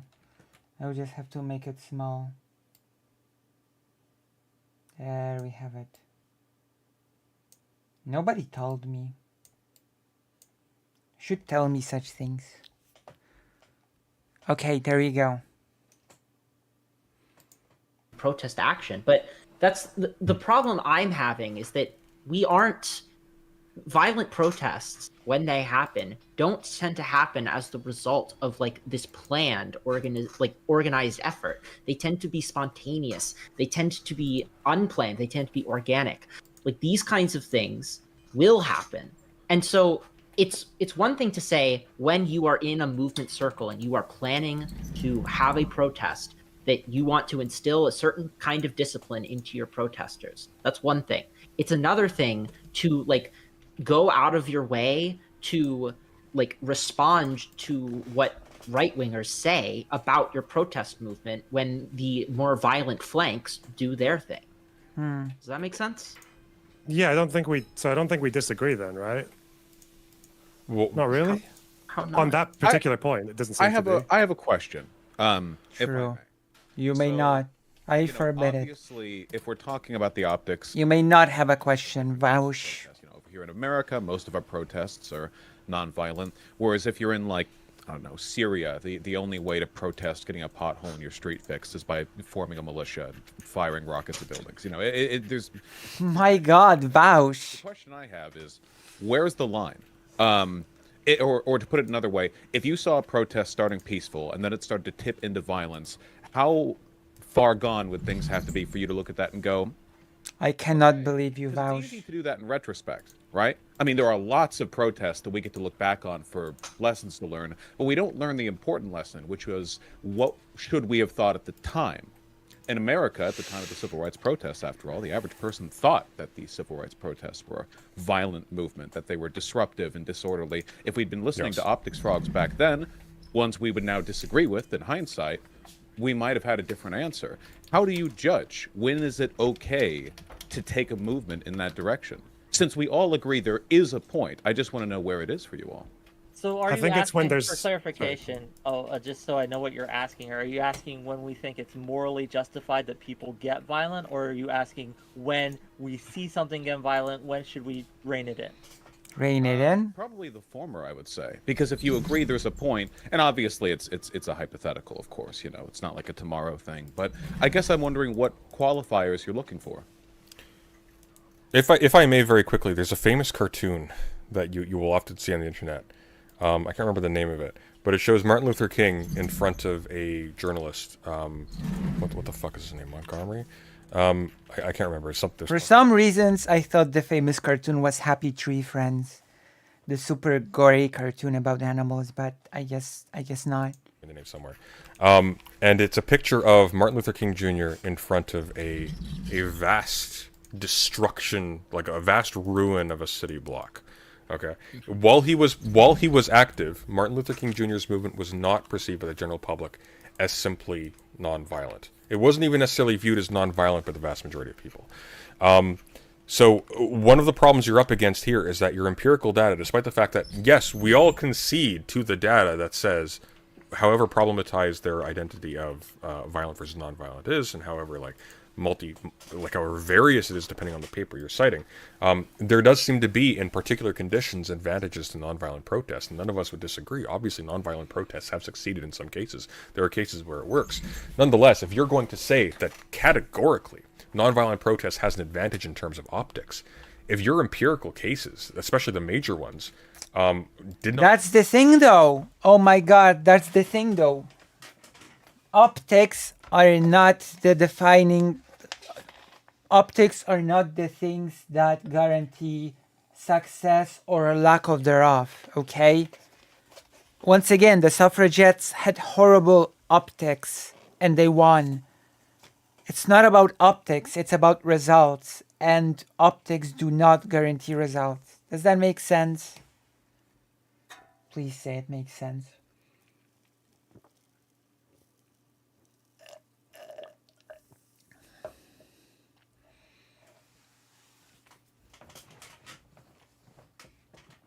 We over-focus on that optics. optic while they were operative.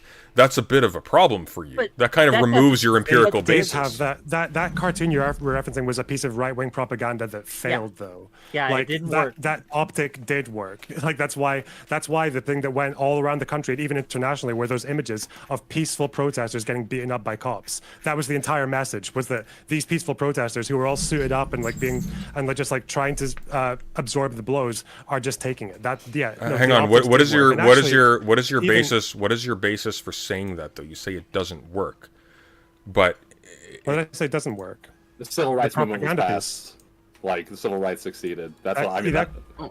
Yeah, they got the legislation passed. This was like one of the most successful decades in like African American history. No? I think that the appeals to international audiences is, I think, separate from how it was perceived in the United States itself, because what reaches overseas is not necessarily going to be like the propaganda that's influencing the average American person, because though amongst Americans, MLK was super unpopular.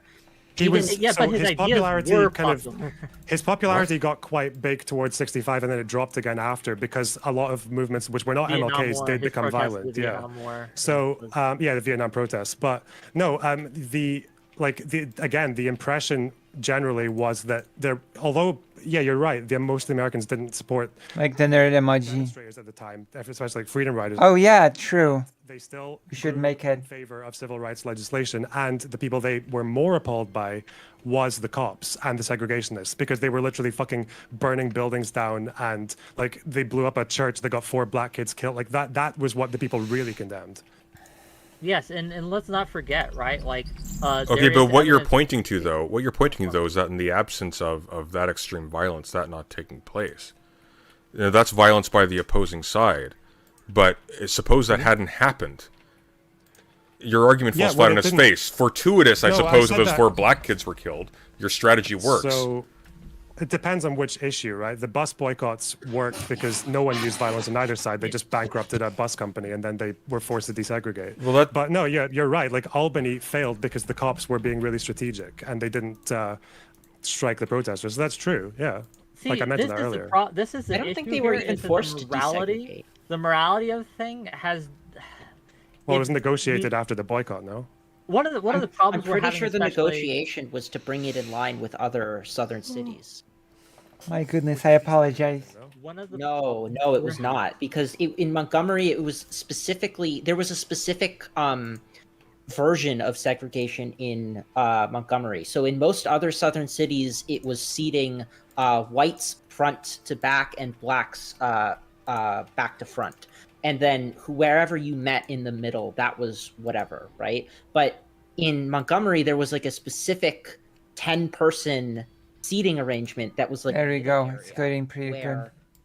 Which was supposedly for everyone, but black people were asked to leave that middle area even when they had the right to be there. So like there was a very particular thing that they were fighting against. They didn't even fight for full desegregation of the buses. They fought for a different kind of Well, what about the diner sit-ins? It was a success. That bus boycott was considered a success at the time, though, wasn't it? They did push to get the change without violence on either side. That's all I was saying. Right? Yeah, but I'm not right. Yeah, okay, sure. My point is that it was really modest. It was not desegregation. It was a different kind of segregation. So yes, sometimes you don't get every single thing you want in the first time. It's an incremental process, and people don't like that. But incrementalism Is that so? And it's slow and it's frustrating, but that's how you eat an elephant, one bite at a time. Okay, you don't try to shove it all down your throat all at once. But the problem we're getting into here what is are you like talking about? Incrementalism and why it's based. So, but the problem. Hang on, but. I really love this quote. I'm not sure who said the quote. That. Oh my god, I have to check who said the quote. Who was the streamer or creator or writer who said that? Yeah. At least, like, that we can't fault people for wanting to live before they die, you know? Like, yeah, people, incrementalism is great for people that already have everything that they want, but for marginalized people, it's a matter sort of living, right? If you don't get anything you want during your lifetime, that you might not even have a chance to really live before you die, right?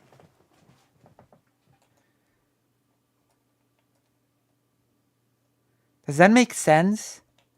People should have an opportunity to live before they die. Like, incrementalism is great for people who already don't need to fight for basic rights. That's great for them. Hello, DexMex. So explain how that. Just saying, well, yes. it only got some success. So can we really characterize it? Yeah, I mean, as that was true success before the working? 50s as well. Before the 50s, they had Brown versus the Board of Education, which was that ruled segregation of schools unconstitutional. Yeah, there were loads of steps taken even before the 50s. To be clear, I'm not saying it was unsuccessful. I was just disputing what was said. I was correcting the record on what was being said about it. That it was a Vosh is just stretching. The buses oh my god. It was not a success in that the buses got desegregated. It was a success in that they aimed for something pretty small and they ended up getting it. It's desegregation. Let's say that. How's that? Is that better? Their broader goal. I mean, that was personally the broader goal of many of the movement leaders, but it wasn't the explicit strategy that they were employing. They were not going for that. They were not arguing for that to be the case. They were not asking for that. They were asking for a different kind of segregation. Yeah, it was the first step in a larger plan and a larger movement to get eventually civil rights. What is it? Right, and it's still, to be clear, right. I don't think that the civil rights movement and the civil rights era fully got 100% of what it wanted or what it needed. I think there's still work we need to do, but I think that we think to it as there's still work we need to do. What are you referring to? What do you have in mind? No, wait, sorry. Like, the timeline is well serious.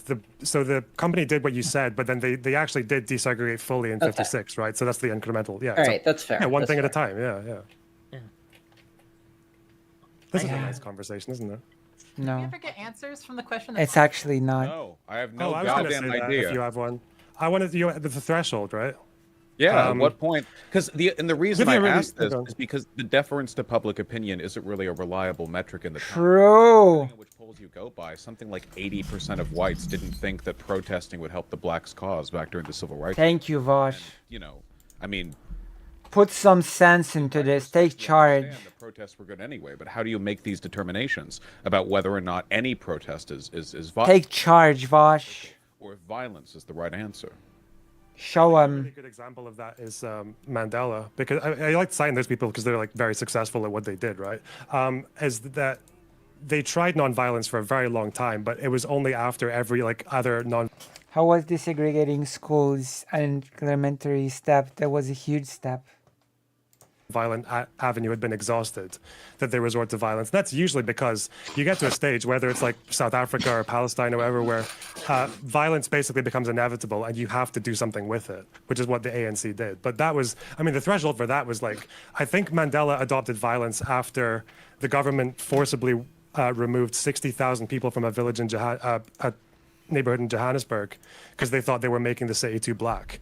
Which is an insane threat. I think one of the assumptions that's kind of undergirding a lot of this, discussion, is that non-violence is efficacious, presuming that the protest is only against policy and not, for example, as in the case of the Iranian Revolution, against interference from some kind of colonial metropole. Your very country, not you, Lonerbox, of course, is established by means of very violent protest. Oh, are you talking about the Revolutionary War? I am, right? yes. Yes, I will cede that prior to World War II, prior to the advent of mass media, the variables were changing. No, of course, but you see the fundamental weakness of your position, though. You have to presume that the people who are protesting want the status quo to persist, but nonetheless. Why do I have to assume that?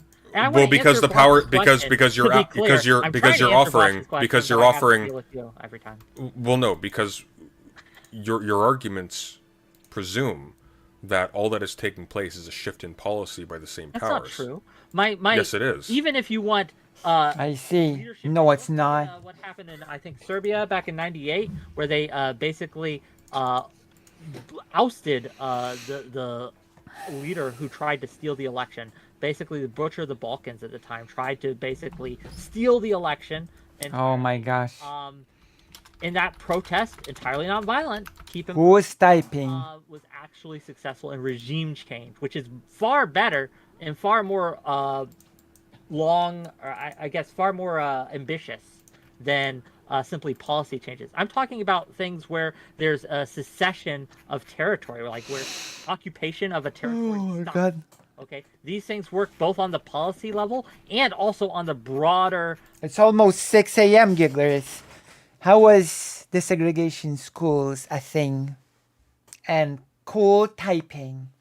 Overhaul, more kind of revolutionary level. I'm a revolutionary. The problem is it works whether your cause is just or unjust. We see a lot of very Also, my cause is very bad actors adopting a lot of the rules for radicals playbook and a lot of these the playbooks of the more nonviolent resistance, civil resistance, to success, right? To their benefit. bad actors, more like badass. Researchers are dealing with nowadays is Am I right? He was ways of he was going fought about with it military are effective counteraction. regardless of the morality of the. More like badass. Real quick before I forget, is that my line is when Don't forget. Directly. Basically, it's a very high bar. I understand. Wick, don't forget. They have removed all other means of Production. of change. So if they've prevented you can't vote anymore. They're putting. Wick is getting hung up on technology changes as well, mass media, etc. It's not about the tool we have available, it's about the social outcomes we have put into effect. True! Tools are helpful, but violence was used just as much before and after the printing press, the radio, mass TV, and now the internet. True! Also, optics do not dictate on whether or not a movement is successful. It's silly to try to claim that. You in camps. It's not true. Killing you. Yeah, there comes a point where you just have to take up on it. So after they've already succeeded in killing you is when we can start to. Well, you understand. Well, hang on, Sirius. You do need to remember the wise words of my prime minister: "When you kill your enemies, they win." I mean, the problem with that argument is that you're assuming that violence would have saved people beforehand, which again is like very true. When you kill your enemies, they win. Depends on what you're talking about. I don't really know if like. Yeah, but that works both ways, right? I don't. Yeah, but let's say you know that stupid fucking Ben Shapiro thing about if the Jews were armed, they could have stopped the Holocaust. Well, I'm like, no. If there were fucking Jews running around in 1930s Germany killing people, what do you think the response? Did Ben Shapiro say that? Can someone link this? Okay, I need somebody to find this for me. Did Ben Shapiro unironically say that if Jewish people were armed, they would have... Link it to me. Because there was a meeting of the ghetto leaders in Warsaw before many of the deaths happened. Young people met with the leaders of the ghetto, the leadership of the ghetto, and the leaders said, no, we do not want to do any violent retaliation.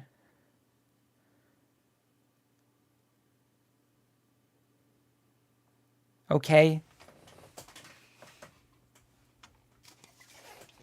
Interesting. Interesting view. Someone link this to me, please. I beg.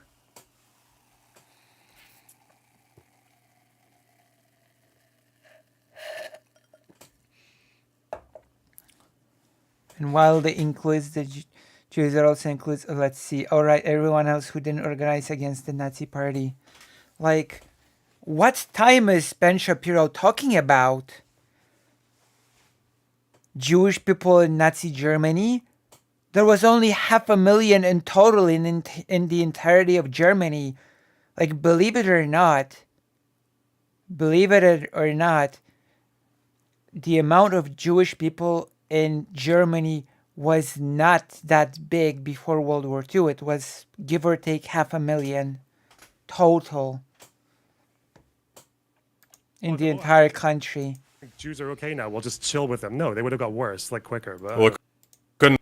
do you think the response? Oh, actually, I think fucking Jews running around in 1930 Shapiro thing about if the Jews were armed, they could have stopped the Holocaust. But I'm like, no, if there were fucking Jews running around in 1930s Germany killing people, what do you think the response? Oh, actually, I think Jews are okay now. We'll just chill with them. No, they would have got worse, like quicker. But Well, it couldn't have hurt. I don't know, dude.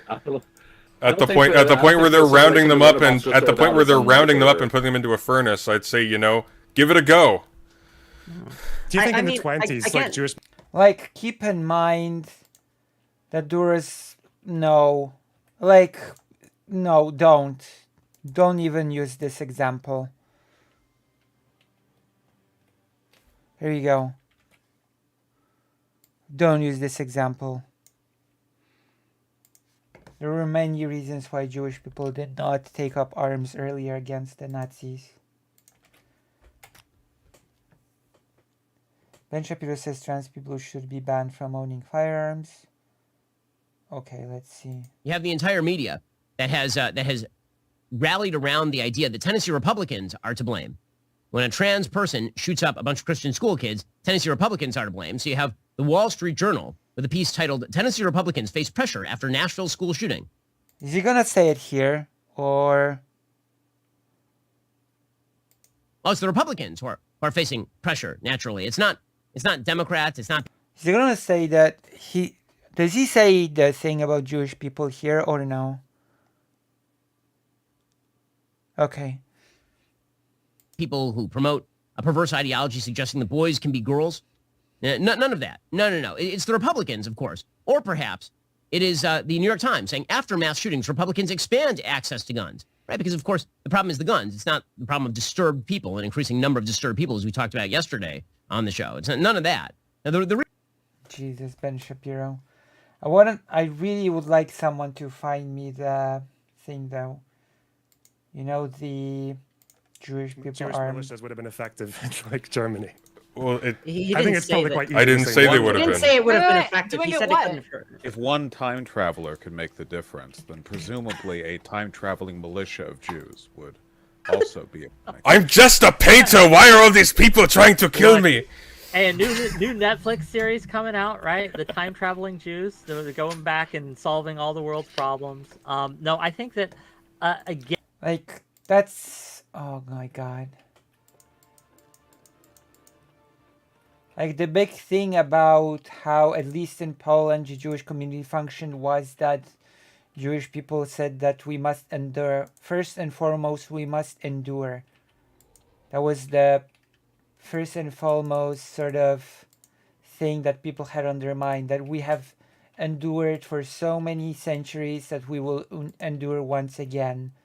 That we are not like the movers, the changers, etc. Because the topic of this panel, let's sort of remind ourselves that it's about violence and political change, okay? So Nazi Germany occupying and killing people does not apply, because that would have been just defense against an aggressor and not a fight for change. So I'm not even sure why this example of Jewish people comes up at all in this debate.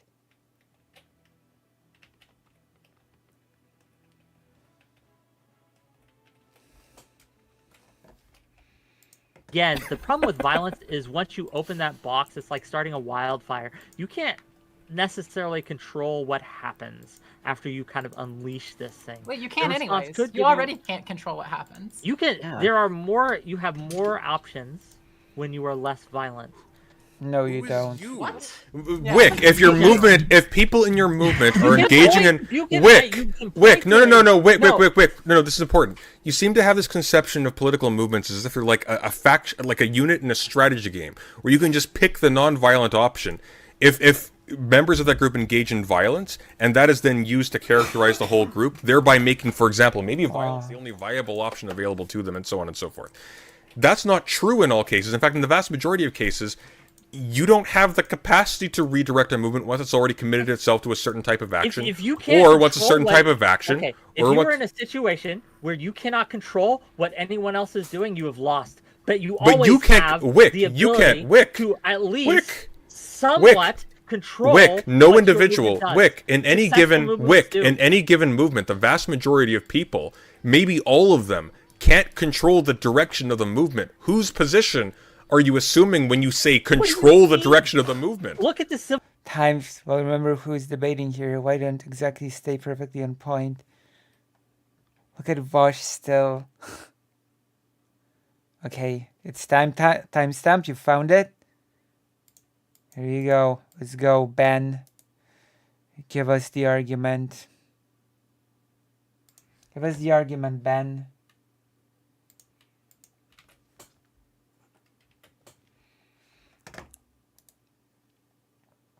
Give us the argument. Federal government could do to prevent school shootings, Republican Don Young responded, "How many Jews were put into ovens because they were unarmed?" Now, That's not exactly how it went. There's a whole article about why Jewish people did not stand up sooner against the oppressor, and the reason cited is never because Jewish people were not armed. Okay? That's not it. now he later backpedaled and said he was taken out of context, but I think it's pretty clear what point he was trying to make. So no, that's not it. Oh God.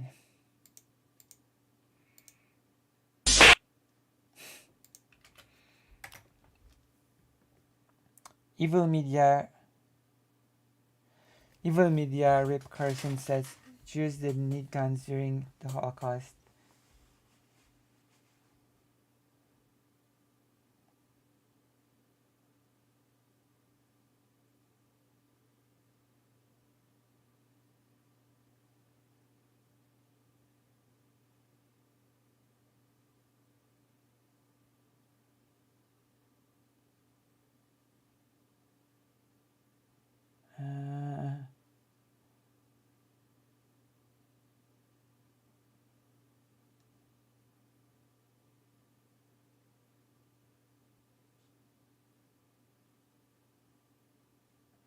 Armed resistance did work for Jewish people in the Holocaust. The Warsaw Ghetto Uprising delayed the German deportation by months, and revolts in death camps did redirect the resources from Nazi regime. Like, it's much more complicated than that. I'm sorry. Like, this is such a simplistic view of this whole situation. Let's start from the fact that the Jewish Warsaw Uprising was just basically a choosing of where people will die. It wasn't a fight to win. It was a fight to choose the place of death. Don't even.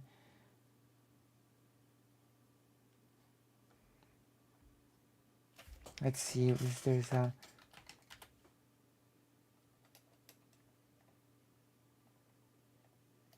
There's nothing by Ben Shapiro here. We have to find the Ben Shapiro quote.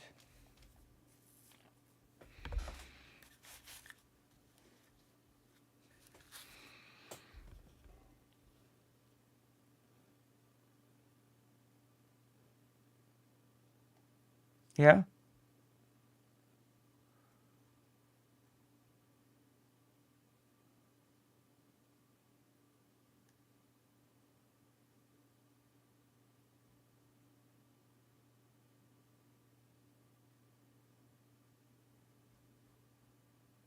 All right, let's continue for now. civil rights movement. Do you not think that MLK had very strict and tight controls over his He protest didn't have movement? control. He had influence. And no, he didn't have unanimous control over every black civil rights actor or every black rights actor and so on and so forth. The reason that the civil rights movement was so effectively nonviolent across the board was because multiple organizations were not like even I think it was like the overwhelming majority of Black Americans were pro nonviolence. Like Malcolm X was just like, I mean, he was represented a very small minority at the time. Yeah. Yes, so you have that fortuitous situation.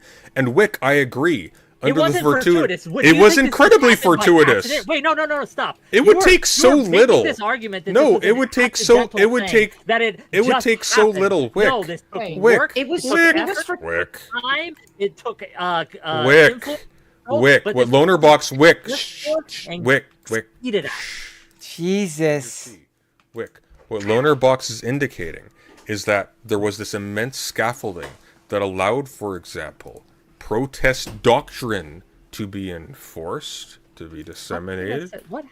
How do you think that scaffolding came about? Do you think Because it happened to be the case that in this particular time, in this particular place, particular people formed organizations and community roots that allowed them to influence the movement of large numbers of people. That is not always the case. Sometimes, for example, protest is the result of top-down action and is spontaneous from multiple sectors at once, in which case none of these sectors has unanimous control over all of the others, and sometimes some of them are engaging in violence. The only way to counter that violence, if you prioritize that, is to cut the legs out from the whole of the movement itself.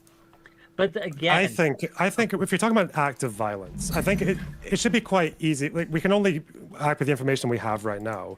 I think if you can just justify any particular act at a time, just do that, right? For example, looking back at Stonewall, I think that was perfectly justified because they were literally fucking raided in their space My God. for no fucking reason, right?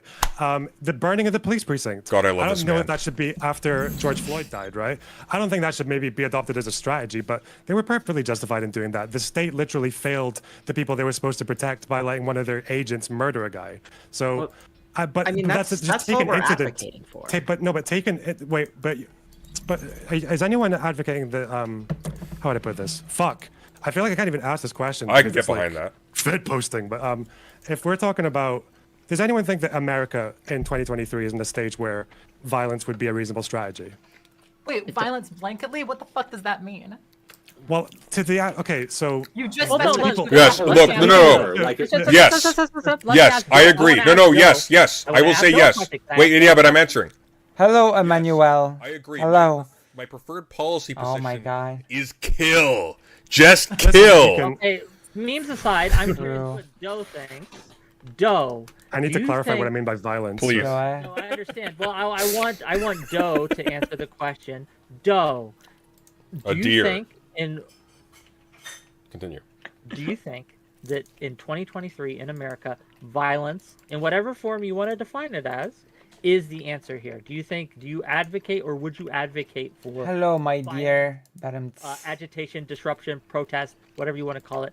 Can you elaborate? I want to give you space to elaborate because I don't want this to be Fed posting, right? I want to give you space. I think that so I care about what's just, and I think that solidarity is the method of justice and freedom, and that And love and solidarity. tactic than blanketly nonviolence. I think that like knowing that the person next to you will help de-arrest you if you're at a protest and a cop starts engaging in violence against you, or knowing that like you know these kinds of things. I think that I do think that violence is acceptable. It's certain cases in certain times in 2023 America. Like True. yeah, but The arrest is in like fight off the cop who's arresting someone. de-arrest? Yeah. Have you ever seen a de-arresting? I mean, it sort of happened in Poland. It was a very, very loud case. Yeah. I know what it's talking about, definitely. The infamous attack on the police when a non-binary activist was arrested, yeah.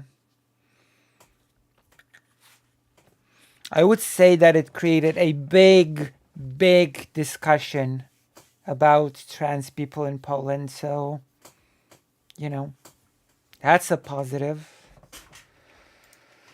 Yeah, And like I don't know, I haven't seen one, but it's okay. So a cop's you never arresting seen- someone. No, I haven't seen it, but a cop's like Just Up Oil, like they're getting arrested, and other people should like muscle the cops off of the protester. Yeah. This is a very common protest tactic. It's called de-arresting.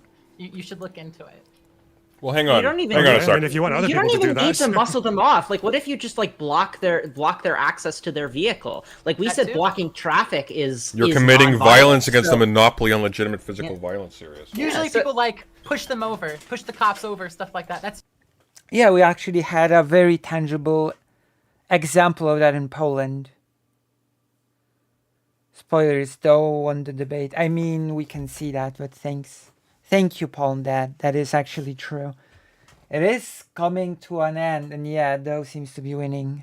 Vosh! In protest to stop them from. Also, as always, if you enjoy what I do, please consider donating to yours truly to be able to do things, and consider buying the things on my throne. My throne! Okay, thank you. Commando W. True. Tying someone or whatever, they like, they help break the zip ties and push the cop over. Yeah, Well, and then they assimilate them back into the tribe. Just gonna say first of all, do so at your own risk. Then sure. Yeah. Yeah, of course. We're not demanding sacrifice, but any good movement for social change will accept some sacrifice because that's how it goes. True. That's actually true. I wonder, and I don't know, and this is a legitimate question. I know. I wonder if it would be more efficacious to allow the arrest, right? Because again, we have For other. True. Efficacious for who? That's a great question. Do the change. The police are famously. No, that's. Come on, Wick. No, stop. Me and Atlas just reacted to what felt his video on channel. We thought you were reacting to the reaction in live at first. No. Oh my gosh. No. We are watching the panel.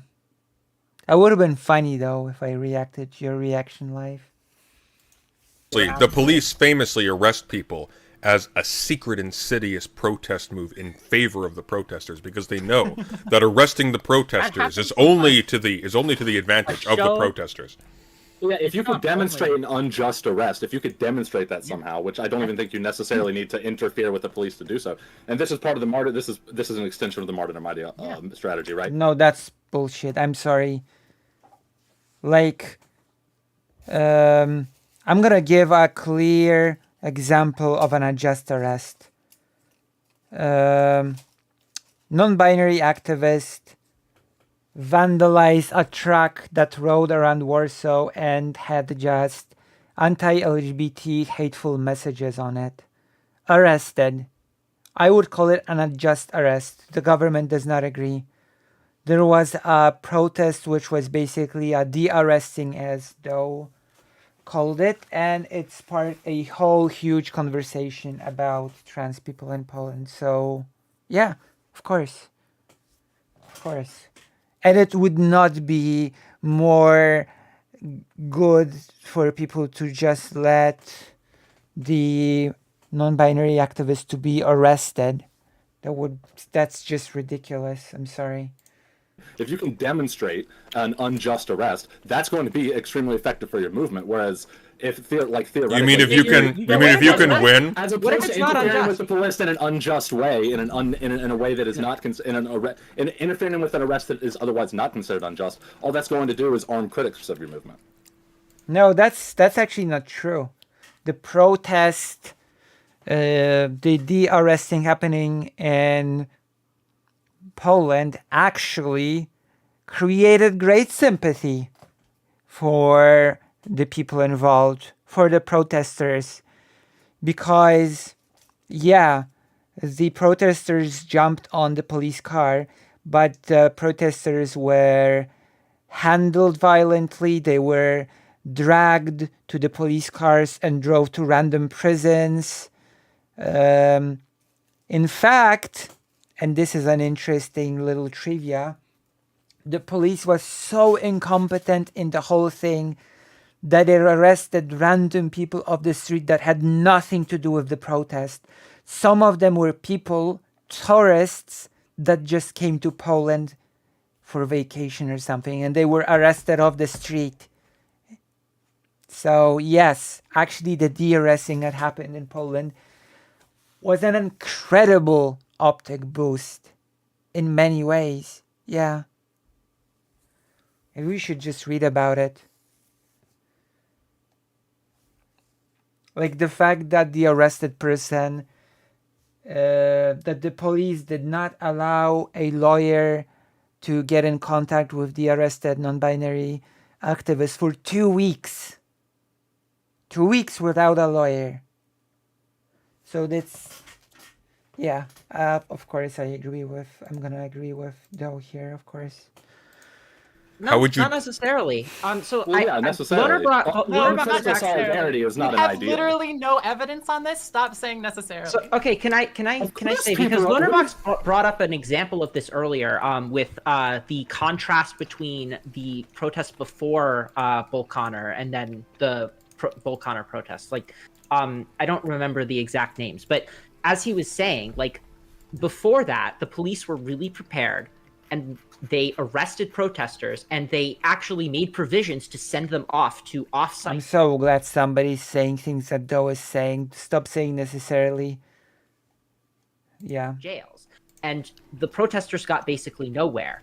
And it wasn't until they came up against Bull Connor, who was like psycho, right? And started arresting people willy-nilly and like giving the orders to, or not giving the orders, but like the police got itchy trigger fingers, so to speak, right? And that ended up contributing to the martyrdom that we're talking about, right? So yes, the more violent the cops are, the more it's good for your movement. But that's the thing though, is right, not all arrests are quote unquote unjust, right? Quote unquote unjust from the perspective of the legal system. So you need to de-arrest. What? Who cares about the legal system? You do know that you can have a violent regime and it will set up law that all horrible arrests will be just in the eyes of the legal system. Like, that's what sort of an argument is that? That not all arrests are illegal in the eyes of the justice system. Who cares about what? So if you need to de-arrest. What? So if we're right, quote unquote unjust from the perspective of the legal system. You need unjust from the arrests are quote unquote unjust, right? Quote unquote unjust from the perspective of the legal system. So you need to de-arrest. What? So I'm asking. So when you say it's not unjust, are you talking about someone who's gone and blown up a police building? No. How about this, Wick? How about this? How about this? I'm talking how about someone? I have to read the thing again from my notes from the conference. I have to read it again, don't I? I'm so glad that I've got my notes. I hope I can still read them. One moment. Because this is really something that people don't keep forgetting. Okay? Please. Please.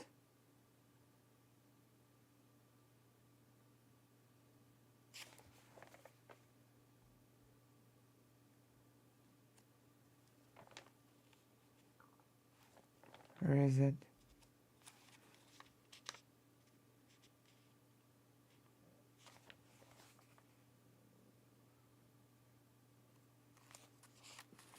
Where is it? A moment. There we go. There we go.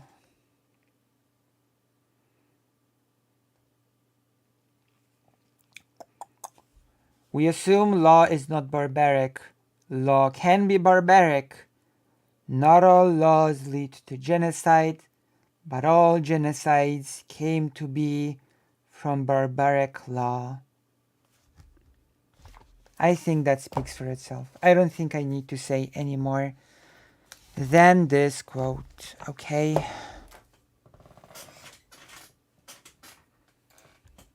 How about someone who cements himself in front of steamrollers and whatnot on legally sold land that is the traditional territory of some group, okay? That is not an unjust arrest in the eyes of the law. They are actually obstructing someone's rightful disposition of their own property. However,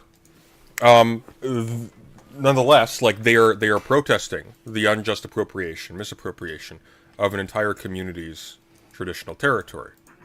Sure. etc. If you want to do that, but you have to. So But in that you- case, I think de-arresting hurts your cause rather than helps it. How? I think that allowing yourself to be Because- arrested How? has a much bigger. No, because you can't. No, because the criteria for being Thank you for the tier 2 subscription, Maya Major. No white names allowed.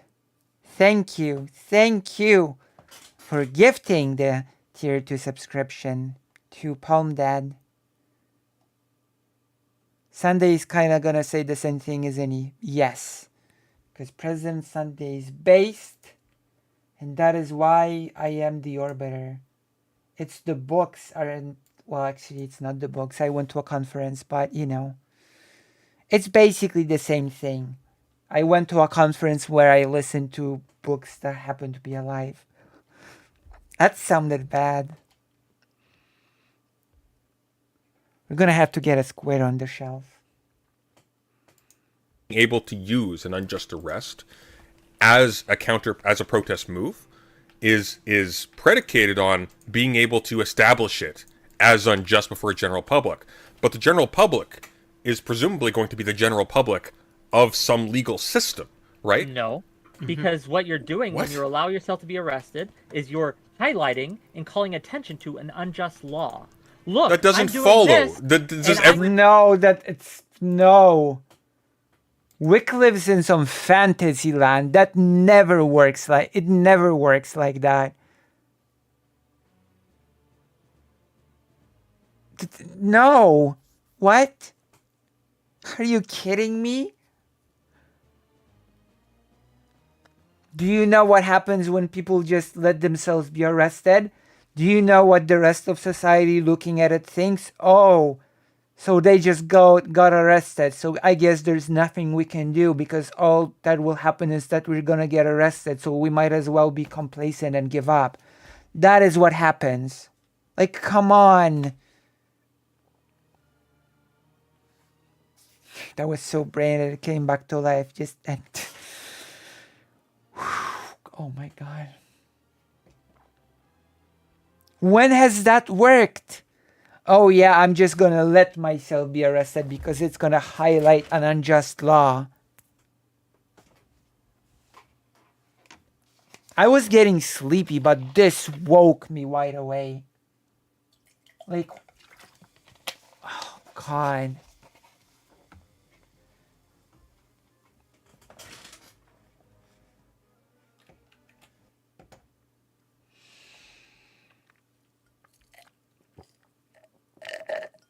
Ah, yes.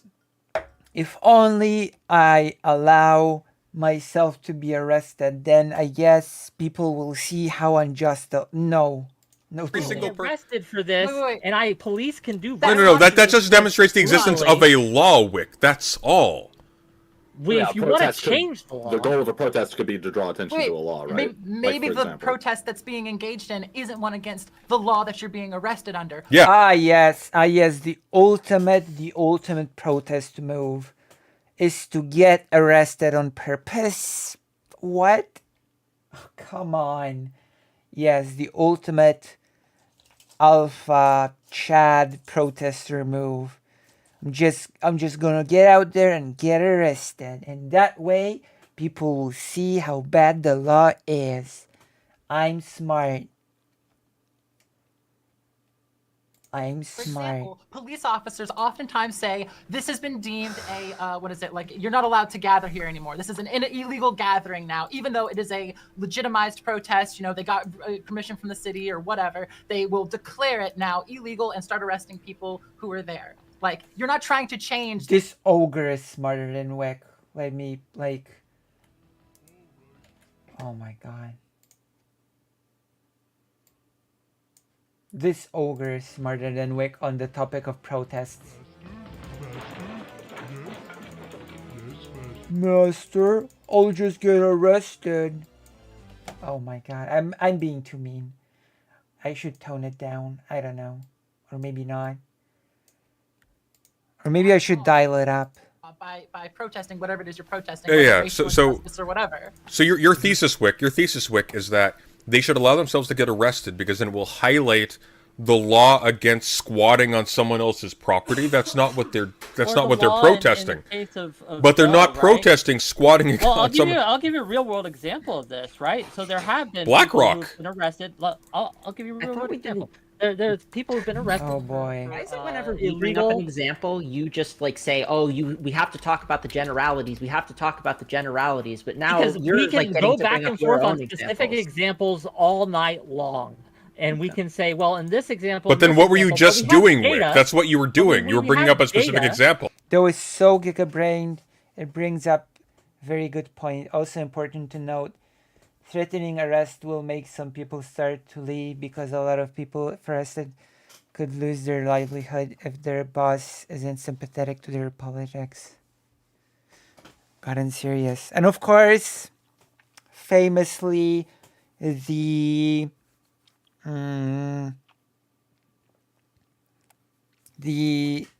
non-binary person who got arrested said that the non-binary person uses she/her pronouns, by the way. She said that she does not expect to live long in this country, Poland being the country. Bull.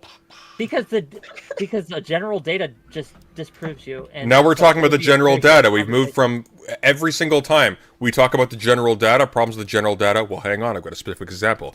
We'll hang on, Wick, but the general... No, but you can go back to the general data all you want. Okay, fine.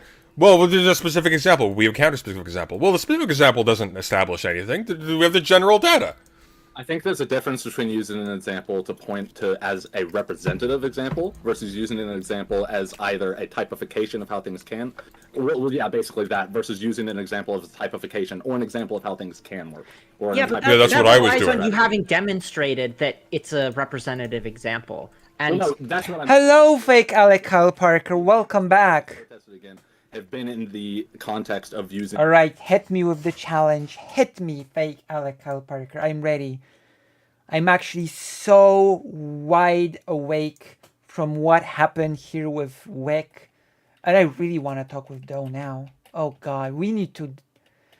Is there a chance that we can talk to Doe anytime soon? Is there a chance for that? It's for another day. Okay. I'm ready to hear the challenge.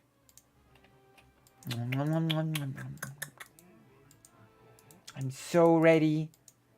I'm more ready than ever before. I'll look into it. Thank you. Thank you so much. them as arguing them as representative or applicable to a more Yeah, representative but you have like to whole. lay the groundwork for them being representative. You can't just say this is representative and then. Well, wait, just he's saying that ours were unrepresentative, and that's what Wick was pointing out. But I don't think that that's true, because the entire thing that we've been saying is not that these are purely representative of every single social movement, but that these are events which occur and which you cannot just dogmatically refuse on the basis of nonviolence, because many of the biggest ones are they still have to do with violence. I've already stated the ground that there are specific incidences, right? There are specific scenarios, there are specific contexts where violence is not only justified but moral as well. We win, It's boom. not only moral, but Good job, gang. But that's not the argument, as I said in my opening statement. My opening statement was You may clear. say so, It's but the name of the not debate is that nonviolence versus violence. or that violence never can work. My argument is that in general, non-violent civil resistance is more efficacious. But you haven't established it. They have not demonstrated that in any way possible. In fact, every single state that exists, every law-giving entity with Oh my god, is it bad that the sounds of President Sunday eating sound more pleasant to my ear than the arguments that Wick is trying to present with the whole you should just let yourself be arrested? Like, I rather listen to President Sunday loudly eat than to Wick trying to explain why people should just let themselves be arrested. Is that weird?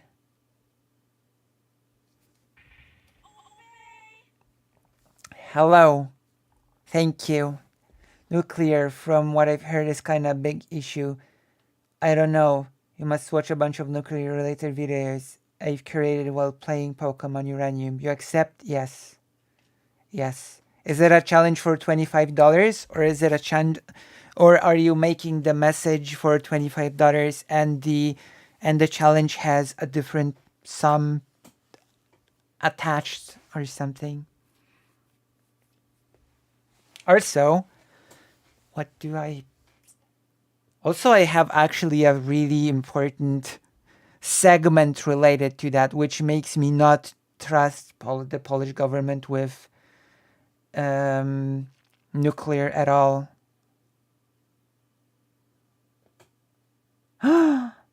It's a 175. I will give you on day off. Okay. Nice. Wait, so when would you like me to perform the challenge is the question, I guess. Oh God, there is a whole thing happening in Poland that's related to that, and it's horrible.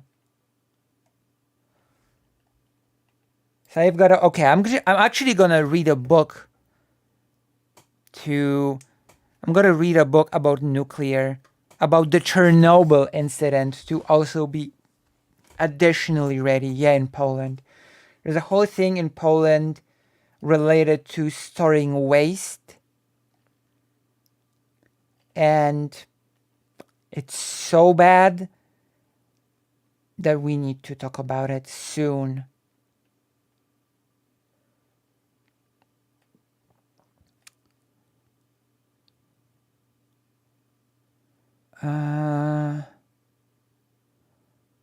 Poland doesn't have nukes, but Poland has waste, toxic waste that it's storing irresponsibly, and also Poland might want to build a nuclear reactor, which is not the same as nukes, but...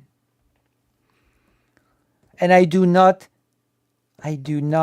trust Poland to store nuclear waste responsibly. Let me just say that.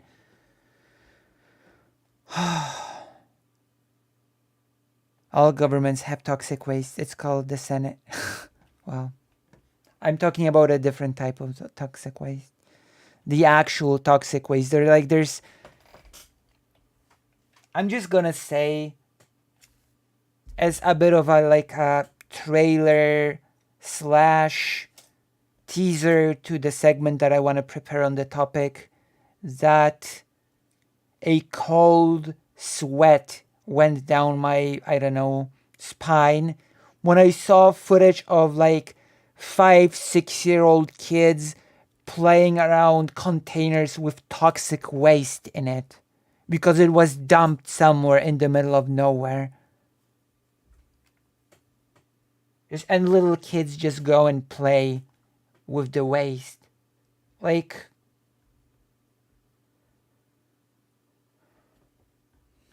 Amazing. Amazing. So we definitely, it's a good thing that you've that the challenge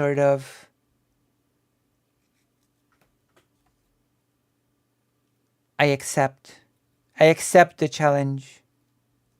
So you will give me the videos to watch, yes? Okay.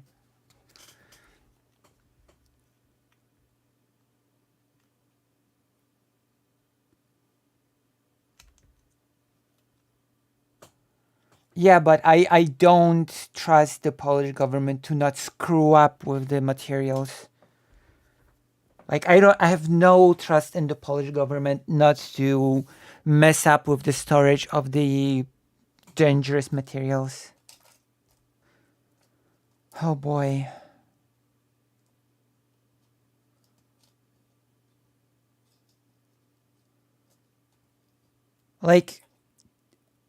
It's about safely storing the material. And in Poland, it's just dumped. It's not even stored. That's the thing.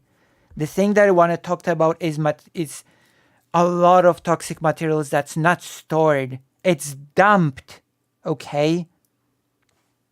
For some reason that nobody's able to explain. It's just dumped in a place where anyone can just go there and, I don't know, get intoxicated with the toxic waste. And we need to talk about this. Definitely.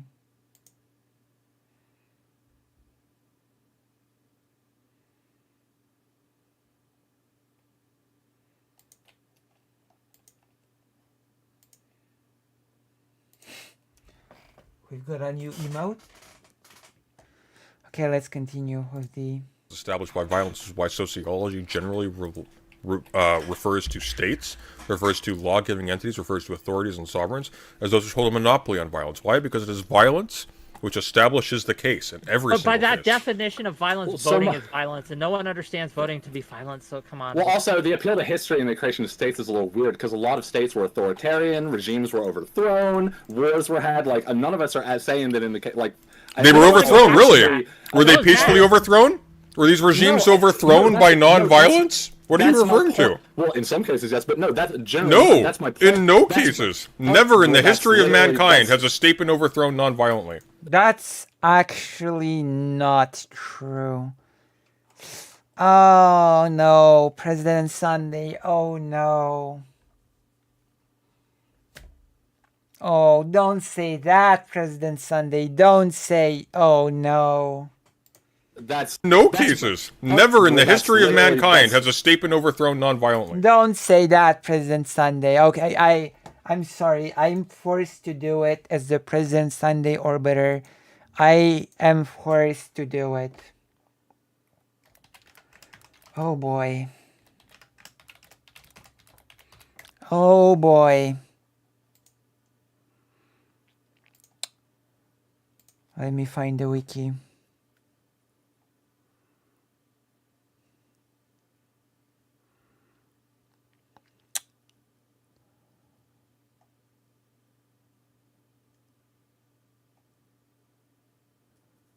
Oh boy.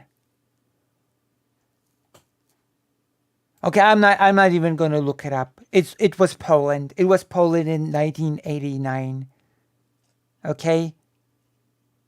It was Poland in 1989.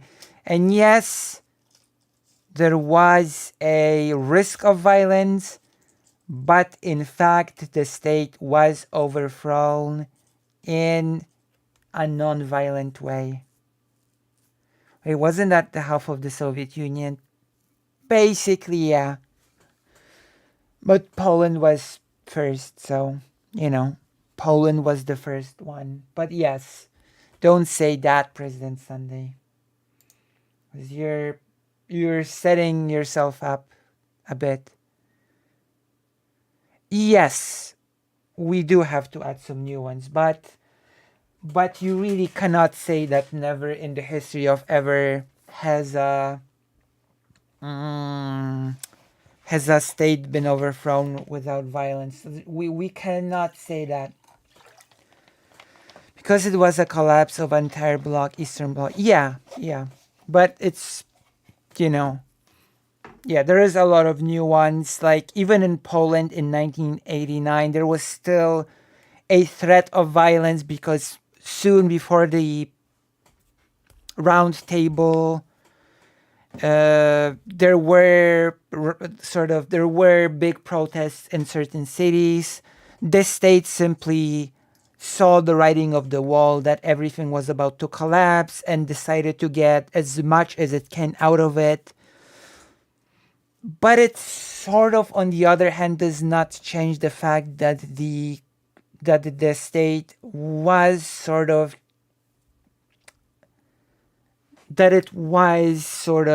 dethroned in a non-violent manner via the round table thing.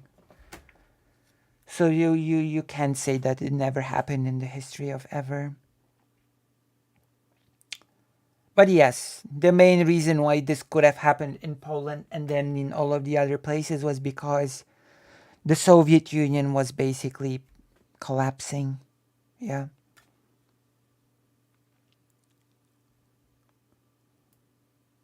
Yeah.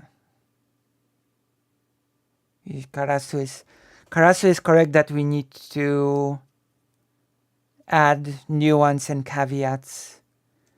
But if that's a whole different, that's a whole topic that we could make a dedicated few whole streams to, and we will probably. I do plan to do it.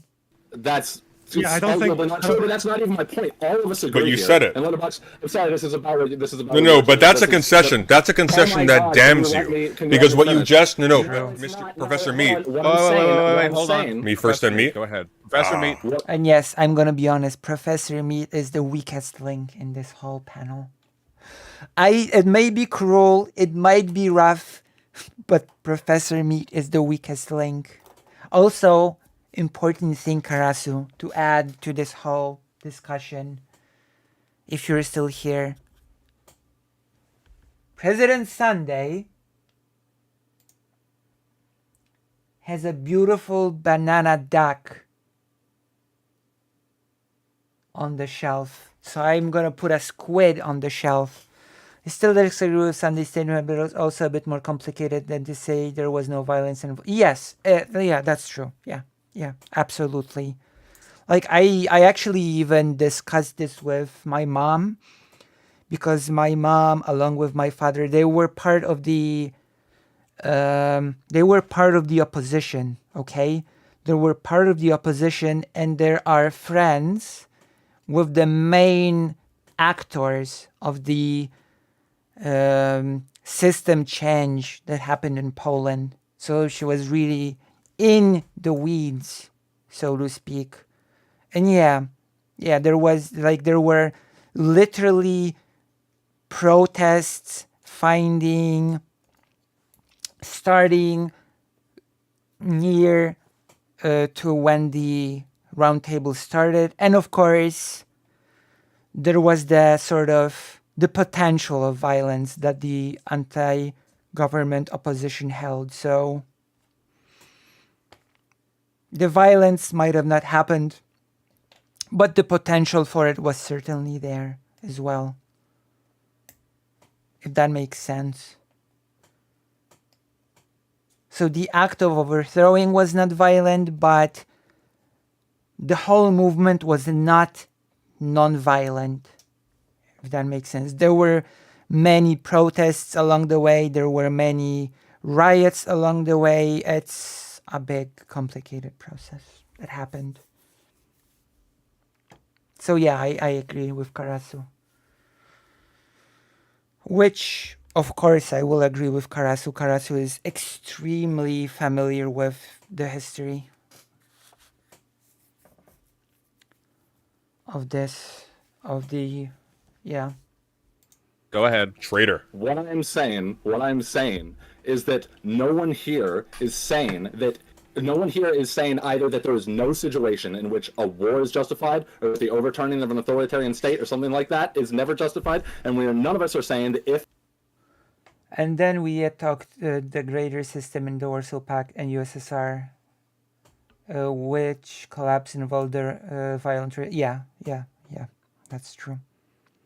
And the only reason why the non-violent thing was possible in Poland was because of the situation in the USSR. Yeah, absolutely. Yeah, that was actually the third thing that Mom said.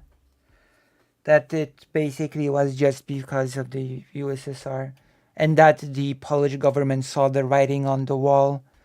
Like that the Polish government basically saw that since it was all over, then there was no point in fighting.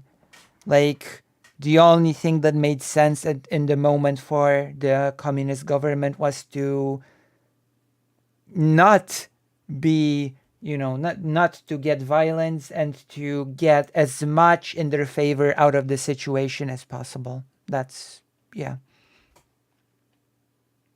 And they actually did get quite a lot, which is another topic altogether. If you decide, in any case in history, to do those things, that violence is not a reasonable way to do it. Of course, if you're going to literally overthrow a regime and institute a revolution, violence is justified. That's not the conversation. So what you're saying, to be clear, is that violence is only justified in cases. Violence is only unjustified in cases where you're trying to make particular policy changes, but not for some reason in cases where you want to overthrow the entire normative structure. Well, I think. Well, no, I'm saying specifically that violence is justified. No. But here's the problem, though. No. But here's the problem. If you concede that in history we have myriad cases of entire legal systems being overthrown and restructured, and people really overstate how much optics count when it comes to the victory of movements. I posit that the optics don't really matter much at all. That they're a much smaller factor than people say that it is. In non-revolutions only, sorry, he says that like it's such a horrible idea. Organized, etc., etc., by violence. Well, that's basically it. That makes it an intrinsically efficacious force. Well, yeah, but if we're talking about a protest, the point of a protest isn't to do a insurrection. That's an insurrection. Well, that's not entirely true. So, for example, well, hang on. Wait. The Iranian Revolution. That's not true. The protests that happened, I can speak of Poland. The protests that happened in Poland were not an insurrection. They started out as protests against the government because of how badly things were run. But the goal of the workers in, the shipyard, etc., it was not to just overthrow the government. Like, that became sort of a goal as the movement grew. And even then, the members of the movement did not expect the fall of the regime to happen during their lifetime. So, no. Oh God, Sandy is so loud. I love him, but oh my God, his voice is like evil thunder against my rattled achy skull. Revolution was cited as an example. That's actually true. President Sunday is louder than everybody else. But that's because President Sunday is based and though as well. And serious. And here we have, oh God. Have I already said that this Professor Meat person is the weakest link here? A peaceful protest earlier. It was. That was precisely that, though. Okay, so you're telling me a minute ago when you said that peaceful protest that was non-violent, that we can point to that overthrew a regime. Yeah. So you're No, I would define that the Iranian Revolution was peaceful. Wait.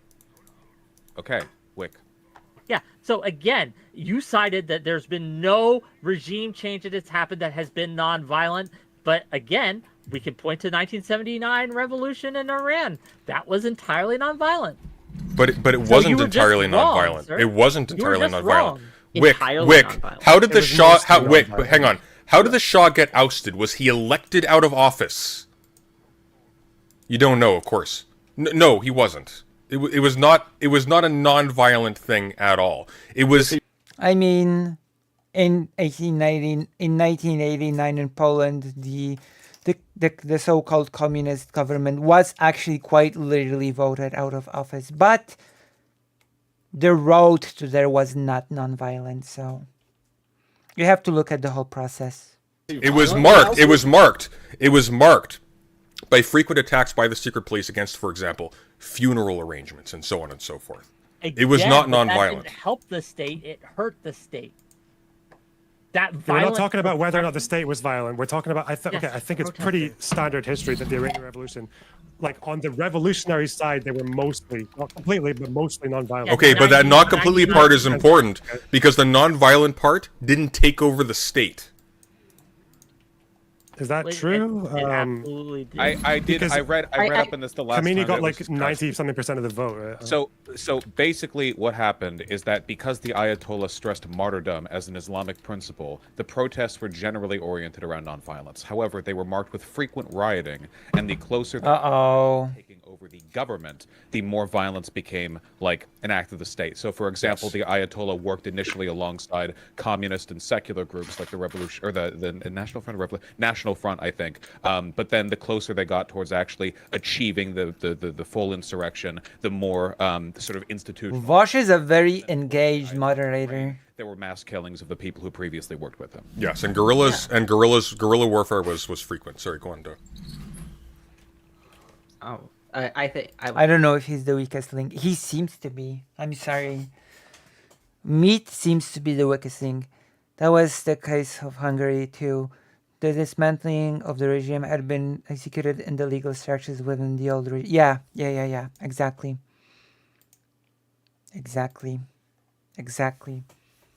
But I assume that as well. I assume that in Poland as well as in Hungary, the road leading up to that was not non-violent. Because there was a lot of violence in Poland along the way to get to that point. A lot of riots, a lot of protests, arrests, etc. There was a violent murder of a priest by the government, who became a martyr for the opposition. Norbert is quite much ignorant too. A lot of time gestured the majority of people mean like this by violence. Yeah. That's true.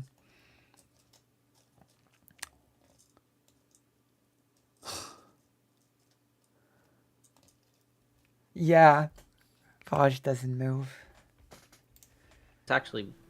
Oh, was that Doe, you? were you gonna say something? I think I was No, gonna say you're good. something.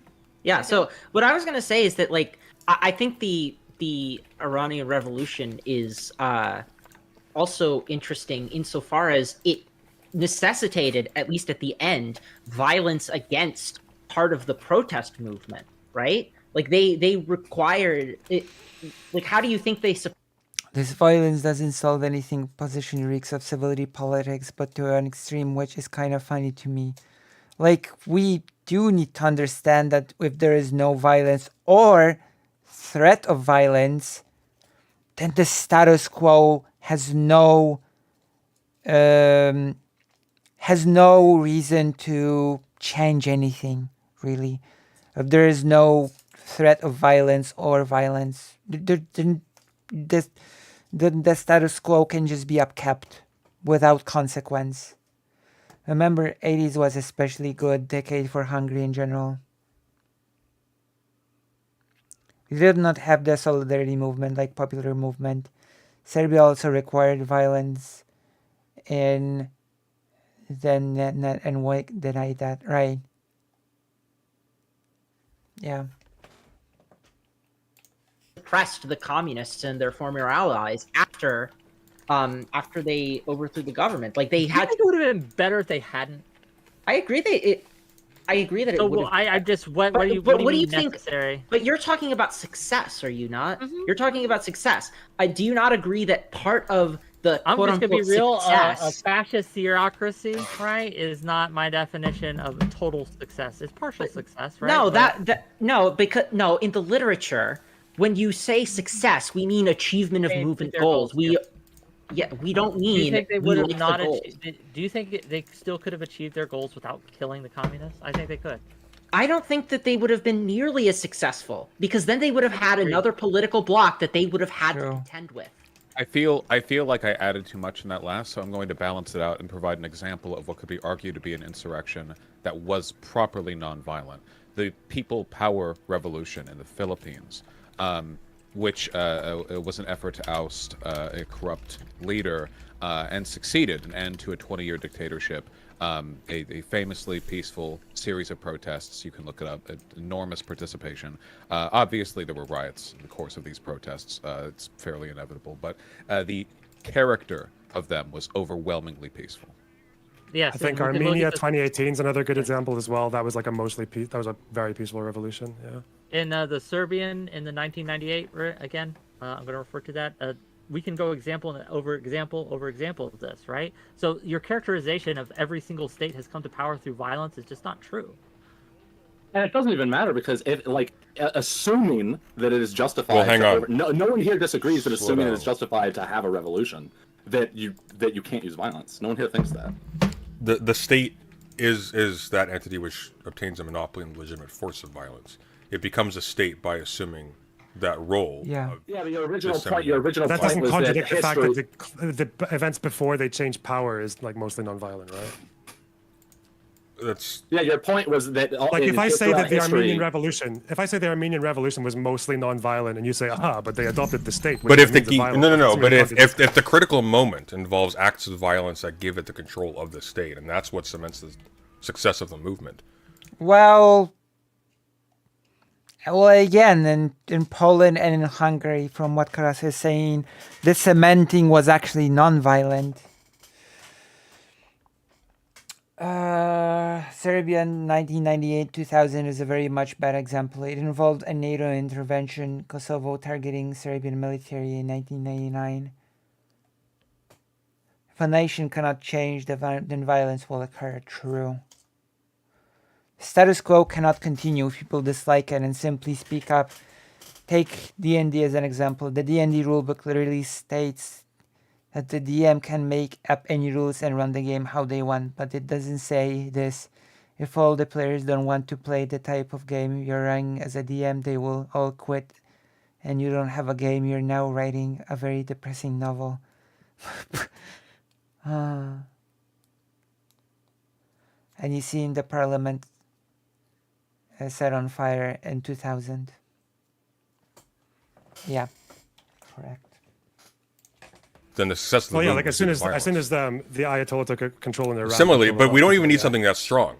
So, for example, in order to dogmatically hold to the idea that nonviolence was sufficient, you need to be able to go back and say, well, at any given point, if the circumstances which permitted the success of this movement involved violence by any other actor that was more or less on side, you basically have to assert that it would be impermissible, strategically or morally, to manufacture that if that wasn't present. If for whatever reason that event did not fortuitously take place. That's a very strong claim you have to make. So again, you keep acting like we have to prove that in every single situation, nonviolence is the answer, and that's absolutely not what we have to do. Well, that's not. Well, hang on. We don't have to. We don't have to. That in most cases. But you haven't shown that in most cases. You have a handful at best, if I correct every one of the cases you provided. Again, after post-World War II, let's be clear. And again, I can cite the works of Erica Chenoweth, who has done after post-World War II study over 1,000 cases of not longitudinal. My mistake. I misspoke. When is done with a large sample size? When is post World War II? 1900 to 2006, and we can again, as she identifies it. I'm very disappointed in the Loner Box not pointing out how the Serbia was a wrong example. It shows me how unserious he is. I mean, Loner Box's side in particular. Professor Mead said that nobody in academia takes the topic of violence as an instrument of change seriously, which is a ridiculous thing to say. How many times after post-World War II nonviolent approach failed? 56 Hungary and 68 Prague, for example. Yep, exactly. Both are excellent examples, by the way. And keep in mind, the Czechoslovakia in 68, it wasn't even, it was the government trying to peacefully enact certain changes. So, you know.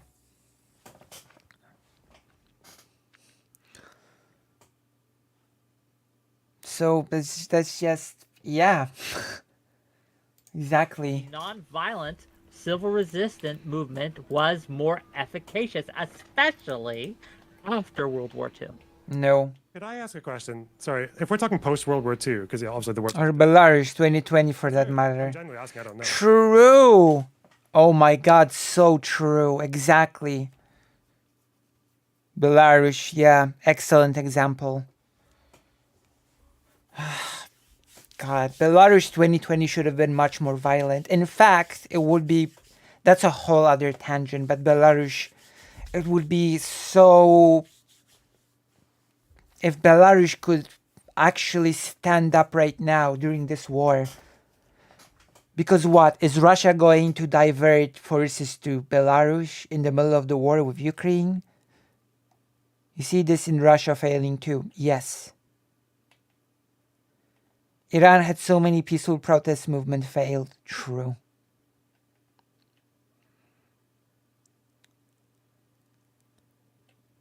Would have ended better off if Lukashenko was ousted. Like, it's now is the time for Belarusian people to stand up, but I'm afraid that's not gonna happen. Is there an example in the United States post-World War II of a movement achieving its goals through violence, predominantly? I think that depends on who you ask. There were elements of the anti-war protests with Vietnam that were decried as violent by hawks and conservatives, but I don't think the movement as a whole would be considered violent. Wait, why are people saying Stonewall? Was that like? Yeah, did they? I think there was some I feel like propaganda. Stonewall was a pretty big exception in the movement, to be honest. Are we What? presupposing success? Because most movements do fail. True. Yeah, but that's why I'm asking if like there was any predominantly violent movement in the U.S. that achieved like a particular legislation or. I want like a Sirius to political goal. weigh in on this because I'm pretty sure he quoted Chenoweth directly counter to this. Yeah, I'm actually looking for that quote as we speak. So Find it, please. Regardless, I don't know how important it is that anything be done purely with violence or as like No, we've been willing. with, Yeah. like We've been willing to not- concede it's from like a go part that of they're the strategy, contextual. right? Okay. Yeah, go on. Okay, I have the quote, right? So this is from a 20 Stonewall kicked out police officers. That is how it. Yeah, exactly. Of course, Stonewall was super. Yeah, I even gave Stonewall as an example a long time ago in this whole panel. And by the way, I'm not against peaceful movements, but against categorically denial of preparing for yeah, because maybe it's. I hope it's not a hot take, but if the status quo, if there's not a threat of violence, if there's no violence or potential for violence, then what is the incentive to make any changes? There are none.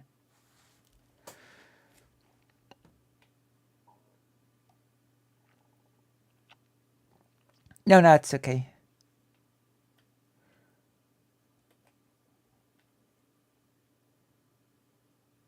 Yeah, the cockroach man. That's the person. 2023 paper by Chenoweth. So this That is the here. person. Can you DM it to me too, so I can read Yeah, the sure. context? We have, like, even in the abstract, we have suggests that organized armed violence appears to reduce the chances of otherwise nonviolent movements to succeed, whereas unarmed collective violence has more ambiguous effects. So even Chenoweth doesn't have like this absolutist stance that you attribute to her. I sent it in the group chat. So, and like again, she reviews multiple she's not studies. saying, and again, she is not saying that in every case violence doesn't work, and in every case nonviolence does work. She absolutely doesn't. Say Also, that. What she's saying is that there is an advantage sometimes, at least some studies. Do you have a word suggest- count, like a page where this quote is? It's not page. I've been. but I have it's two in the things. abstract. You can look in the abstract. I have two things to say very quickly. First of all, I do need to dip in the next 10 minutes, Slosh. Thank you very much. Oh no. But secondly, I'm. What do you need to dip? Filipino People's Revolution. People Power Revolution, rather. But I'm reading the history of it briefly, and it seems like there were some key assassinations and acts of violence that were critical to the success of that movement as well. I don't think we can really litigate that, but I think it's once again, it is too simplistic to say in any particular case that non-violence dogmatically, or violence dogmatically for that matter, True. resulted in the efficacy of any particular movement. Don't dip, mustard instead. Oh snap. violence or some event from before. And in the absence of That's that, true. I cannot say, for instance, in the absence of any act of violence that allowed, like nationalistic violence, on the case of Indians long in advance of Gandhi coming out of the scene as a relevant actor, that's going to pave the way for that later movement to be successful.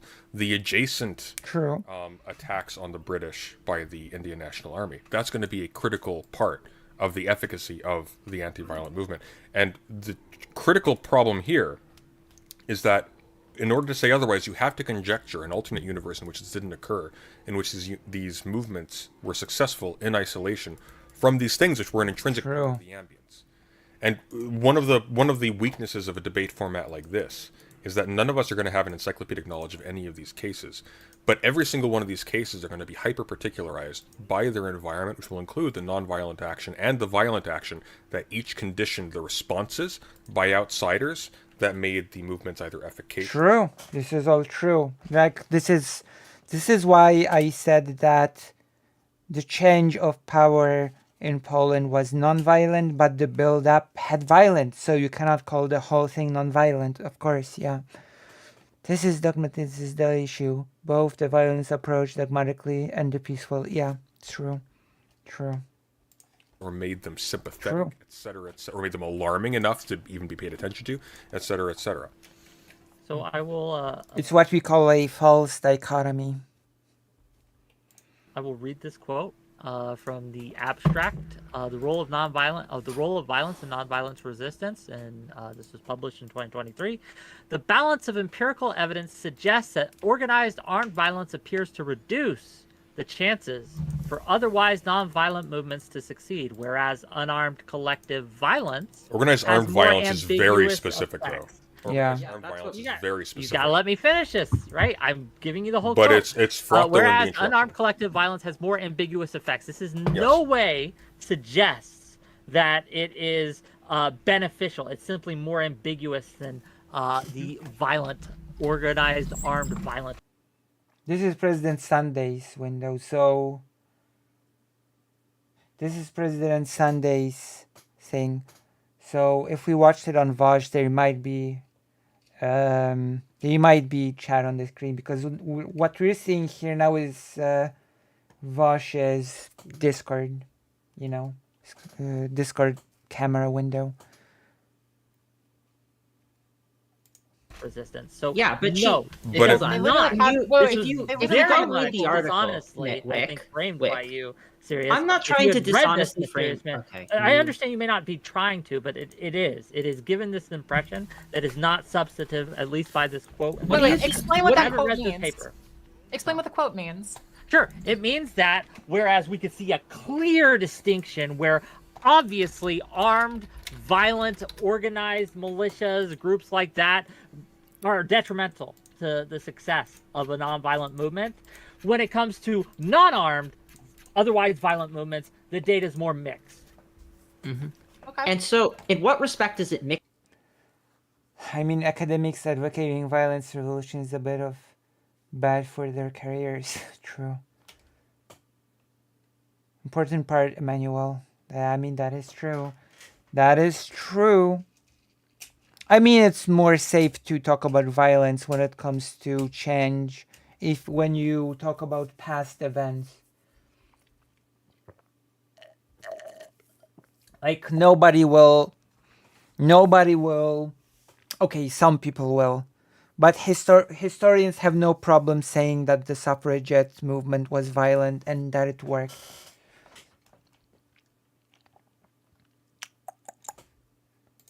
Mixed though, because if you read the full article. But it's true when it comes to the modern day, yes, Emmanuel.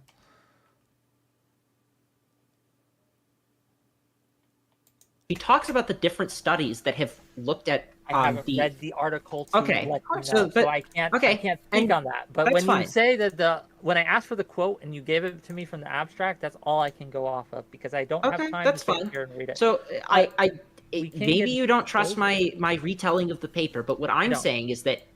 Okay, well, never mind then. You can. No, I don't trust it. That's not a dig on you. That's not a dig on you. I just don't trust anyone to tell me what a paper says. I want to read it myself, right? I think it means he's skeptical as a baseline. All right. Well, I mean, this is my reading of the paper, is that if you look at the studies she reviews for that claim, there's a couple things. So first of all, sometimes studies have like actually contradictory conclusions. But in other cases, what she reviews is that different studies have different focuses and focus on like and have different ideas of what success or failure means, right? So in such a case, you need to weigh the long-term outcomes for yourself. It can't just be, it's not just that they disagree on effective versus not effective in the same respect. They're talking about different respects in which something might be effective. That's why it's ambiguous, is because sometimes for some movement goals, it is effective, and then for others, it's not. So that's what I mean by what I'm doing, which is taking an anti-absolutist approach, where I don't think that we should. That's true. Only SF deals in absolutes. Even in mostly non-violent movements, because a violent flank can have effects that are beneficial to. That's right. Only SF deals in absolutes. I understand that we can never know the future, but we can know the odds. And again, if you had to bet your life and you had to bet your movement success on things, we can play the odds here. But we can't, though. The odds are conditioned by the data, which is conditioned by how we've categorized and identified all the elements. Well, that's what I want to know about, is when you talk about the violent flank, is this like, are we treating like the violent flank as if it's part of a strategy? Because again, if we're talking United States in recent history, whether it was both civil rights or BLM, in both cases, that you guys were saying earlier, I like this. I like this point. I haven't even started the point. Okay, but but also that picture of MLK like in front of the burning building, like, I'm going to have a peaceful protest, that was put out by that right-wing propagandist. Yes. Like, that opinion on civil rights and MLK fell as groups started to. This debate was hosted on Wick's channel, but moderated by Vash. That might be why. Oh no, he does. Like, this is we're watching this right now on President Sunday's end. And this is the Discord call window, okay? So Vosh's screen here is just the Discord camera view that President Sunday has on the Discord call. On his own stream, Vosh does have the chat on. Yeah. Adopt violence more frequently, right? Black Panthers emerged in '66.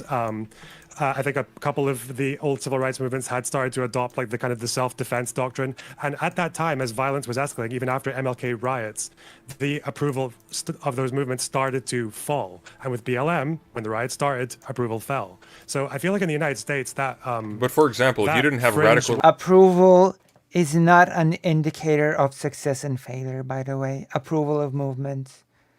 Once again, the suffragettes did not have a staggering amount of approval. Regime change during that period. That violent wing doesn't seem to help. It actually does seem to hinder. No, fair enough. By the same token, it wasn't efficacious in the opposite direction either. If you didn't have radical regime change, there's no reason to think that the civil rights movement wouldn't have been unefficacious for an additional few decades, maybe not more. If you didn't have radical, can you say that again? Sorry. Given the conditions under which the Civil Rights Act was actually put into law, there's no reason to think in the absence of that it would not have been an extensively long time. Perhaps Lyndon B. Johnson doesn't win after Kennedy, and the Civil Rights Act is never put into effect. That's a possibility. I think at that stage, I think even like that. Yeah, so that is true that. Yeah. That non-violent strategy can only last so long, right? If MLK and the civil rights movement had been ignored for another 20, 30 years, then more people are going to become pro-violence. But how do you know what the...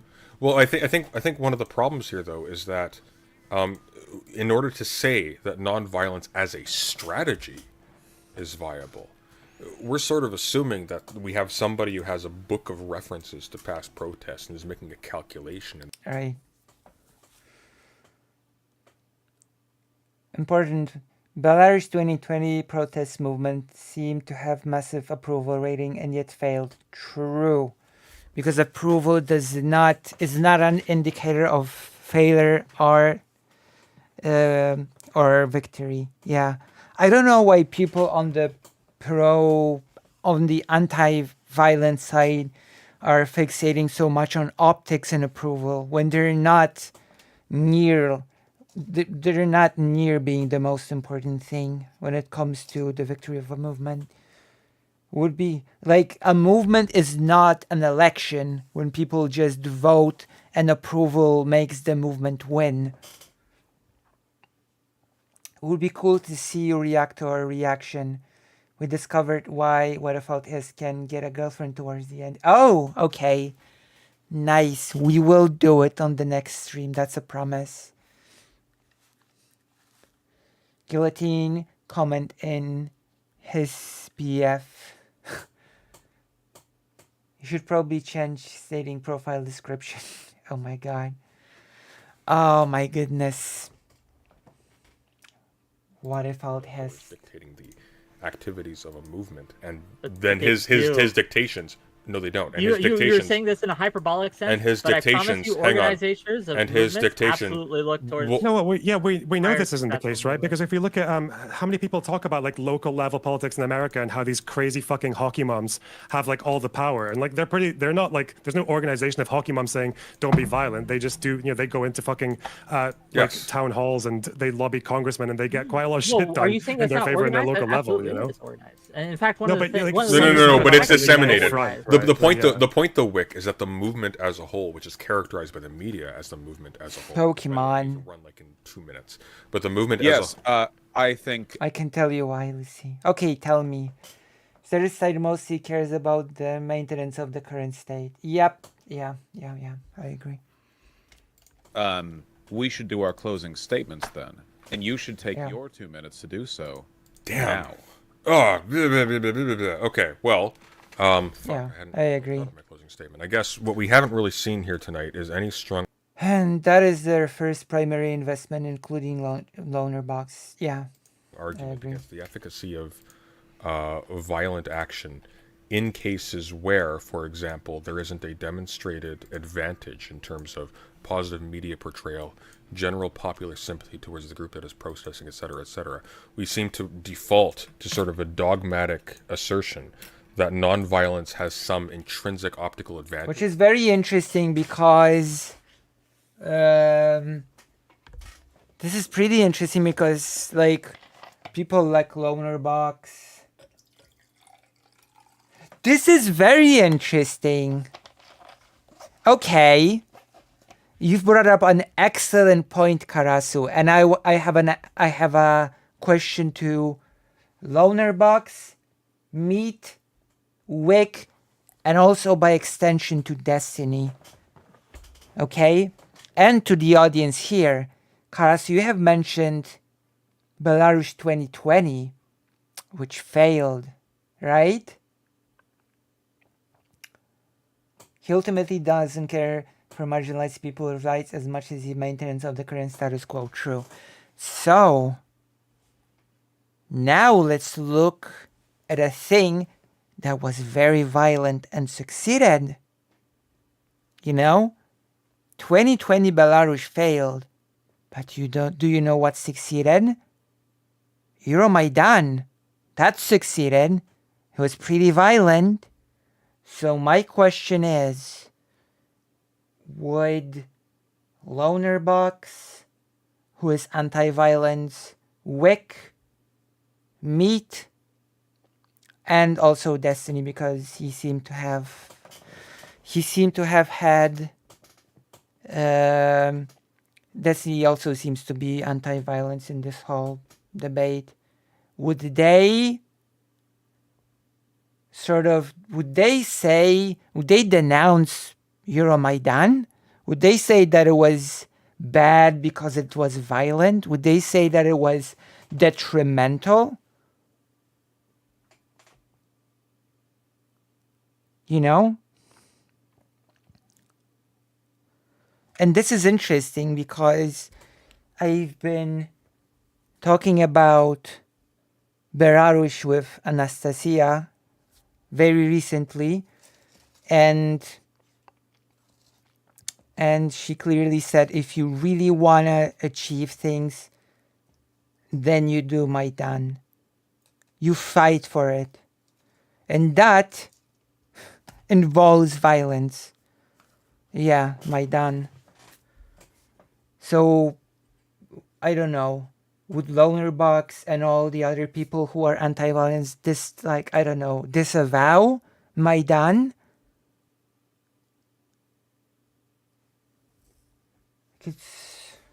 Even though an optical advantage relies upon all the mechanisms that produce the optic in the first place. If you're under a situation in which your movement is held in contempt, its constituent members are held in contempt, or the media is corrupt such that it will not accurately portray your actions, your nonviolent actions have zero... Really? Revolutions require action, requires violence? Name one time.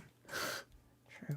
Positive effect as representations of your movement, and therefore there is absolutely no reason to attribute any kind of political advantage to that type of action in the first place. The American Revolution had violence against tea. By the way, Belarus escalated to involve violence later in quite much of the revenge side. Yeah. God, I wish Belarus stood up now as Russia is fighting Ukraine. It would have been in my opinion, that would be such a game changer if Belarus decided to stand up now against Lukashenko. Because what is Russia really gonna divide and divert its forces to go to Belarus doing a war with Ukraine? I don't think it can afford to do it.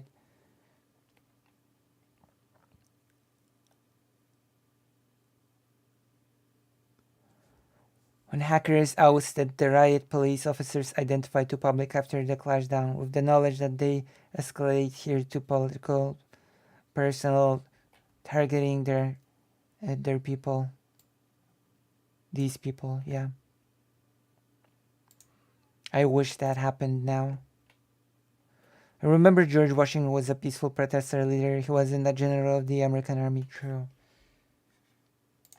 It's not to say that we should valorize violent action as in some way just more based, quote unquote, than non-violent action. But to take it off the table and to treat any dip into violent action as in some sense intrinsically anti-pragmatic or inefficacious is simply to condition people to cut the legs out from under their own movement if they step out of the bounds of civility politics as defined by a police state which upholds itself by violence. It is once again to prefer the violence of the state arbitrarily, implicitly, for literally no reason other than it has successfully attained a maximal level of violent efficacy, which for some reason you are not willing to allow for any other movement but the state. True. Well said, President Sunday. Thank you. Your hair's looking lovely today, by the way, Vosh. Thank you for endearing yourself to the moderator. True. I think Belarus engaging directly in the war would be catastrophic move and stuff. Oh no! I'm not saying that Belarus should engage directly in the war. No. I'm saying that Belarusian people should stand up now to dethrone Lukashenko. That's a different... That's a wholly different topic. I'm not even talking about Belarus getting involved in the war. I'm talking about the people using this opportunity to stand up and say, hey, Russia is a bit busy now, so we're gonna kill you. We're just gonna kill you now.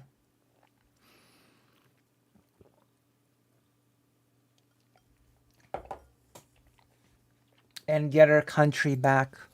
Wick, go ahead. Okay, well, I don't know how to respond after that compliment, right? I will say this. It is not enough to say that nonviolence doesn't always work. Obviously, it doesn't always work. What I think I have demonstrated today, through both anecdote, intuition, and through data, is that on the whole... Well, two of these things are pretty useless, anecdote and intuition. Nonviolence gets things done more effectively than violence. We have to look at what happens after the protest, what happens after the change. And again, no change is perfect. Oh yeah, Wick has the intuition. Bad actors, there's always going to be violent actors in a movement, but it's how that movement responds to it that is important. Nonviolence is... Violence is when bad actors in a movement. That's such a horrendously. I guess Maidan was full of bad actors then. Both morally and effectively superior in most cases. That is not to say all cases. This is not a dogmatic approach. This is me dealing with reality as it is. I prefer stability. That's funny. That's what most people, That's funny. and that's what most people look at when they see. This is like, okay, I'm just gonna say it side by side. I have my anecdotes, I have my intuition, and I'm just approaching reality as it is. I rest my case. I don't think I even have to add anything to that. What do you even add when someone says that? Wick demonstrated his incapability to engage historical facts. See Serbia.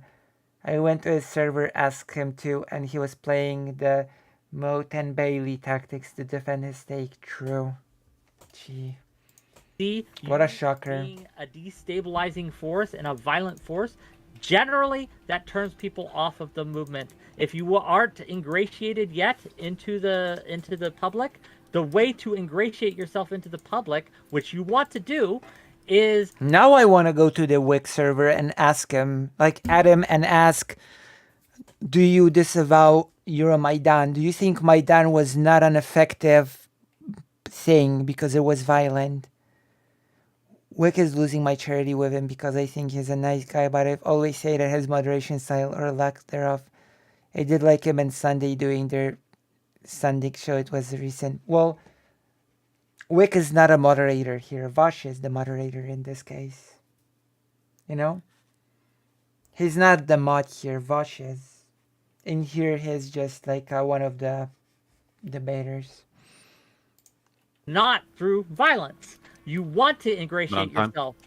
Yeah, you want to ingratiate yourself, and nonviolence is the answer, actually. Thank you. Doe, go right ahead. Sure. I think to exist as a living thing is to be a force in the world, and to be around other living things means never discounting the possibility that confrontations will intensify. As you can see. Lucy, was the Civil War effective because it was violent? No, it wasn't. It was because, I don't know. It was because people met at the table, calmly talked, debated.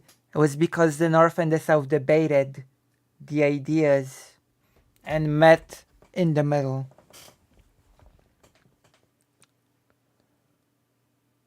Yeah, those here. So worthy to consider it if for a moment, if you can go back a little to understand what assumption backed in here. Wait, where do you want me to go back? Can you give me a time? Where do you want me to go back? And I will. Tell me where to go back to and I will. What are we listening in for?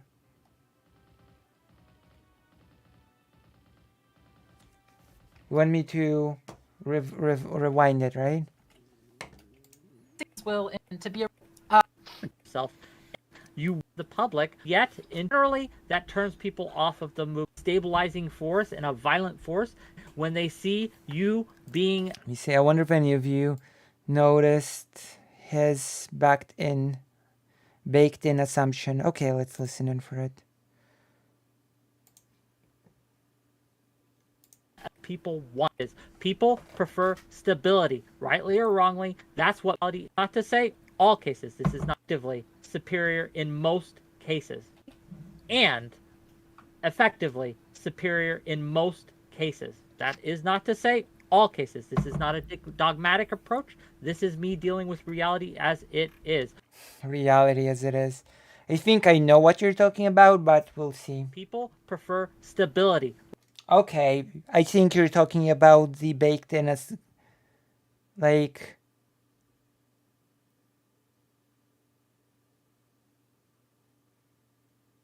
is this about the stability thing?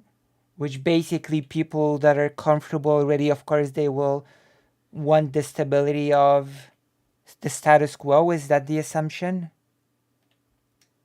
rightly or wrongly, that's what most people want. And that's what most people look at when they see you being a... Yeah, that's why what most people want is not an indicator of a movement being successful or not. ...stabilizing force. Aren't ingratiated yet into the public. The way to ingratiate yourself into the public, which you want to do, is not... No, you don't.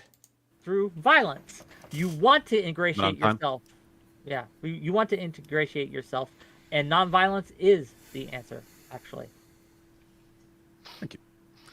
Doe. Was that it? The ingratiating thing to the public? That we should... The part about ingratiating this?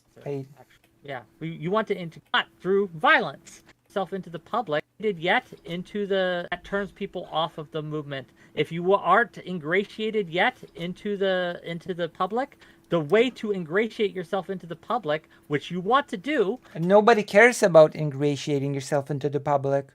Women didn't earn rights by ingratiating themselves into the public. Rights are not won that way.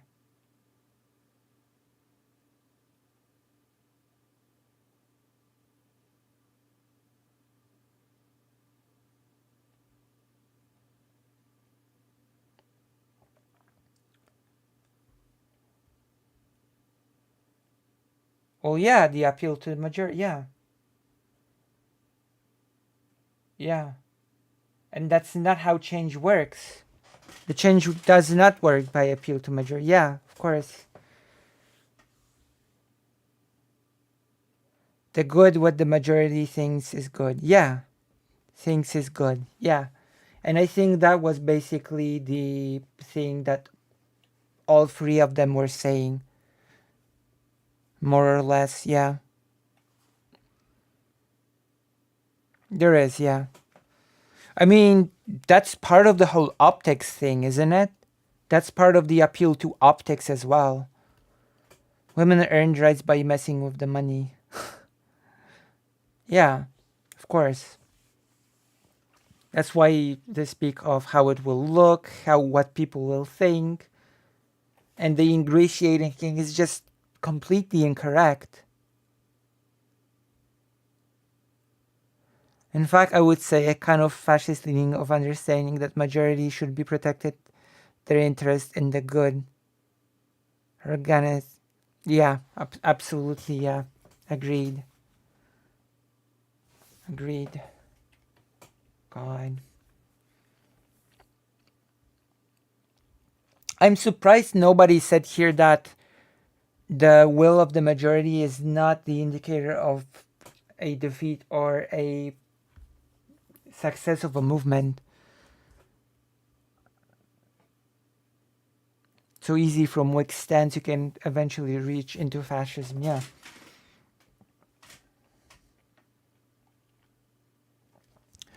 When this appeal to the majority more important than the marginalized people themselves. Yeah, of course, like...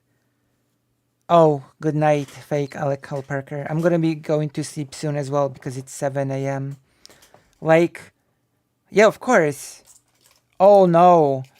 The LGBT people are demanding such crazy things, and the majority of the population will not stand up for that, so we should not support the LGBT. Yeah, that's literally the argument of the far right, yeah.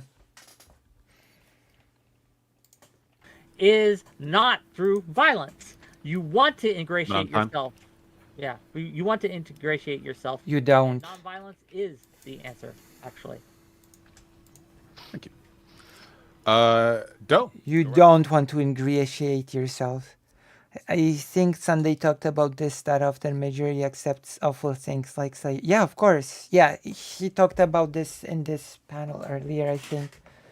Yes, he did give an example of if you live in a society when an awful thing is normalized, then most of society will see it as normal. Like slavery, yeah. And people who are slaves just meekly, calmly taking it will not make the society change its mind about it. Yeah.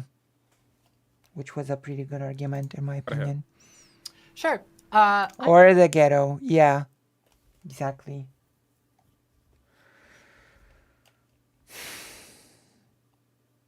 Yeah, the worst. Yeah.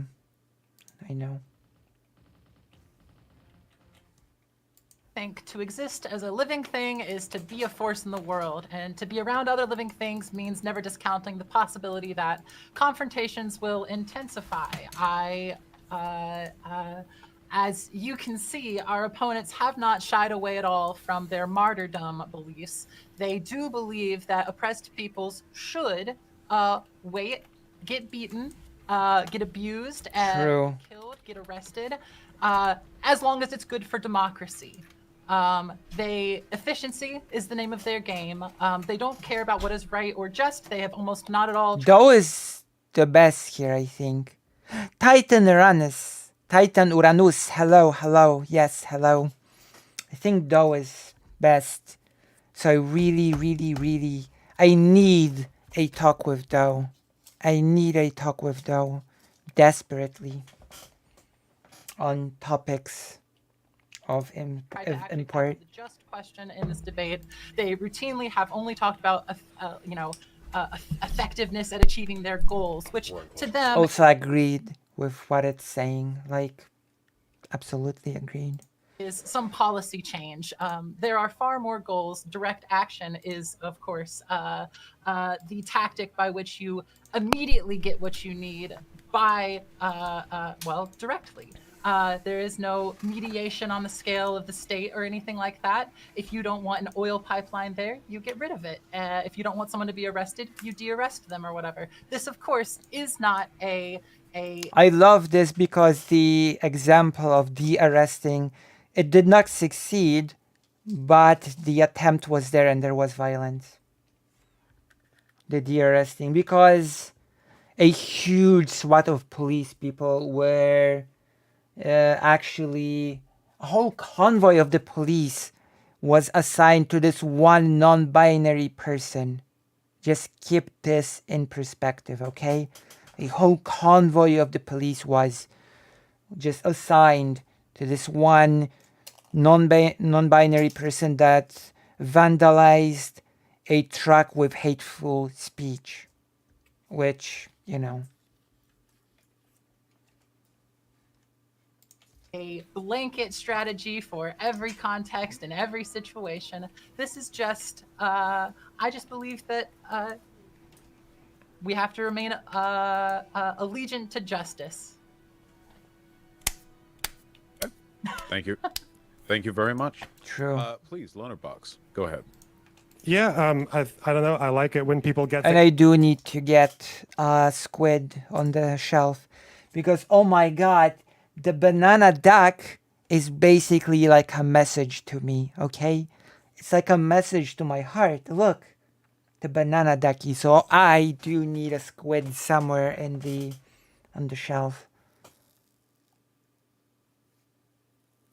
I'm referring to a non-binary person. It was a few years back.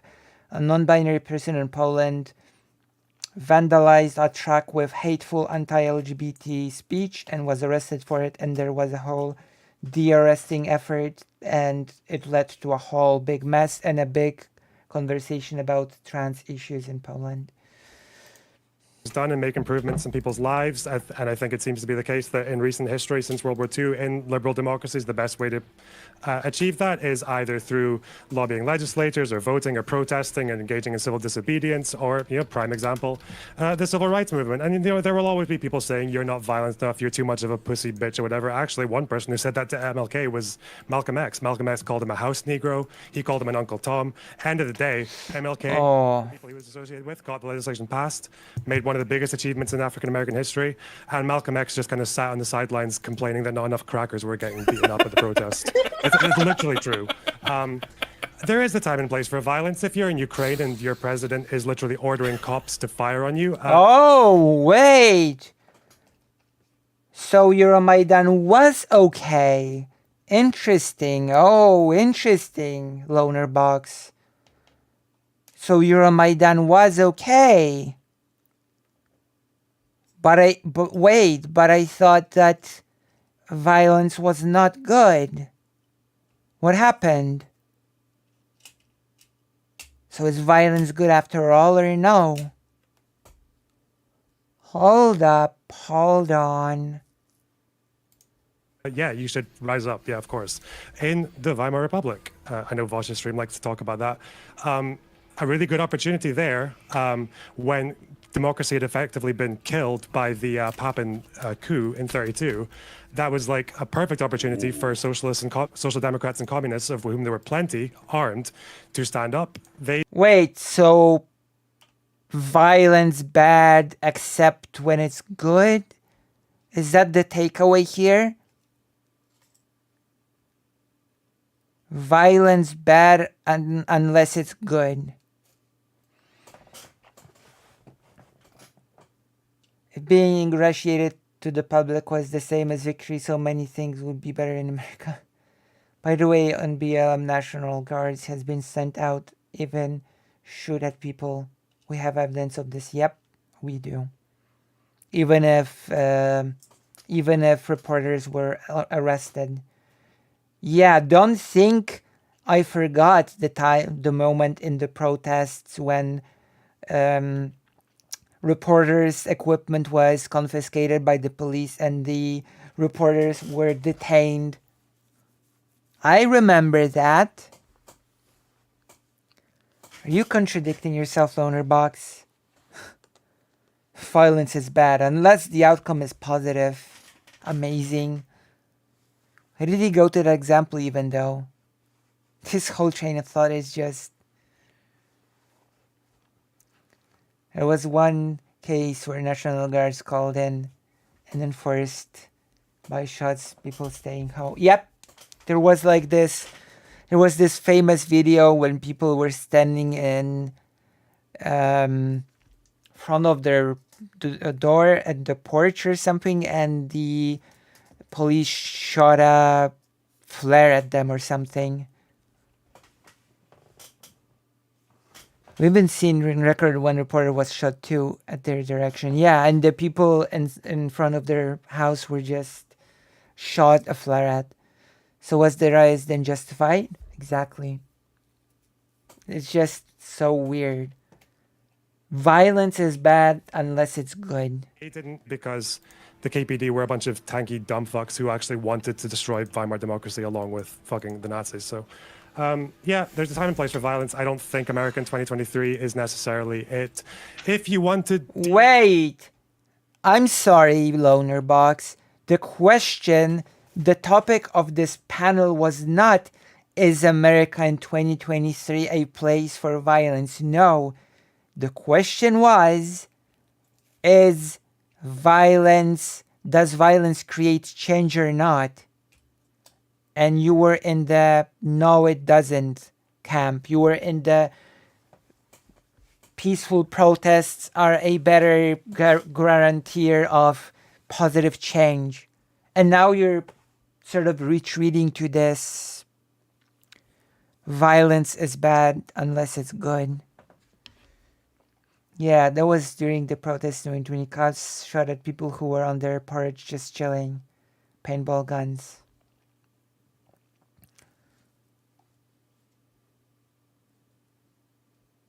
This is I'm talking about, yes. Majority option is not a static thing. Yeah. National Guard shot at them. Violence bad unless good. It's true. More so violence is bad, but good when it's successful. True. True. Just be successful. Forehead. A protester, just bear in mind it's like a felony charge. It can get you up to 40 years in jail. Just be successful. Other people to do that, but yeah, just take care, right? No, the rest. Weird slight. Very weird slight.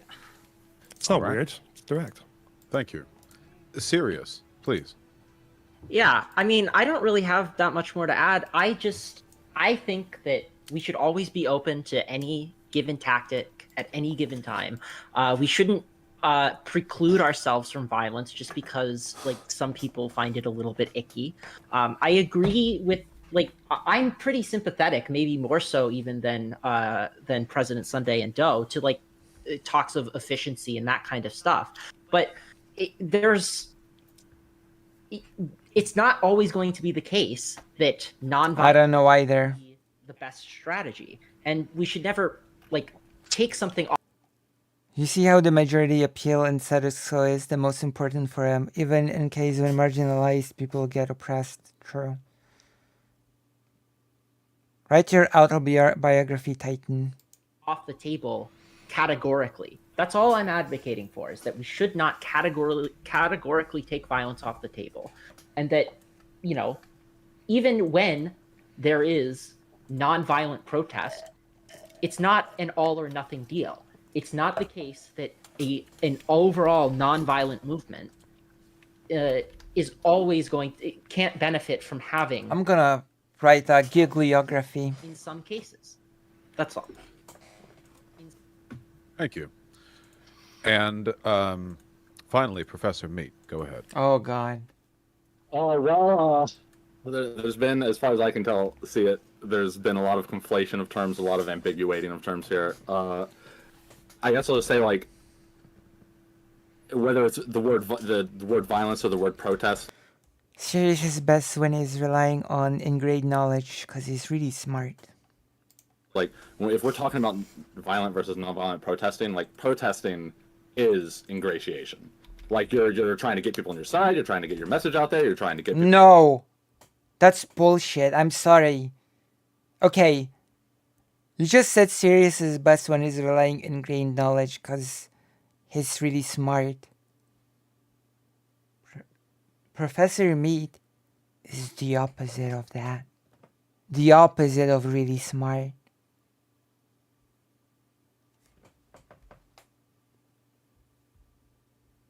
Protesting is ingratiation. I don't know what to say to that.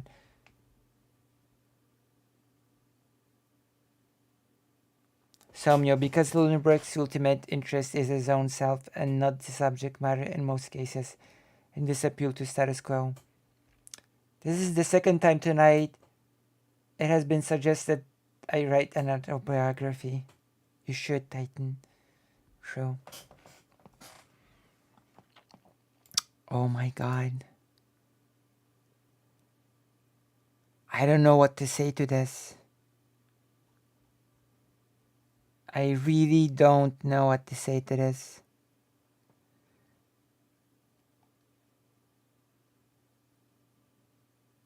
I will get a squid and a duck for my background. True. I must get a squid and the thing that you use for your thing, which I'm not sure yet what it is.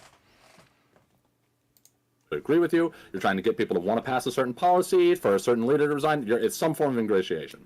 If you're saying that you're trying to do a revolution, well, that's not a protest. There may be protesting happening at the same time, but the revolution itself is not protest. If you're... What do you mean? Oh my God. Oh my God.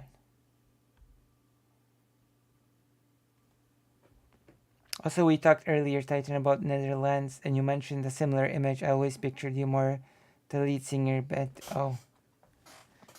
Oh, God. It's not over yet.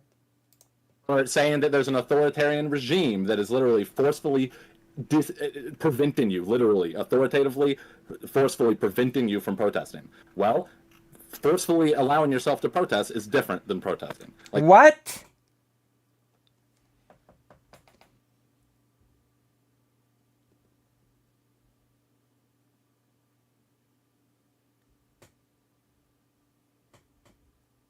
Are you an idiot?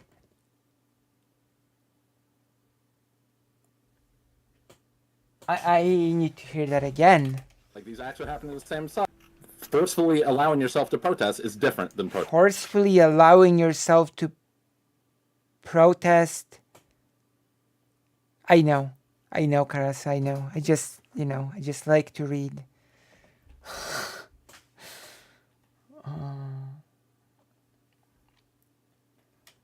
Protesting. These acts are happening at the same side. I know it might seem like I'm being nitpicky, but fundamentally these are technically different things. And in the case of protest, no. Oh my God, no.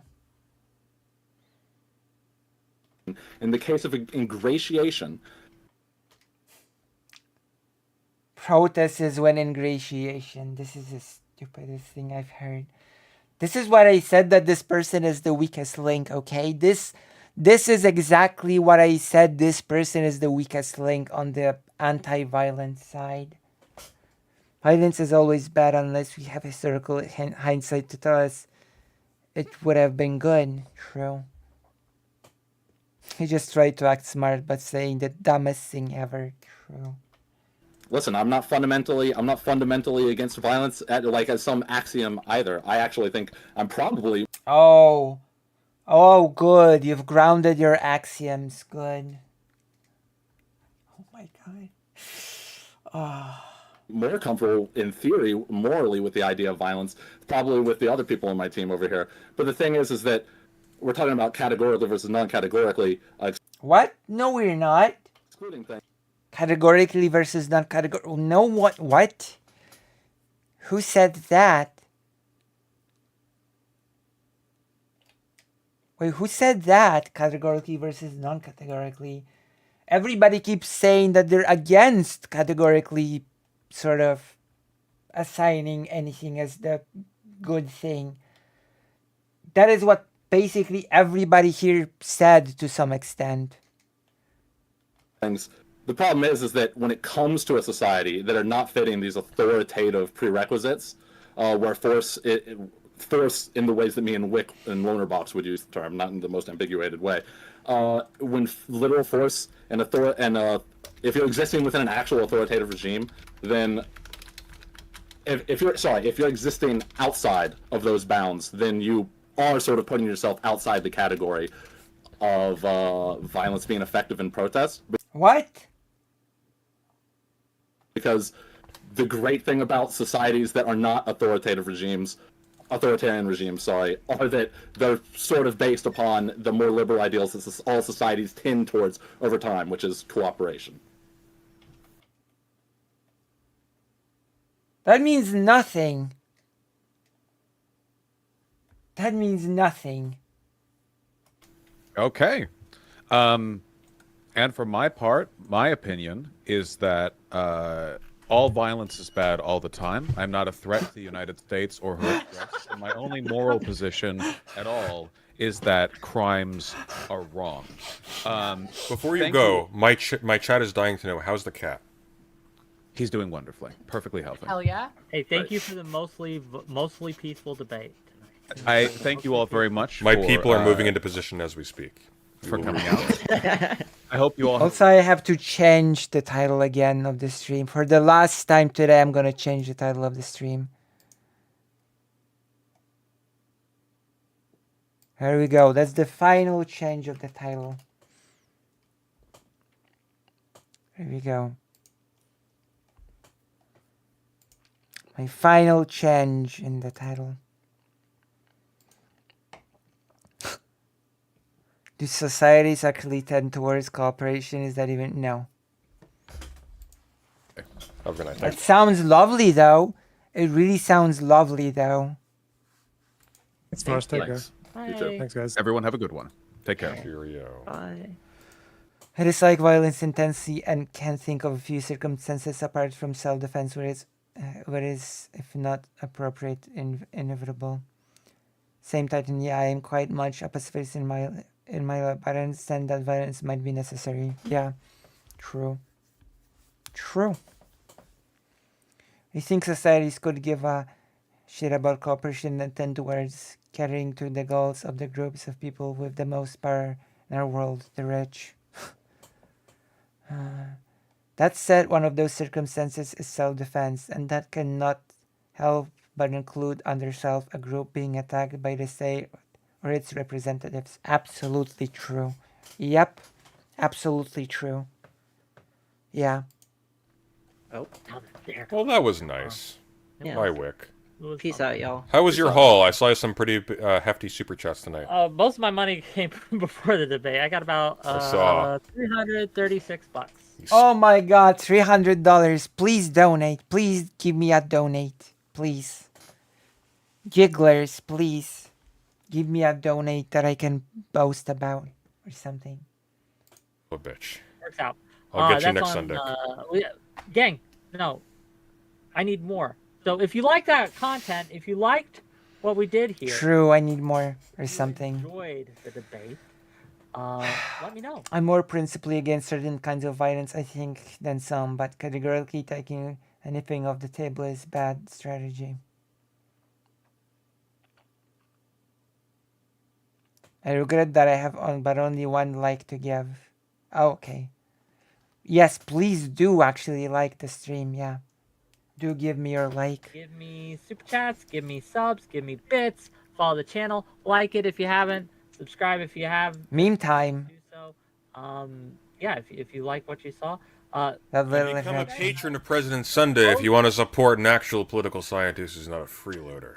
Sunday, I will say that you have given me a gift, which I am going to use from now until probably forever, where you quote unquote the BLM protests were inherently violent. Oh. I am going. Unequivocally, every protest is violent, as you and I both agree. I'm just letting that's the preparation I gave you for the Andrew debate. Okay, every but protest is violent. That was Concede that out the gate. A stupid point. Well, no, it's your point. I have no attachment to the idea that BLM is nonviolent. Nothing. But anyway, I do have to go. If I had it to give, I would. You don't have a like to give me? Oh my god. You wait, what do you mean? Press the like button. Press the like button. You have a like to give. Oh my god. The BLM riots that smashed buildings, obviously they were violent. The question is whether of course you do. Or whether it was permissible violence, or whether or not the violence intrinsic in the BLM protests is enough to discredit them. Most of the BLM protests were not violent. They did not smash things. That was. But most of every protest is not violent or smash things. It's only going to be. That is absolutely true. Absolutely, in any mass movement, in any mass movement, it's only going to be those members of the movement that interface with property or. I think they mean the $300. Oh, okay. I see. With bodies that's going to be even capable of being violent. Not sure. Yeah, if you have a... Because just a centrist with an, at the best, enunciated understanding of politics.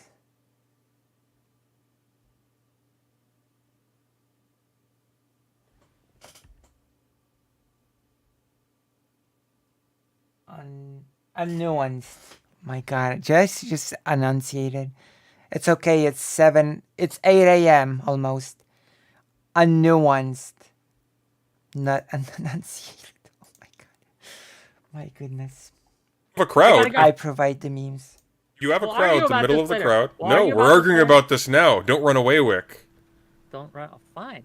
Look, again, there is a substantive difference where we can look at riots that happen that are. I actually have to go. My the people here are bugging me to leave. So you win this round. Zaijian, Biazman. I love this. I don't speak French. Bye, bitch.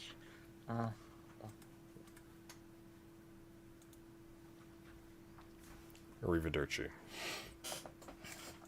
Bye bye, Giggler. Bye bye, giggling Giggler. Okay, now. Before we finish, I'm gonna show you something amazing. The kitty. Bam! No C for Lucy. True.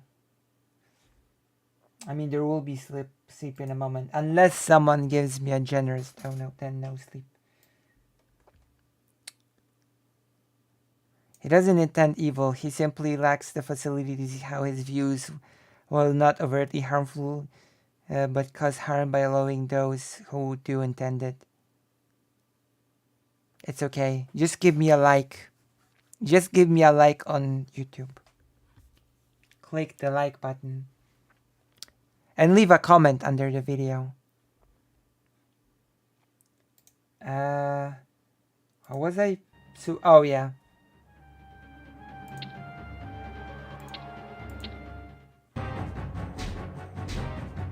Always hit like. What was legitimately funny? Marauder. I already liked. Nice. Everybody should follow suit. Act 2. The burning of Azeroth. Oh god. From the ranks of the Death Knights comes Terran Gorfiend. The death of Gul'dan has placed these Dark Horsemen under the authority of no clan, but Gorfiend shares the desires of Ner'zhul to open numerous portals. He offers his influence over the Death Knights of Draenor in exchange for a world that the Death Knights can claim as their own. Using the knowledge gained at the defeat of the Ogre Mage Movor and the necromantic powers of the Death Knights, Ner'zhul successfully awakens the arcane energies of the Mystic Rift. As you lead the forces of Shadowmoon into Azeroth, a human battlement that has been constructed to keep the portal closed stands before you. Destroy this citadel and claim the lands that surround the rift.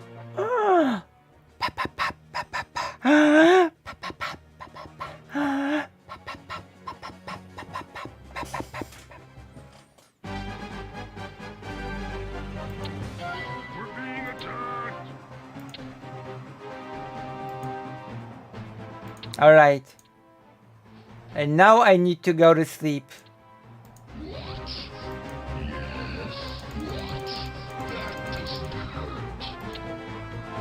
Alright. Thank you all for being here. Okay, you need to go shopping 7 a.m. here almost, and the store is opening soon. So it is almost 8 a.m. here. Warcraft, that's right, Warcraft 2. It's Warcraft 2. Beyond the Dark Portal, no less.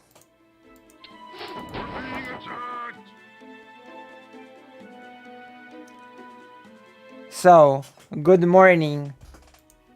We will continue this next time. We will lose the mission.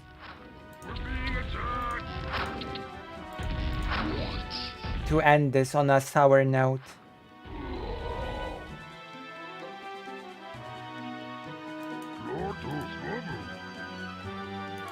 Wait. Why aren't I losing yet? There you go.